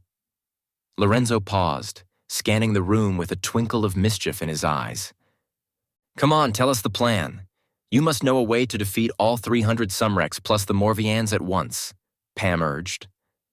Sitting cross-legged on a bench by the dining table, Blair rolled her eyes. Yeah, Lorenzo, now isn't the time to put on a show. Get to the point, will you? Lorenzo rubbed his hands together. Patience, Blair. Right now, we would be insane to attempt a rebellion with the numbers we have. But he zoomed in on the hologram ocean until a whale-like vessel appeared, spinning slowly above the dining table. What if we can use the enemy's weapons against themselves? What if, instead of the 6 Morvians attacking us, it's the same 6 Morvians helping us? What do you mean? Kai narrowed his eyes. The broad-shouldered, ponytailed Sumrect gestured to Jarrett. I'm going to let him continue with the technicalities because he is the real expert and mastermind behind this undertaking. Jarrett stood up with reluctance, scratching his head. He kept his eyes on the floor as he explicated in a monotone voice. The Morvians are programmed to only kill Sumrects not branded with Vance's symbol. All we need to do is modify the Morvs so they only target Sumrects who are branded. We can accomplish this with a simple rewiring done in the control room. My only concern is the same as Ansel's. Jarrett shot Blair a look of warning. Morvians are powered by Etherian forces, an overdose of which can be detrimental. Whoever's doing the rewiring will come in close contact with the power source. It can be dangerous for those susceptible to the influence of dark forces. Blair crossed her arms and pouted her lips. You worrywart. It's not like we'll be down there for long. The real trick will be getting in and out without being detected. Underwater, added Winston. Miles shifted forward in his seat. The plan still sounded insane, but no longer unfeasible. You mean you're going to sneak into the Morvians while submerged in water and reprogram them to attack only Vance's soldiers? Correct, Blair clapped. How are you going to accomplish this? I mean, how do you plan to sneak into the vessels? Easy, thanks to Blair and her dabbling in dark powers. With a wink, Lorenzo pulled his shirt collar down to reveal a 6-legged beast tattoo on his collarbone. Sumrectian ink, effective for days. We will head down to the Morvians in pairs. One clears a path to the opening while the other sneaks in for the controls. The Morvs will register the fake branding and withhold attack, assuming we are Vance's soldiers. We have already decided that Winston, Blair, and Jarrett will sneak in while Alexander, Nico, and I clear the entrance. Don't forget about me. I'm going too. Kai stood, raising his hand. Lorenzo shook his head. I don't think so, young man. Ansel made us promise not to include you in this attempt. It's too dangerous for humans. Do you expect me to wait here and hope that everything turns out okay? Yes, that would be ideal. Ha, fat chance. Something gnawed at Miles's reasoning. What if the Morvs reject the tattoos as fakes and launch an attack on you? Wouldn't that ruin everything? From the way Nico and Lorenzo exchanged somber glances, Miles knew he had indeed pinpointed their biggest worry in the entire plan. They, too, had no confidence the phony tattoos would bypass detection. Look, you are right, but this is the only option we've got, said Nico. Then let me, Kai, and Gale come along, Miles offered. Nope, not part of the plan. Listen, the Morvians can't detect humans, right? You've seen how Dawn shut the machine down from inside. She came out just fine. On the dining bench, Blair straightened her spine. Let us sneak in with you so that in case anything goes awry, we'll turn off the machines. No, no! Lorenzo slammed a hand on the dining table. I can't let you do that. Ansel specifically told us. Come on, Lorenzo. Let us go with you, Kai pleaded. But, Lorenzo, Alexander spoke up at last. Miles is right. We need their help. Hundreds of lives are at stake here, including Ansel's. We can't afford mistakes. Gale and Jarrett bobbed their heads in agreement. Miles watched Lorenzo wrestle with the decision. After a long minute, he finally sighed in defeat and buried his face in his hands. All right. If Ansel kills me when he finds out, it's on you. Next to him, Kai beamed. You can even let us humans go in first and shut down the vessels before the Sumrects enter for the reprogramming. Not possible. Jarrett rejected his suggestion right away. For the reprogramming to take effect, the machines must be turned on. And what about us? How can we help? Max asked. Gale moved across the room to where the Lang sat. If you want to help, then first, keep your family safe. A gentleman by the name of Basil Brighton shall join you within the next 2 days. He played a vital role in the resistance movement years ago, which I'm sure you recall. Max heaved a sigh and nodded. Gale continued, Soon, Mr. Brighton will call together all Tempea Pathfinders to distribute the Sentinums and discuss ways they can coordinate with us when the big day arrives. If you are willing, I'm sure Mr. Brighton can use a hand. Max shared a look with Risa, who gave him an encouraging and comforting smile. We are both willing to lend a hand wherever it is needed, he said. Excellent, Gale exclaimed. Welcome to the family. From the bag on her back, she fished out 4 familiar glass orbs with amber cores. I'm returning to you what is rightfully yours. Miles leaped to his feet. He hadn't seen a single Eye of Elektron since Vance confiscated the orbs from Tempea residents 11 years ago. Never did he expect to hold one again, let alone his own. With trembling hands, he accepted an Eye of Elektron from Gale with the utmost care. I heard they stopped functioning a long time ago, Pam said in a small voice, awestruck. I thought Vance destroyed them, Risa stammered when she took the last Eye of Elektron from Gale. Vance thought so too. Gale smiled at her eager audience. Ansel never gave up on us and our freedom, she said with subdued elation. On the night Vance destroyed the source, Ansel and the resistance fighters replaced numerous authentic eyes with replicas, which Vance confiscated, believing they were genuine. The original orbs in our possession have indeed been inactive for years, but the time is ripe for the eye to be reignited. And I have a feeling we won't have to wait much longer for the bringer of new light. Dawn. The amber stone illuminated in Dawn's hands, beckoning for her to enter. She uttered the Sumrectian words that would open the portal, and the air around her fingers vibrated. Once again, she found herself in Ansel's study the instant before the laughing young couple's exit from the secret passageway. This time, Dawn didn't wait for Ansel and Amber to emerge. Follow your gut, Ansel had written in the note, and at last, Dawn understood what he meant. Her feet guided her with confidence through the hallways of Chesterfield and into the back garden. Enshrouded by willows and vines, the rotunda appeared in the same way as it always did, mystical and mysterious. From afar, Dawn could see the crackling column of electricity suspended between the oculus and amber-filled basin. She rushed to the ancient willow and waited at the ready behind its gnarly trunk. Before long, Dawn heard voices approaching the rotunda. Like you, it's Amber, married with Sumrectian magic, an animated young Ansel said to Amber when they positioned themselves next to the basin. Not limited by time. Dawn remembered Ansel's mysterious message in her ear before the guards took him away. That's an enormous responsibility. Do you think I'm capable? Amber said. Despite the highly charged situation, Dawn still experienced a twinge of sorrow while she listened to their exchange. Neither Ansel nor Amber foresaw the tragedy that would befall them years later. Don't worry, you won't feel a thing, young Ansel assured his wife. Back to creation. Every muscle in Dawn's body tensed up for action. Dea estuum latian mun, sua sectus senrianum, Ansel chanted. The wind picked up. A tornado of fall foliage accompanied the intensification of the electricity column. Dawn waited until the leaves and dust provided enough coverage before she leaped from behind the tree trunk. There was no time to waste. She sprinted up the rotunda steps and reached into the crackling column to touch the amber. A warm, tingling sensation crawled from the center of her palm to the rest of her body as she kept her hand pressed against the stone. No, an Etherian didn't gain access to the Eye of Elektron on the day of its creation. No, the Eye's power didn't die with its owner. Unbeknownst to Ansel until now, the Source had a second owner who was very much alive.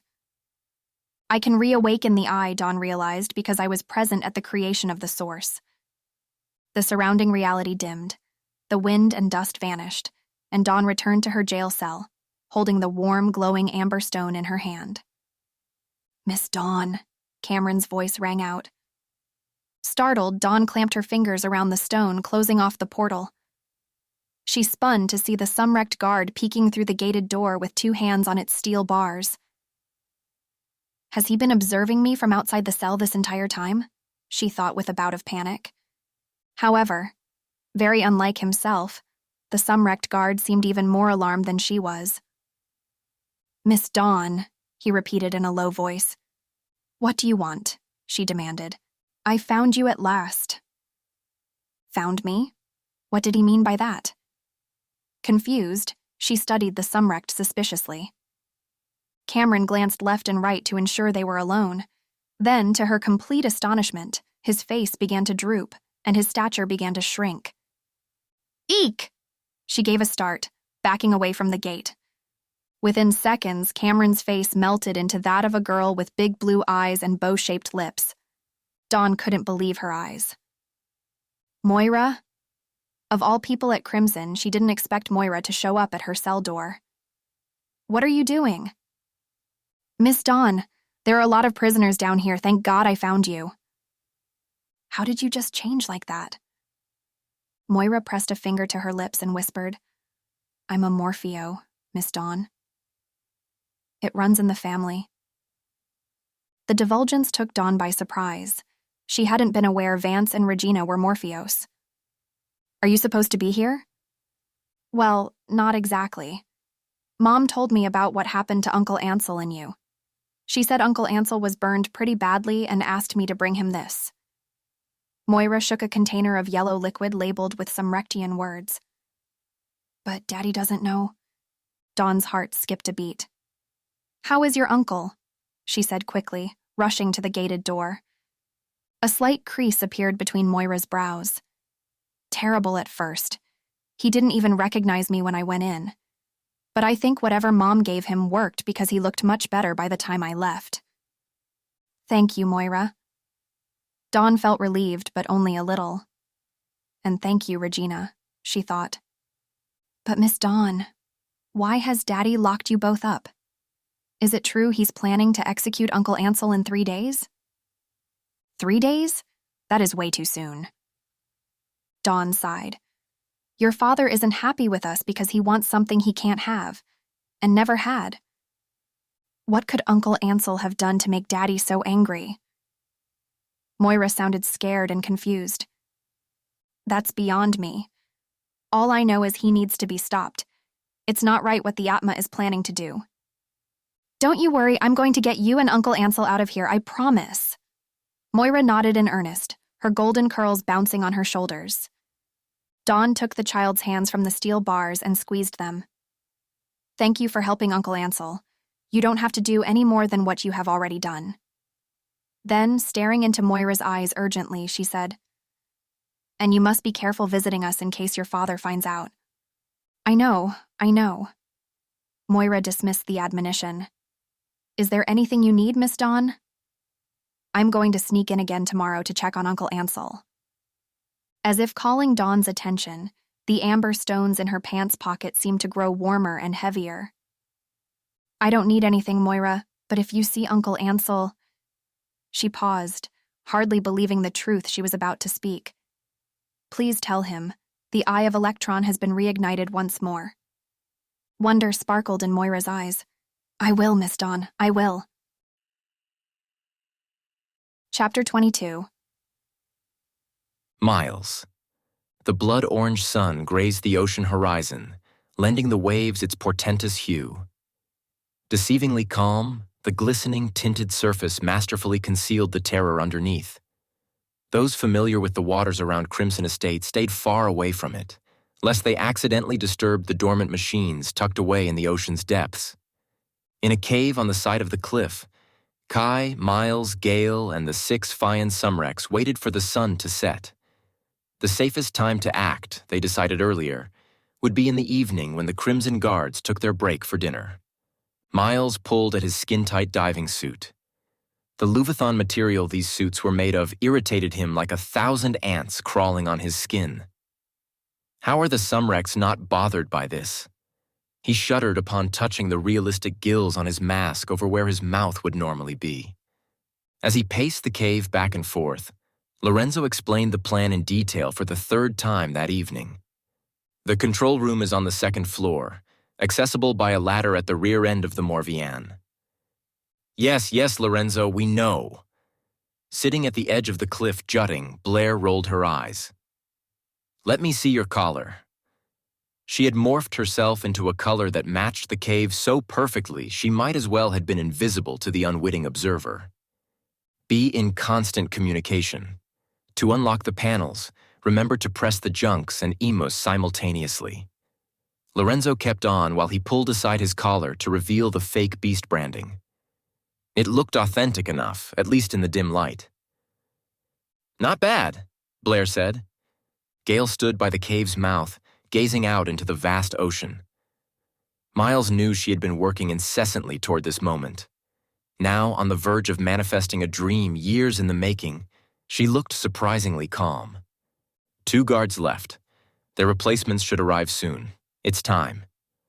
Blair's eyes followed the Sumrect guards patrolling above on the perimeter of Crimson Estate. Lorenzo ceased pacing within the cave as the other Sumrects sprung to their feet. Miles took in 2 large breaths to steady his nerves. He understood the gravity of their undertaking. 1 shot at success. No mistakes. In his mind, there was no what if, only what must be. His friends' and family's lives depended on it. Alexander, Jarrett, and Gale, you are up first. Blair beckoned them to the jutting while she maintained her watch on the guards who had momentarily turned their backs to the water. Hurry up, she hissed. Connected at the waist by a diving rope, the group of 3 nodded to the rest. Then, without delay, they took their places at the edge of the precipice. Eyes still glued to the patrols above, Blair whispered to her friends, Good luck. We'll meet again on the west shore. Now go. Alexander, Jarrett, and Gale locked hands and took the plunge. 1, 2, 3. A splash occurred on 4. The sound didn't go unnoticed. Above, the Sumrect guards spun in unison. Blair froze on the jutting, an expression of terror on her face. Inside the cave, Lorenzo and Nico reached for the sentinels on their belts. The minute dragged on as Blair remained motionless, blending in with the rocks. Although the Sumrects studied the water with intrigue, none appeared too concerned. Just about an eternity passed before they turned back around one by one. Blair let out a long sigh. They thought it was a large fish. Lucky this time, Nico said with a scowl. But I don't think it's wise for us to jump in after that. We don't have a choice. It will take way too long to climb down, Lorenzo said, placing a finger on the autocog in his ear. Earlier, he had distributed an autocog to every human in Sumrect. The tiny devices would allow them to communicate their thoughts underwater. We are headed toward the first Morvian in line. Our estimations are spot on. Alexander's thought message gave Miles quite the start when it echoed in his head. He felt encouraged by the news. Every bit of success brought them one step closer to accomplishing the impossible. Lorenzo, too, must have heard the update because he smiled wide. Are you 3 ready? Blair gestured for Lorenzo, Kai, and Winston. Oh, we're more than ready. Winston looked at Kai hopping from one foot to the other and grinned at his unbridled enthusiasm.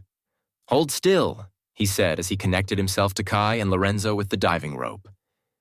Together, they walked to the cliff's edge.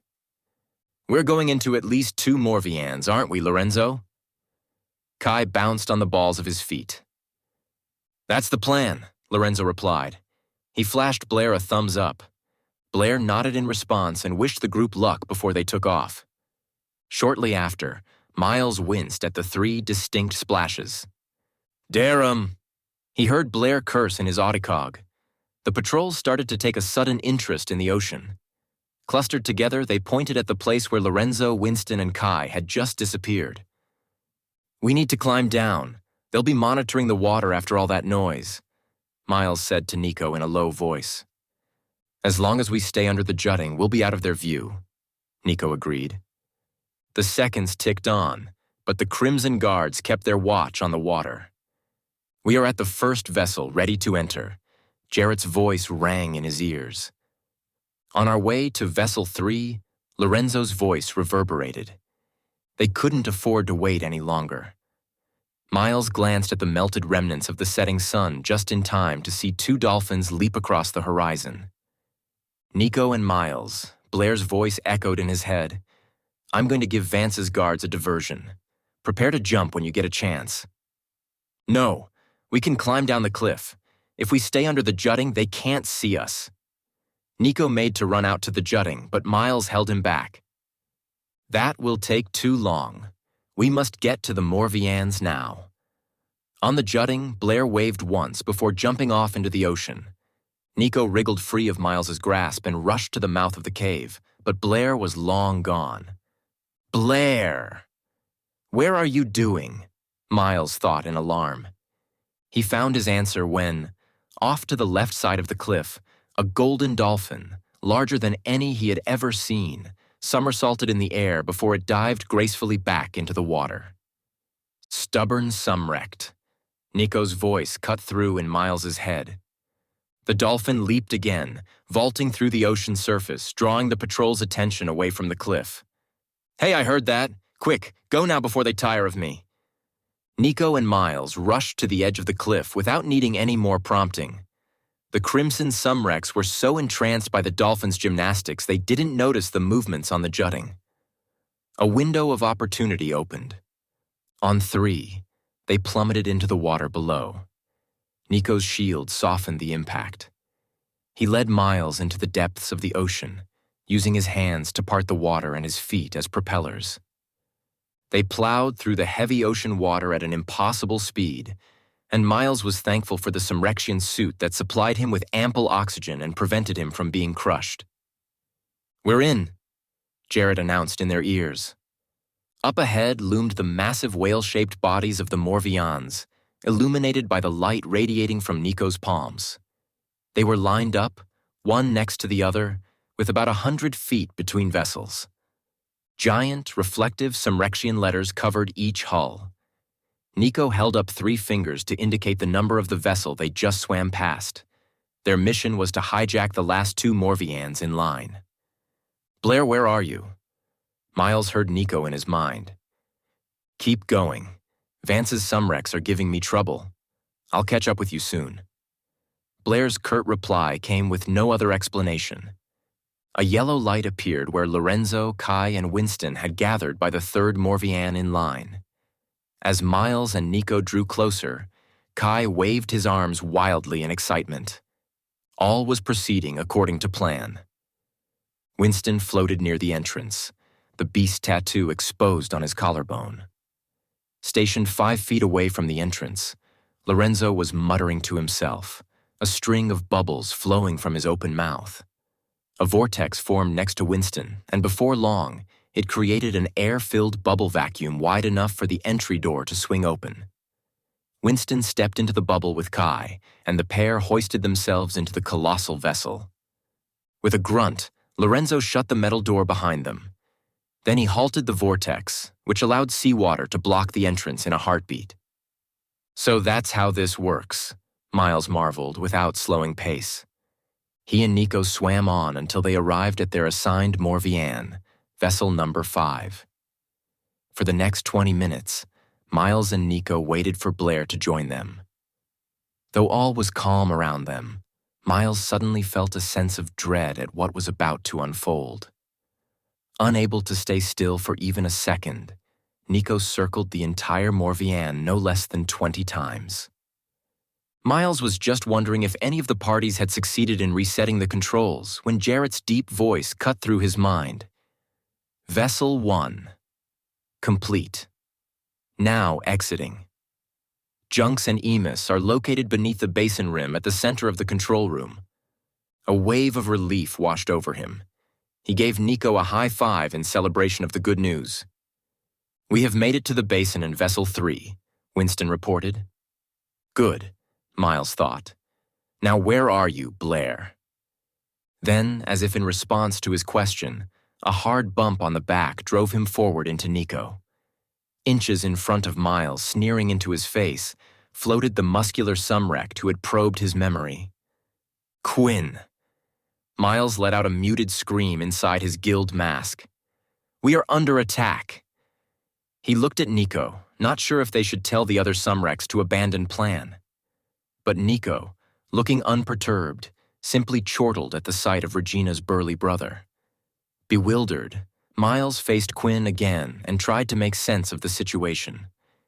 That was when he spotted the butterfly earrings dangling from his earlobes.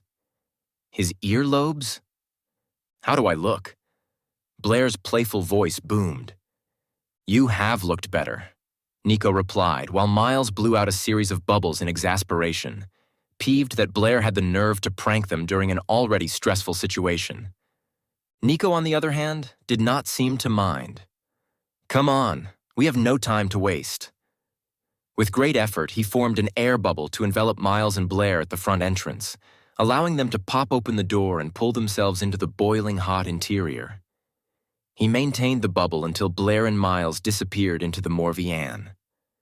Morphed into Quinn, Blair sprinted down the Morv's packed corridor. Despite the heat, Miles shivered at the formidable Sumrect running beside him. Never would he have pictured himself hijacking a Morvian with Quinn, but reality was often more absurd than imagination. Phew! That was close. Jarrett's voice rang in his ear as he ran. Jarrett, what happened? Lorenzo asked right away. The Morvs almost got us in the second vessel. I was only barely able to make it out without detection. You must act quickly. Remember, once the conversion is complete, you become the target. A momentary silence ensued. Then, Lorenzo's voice boomed once more. Will do, Jarrett. We'll reprogram as many vessels as we can. If all else fails, we must shut them down. Much to Miles's consternation, the Morvs shifted ever so slightly as they flew past. The Morvs aren't buying my morphium. I think they were upgraded along with these new machines. Blair wiped away the sweat on her forehead. Miles's stomach dropped when he heard her thoughts, but he tried his best to maintain his composure. They couldn't afford to panic now. We need to move quickly. Upon arriving at the control room, Miles kept an eye on the Morvs while Blair headed straight for the basin in search of the junks and Emus. She placed her fingers underneath the burning hot basin rim and ran them along the edge as she circled the fixture. About halfway around, she dropped to her knees. Bingo! She clapped once loudly and gestured for Miles to look. Sure enough, on the underside of the rim, two faintly illuminated buttons were labeled with the Sumrectian words, Junks and Emus. When she pressed down on them simultaneously, the buttons vanished, and two braided strands of electricity, one purple, one green, snaked from the holes. All she needed to do, according to Jarrett's instructions, was to unravel the braid without touching it and cross the filaments over so that each new strand contained both a purple and green component. That was supposed to be the easy part. However, the strands proved much harder to unbraid than anticipated. As soon as she separated the two, the filaments snapped back together like powerful magnets. Her fingers shook with nerves. Meanwhile, the faceless robots grew restless. One of the Morvs inched forward to the basin, and Miles promptly shifted his body to block Blair from view. Before long, a second Morv joined the first, and then a third. Done, Blair declared as the Morvs closed in on the two of them from all sides. Exhaling a shaky sigh of relief, Miles turned to congratulate Blair, but when he saw her, his smile vanished. Something was wrong. Frozen on the spot, her eyes had clouded over. Her face displayed no excitement or recognition. Sluggishly, she stood up and advanced toward Miles, dark smoke emanating from her right hand. What are you doing, Blair? Miles slowly backed away. Head tilted, she studied him with an unusual snarl on her lips. Miles grimaced. This must be what Jarrett had warned them about. Blair's previous dabbling in the dark forces had made her especially susceptible to the influence of Etherian powers. Nico, we have a problem, he thought. hoping the Autocog would transmit his message. At that instant, Blair's arm shot past her head. Yet before she could strike him, the Morves attacked, sending a shower of electricity upon her. A blood-curdling scream ripped from her throat as she redirected the dark smoke in her hands to the silver robots encircling them, incinerating the innermost ring of Morves upon contact. More silver soldiers crowded into the control chamber after hearing the commotion. Miles gulped. An out-of-control Blair and 100 roused Morves didn't make a pleasant combination. Drawing upon the Etherean power that permeated the vessel, Blair flung out a crackling electric current which tied the Morves together much like a rope. Then, with a force so powerful it shook the walls, she hurled the tied-up Morves away from her. Miles ducked when a group of silver creatures flew over his head and crashed straight into the control basin. The explosion rocked the ground.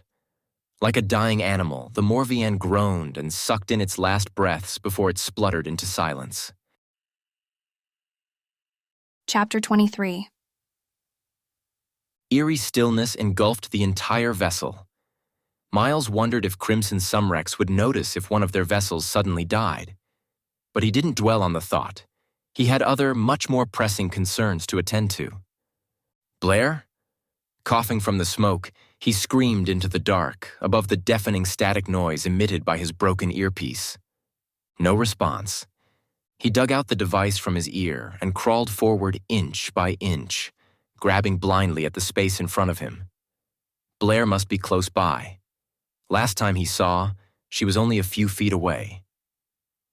Blair, can you hear me? Something stirred in the stillness. Miles started in the direction of the sound, but at that moment, another blast from the front of the vessel shook the ground. Alarmed, Miles heard rapid footsteps on the floor below. Blair? Miles? The desperation in Nico's voice was apparent. Miles answered immediately. We're up on the second floor. Use the stairs at the end of the hallway. Before long, Nico rushed in, holding a beam of light in his hands. When Miles could finally see his surroundings, he shuddered. The walls of the control room were half melted. A pile of scorched Morves covered a distorted and still-burning basin. And on the floor by the starboard side. No! Nico's cry reverberated through the charred chamber. There, lying face down next to the Morves, was Blair, her long brown hair sprawled over the floor. Nico ran to her, quivering, and flipped over the body. Her eyes were closed, her mouth half open. Blair! When he shook her gently, her head rolled to the left like a broken doll. Sensing Nico's panic, Miles placed a finger under Blair's nose. Thankfully, he felt her shallow breaths. She's alive. Come on, we have to go before we're discovered. A dazed Nico followed Miles out of the control room, carrying Blair's body in his arms. The machine is dead. How did you get inside? Miles said as they squeezed past Morves frozen on the stairs. Lorenzo came and blasted a hole in the belly. We need to leave fast. Vance's soldiers are approaching. Nico couldn't finish the sentence. Once on the ground floor, they could see a bright light by the entrance and the air bubble Lorenzo created. They sprinted toward the exit, racing against time. As Miles burst out of the Morvian with Nico, he saw a string of lights in the distance, and his stomach sank. He glanced over at Lorenzo, who nodded in understanding. If they were discovered by Vance's soldiers, their entire plan would have failed. Even if they were to escape without detection now, the soldiers would surely notice a dead vessel. In Nico's arms, Blair's eyes flew wide open. She wriggled free from his grasp and swam toward the string of lights in the distance. Bubbles escaped from Nico's mouth as he tried to scream after her. But Blair was much too fast. It wasn't more than a few seconds later that a rib-rattling rumble rocked every water molecule around them. A massive humpback whale glided through the water. Its body settled like a wall between the Morvians and the approaching guards, concealing the Fian Sumrects from view. The daunting creature swayed and squawked, its mischievous eyes coming to rest on Miles, who gaped back, aghast. The whale let out another long, low-frequency vibratory groan. This time, it flapped its pectoral fin to push the water between the Morvians, thus creating a strong enough current to carry Miles, Lorenzo, and Nico away from the Crimson soldiers. "You have really outdone yourself this time, Blair." Miles connected himself to Lorenzo's diving rope, and the three of them headed at full speed to West Shore. Dawn. Welcome back, Gatekeeper. The wispy hologram words sprouted from the orb's amber core. 11 years. About to reclaim a dusty dream, Dawn's hands trembled from the sudden responsibility that had befallen her. She understood what a reawakening of the eye meant for the humans trapped in fours. They can finally go home. The 360-degree cylindrical hologram screen cascaded from the ceiling, surrounding her from all sides. A list of about 500 names appeared, arranged in alphabetical order. Some names glowed in green while others shone in red, and still others, yellow. Dawn spun around to the end of the list where she located the key. Green, loyal to the cause. Red, deserter of the cause. Yellow, undetermined. Astounded, she continued to turn on the spot, scanning the entire screen with fascination. 2/3 of the way down, a blinking green name caught her eye. Basil Brighton. She drew a sharp breath, recalling the conversation she had with Kai about the Brightons. Guided by her intuition, she reached out to touch the name, but a hologram of Basil appeared before her fingers even came in contact with the screen. It responds to thought, she realized. With a hand under his chin to support his head, the Basil on the screen was fast asleep on a wooden bench. Basil? He didn't move. Basil, Dawn repeated in a much louder voice. This time, he jumped almost a foot into the air from his sitting position. The Pathfinder squinted at the screen, and suddenly, a giant smile spread across his face. "You must be the bringer of new light," he exclaimed, his voice dripping with exhilaration. "Yes, Mr. Brighton. My name is Rene." He was blinking away tears of joy. "When we saw the sphere glow as it did in the past, we couldn't believe our eyes. Your name says it all, doesn't it? Rene. Light reborn. How on earth did you do it? How did you reawaken the Eye of Elektron?" "I'm not quite sure." Pink crept into Dawn's cheeks. "It's a long story. A great story, which I'm confident you will share with us when the time is right." "Us? Oh, can't you see? I'm here at Nemeon Clearing with the Lang family, my 3 little rascals, Ovra, Oakley, Opal, and of course, my lovely wife, Francesca. As you might already know, Francesca's sister, Amber, was the original gatekeeper and owner of the source." Brighton gestured to the fuzzy figures behind him, intentionally obscured for security purposes. "Yes, I know of Amber. Mr. Brighton, was there a reason your name flashed green on the hologram screen moments ago?" "Of course. Ever since I noticed the glowing of the eye, I have been trying to reach you." His smile evaporated. "We have learned of Ansel Cassadian's recent capture at Crimson Estate, and we need your assistance in assembling the Pathfinders at Tempea. We have a plan to rescue you, Ansel, and the 100 imprisoned Crimson workers." "What's the plan? How can I help?" Dawn asked urgently. Basil explicated the plan, including the Fion Sumrects' efforts to hijack the Morvians. The more Dawn heard, the more absurd the proposal sounded. She had witnessed firsthand Vance's incalculable capacity for evil and the massive damage a single Morvian could cause. Even if one of the vessels failed to be reprogrammed, without Ansel's help, the Pathfinders would be fighting a battle doomed to fail from the beginning. "Basil, the chances of everything proceeding according to plan are slim to none, and should the Fion Sumrects successfully convert all 6 Morvians for their own use, we still have Vance and Regina to worry about." "Both are incredibly powerful blue Sumrects," Dawn said. "On top of that, if the spell has indeed been completed, Vance should now be the most powerful Sumrect ever to have existed." "Perhaps." She hesitated before going on. "It's best that I open the gate now and let the Pathfinders go home." "And leave our fellow immigrants trapped in fours forever?" Basil cried out in indignation. He leaned into the screen and said with passion, "Miss Dawn, if we go together." The goal of the Pathfinders has always been to eradicate evil, in any reality. "I will fight with you, Mr. Brighton, but I can't keep our people here any longer than they choose. Go ahead, open the gate and see how many will take you up on your offer. If I know anything, it's that us Pathfinders will fight until our freedom is secured. It would take a miraculous intervention for us to succeed." "And you are correct in your assessment of this situation. The odds are stacked against us," Basil said, acknowledging her concerns but grinning once more. "You agree, then?" Dawn was surprised by his jovial tone. "There is a 1% chance we will carry our plan out to fruition, but you have already proven that even the impossible can become possible. I had doubts similar to yours. Until this evening," Brighton said. "When I saw the eye glow like it did in the past, I realized there are forces beyond our understanding working for us." "But we are outnumbered," she pointed out. "Dawn, the key to manifesting an idea is belief. We all agreed, we all felt, that by believing in the possibility of victory, however slim, we are paving the way for the miraculous to happen. We are only limited by our minds." It took a while for the meaning behind Basil's emphatic words to sink in.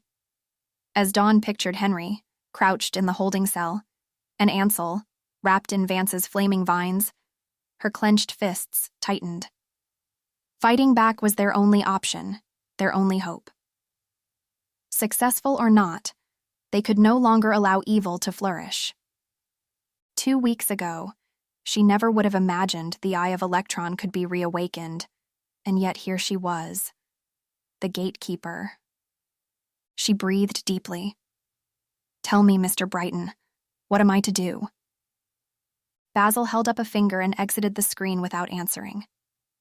When he returned, he brought his wife. "Thank you for taking over my sister's role," Francesca said, studying Dawn with curious eyes. "She would have been so proud of your bravery."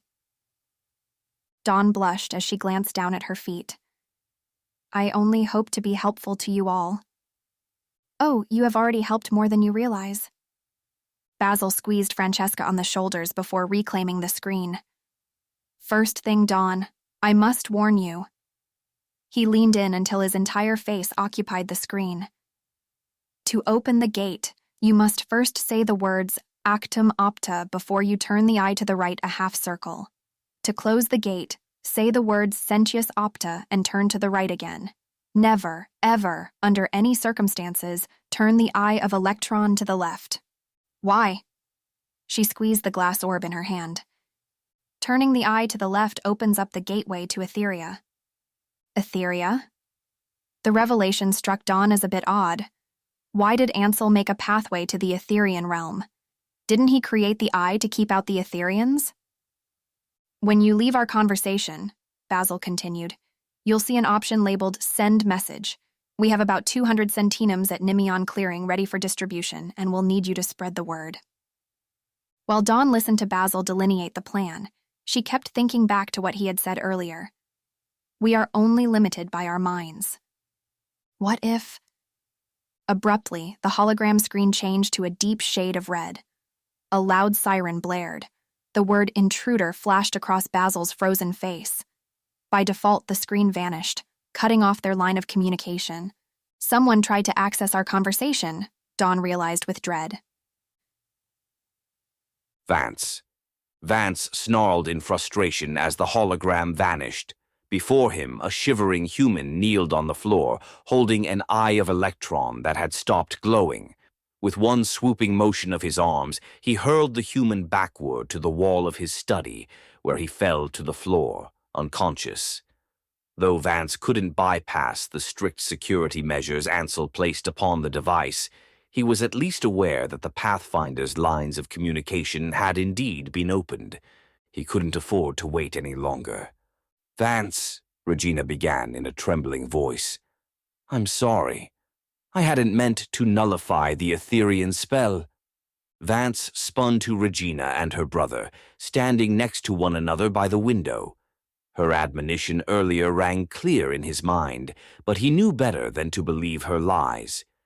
"You couldn't nullify the spell even if you tried," Vance sneered. Before Regina had a chance to respond, a flustered guard rushed into the study. "Good evening, Atma. We have received an error message from one of the Morvians. Can't you see I'm in the middle of something important?" Vance dismissed the report. There was always something wrong with the vessels. Most of the time, it was either power running low or sea creatures disrupting their signals. Impressive machines, those Morvians, but an absolute pain to maintain. The patrols wanted to tell you. Tell them to fix the problem and get out. It died. "Out!" Vance sent the guard flying out of the room in an arc. "I was there," Regina continued as though there had been no interruption. "More than one soul undoes the test." "Hush!" Vance stomped his feet like a toddler. "Your arrogance and stupidity prevent you from seeing the very fact that while Ansel is powerless, I am becoming more powerful than ever before." "How can you be so sure?" Vance's golden eyes gleamed dangerously in the flickering light of the fireplace. "No Sumrect can escape the bind. Ansel wasn't the only one who struck an accord with the Etherean. I, just like Ansel, can gauge the effectiveness of the spell. As one loses his power, the other loses his soul."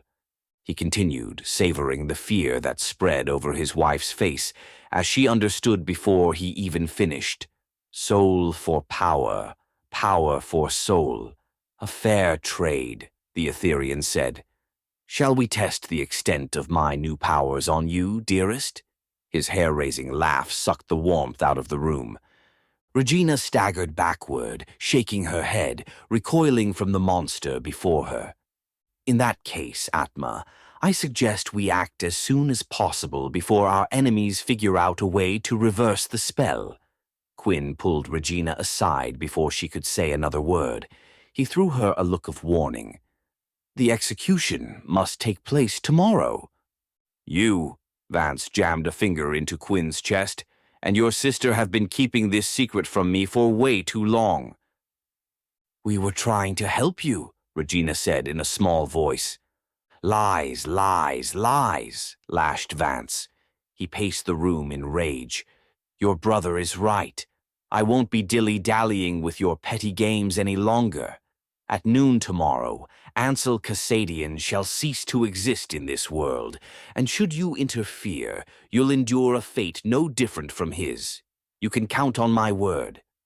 Facing Quinn, he ordered, "For the sake of you and your sister's lives, ready the Morvians and prisoners." Chapter 24. Miles. Gentle waves carried Miles and Nico to shore, where Gale, Kai, and Ansel's Sumrects had already gathered around a fire. Miles welcomed the heat and company, but the momentary relief that fell over him was eclipsed by the gnawing worry that 2 Morvians had been left unappropriated. "Why the sour faces? At least Vance's soldiers didn't catch us. Together we reprogrammed 3 and destroyed 1. I say the mission was mostly successful," Kai said in a cheery tone. "Yeah, successful only if they don't notice their ruined vessel by tomorrow." Alexander sulked, prodding at the fire a bit harder than necessary. Winston patted him on the back. "Lighten up. Vance is probably too preoccupied with the Etherean spell at the moment to worry about his machines." Lorenzo nodded. "You know what? Kai is right. We accomplished something no human or Sumrect has ever attempted before. And if anything, I learned today that this one here," he gave Kai a gentle punch, "is more fearless than a lot of Sumrects I know." Jarrett flashed a rare smile at Gale, who blushed uncharacteristically. "Successful or not, I think we all discovered something more valuable tonight. When it comes to courage, there is no difference between a human and Sumrect." The group murmured in agreement. Miles felt it too. The sense of solidarity and friendship birthed from sharing in the adventure together. "We can still convert the Morvians tomorrow when they are called to action," he suggested. Dawn snuck into one. "I'm sure we can as well." Yes, that is a possibility, Winston said. We just need to figure out when Vance is planning this execution. Only Nico faced the moonlit ocean surface and didn't speak. Miles knew why. Not all the Fian Sumrects had made it back. He watched the waves break the sand again and again. Blair, where are you? Dawn. After her conversation with Basil, Dawn had sent a message to all Tempea residents in possession of an Eye of Elektron. Each was given a choice: return home tonight or join in the fight tomorrow to help liberate the 100 prisoners at Crimson Estate. Not a single soul chose to leave Fours. Inside the holding cell, Dawn racked her brain to piece together the puzzle. Someone, most likely Vance, must have tried to access their channel of communication through the Eye. She wondered just how much of her and Basil's conversation he had heard, if any. A message had already been sent out to the Pathfinders concerning the distribution of Sentinels. They were going to need all the help they can get, if only Ansel can regain his powers. During her talk with Basil, a wild idea formed in her mind. What if Regina is right? What if having 2 or more souls present at the casting of the spell rendered it useless? What if I can reverse the spell? The notion that she, a measly human, could reverse the spell was preposterous, but Dawn was determined to give it a try. She lay down on the metal bed, purposefully facing away from the glass wall, holding the portal containing the Etherean spell in her hands. One last time. Dawn didn't enter the secret passageway with Ansel when she landed in his study. Instead, she waited until the hooded Regina appeared. The long-haired Sumrect hurried to the open tunnel, wearing an expression of unease. After glancing both ways, she climbed inside with Dawn following closely behind. A sadness welled up inside Dawn. Again, she sensed the dense desolation that saturated the air, but she pushed aside the wretched feeling to focus on the task at hand. Soon, they approached the turn in the passageway. Dawn crept along the wall and prepared herself. Wind picked up. The Etherean's cold voice began to recite the spell, while horror flooded Regina's delicate features. Dawn waited still, her hands clammy, her throat tight. Suddenly, the tunnel flickered to the concrete walls of her holding cell as someone called her name from a distance. Quinn has come for me, she thought in panic, but she couldn't leave now, just a few more seconds. The Etherean continued to speak. Transfer power or meet defeat. Dawn poked her head out only far enough to see Ansel with his back to her, his right hand locked with the Etherean's. 11 years. It is complete. With her head tilted back, the Etherean resembled someone very familiar, but Dawn could neither pinpoint the resemblance nor dwell on that peculiar detail. Her holding cell flashed into view again, interrupting her concentration. Quinn's voice was louder, closer, almost there. Only one soul shall rule the rest. Dawn darted from the turn in the tunnel. More than one soul undoes the test. When the spellcaster said her last word, Dawn grabbed the Etherean's hand, joining in the bond with Ansel. Instantly, a numbing chill spread through her body. The Etherean let out an ear-splitting shriek of rage. Her hollow eyes dropped to meet Dawn's fearless gaze. Pale blue light imploded from the joining of their hands, sucking with it all sound before a massive explosion slammed Ansel to the ground and hurled Regina and the Etherean toward opposite ends of the tunnel. Wake up, human! This time, Quinn's voice originated from less than 10 feet away. Dawn shot up from her metal bed, cold sweat lining her forehead. Have I done it? Have I nullified the spell? Hand over the portal! Quinn brandished his arms inside the holding cell, his nostrils flaring with each intake of breath. He must have been monitoring her through the glass wall. The still warm amber piece escaped from Dawn's grasp and flew in an arc toward the Sumrect. However, before the piece could make it to Quinn's hand, Steve, who was standing right behind him, struck Quinn on the head with a jolt of electricity, knocking him out, while Cameron bound the massive Sumrect with what appeared to be ropes made of water. Steve and Cameron? Dawn's mouth fell open. What is going on? As if to answer her question, the Sumrects' faces changed. Cameron shrunk 1.5 feet in height. Seconds later, Dawn was staring flabbergasted at none other than Moira. And Blair? Never liked him, Blair grumbled, stepping over Quinn's motionless body. Moira tiptoed around the unconscious soldier and stuffed the portal back into Dawn's hands. I thought something happened to you, Miss Dawn. Why are you at Crimson, Blair? 1,000 questions raced through her head. Blair scoffed as she tied back her wet hair. Obviously to rescue you. If not for my goddaughter here, it would have taken me ages to find you. Goddaughter? Blair dismissed Dawn's look of incredulity and carried on with her tirade. Look at the mess you landed yourself in. And Ansel, too. Would he be stuck in this predicament if you had just stayed at Chesterfield as you were told? No.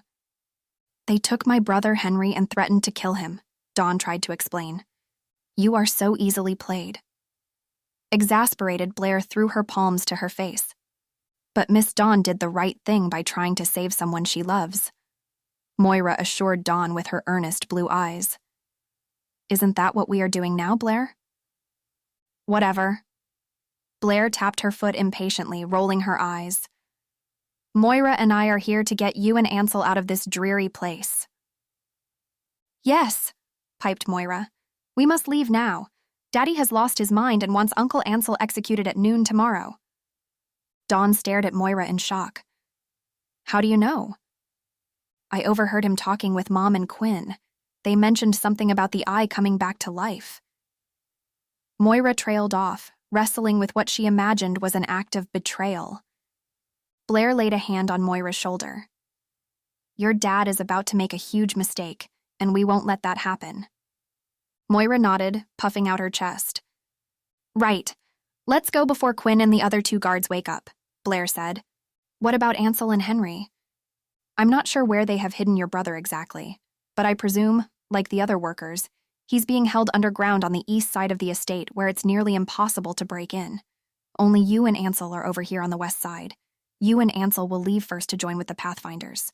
Tomorrow, when Vance brings out the prisoners before the execution, we'll work together to free them all. Follow me.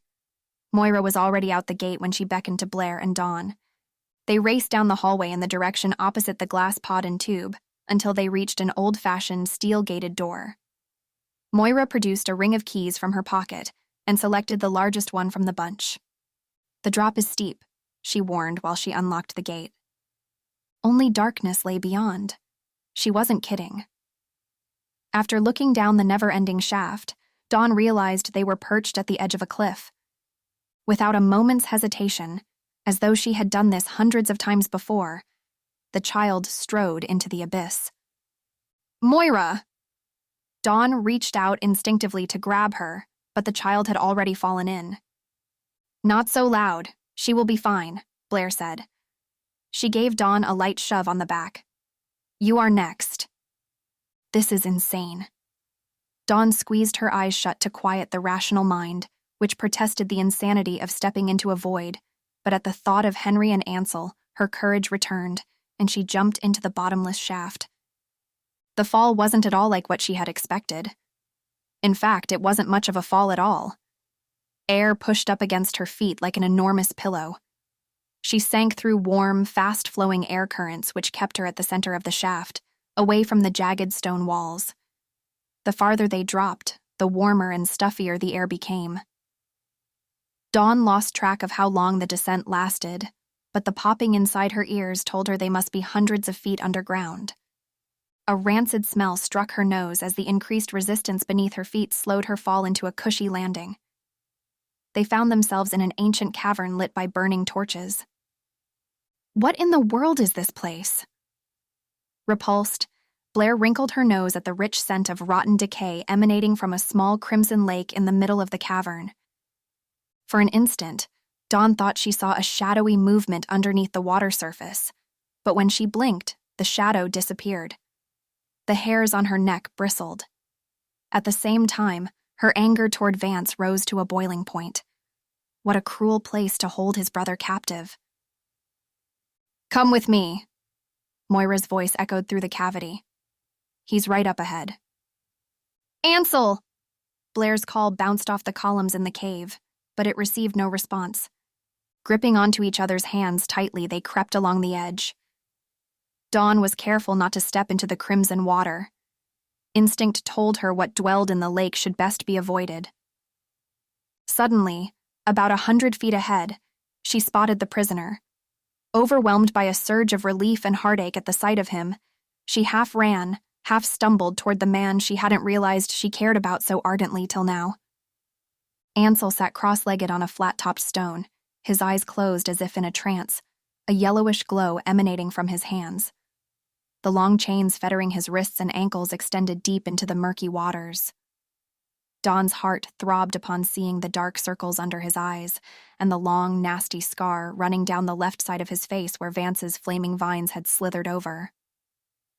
My mother's serum worked its magic on the burns, but the scars, they couldn't be healed, Moira quietly said from behind. Tears welled up in Dawn's eyes. She traced her thumb gently along the winding disfiguration, and as she did so, Ansel's eyes flicked open. He neither moved nor spoke. Instead, he locked his penetrating gaze on hers and tilted his head to one side as if to say, "About time." "Thank God you are alive," whispered Dawn.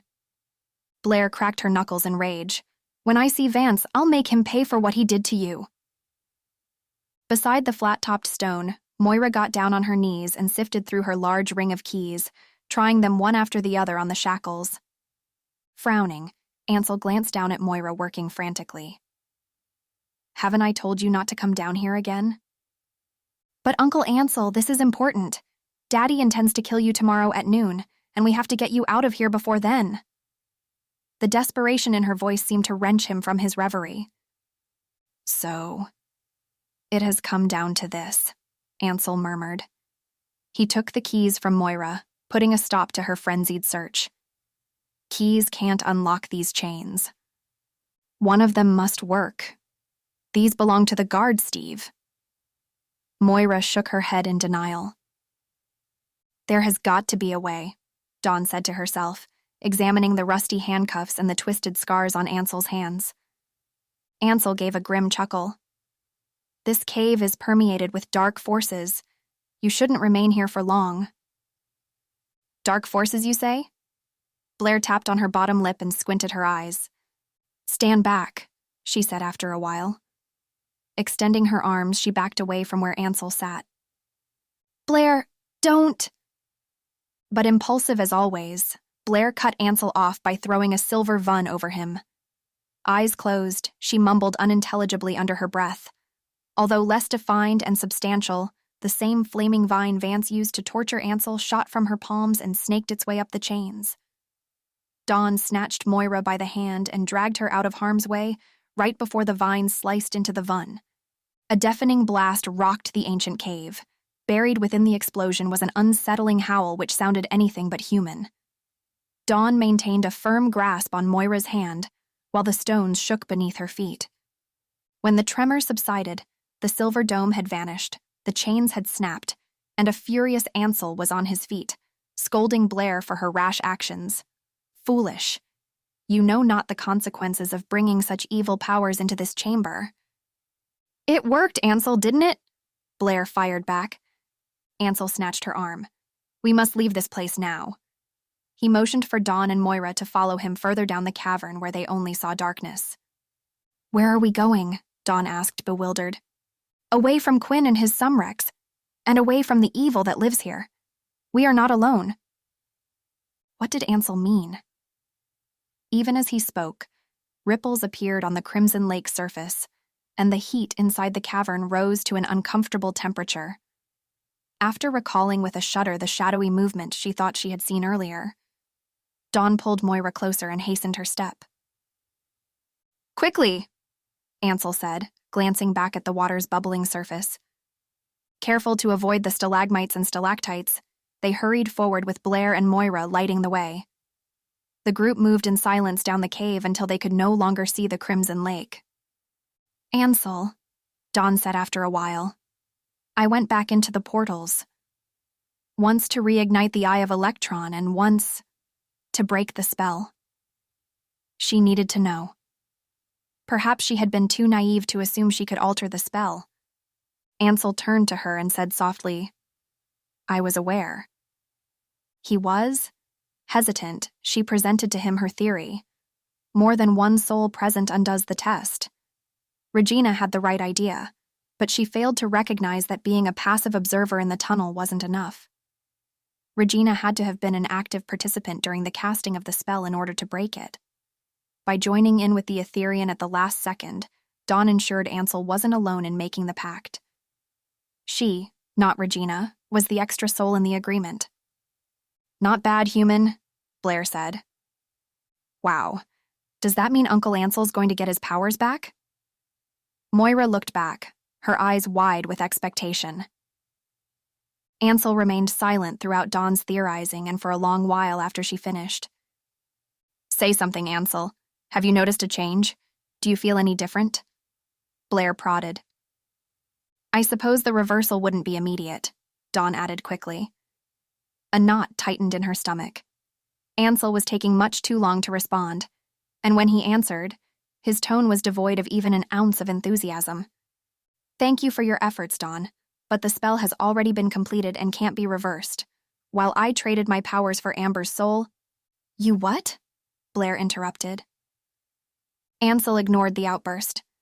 "Vance traded his soul for power. I'm not the only one to have experienced the effects. But what if it took some time to nullify the spell?" "I'm sorry, Dawn. I felt Amber's soul when it left her body. It passed behind me. Warm. Familiar. What you felt wasn't her soul. It was me, coming to join you." "What has been done is done," Ansel stated flatly, signifying the end of the discussion. She wanted to say more, but the group had come to a stop. Moira pointed at a circular scattering of light high above where they now stood. It took Dawn a while to realize the ring came from the daylight hole which had been blocked by— "Hey, from the stable," Moira explained. The stable housed the opening to Crimson Cavern. "Does Vance know of this entrance?" Dawn asked Ansel, stunned. "Not yet." "Daddy never comes to this stable," said Moira. Ansel kneeled on one of his knees before the child and gently brushed her golden curls away from her face.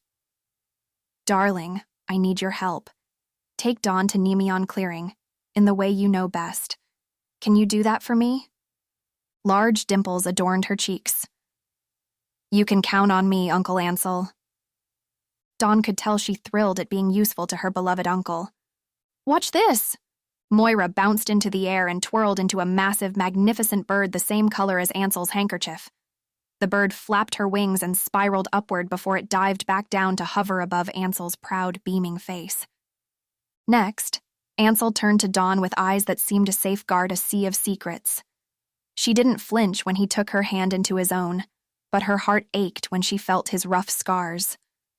At the same time, a warm tingle traveled from his palms to hers, and again, the image of the deserted beach at sunset flashed before her eyes.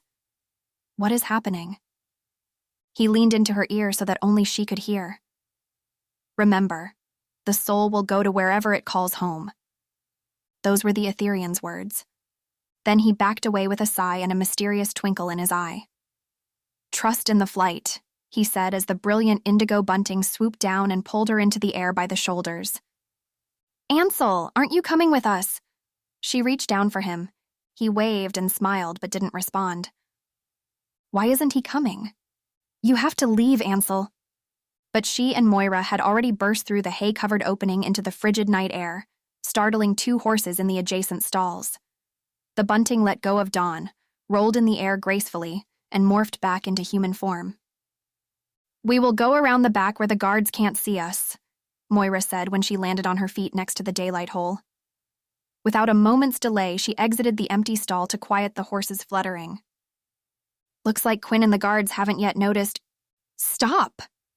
A high-pitched voice reverberated in the still night. Moira halted in her steps. A flare of yellow light lit up the stable and the face of their uninvited guest, blocking their only way out. "Mom! What are you doing here?" Regina took slow, deliberate steps toward her daughter, her face an icy mask of cool disappointment. "I should ask you the same. You have stolen a prisoner from Crimson Cavern. Do you not know the consequences of such impulsive actions?" Before Moira could formulate an answer, Regina acted, engulfing the child and Dawn in a giant air cocoon. The outside sounds dimmed, and a thick layer of fog obscured the stable from view. Dawn thrashed inside, trying with all her might to break free. "Mom, no!" Moira screamed from inside the cocoon. But Regina ran to the last stall where the cave entrance was located and opened the door. Meanwhile, a giant, red-beaked bat-lure eagle shot through the daylight hole with such power it nearly punched the ceiling. Gotcha! In one flick of her wrist, Regina encased the eagle within another bubble of air, forcing the bird to morph back into Sumrect form. Irked, Blair fought against her enclosure, but the surrounding air acted like a wormhole, absorbing anything and everything she threw at the encasing. "Ansel, Regina's coming!" Dawn cried in horror as she watched Regina disappear down the cave entrance. Regina. Ansel needed no warning. When Regina landed on her feet with poise, she saw him waiting patiently in the shadow of the cave, leaning against a stalagmite. Did my Erasim work? Her tone altered to match the genuine concern shining in her eyes. Like a charm. Thank you. I'm forever grateful to you and Moira from saving me from unimaginable suffering. Regina approached the Sumrect who had been a constant worry all these years. Her Surah. Has he really turned human? She studied his handsome face, partially hidden in the darkness. She didn't mind the sacrifices she made if he would only speak those words she wanted to hear. Take them away from this cave, Regina. Please. They were alone. Save for the sound of dripping water, all was silent. It is now or never. Forgive Moira. She knows not the terrible evil that dwells in this place. Take them away from here, please, Ansel implored. Regina continued to inch forward, ignoring his plea. He needed to know the truth. Perhaps then, he would change his mind. It was I who killed the Etherian and stole the contents of her portal. She paused and waited for Ansel's reaction. None came. I couldn't let Vance discover your secret, she went on, her bottom lip trembling. I couldn't let him harm you in any way. Ansel, I just need to know. Though the question festered in her psyche for years, she had never asked for fear of the response she might receive. Not knowing the truth insulated her from hating the Sumrect she once loved, and helped keep alive an ill-founded sliver of hope. Look at me, she demanded, when she was no more than a foot away from the prisoner. Ansel hesitated before raising his apologetic eyes to meet hers. Did you ever love me? Did you ever think we could have been... had you not met her? A soft splash of water behind Regina stole the heavy silence. Holding her gaze, Ansel gave the answer she had always known deep down, but dreaded to hear. I respected you and marveled at your abilities, Regina. But no. I've never loved another the way I loved Amber. The truth punched her in the gut. It was all Regina needed to eradicate the hope and sympathy she harbored for her Surah over the past 11 years. Perhaps Vance was doing her a favor by ridding the world of this beguiling creature once and for all, so that he would cease to haunt every hidden crevice of her desires. Eyes alight with newfound fury, Regina bound Ansel from head to toe and sent a column of silver flames roaring through the cave entrance. The flames tore through the stable roof, illuminating the entire estate grounds. And as Vance's guards stormed into the stable a minute later, Regina laughed. Chapter 25. Miles. Night melted into day. Disguised as a middle-aged man, Miles gripped the centinum hidden inside his jacket. To his right, Max, Basil, and Kai, also in disguise, stood vigilant and ready among a boisterous crowd that had gathered before the gates of Crimson Estate. On his left was an enthusiastic Oakley who had begged to join the effort despite Francesca's reluctance. The longer they waited, the more excitement brewed in the crowd. I wonder what led the Atma to want to kill his own brother. An onlooker behind Miles spoke in a voice loud enough for a few townspeople to jump and turn around. A woman with a pixie cut sniffed. An insider from the estate told me the brother had sold his soul to the devil and lost all his Sumrectian powers overnight. I heard he got caught being involved with another resistance movement, a young man offered. That didn't end well for him, did it? He is foolish to try again. Next to him, an older gentleman grunted in disapproval. What I don't understand is why make a public showing of his execution? To remind us just how deranged and powerful he is, Miles said through a clenched jaw. Absolutely unnecessary. As if we need reminding. I won't stand here and watch this abomination. Sumrect or not, the killing of life isn't something I wish to see. Excuse me. The gentleman squeezed his way out of the crowd. A few around him agreed and followed suit. But with every person who left the scene, 10 more joined. And so, by noontime, the crowd of people stretched from the east perimeter of the estate to the western edge. Miles scanned the crowd nervously. Sprinkled within were resistance members, each concealing a centinum obtained from Nymeon clearing the night before, and preparing to storm the front gates when the time comes. He slipped his hand into his pocket to check on the eye. The glass felt cool to his touch, which meant the signal hadn't yet been given. Still, as the clock chimed the 12th hour, he tensed his muscles and clutched the centinum closer to his body. Any time now. Vance. Vance counted the chimes to 12. At precisely noon, he marched out the front doors to greet the onlookers. The crowd size amused him. Turnout was much better than he expected. Look at all these humans who came to witness the last living moments of Ansel Cassadian. He paused to take in the wondrous scent of victory hanging in the air.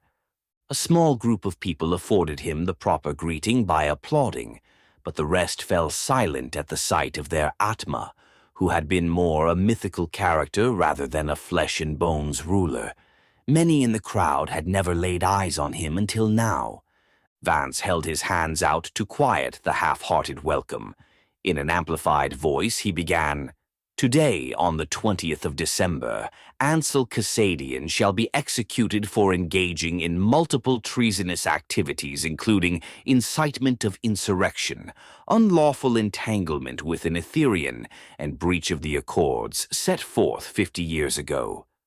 We have gathered here at this hour on the grounds of Crimson Estate, so you may bear witness to justice being served to the greatest evil our world has seen in a very long time. Rest assured that as long as I am your Atma, evil shall not be allowed to flourish at Tempeia or anywhere else on this planet." The crowd maintained their silence. Vance hung his head in an outward display of remorse. "Regrettably, due to my brother's illicit actions, the Ethereans have demanded payment for his unlawful behavior. Because of Ansel, 100 Crimson workers must be offered to appease the Ethereans' ire, or Tempeia will suffer the destruction of reality as we know it." A sea of gasps rippled through the people. Vance held his hands up again to silence the onlookers. "Though I'm saddened by this most unfortunate situation we have landed ourselves in, I find comfort in recognizing that 100 souls are a small price to pay for the peace and protection of all my Tempeia citizens." "Small price to you because you couldn't care less about us humans," one of the onlookers shouted. Vance took a step forward, narrowing his eyes. He couldn't identify the speaker from where he stood. "If you offer yourself up for sacrifice, I will gladly trade you for a Crimson worker," Vance said coolly, scanning the people at the front gate where the voice originated. No one else dared to speak in opposition. "I thought so." Vance turned to his right and motioned to his Sumrect soldiers waiting by the cave entrance. "Bring out the prisoners." Dawn.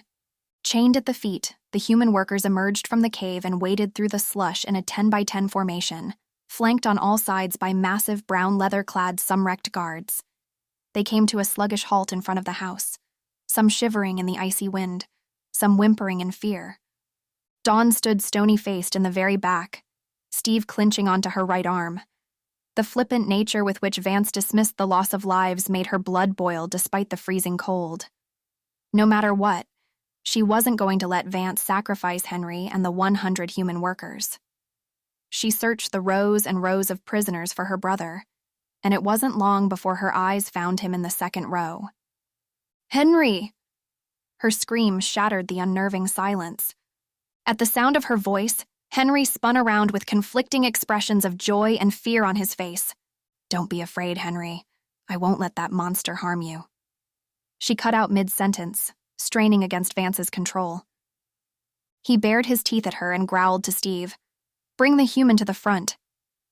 I want her to see up close the consequences of disrespecting the Atma."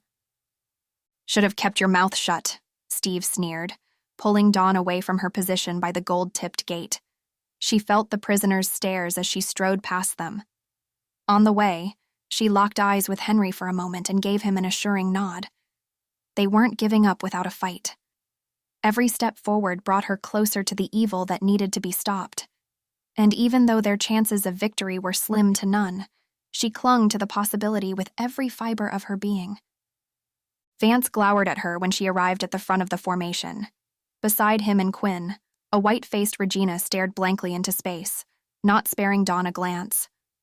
The front doors were wide open, and just inside the entrance the hooded Etherean lurked in the shadows, his face resembling death, his hands white as the fallen snow. "It's time," Quinn announced to the Sumrects behind him, "to bring forth Ansel." The guards nodded and marched into the house where Preya stood. Vance resumed his speech to the onlookers. "As a gesture of gratitude to these brave souls for their invaluable sacrifice, my workers will be presented with the opportunity to watch the Sumrect, who have inflicted the lamentable fate upon them, be exterminated. We have lived in terror for too long." He bowed his head briefly. "And the time has come to put an end to fear. The time has come to shed the shadow of unbridled power." Stepping aside from the front entrance, he allowed the two Sumrects sandwiching a chained Ansel to pass through. A third guard followed behind, carrying a long-barreled silver weapon. Ansel's eyes locked on Dawn's as he passed, and in an instant, her tangled mind cleared, her frantic heart stilled. She experienced an unexpected calm. It was the calm of knowing a yet inexplicable truth that had withstood trials much worse than this, a truth that had transcended the confines of time. She lingered in the peace of that knowing, bathed in the understanding that come what may, they wouldn't end today. A guard yelled, and Ansel turned away to mount the makeshift platform next to the 100 prisoners. Two Sumrects, one small and round, the other tall and slim, positioned Ansel at one end of the platform, while the greasy-haired, eagle-nosed executioner took his post at the opposite end. He wiped the long silver barrel so that it glistened under the midday sun.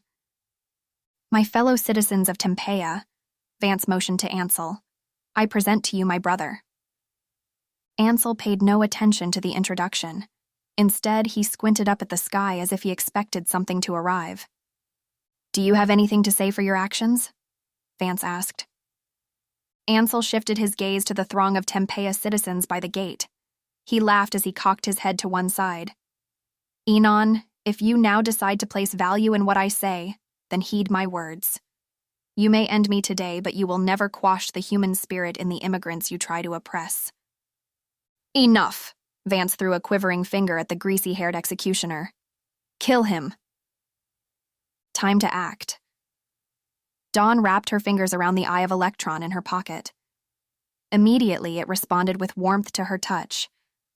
Just as the executioner leveled the silver barrel and aimed the centenum at Ansel's chest, Steve vaulted into the air and rolled into a gigantic bat-lure eagle, holding Dawn in its claws.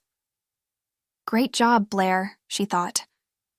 The bird's deafening screech caused the executioner to lower his weapon and look up at the bizarre sight of a human hanging from a red-beaked eagle. Chaos exploded on both sides of the gold-peaked gates. From her elevated position in the air, Dawn saw the Pathfinders make their way to the front of the clamorous crowd and began firing their centenums at the Sumrect soldiers.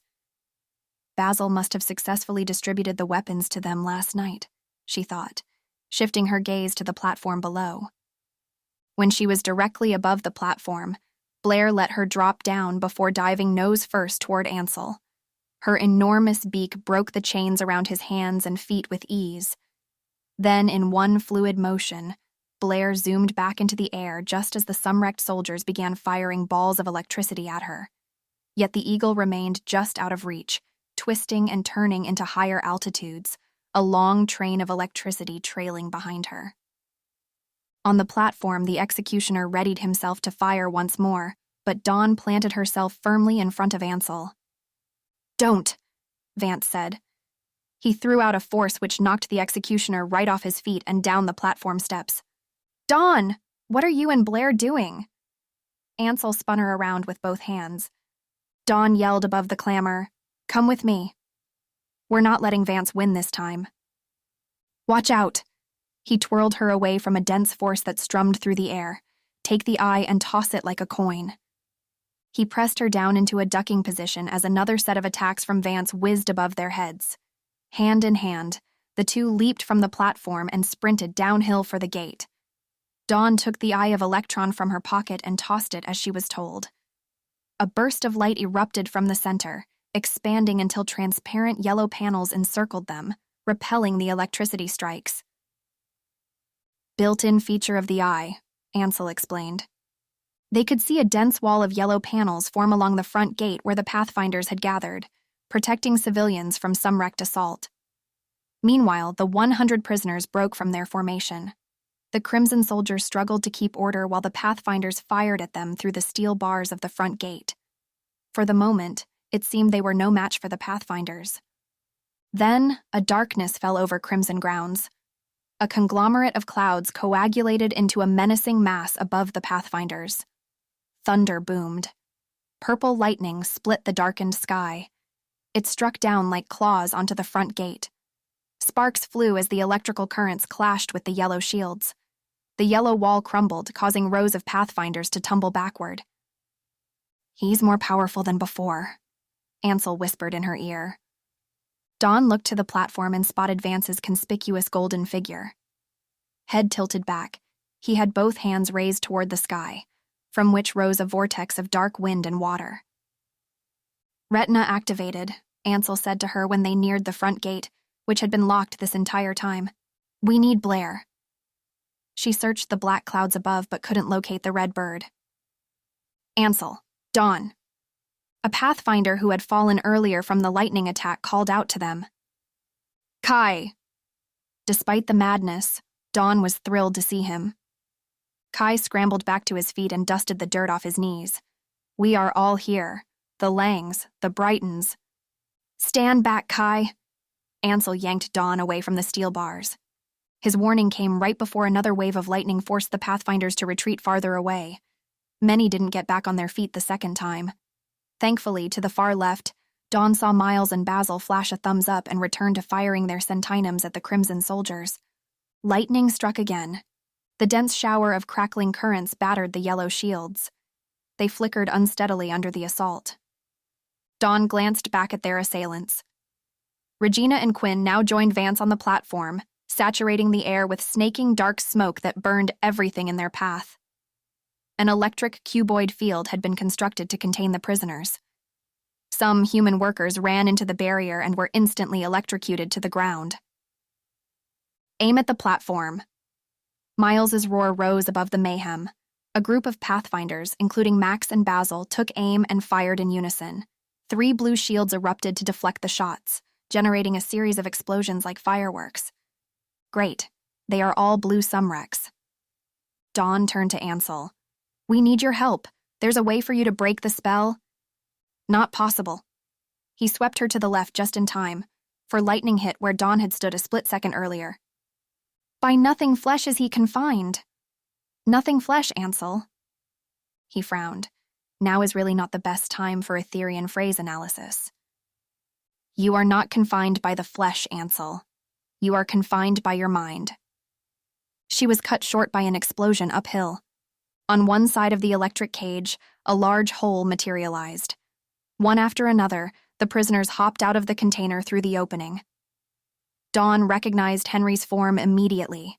She breathed a sigh of relief when she saw him escape with the others. Our help has arrived. Delia and the Phion Sumrects are here, Ansel said. Sure enough, the Sumrects, led by Lorenzo, came charging out from behind the obsidian house, just as Vance was preparing to conjure up a fourth round of lightning strikes. Lorenzo threw another electric current at the giant cuboid, while Winston, Alexander, and Jarrett fired a stream of vortems toward Vance and Regina, halting them in their assault on the Pathfinders. Nico, Blair, and Delia went around the prisoners and headed straight for Ansel and Dawn, taking down Sumrect soldiers along the way. To the gate! Blair hollered at the top of her lungs. While she ran, she broke the chains between the prisoners' feet with concentrated and precise Iclians. Together with the Pathfinder's help, Ansel's Sumrects gradually gained the upper hand over the Crimson soldiers. Vance, launch the Morves. All of them, Vance screamed at Quinn, stomping his feet. Consumed with outrage, he sensed the control he had earlier slip slowly from his grasp. He wasn't going to allow a human girl and a Morpheo to snatch the long-awaited victory right out from under his nose. Vance knew of only one person who could have taught Lorenzo and his crew combat techniques unique to Blue Sumrects. Clearly, Ansel foresaw this moment well before his capture. But the game is far from over, Vance thought. He parted the air with his hands to create a clearing in the clouded sky, and then he waited. Dawn. Over here, Blair. Dawn flailed her arms over the group of prisoners accumulated at the front entrance. Make way! Make way! Delia panted behind Blair, squeezing through the human prisoners. Avun, please, Blair, for the workers. The Morves are coming, Ansel said, glancing at the clearing in the sky. Blair nodded. Soon, a light blue dome cascaded down over the Crimson workers. Unlike the ones she produced during practice, this dome was evenly colored throughout and held sturdy despite the constant stream of currents striking it from various angles. Beautifully done, praised Ansel. Morphed into Steve once more, Blair beamed. I have been practicing for you. In no time, she located the retina scan on the gate. Prying open Steve's right eye, she leaned into it. Her eye almost aligned with the scanner when a powerful wind knocked her off her feet. A horn blared.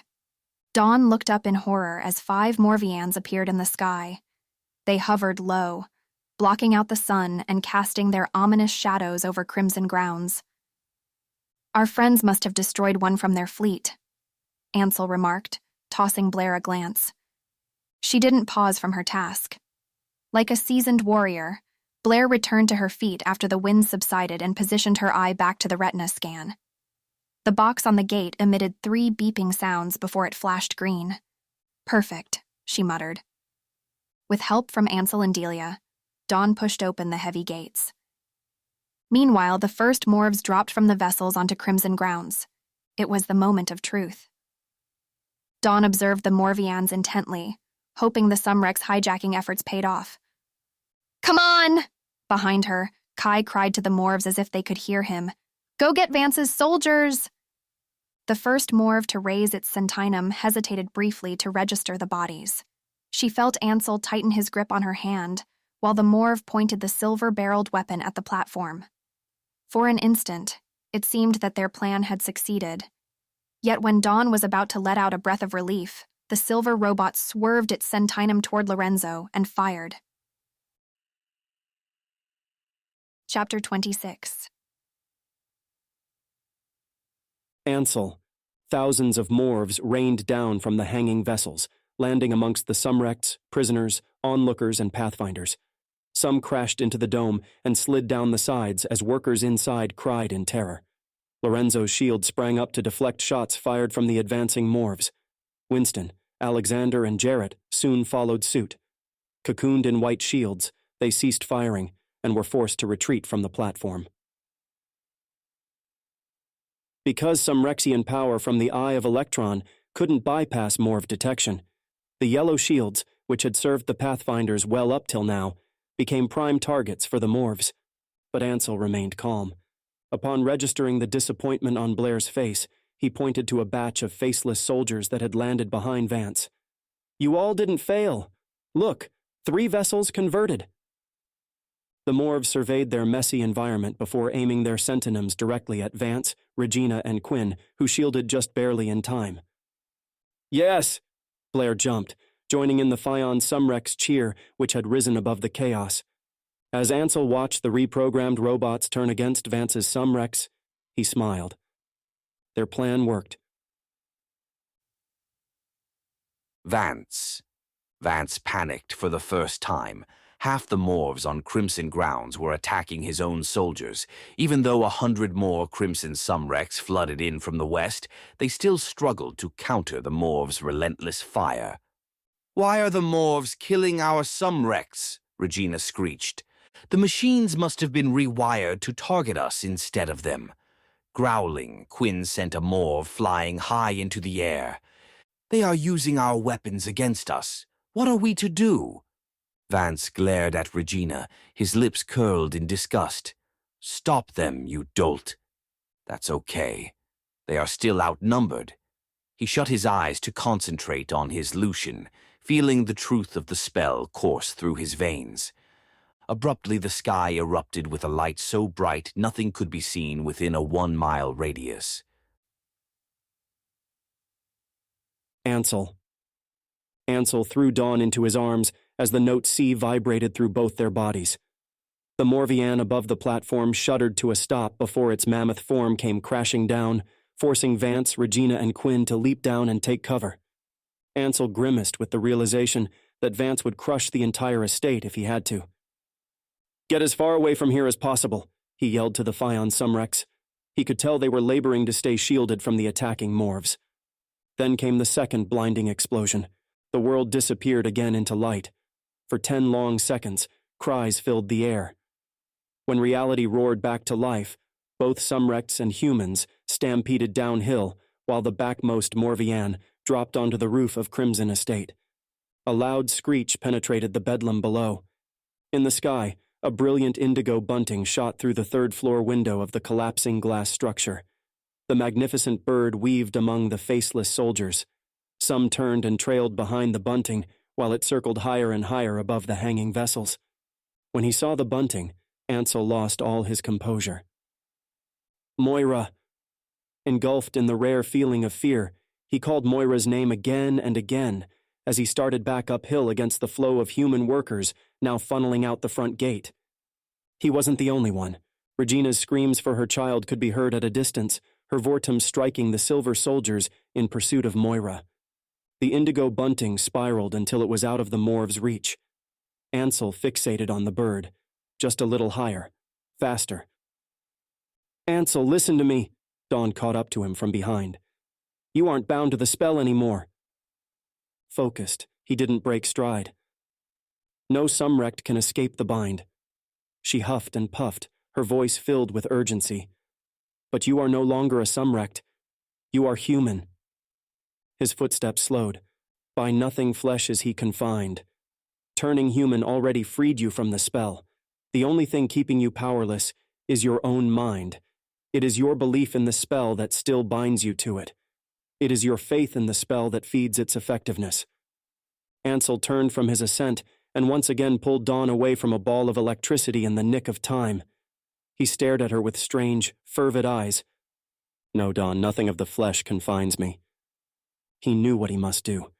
Yet even at this critical moment he faltered. There was only one way to defeat Vance and save the prisoners, but he would have to reawaken a part of himself he had worked incessantly to keep dormant. Another explosion submerged their reality in 10 maddening seconds of blinding light. The third Morvian plummeted, this time right on top of the blue Vun Blair had created. The vessel perched precariously on the Vun, cracking the dome. Luckily, Delia had crocheted a shimmering web of electricity which repelled the Morvian from beneath, thus keeping it afloat in the air. For now.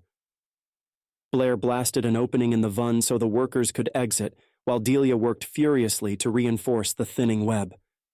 From his position halfway up the hill, Ansel assessed the situation like he did decades ago during battle.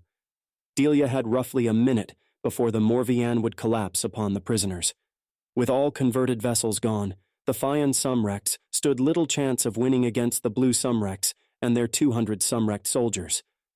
The Pathfinders had been very effective in reducing that number, but many yellow shields had already fizzled out. They were fighting a losing battle, and it was only a matter of time before Vance would crush every living soul at Crimson Estate. Unless... Ansel glanced at Moira, soaring higher into the atmosphere. He gazed at the insistence on Dawn's face, a look he had come to know too well. She was right. Humans, unlike Sumrects, had the power to break Etherian spells with a simple change of mind, a shift in paradigm. But he wasn't human. He couldn't break the spell. Neither did he want to. A reversal of the spell meant regaining the powers he had lost, but it also meant reversing the trade he once made. Amber's soul would never grace this world again. There was a way to save them all, but it could cost him everything. He drew a deep breath and removed an Eye of Elektron from his shirt pocket. At once, iridescent light burst from the core as the eye recognized its maker. "Dawn, take out your eye." She shot him a puzzled look but did as she was told without questioning. As he raised the orb, his hand shook, not because he feared what he was about to do, but out of shame for what he was about to reveal. He held the smooth glass orb between his fingers. "Open the gate, Dawn. For me." "What do you mean?" A halo appeared around Ansel's wrist. "Turn the eye, to the left. I can't open the gate alone." She remained frozen. Alarm flooded her features. His gaze latched onto hers, and he spoke in an urgent tone. "When he has awoken, close the gate immediately by turning the eye once more to the left." Dawn stared at him and shook her head slowly. "You mean to the right. Left opens to Etheria." "Turn it to the left, please," he begged without meeting her eyes. For the fourth time, the world disappeared into light. "Please, Dawn," he repeated with his eyes closed, "like you have done in the past." He felt it this time. The eye burned in his hand as the gate opened to Etheria. Finally, after 20 years, he let himself break free. With each passing second in the glaring light, like a battery being charged, Ansel felt the familiar force return to his body. Dawn. When the world reappeared around dawn, the fourth Morvian spluttered into silence and glided forward into the vessel Delia had been struggling to keep from crushing the humans below. Even though Lorenzo and Blair had joined Delia in expanding the web she started, the Morvian on top of the Vuns still wobbled dangerously. The narrow gate bottlenecked the 100 prisoners exiting the estate all at once. "Run, Kai!" Dawn shouted toward the chaotic mass of prisoners and pathfinders. The hair-raising sound of smashing metal fueled the panic from below. As one vessel rammed into the other, sparks sprung and smoke seeped from the collision site. "It's going to explode!" A voice could be heard above the rest. At that instant, just as the Morvians swayed perilously, a torrent of ocean water sprouted from behind the house and raged through an invisible channel in the sky, enclosing and buoying both vessels in its current. Ansel. Dawn glanced to her right where Ansel stood earlier. What she saw made her scream out loud. Deathly pale and haggard, Ansel resembled the robed Etherian she saw in Vance's gilded room. Eyes closed, he was muttering to himself in a foreign language. "No, that's not possible." She grabbed him by the arms. The icy coldness of his arms jolted her into a horrific realization. He regained his powers. But at what cost? She staggered back, shaking her head. Could it be that Vance had been right about his brother all along? Could it be that the rumors about Ansel were true? He flicked his hand, and the ocean current reversed direction, carrying the Morvians back toward the cliff. An awestruck hush fell upon the crowd. Those who recognized the Lymphum Venos gaped at its splendor, while those witnessing it for the first time observed with apprehension. Only the Phaon Sumrects and Pathfinders seemed to understand what had just occurred, and broke out into a triumphant chant. But Dawn didn't join in. "Ansel, what has happened to you?" He didn't need to explain. When his eyes flew open, the hollow eye sockets told her everything. Mouth slightly open, he stumbled forward and directed the halo from the Eye of Elektron at Dawn. Even as his icy, cold breath drew closer, she couldn't bring herself to move an inch. Suddenly, within the hollow sockets, a pair of familiar blue eyes suddenly materialized. "Shut the gate, Dawn. Close it now," he implored between raspy breaths. "He still knows my name." She stared into those piercing eyes. "It's him. Trust me." Gritting her teeth, Dawn turned the Eye of Elektron in her hand once more to the left. The halo around Ansel's wrist disappeared. He nodded to her, satisfied. "Go tell Delia. She will know what to do." Dawn frowned. "Do what?" But Ansel didn't answer. He gave her one long look before he started once more toward Vance. "Trust him," she told herself, even though she feared she had unleashed a monster. Blair, Delia, and Kai ushered the last of the Crimson prisoners out of the gate, farther away from the Morvians looming above the grounds. One more. Dawn squinted at the last unconverted Morvian in the sky while she ran down the hill. An idea formed. "Blair, we're shutting down the last Morvian in line," she announced before she even reached the gate. "Crazy human, what are you talking about?" Blair said, her eyes wide. "You can fly. Take me up with you so I can turn off the vessel from inside. They are far enough away to not cause too much damage when they fall. We just need to tell people to stay clear of the area. Delia, please send a word to the other Sumrects." Blair bit her lip. "You are out of your mind." She exchanged a glance with Delia. The old Sumrect appeared reluctant, but she understood they needed all the help they could get. "I'll cover you from the ground," she said. Looking surprised at Delia's response, Blair leaped into the air. "Thanks, Delia. It's time we showed Vance what humans are capable of," she said before she spun into the gargantuan red-beaked eagle once more. Vance. No, that can't be possible. No one was as shocked and terrified as Vance. The Lymphum Vinos could have only belonged to one Sumrect, and that same Sumrect already had his powers stripped away by an Etherian. Next to him, Regina breathed rapidly. "It's Ansel," she whispered. "The spell has been broken." Vance swung at her, but Quinn inserted himself between the two and seized Vance's wrist. "Have you forgotten who you are?" Vance spat. Quinn narrowed his eyes at him. "Don't you dare touch my sister." Vance staggered back. He viewed Quinn's insolence as further confirmation of his worst fear. The tables had been turned. The Etherian spell had been reversed. He remembered Praeus standing by the doorway, observing everything in silence. Cold sweat broke across his brow. Failure wasn't an option. With all his might, he slammed his fist into the ground, right above Crimson Cavern. Ansel. It had been years since Ansel channeled dark forces, but he controlled them with ease. The earth rumbled. An enormous fissure split the rock beneath his feet. He jumped to avoid falling into the chasm. At once, he pushed the Morvians far out into the ocean and shoved the eye into his mouth. Then he dived directly into the fissure, spinning as he did so into a massive indigo bunting. He used his powerful claws to scoop up two petrified crimson workers who had lost their footing and fallen down the cleft. Meanwhile, his nostrils burned with the same pungent scent of evil he had grown to recognize well before his imprisonment in the cave. Except this time, it smelled delectable. He clenched down on the Eye of Elektron in his mouth, feeling it burn on his tongue. The orb was his only anchor to reality. Without it, his mind would have been gone long ago, numbed by the powerful Etherian force running through him. With a turn of his shoulders, he burst through the expanding chasm and accelerated high into the air. He placed the humans down far away from the crack in the earth before he returned to the edge of the fissure. When his feet touched the ground, he morphed back into Sumrect form.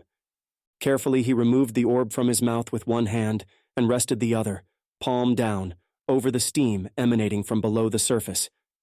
Within seconds, the steam solidified into ice, which began to fill the gap. An explosion overhead broke his concentration. Ansel looked up not a moment too soon to see a vortex of dark matter plunge down at him. His unique deep blue shield sprang up at the last instant, drawing the attention of surrounding Sumrects and Morvs. The vortex dispersed upon contact. "You leave me with no choice, Vance," he boomed above the clamor. His blue form stepped onto the ice and advanced uphill toward Vance, dissolving the deluge of electricity that the Crimson soldiers and Morvs fired at him. Ansel took each step with deliberation, as if to give Vance one last opportunity for redemption. Yet his warning was met with a shrill, maniacal laugh. The ground shook even more violently, while the fetid smell drenched the wintry air. More ice formed to fill the widening fissure. Ansel quickened his gait. He swung his arm forward in a circular motion, so that a ring of dark fog materialized around Vance. Vance's blue shield erupted around him, accompanied by a chilling howl of agony. But instead of dissolving upon contact, the dark fog blended in with the shield. It seemed to feed off the blue electricity because the fog expanded farther and farther away from Vance. "Elon!" Vance gasped for air as his shield darkened. "You! Feed the very monster you try to keep dormant!" Ansel was now close enough for Regina's attacks to strike his shield. They bounced off without causing any damage. He didn't fire back, knowing that she never had intended to kill him. Instead, he directed all his attention to Vance. "Stop, Uncle Ansel, please." Moira's plea sounded far away in his head. He blinked away the distraction. "Let Dad go." He fought the urge to glance back, but he couldn't ignore her voice. Quinn's Iclians zipped past Ansel's head toward the only part of him that wasn't invincible. Even though he knew right away Quinn hadn't missed him by accident, Ansel tore his eyes away from Vance's darkened shield and threw the Vun over a weeping Moira a few 100 feet away. The Vun fended off the Iclians without a problem, but the diversion cost Ansel his grasp on Vance. A potent force knocked the Eye of Elektron out of his hand, and another sent him rolling down the icy fissure. When he finally slowed himself to a stop, Vance had fallen to his knees, gasping for air, and his shield had reverted to its normal color. As Ansel regained his footing on the slippery ice, Vance remained crouched like the beast he worshipped. It was then that the hooded Etherean floated down the hill like a ghost and inserted himself between the brothers, stopping Ansel dead in his tracks. "You have failed to deliver your promise," Preus snarled at Vance. "Give me another chance," Vance begged. "I'll trade you 200 souls. We Ethereans don't barter with the weak. You saw what happened. You saw I had the prisoners ready. I saw you crumble under attack, and I see before me nothing but a defeated Sumrect." "Preus, the spell can be reversed," said Regina. The Etherean shook his head. "You haven't yet caught the Eye of New Light. You can never reverse the spell." "But the Bearer of Light is still here. We just have to find her." Vance shuffled forward on his knees. "The Etherean notices all.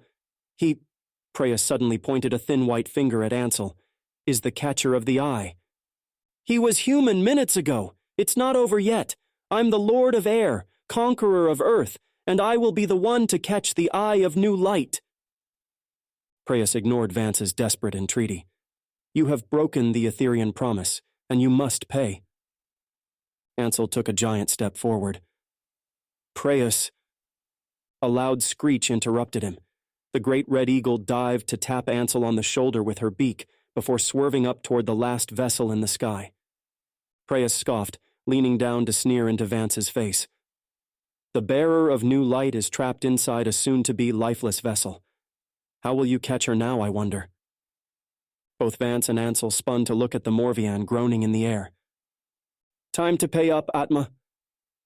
The body of the hooded Etherean dropped to the floor like a broken puppet, while the smoky ethers of his being fluttered to Vance and entered him through his orifices. Vance squealed in agony.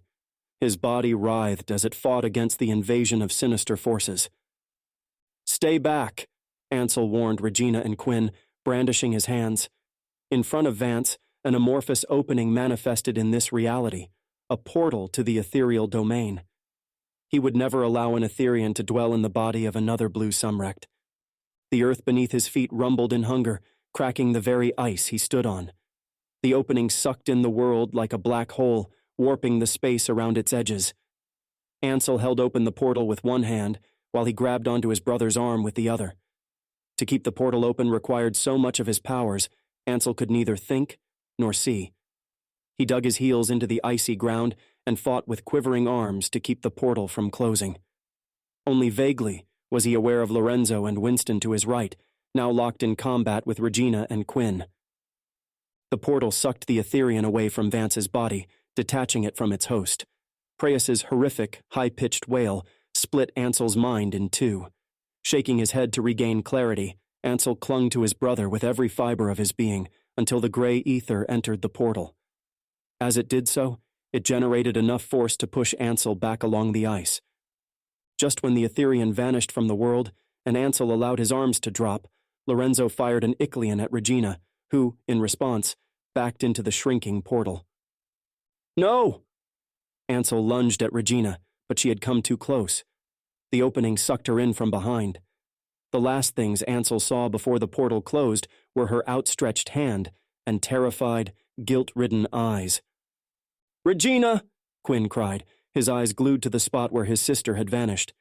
He didn't even resist the silver ropes that came to bind him. Ansel swayed in his stance, his brother's lifeless body crumpled to the ground from his loosened grip. Something wasn't right. When he rushed to Moira and took the crying child into his arms, he could sense the dreaded sensation, a deep freeze creeping from the center of his chest into his brain. Without the Eye of Elektron, he didn't trust himself to suppress the Etherean forces. "I'm so sorry." He repeated those words in a low voice until a fog fell over his mind and his speech became slurred. Dark forces always had a way of finding each other. "Elon!" Preus roared in Ansel's head, overtaking all his senses.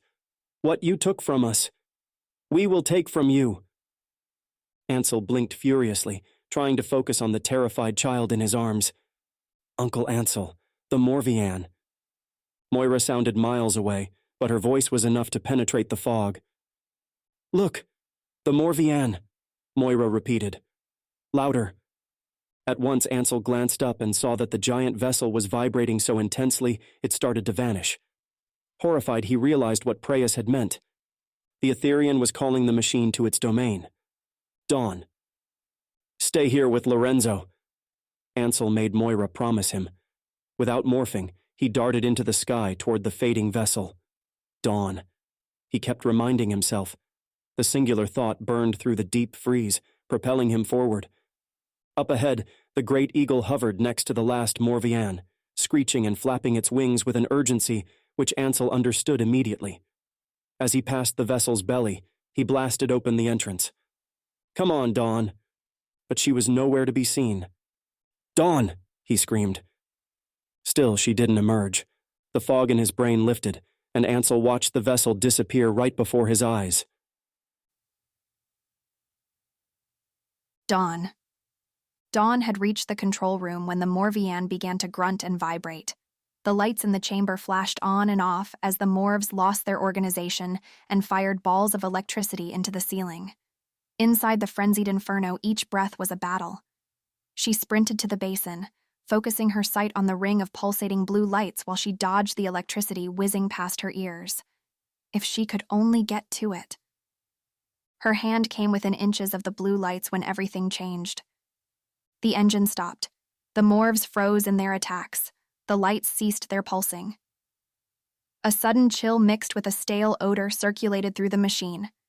Out of nowhere, ice spread over the control room, coating the panels, floors, and Morvs. What is happening? Dawn's eyes searched the control room frantically. Suddenly, a gust of wind encircled her, carrying with it a hair-bristling whisper. "Amber, a bearer of light, gatekeeper." The ice continued to spread until it covered the entire room and plunged the temperature to a numbing degree. "Who are you?" "You have what I seek."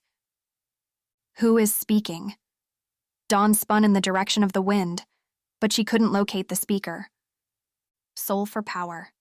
Power for soul. You have foiled our plans once too many times." The frost was on her now, 1,000 fine needles creeping up from her toes to her calves. "Open the gate to Earth, Amber." "I'm not Amber, I'm Dawn," she said through the excruciating pain. "But her soul lives. Open the gate." "No." "Silly girl, open the gate, or you will never see your daughter again." The Etherean hissed in the wind while the frost encased her arms and chest. She dropped to her knees, overwhelmed by the pain. "Never! You don't belong there!" she managed, gasping for air as the ice took hold of her throat. His shriek of wrath reverberated through the icy chamber. Dawn felt her throat seal up. Ice filled her mouth cavity and ears, her vision blurred. The lights dimmed. The Etherean's howls grew distant. Right before Dawn closed her eyes, a familiar and loving face floated into view as though to take her away. If this was death, so be it. She breathed out one last time. Then, there was nothingness. Chapter 27. Dawn. She sat up in a lavender field. A warm breeze caressed her bare shoulders, bearing with it the mellow, soothing scent of the flowers. Not far in front of her stood a large easel and canvas. The place felt familiar. She had been here many times before, but she couldn't recall its exact location or name. In a white shirt, beaming with joy at the sight of her, a painter stepped from behind the canvas and walked toward Dawn. The sun had cast a bright halo upon his wavy hair. Dawn immediately recognized the twinkling blue eyes and bow-shaped lips, yet she noticed no visible scar on his face. "Welcome back." His voice sounded cozy yet faded. "Where am I?" she wanted to ask. However, she lost her ability to speak in his hypnotic presence. He cupped her cheeks in his hands and pressed his forehead against hers, reminding her of a truth she had long forgotten, that this suspended moment in time had always been, and was never lost, an eternity perched upon an instant of knowing. In such a way, he held her, until time ceased to exist. Then he kissed her lightly on the brow, and a jolt of electrifying shock raced through her body. Her eyes flicked open, the lavender field vanished, and Dawn found herself lying in bed, staring into Ansel's worried eyes, an inch away from her own. "Thank God you came back," he said. Dawn shifted in discomfort. What happened? Parched, she could barely utter the words. From the large Edwardian windows and high-arched ceilings, she could tell they were back at Chesterfield. She brushed aside a strand of hair that had fallen into Ansel's eyes, and as she did so, her fingers came across the gnarly scar on his temple. Ansel! Everything from the past 2 weeks rushed to the forefront of her memory. Shh. Ansel placed a finger on her lips before backing away from the bed. He hurried to the pitcher of water on the table by the window and poured a glass. The Morvians, Vance, and the Etherean. What happened? Where is everybody?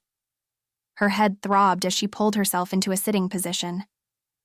"Drink up first and allow me to explain," Ansel said, handing her the glass of water. Gratefully, Dawn accepted. She drank until the haze cleared in her brain. Ansel waited, leaning against the window, wearing a smile of wonder on his face. "The last thing I remember was seeing you inside the Morvian." Dawn set the glass down and wiped her lips. "How long has it been?" Ansel raised an eyebrow. "You have been unconscious for a few days. Fortunately, I got to you in time. I'm quite the healer myself, if you don't mind me bragging, but you had me worried." "A few days? Did we win? Where's Henry? Is Vance gone for good?" Ansel came back to sit at the foot of her bed, his penetrating eyes gazing straight into hers. "Henry is safe here at Chesterfield, eager to see you. The people of Tempea won, thanks to you. You saved more than just my life that day." He reached over and laid his hand over hers. "As for my brother..." The Etherean, in his frustration, attempted to inhabit Vance's soulless shell of a body. Had he succeeded, the consequences would have been disastrous. Luckily, I was able to separate it from Vance. Why would Preyas want to inhabit Vance? Didn't he already have a body? With a sigh, Ansel stood and began pacing the room. Ethereans were once powerful blue Sumrect warriors. But the danger of having too much power, Dawn, is that eventually one becomes consumed by it.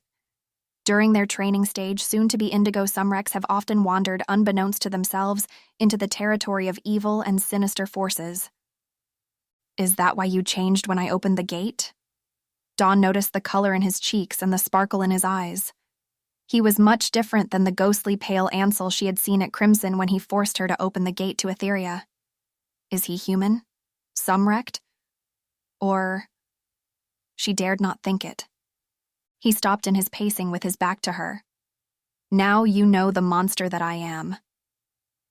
You are not a monster. The words came tumbling out of her mouth. You are the kindest, most selfless Sumrect I know. Ansel remained silent in the same position for a long time. When he turned to meet her gaze at last, his eyes were red. I'm flattered that you think so highly of me. He gave a light chuckle and drew a glowing Eye of Elektron from his pocket. Forgive me for taking this orb from you when you were unconscious aboard the Morvian, but I needed the eye to bring you back, and to ground my soul to this realm. Are you a Sumrect or an Etherian? Dawn worked up the courage to ask, though she wasn't ready for his answer. Much to her surprise, Ansel laughed. Sumrect, Etherian, human. Does it matter? The longer I live, the more I come to realize the differences among them are blurred. He flicked the Eye of Elektron into the air where it vanished before her eyes. Nifty tool, isn't it? Thanks to you and, may I say, my own ingenuity, the Etherian in me hadn't been allowed to surface for long. Did the eye also help you stay as virtuous as you are? My training was anything but normal. He winked at her. But that's a story for another time. Dawn felt there was much more he didn't tell her, but she hesitated to probe. Long ago, he went on, leaning against the window frame, my father sentenced many blue Sumrects on Panatomius to a limbo state of being in the Etherian realm for their unspeakable crimes.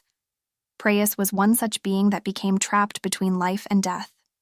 His plan, if I'm not mistaken, like that of all Etherians, had always been to regain material form. Praeus was most likely drawn to Vance's immense powers, thirsty for an opportunity to inhabit the body of a blue Sumrect, even one that's less powerful than before. Because the spell had been reversed, Dawn said, thinking hard. While Vance lost some of his powers, you recovered yours. Perhaps. Only time will tell. Dawn's eyes grew wide.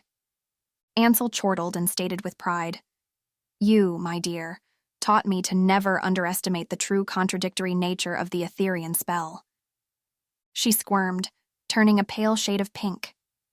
In the back of her mind, a nagging suspicion could no longer be ignored. Ansel, I have been thinking about the phrase Eye of New Light. She put her empty glass down on the nightstand. Yes? He froze by the bed and studied her carefully with the most peculiar expression. Well, you see, Vance never caught the Eye of New Light. You did. Ansel kept his eyes fixed upon hers, deepening the reddish hue in her cheeks. Please explain, he said after a while. Well. She took a deep breath before she squeezed her eyes shut and blurted out, I don't think the spell was referring to the Eye of Elektron either. It simply meant the one who catches the Eye of New Light. You caught my eye, Ansel. Oh, Dawn. She sensed Ansel tense up, but she kept her eyes closed. You caught my eye the first time I met you at Crimson Estate, when you said thank you to a human worker who had never heard those words before from a Sumrect. She opened one eye to peek at Ansel. He was sitting once more, his expression one of absolute astonishment. I'm sorry, she said. I must be delirious. You mean it, Dawn? It's the truth. In a sudden motion, Ansel grabbed her hands and held them on his chest. Have you visited our lavender field? Our. Dawn nodded while her heart pounded against her ribcage. They were dancing around an understanding which had become mutual and apparent during the past 2 weeks. Back in the control room, the Etherian kept calling me Amber. Is there a possibility that instead of Avra Brighton, Amber's soul came back through a different body? You mean, did Amber come back through you? Ansel stared at her, unflinching. The reawakening of the eye, the unrestricted access to my portals, the way you painted Moira, all the information I had on you. Your peculiarities, your likes and dislikes. Were they the result of careful research? Coincidence? Whose presence did I experience inside the tunnel at the conclusion of the Etherean spell? I hadn't wanted to scare you or worse, burden you with my suspicions about who you are. Could it be then? Was the girl in the lavender field painting me? Preus knew, Ansel said. He couldn't see your body, but he perceived your soul. Amber's soul. Seized by that familiar gaze, Dawn was at a loss for words. Only after a long while did she manage to say, "How? How did she come back?" "I'm not sure," he replied, grinning. "But I have an inkling. A theory." "What's that?" "After death, the soul will go to wherever it calls home. But when you interrupted the Etherean spell in the tunnel, Amber's soul, or at least a part of it, latched on to the closest human form it could find. What it believed to be home." The vivid image of the lavender field flashed before her eyes.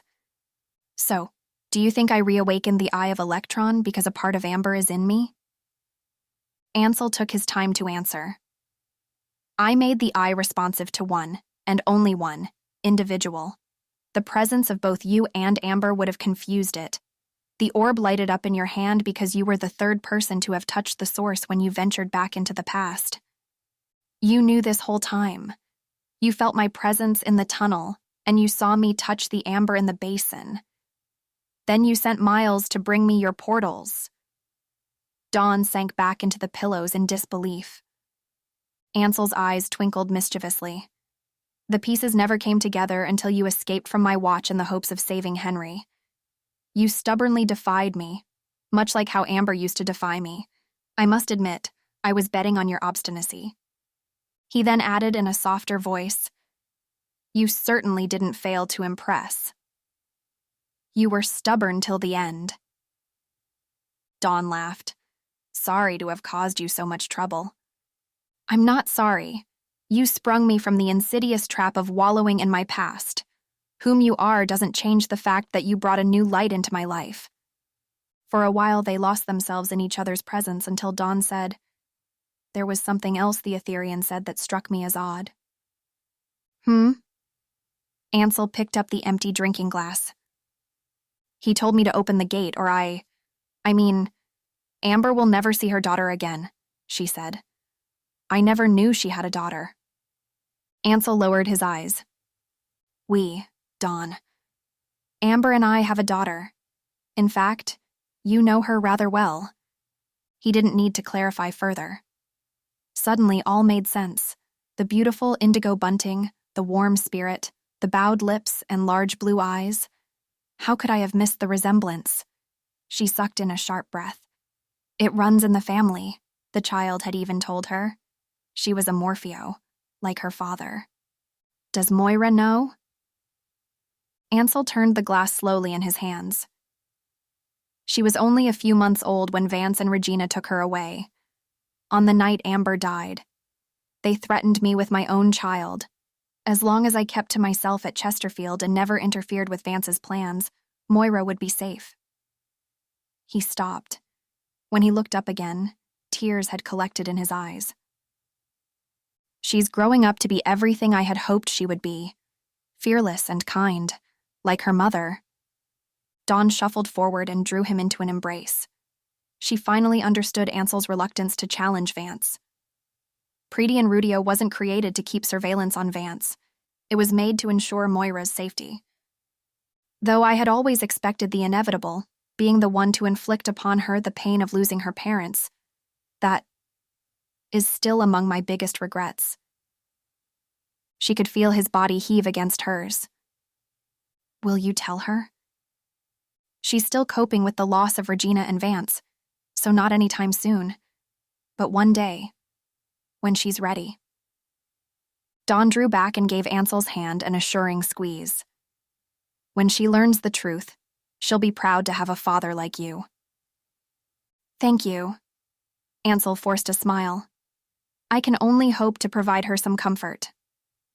"Moira will love living with you at Chesterfield, I know it." "And what about you? Will you?"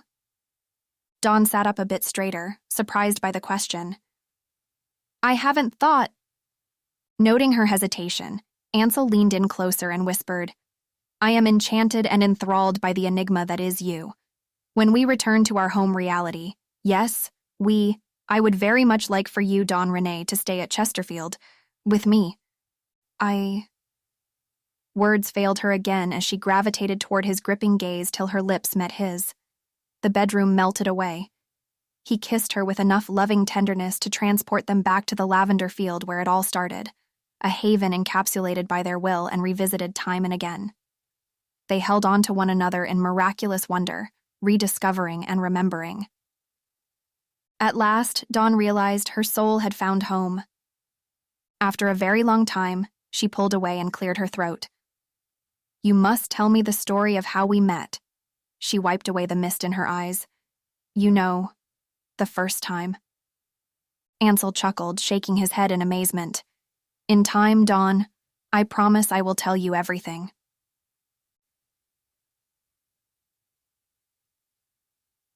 In the garden behind Chesterfield House, strings of lights floated above the laughing guests.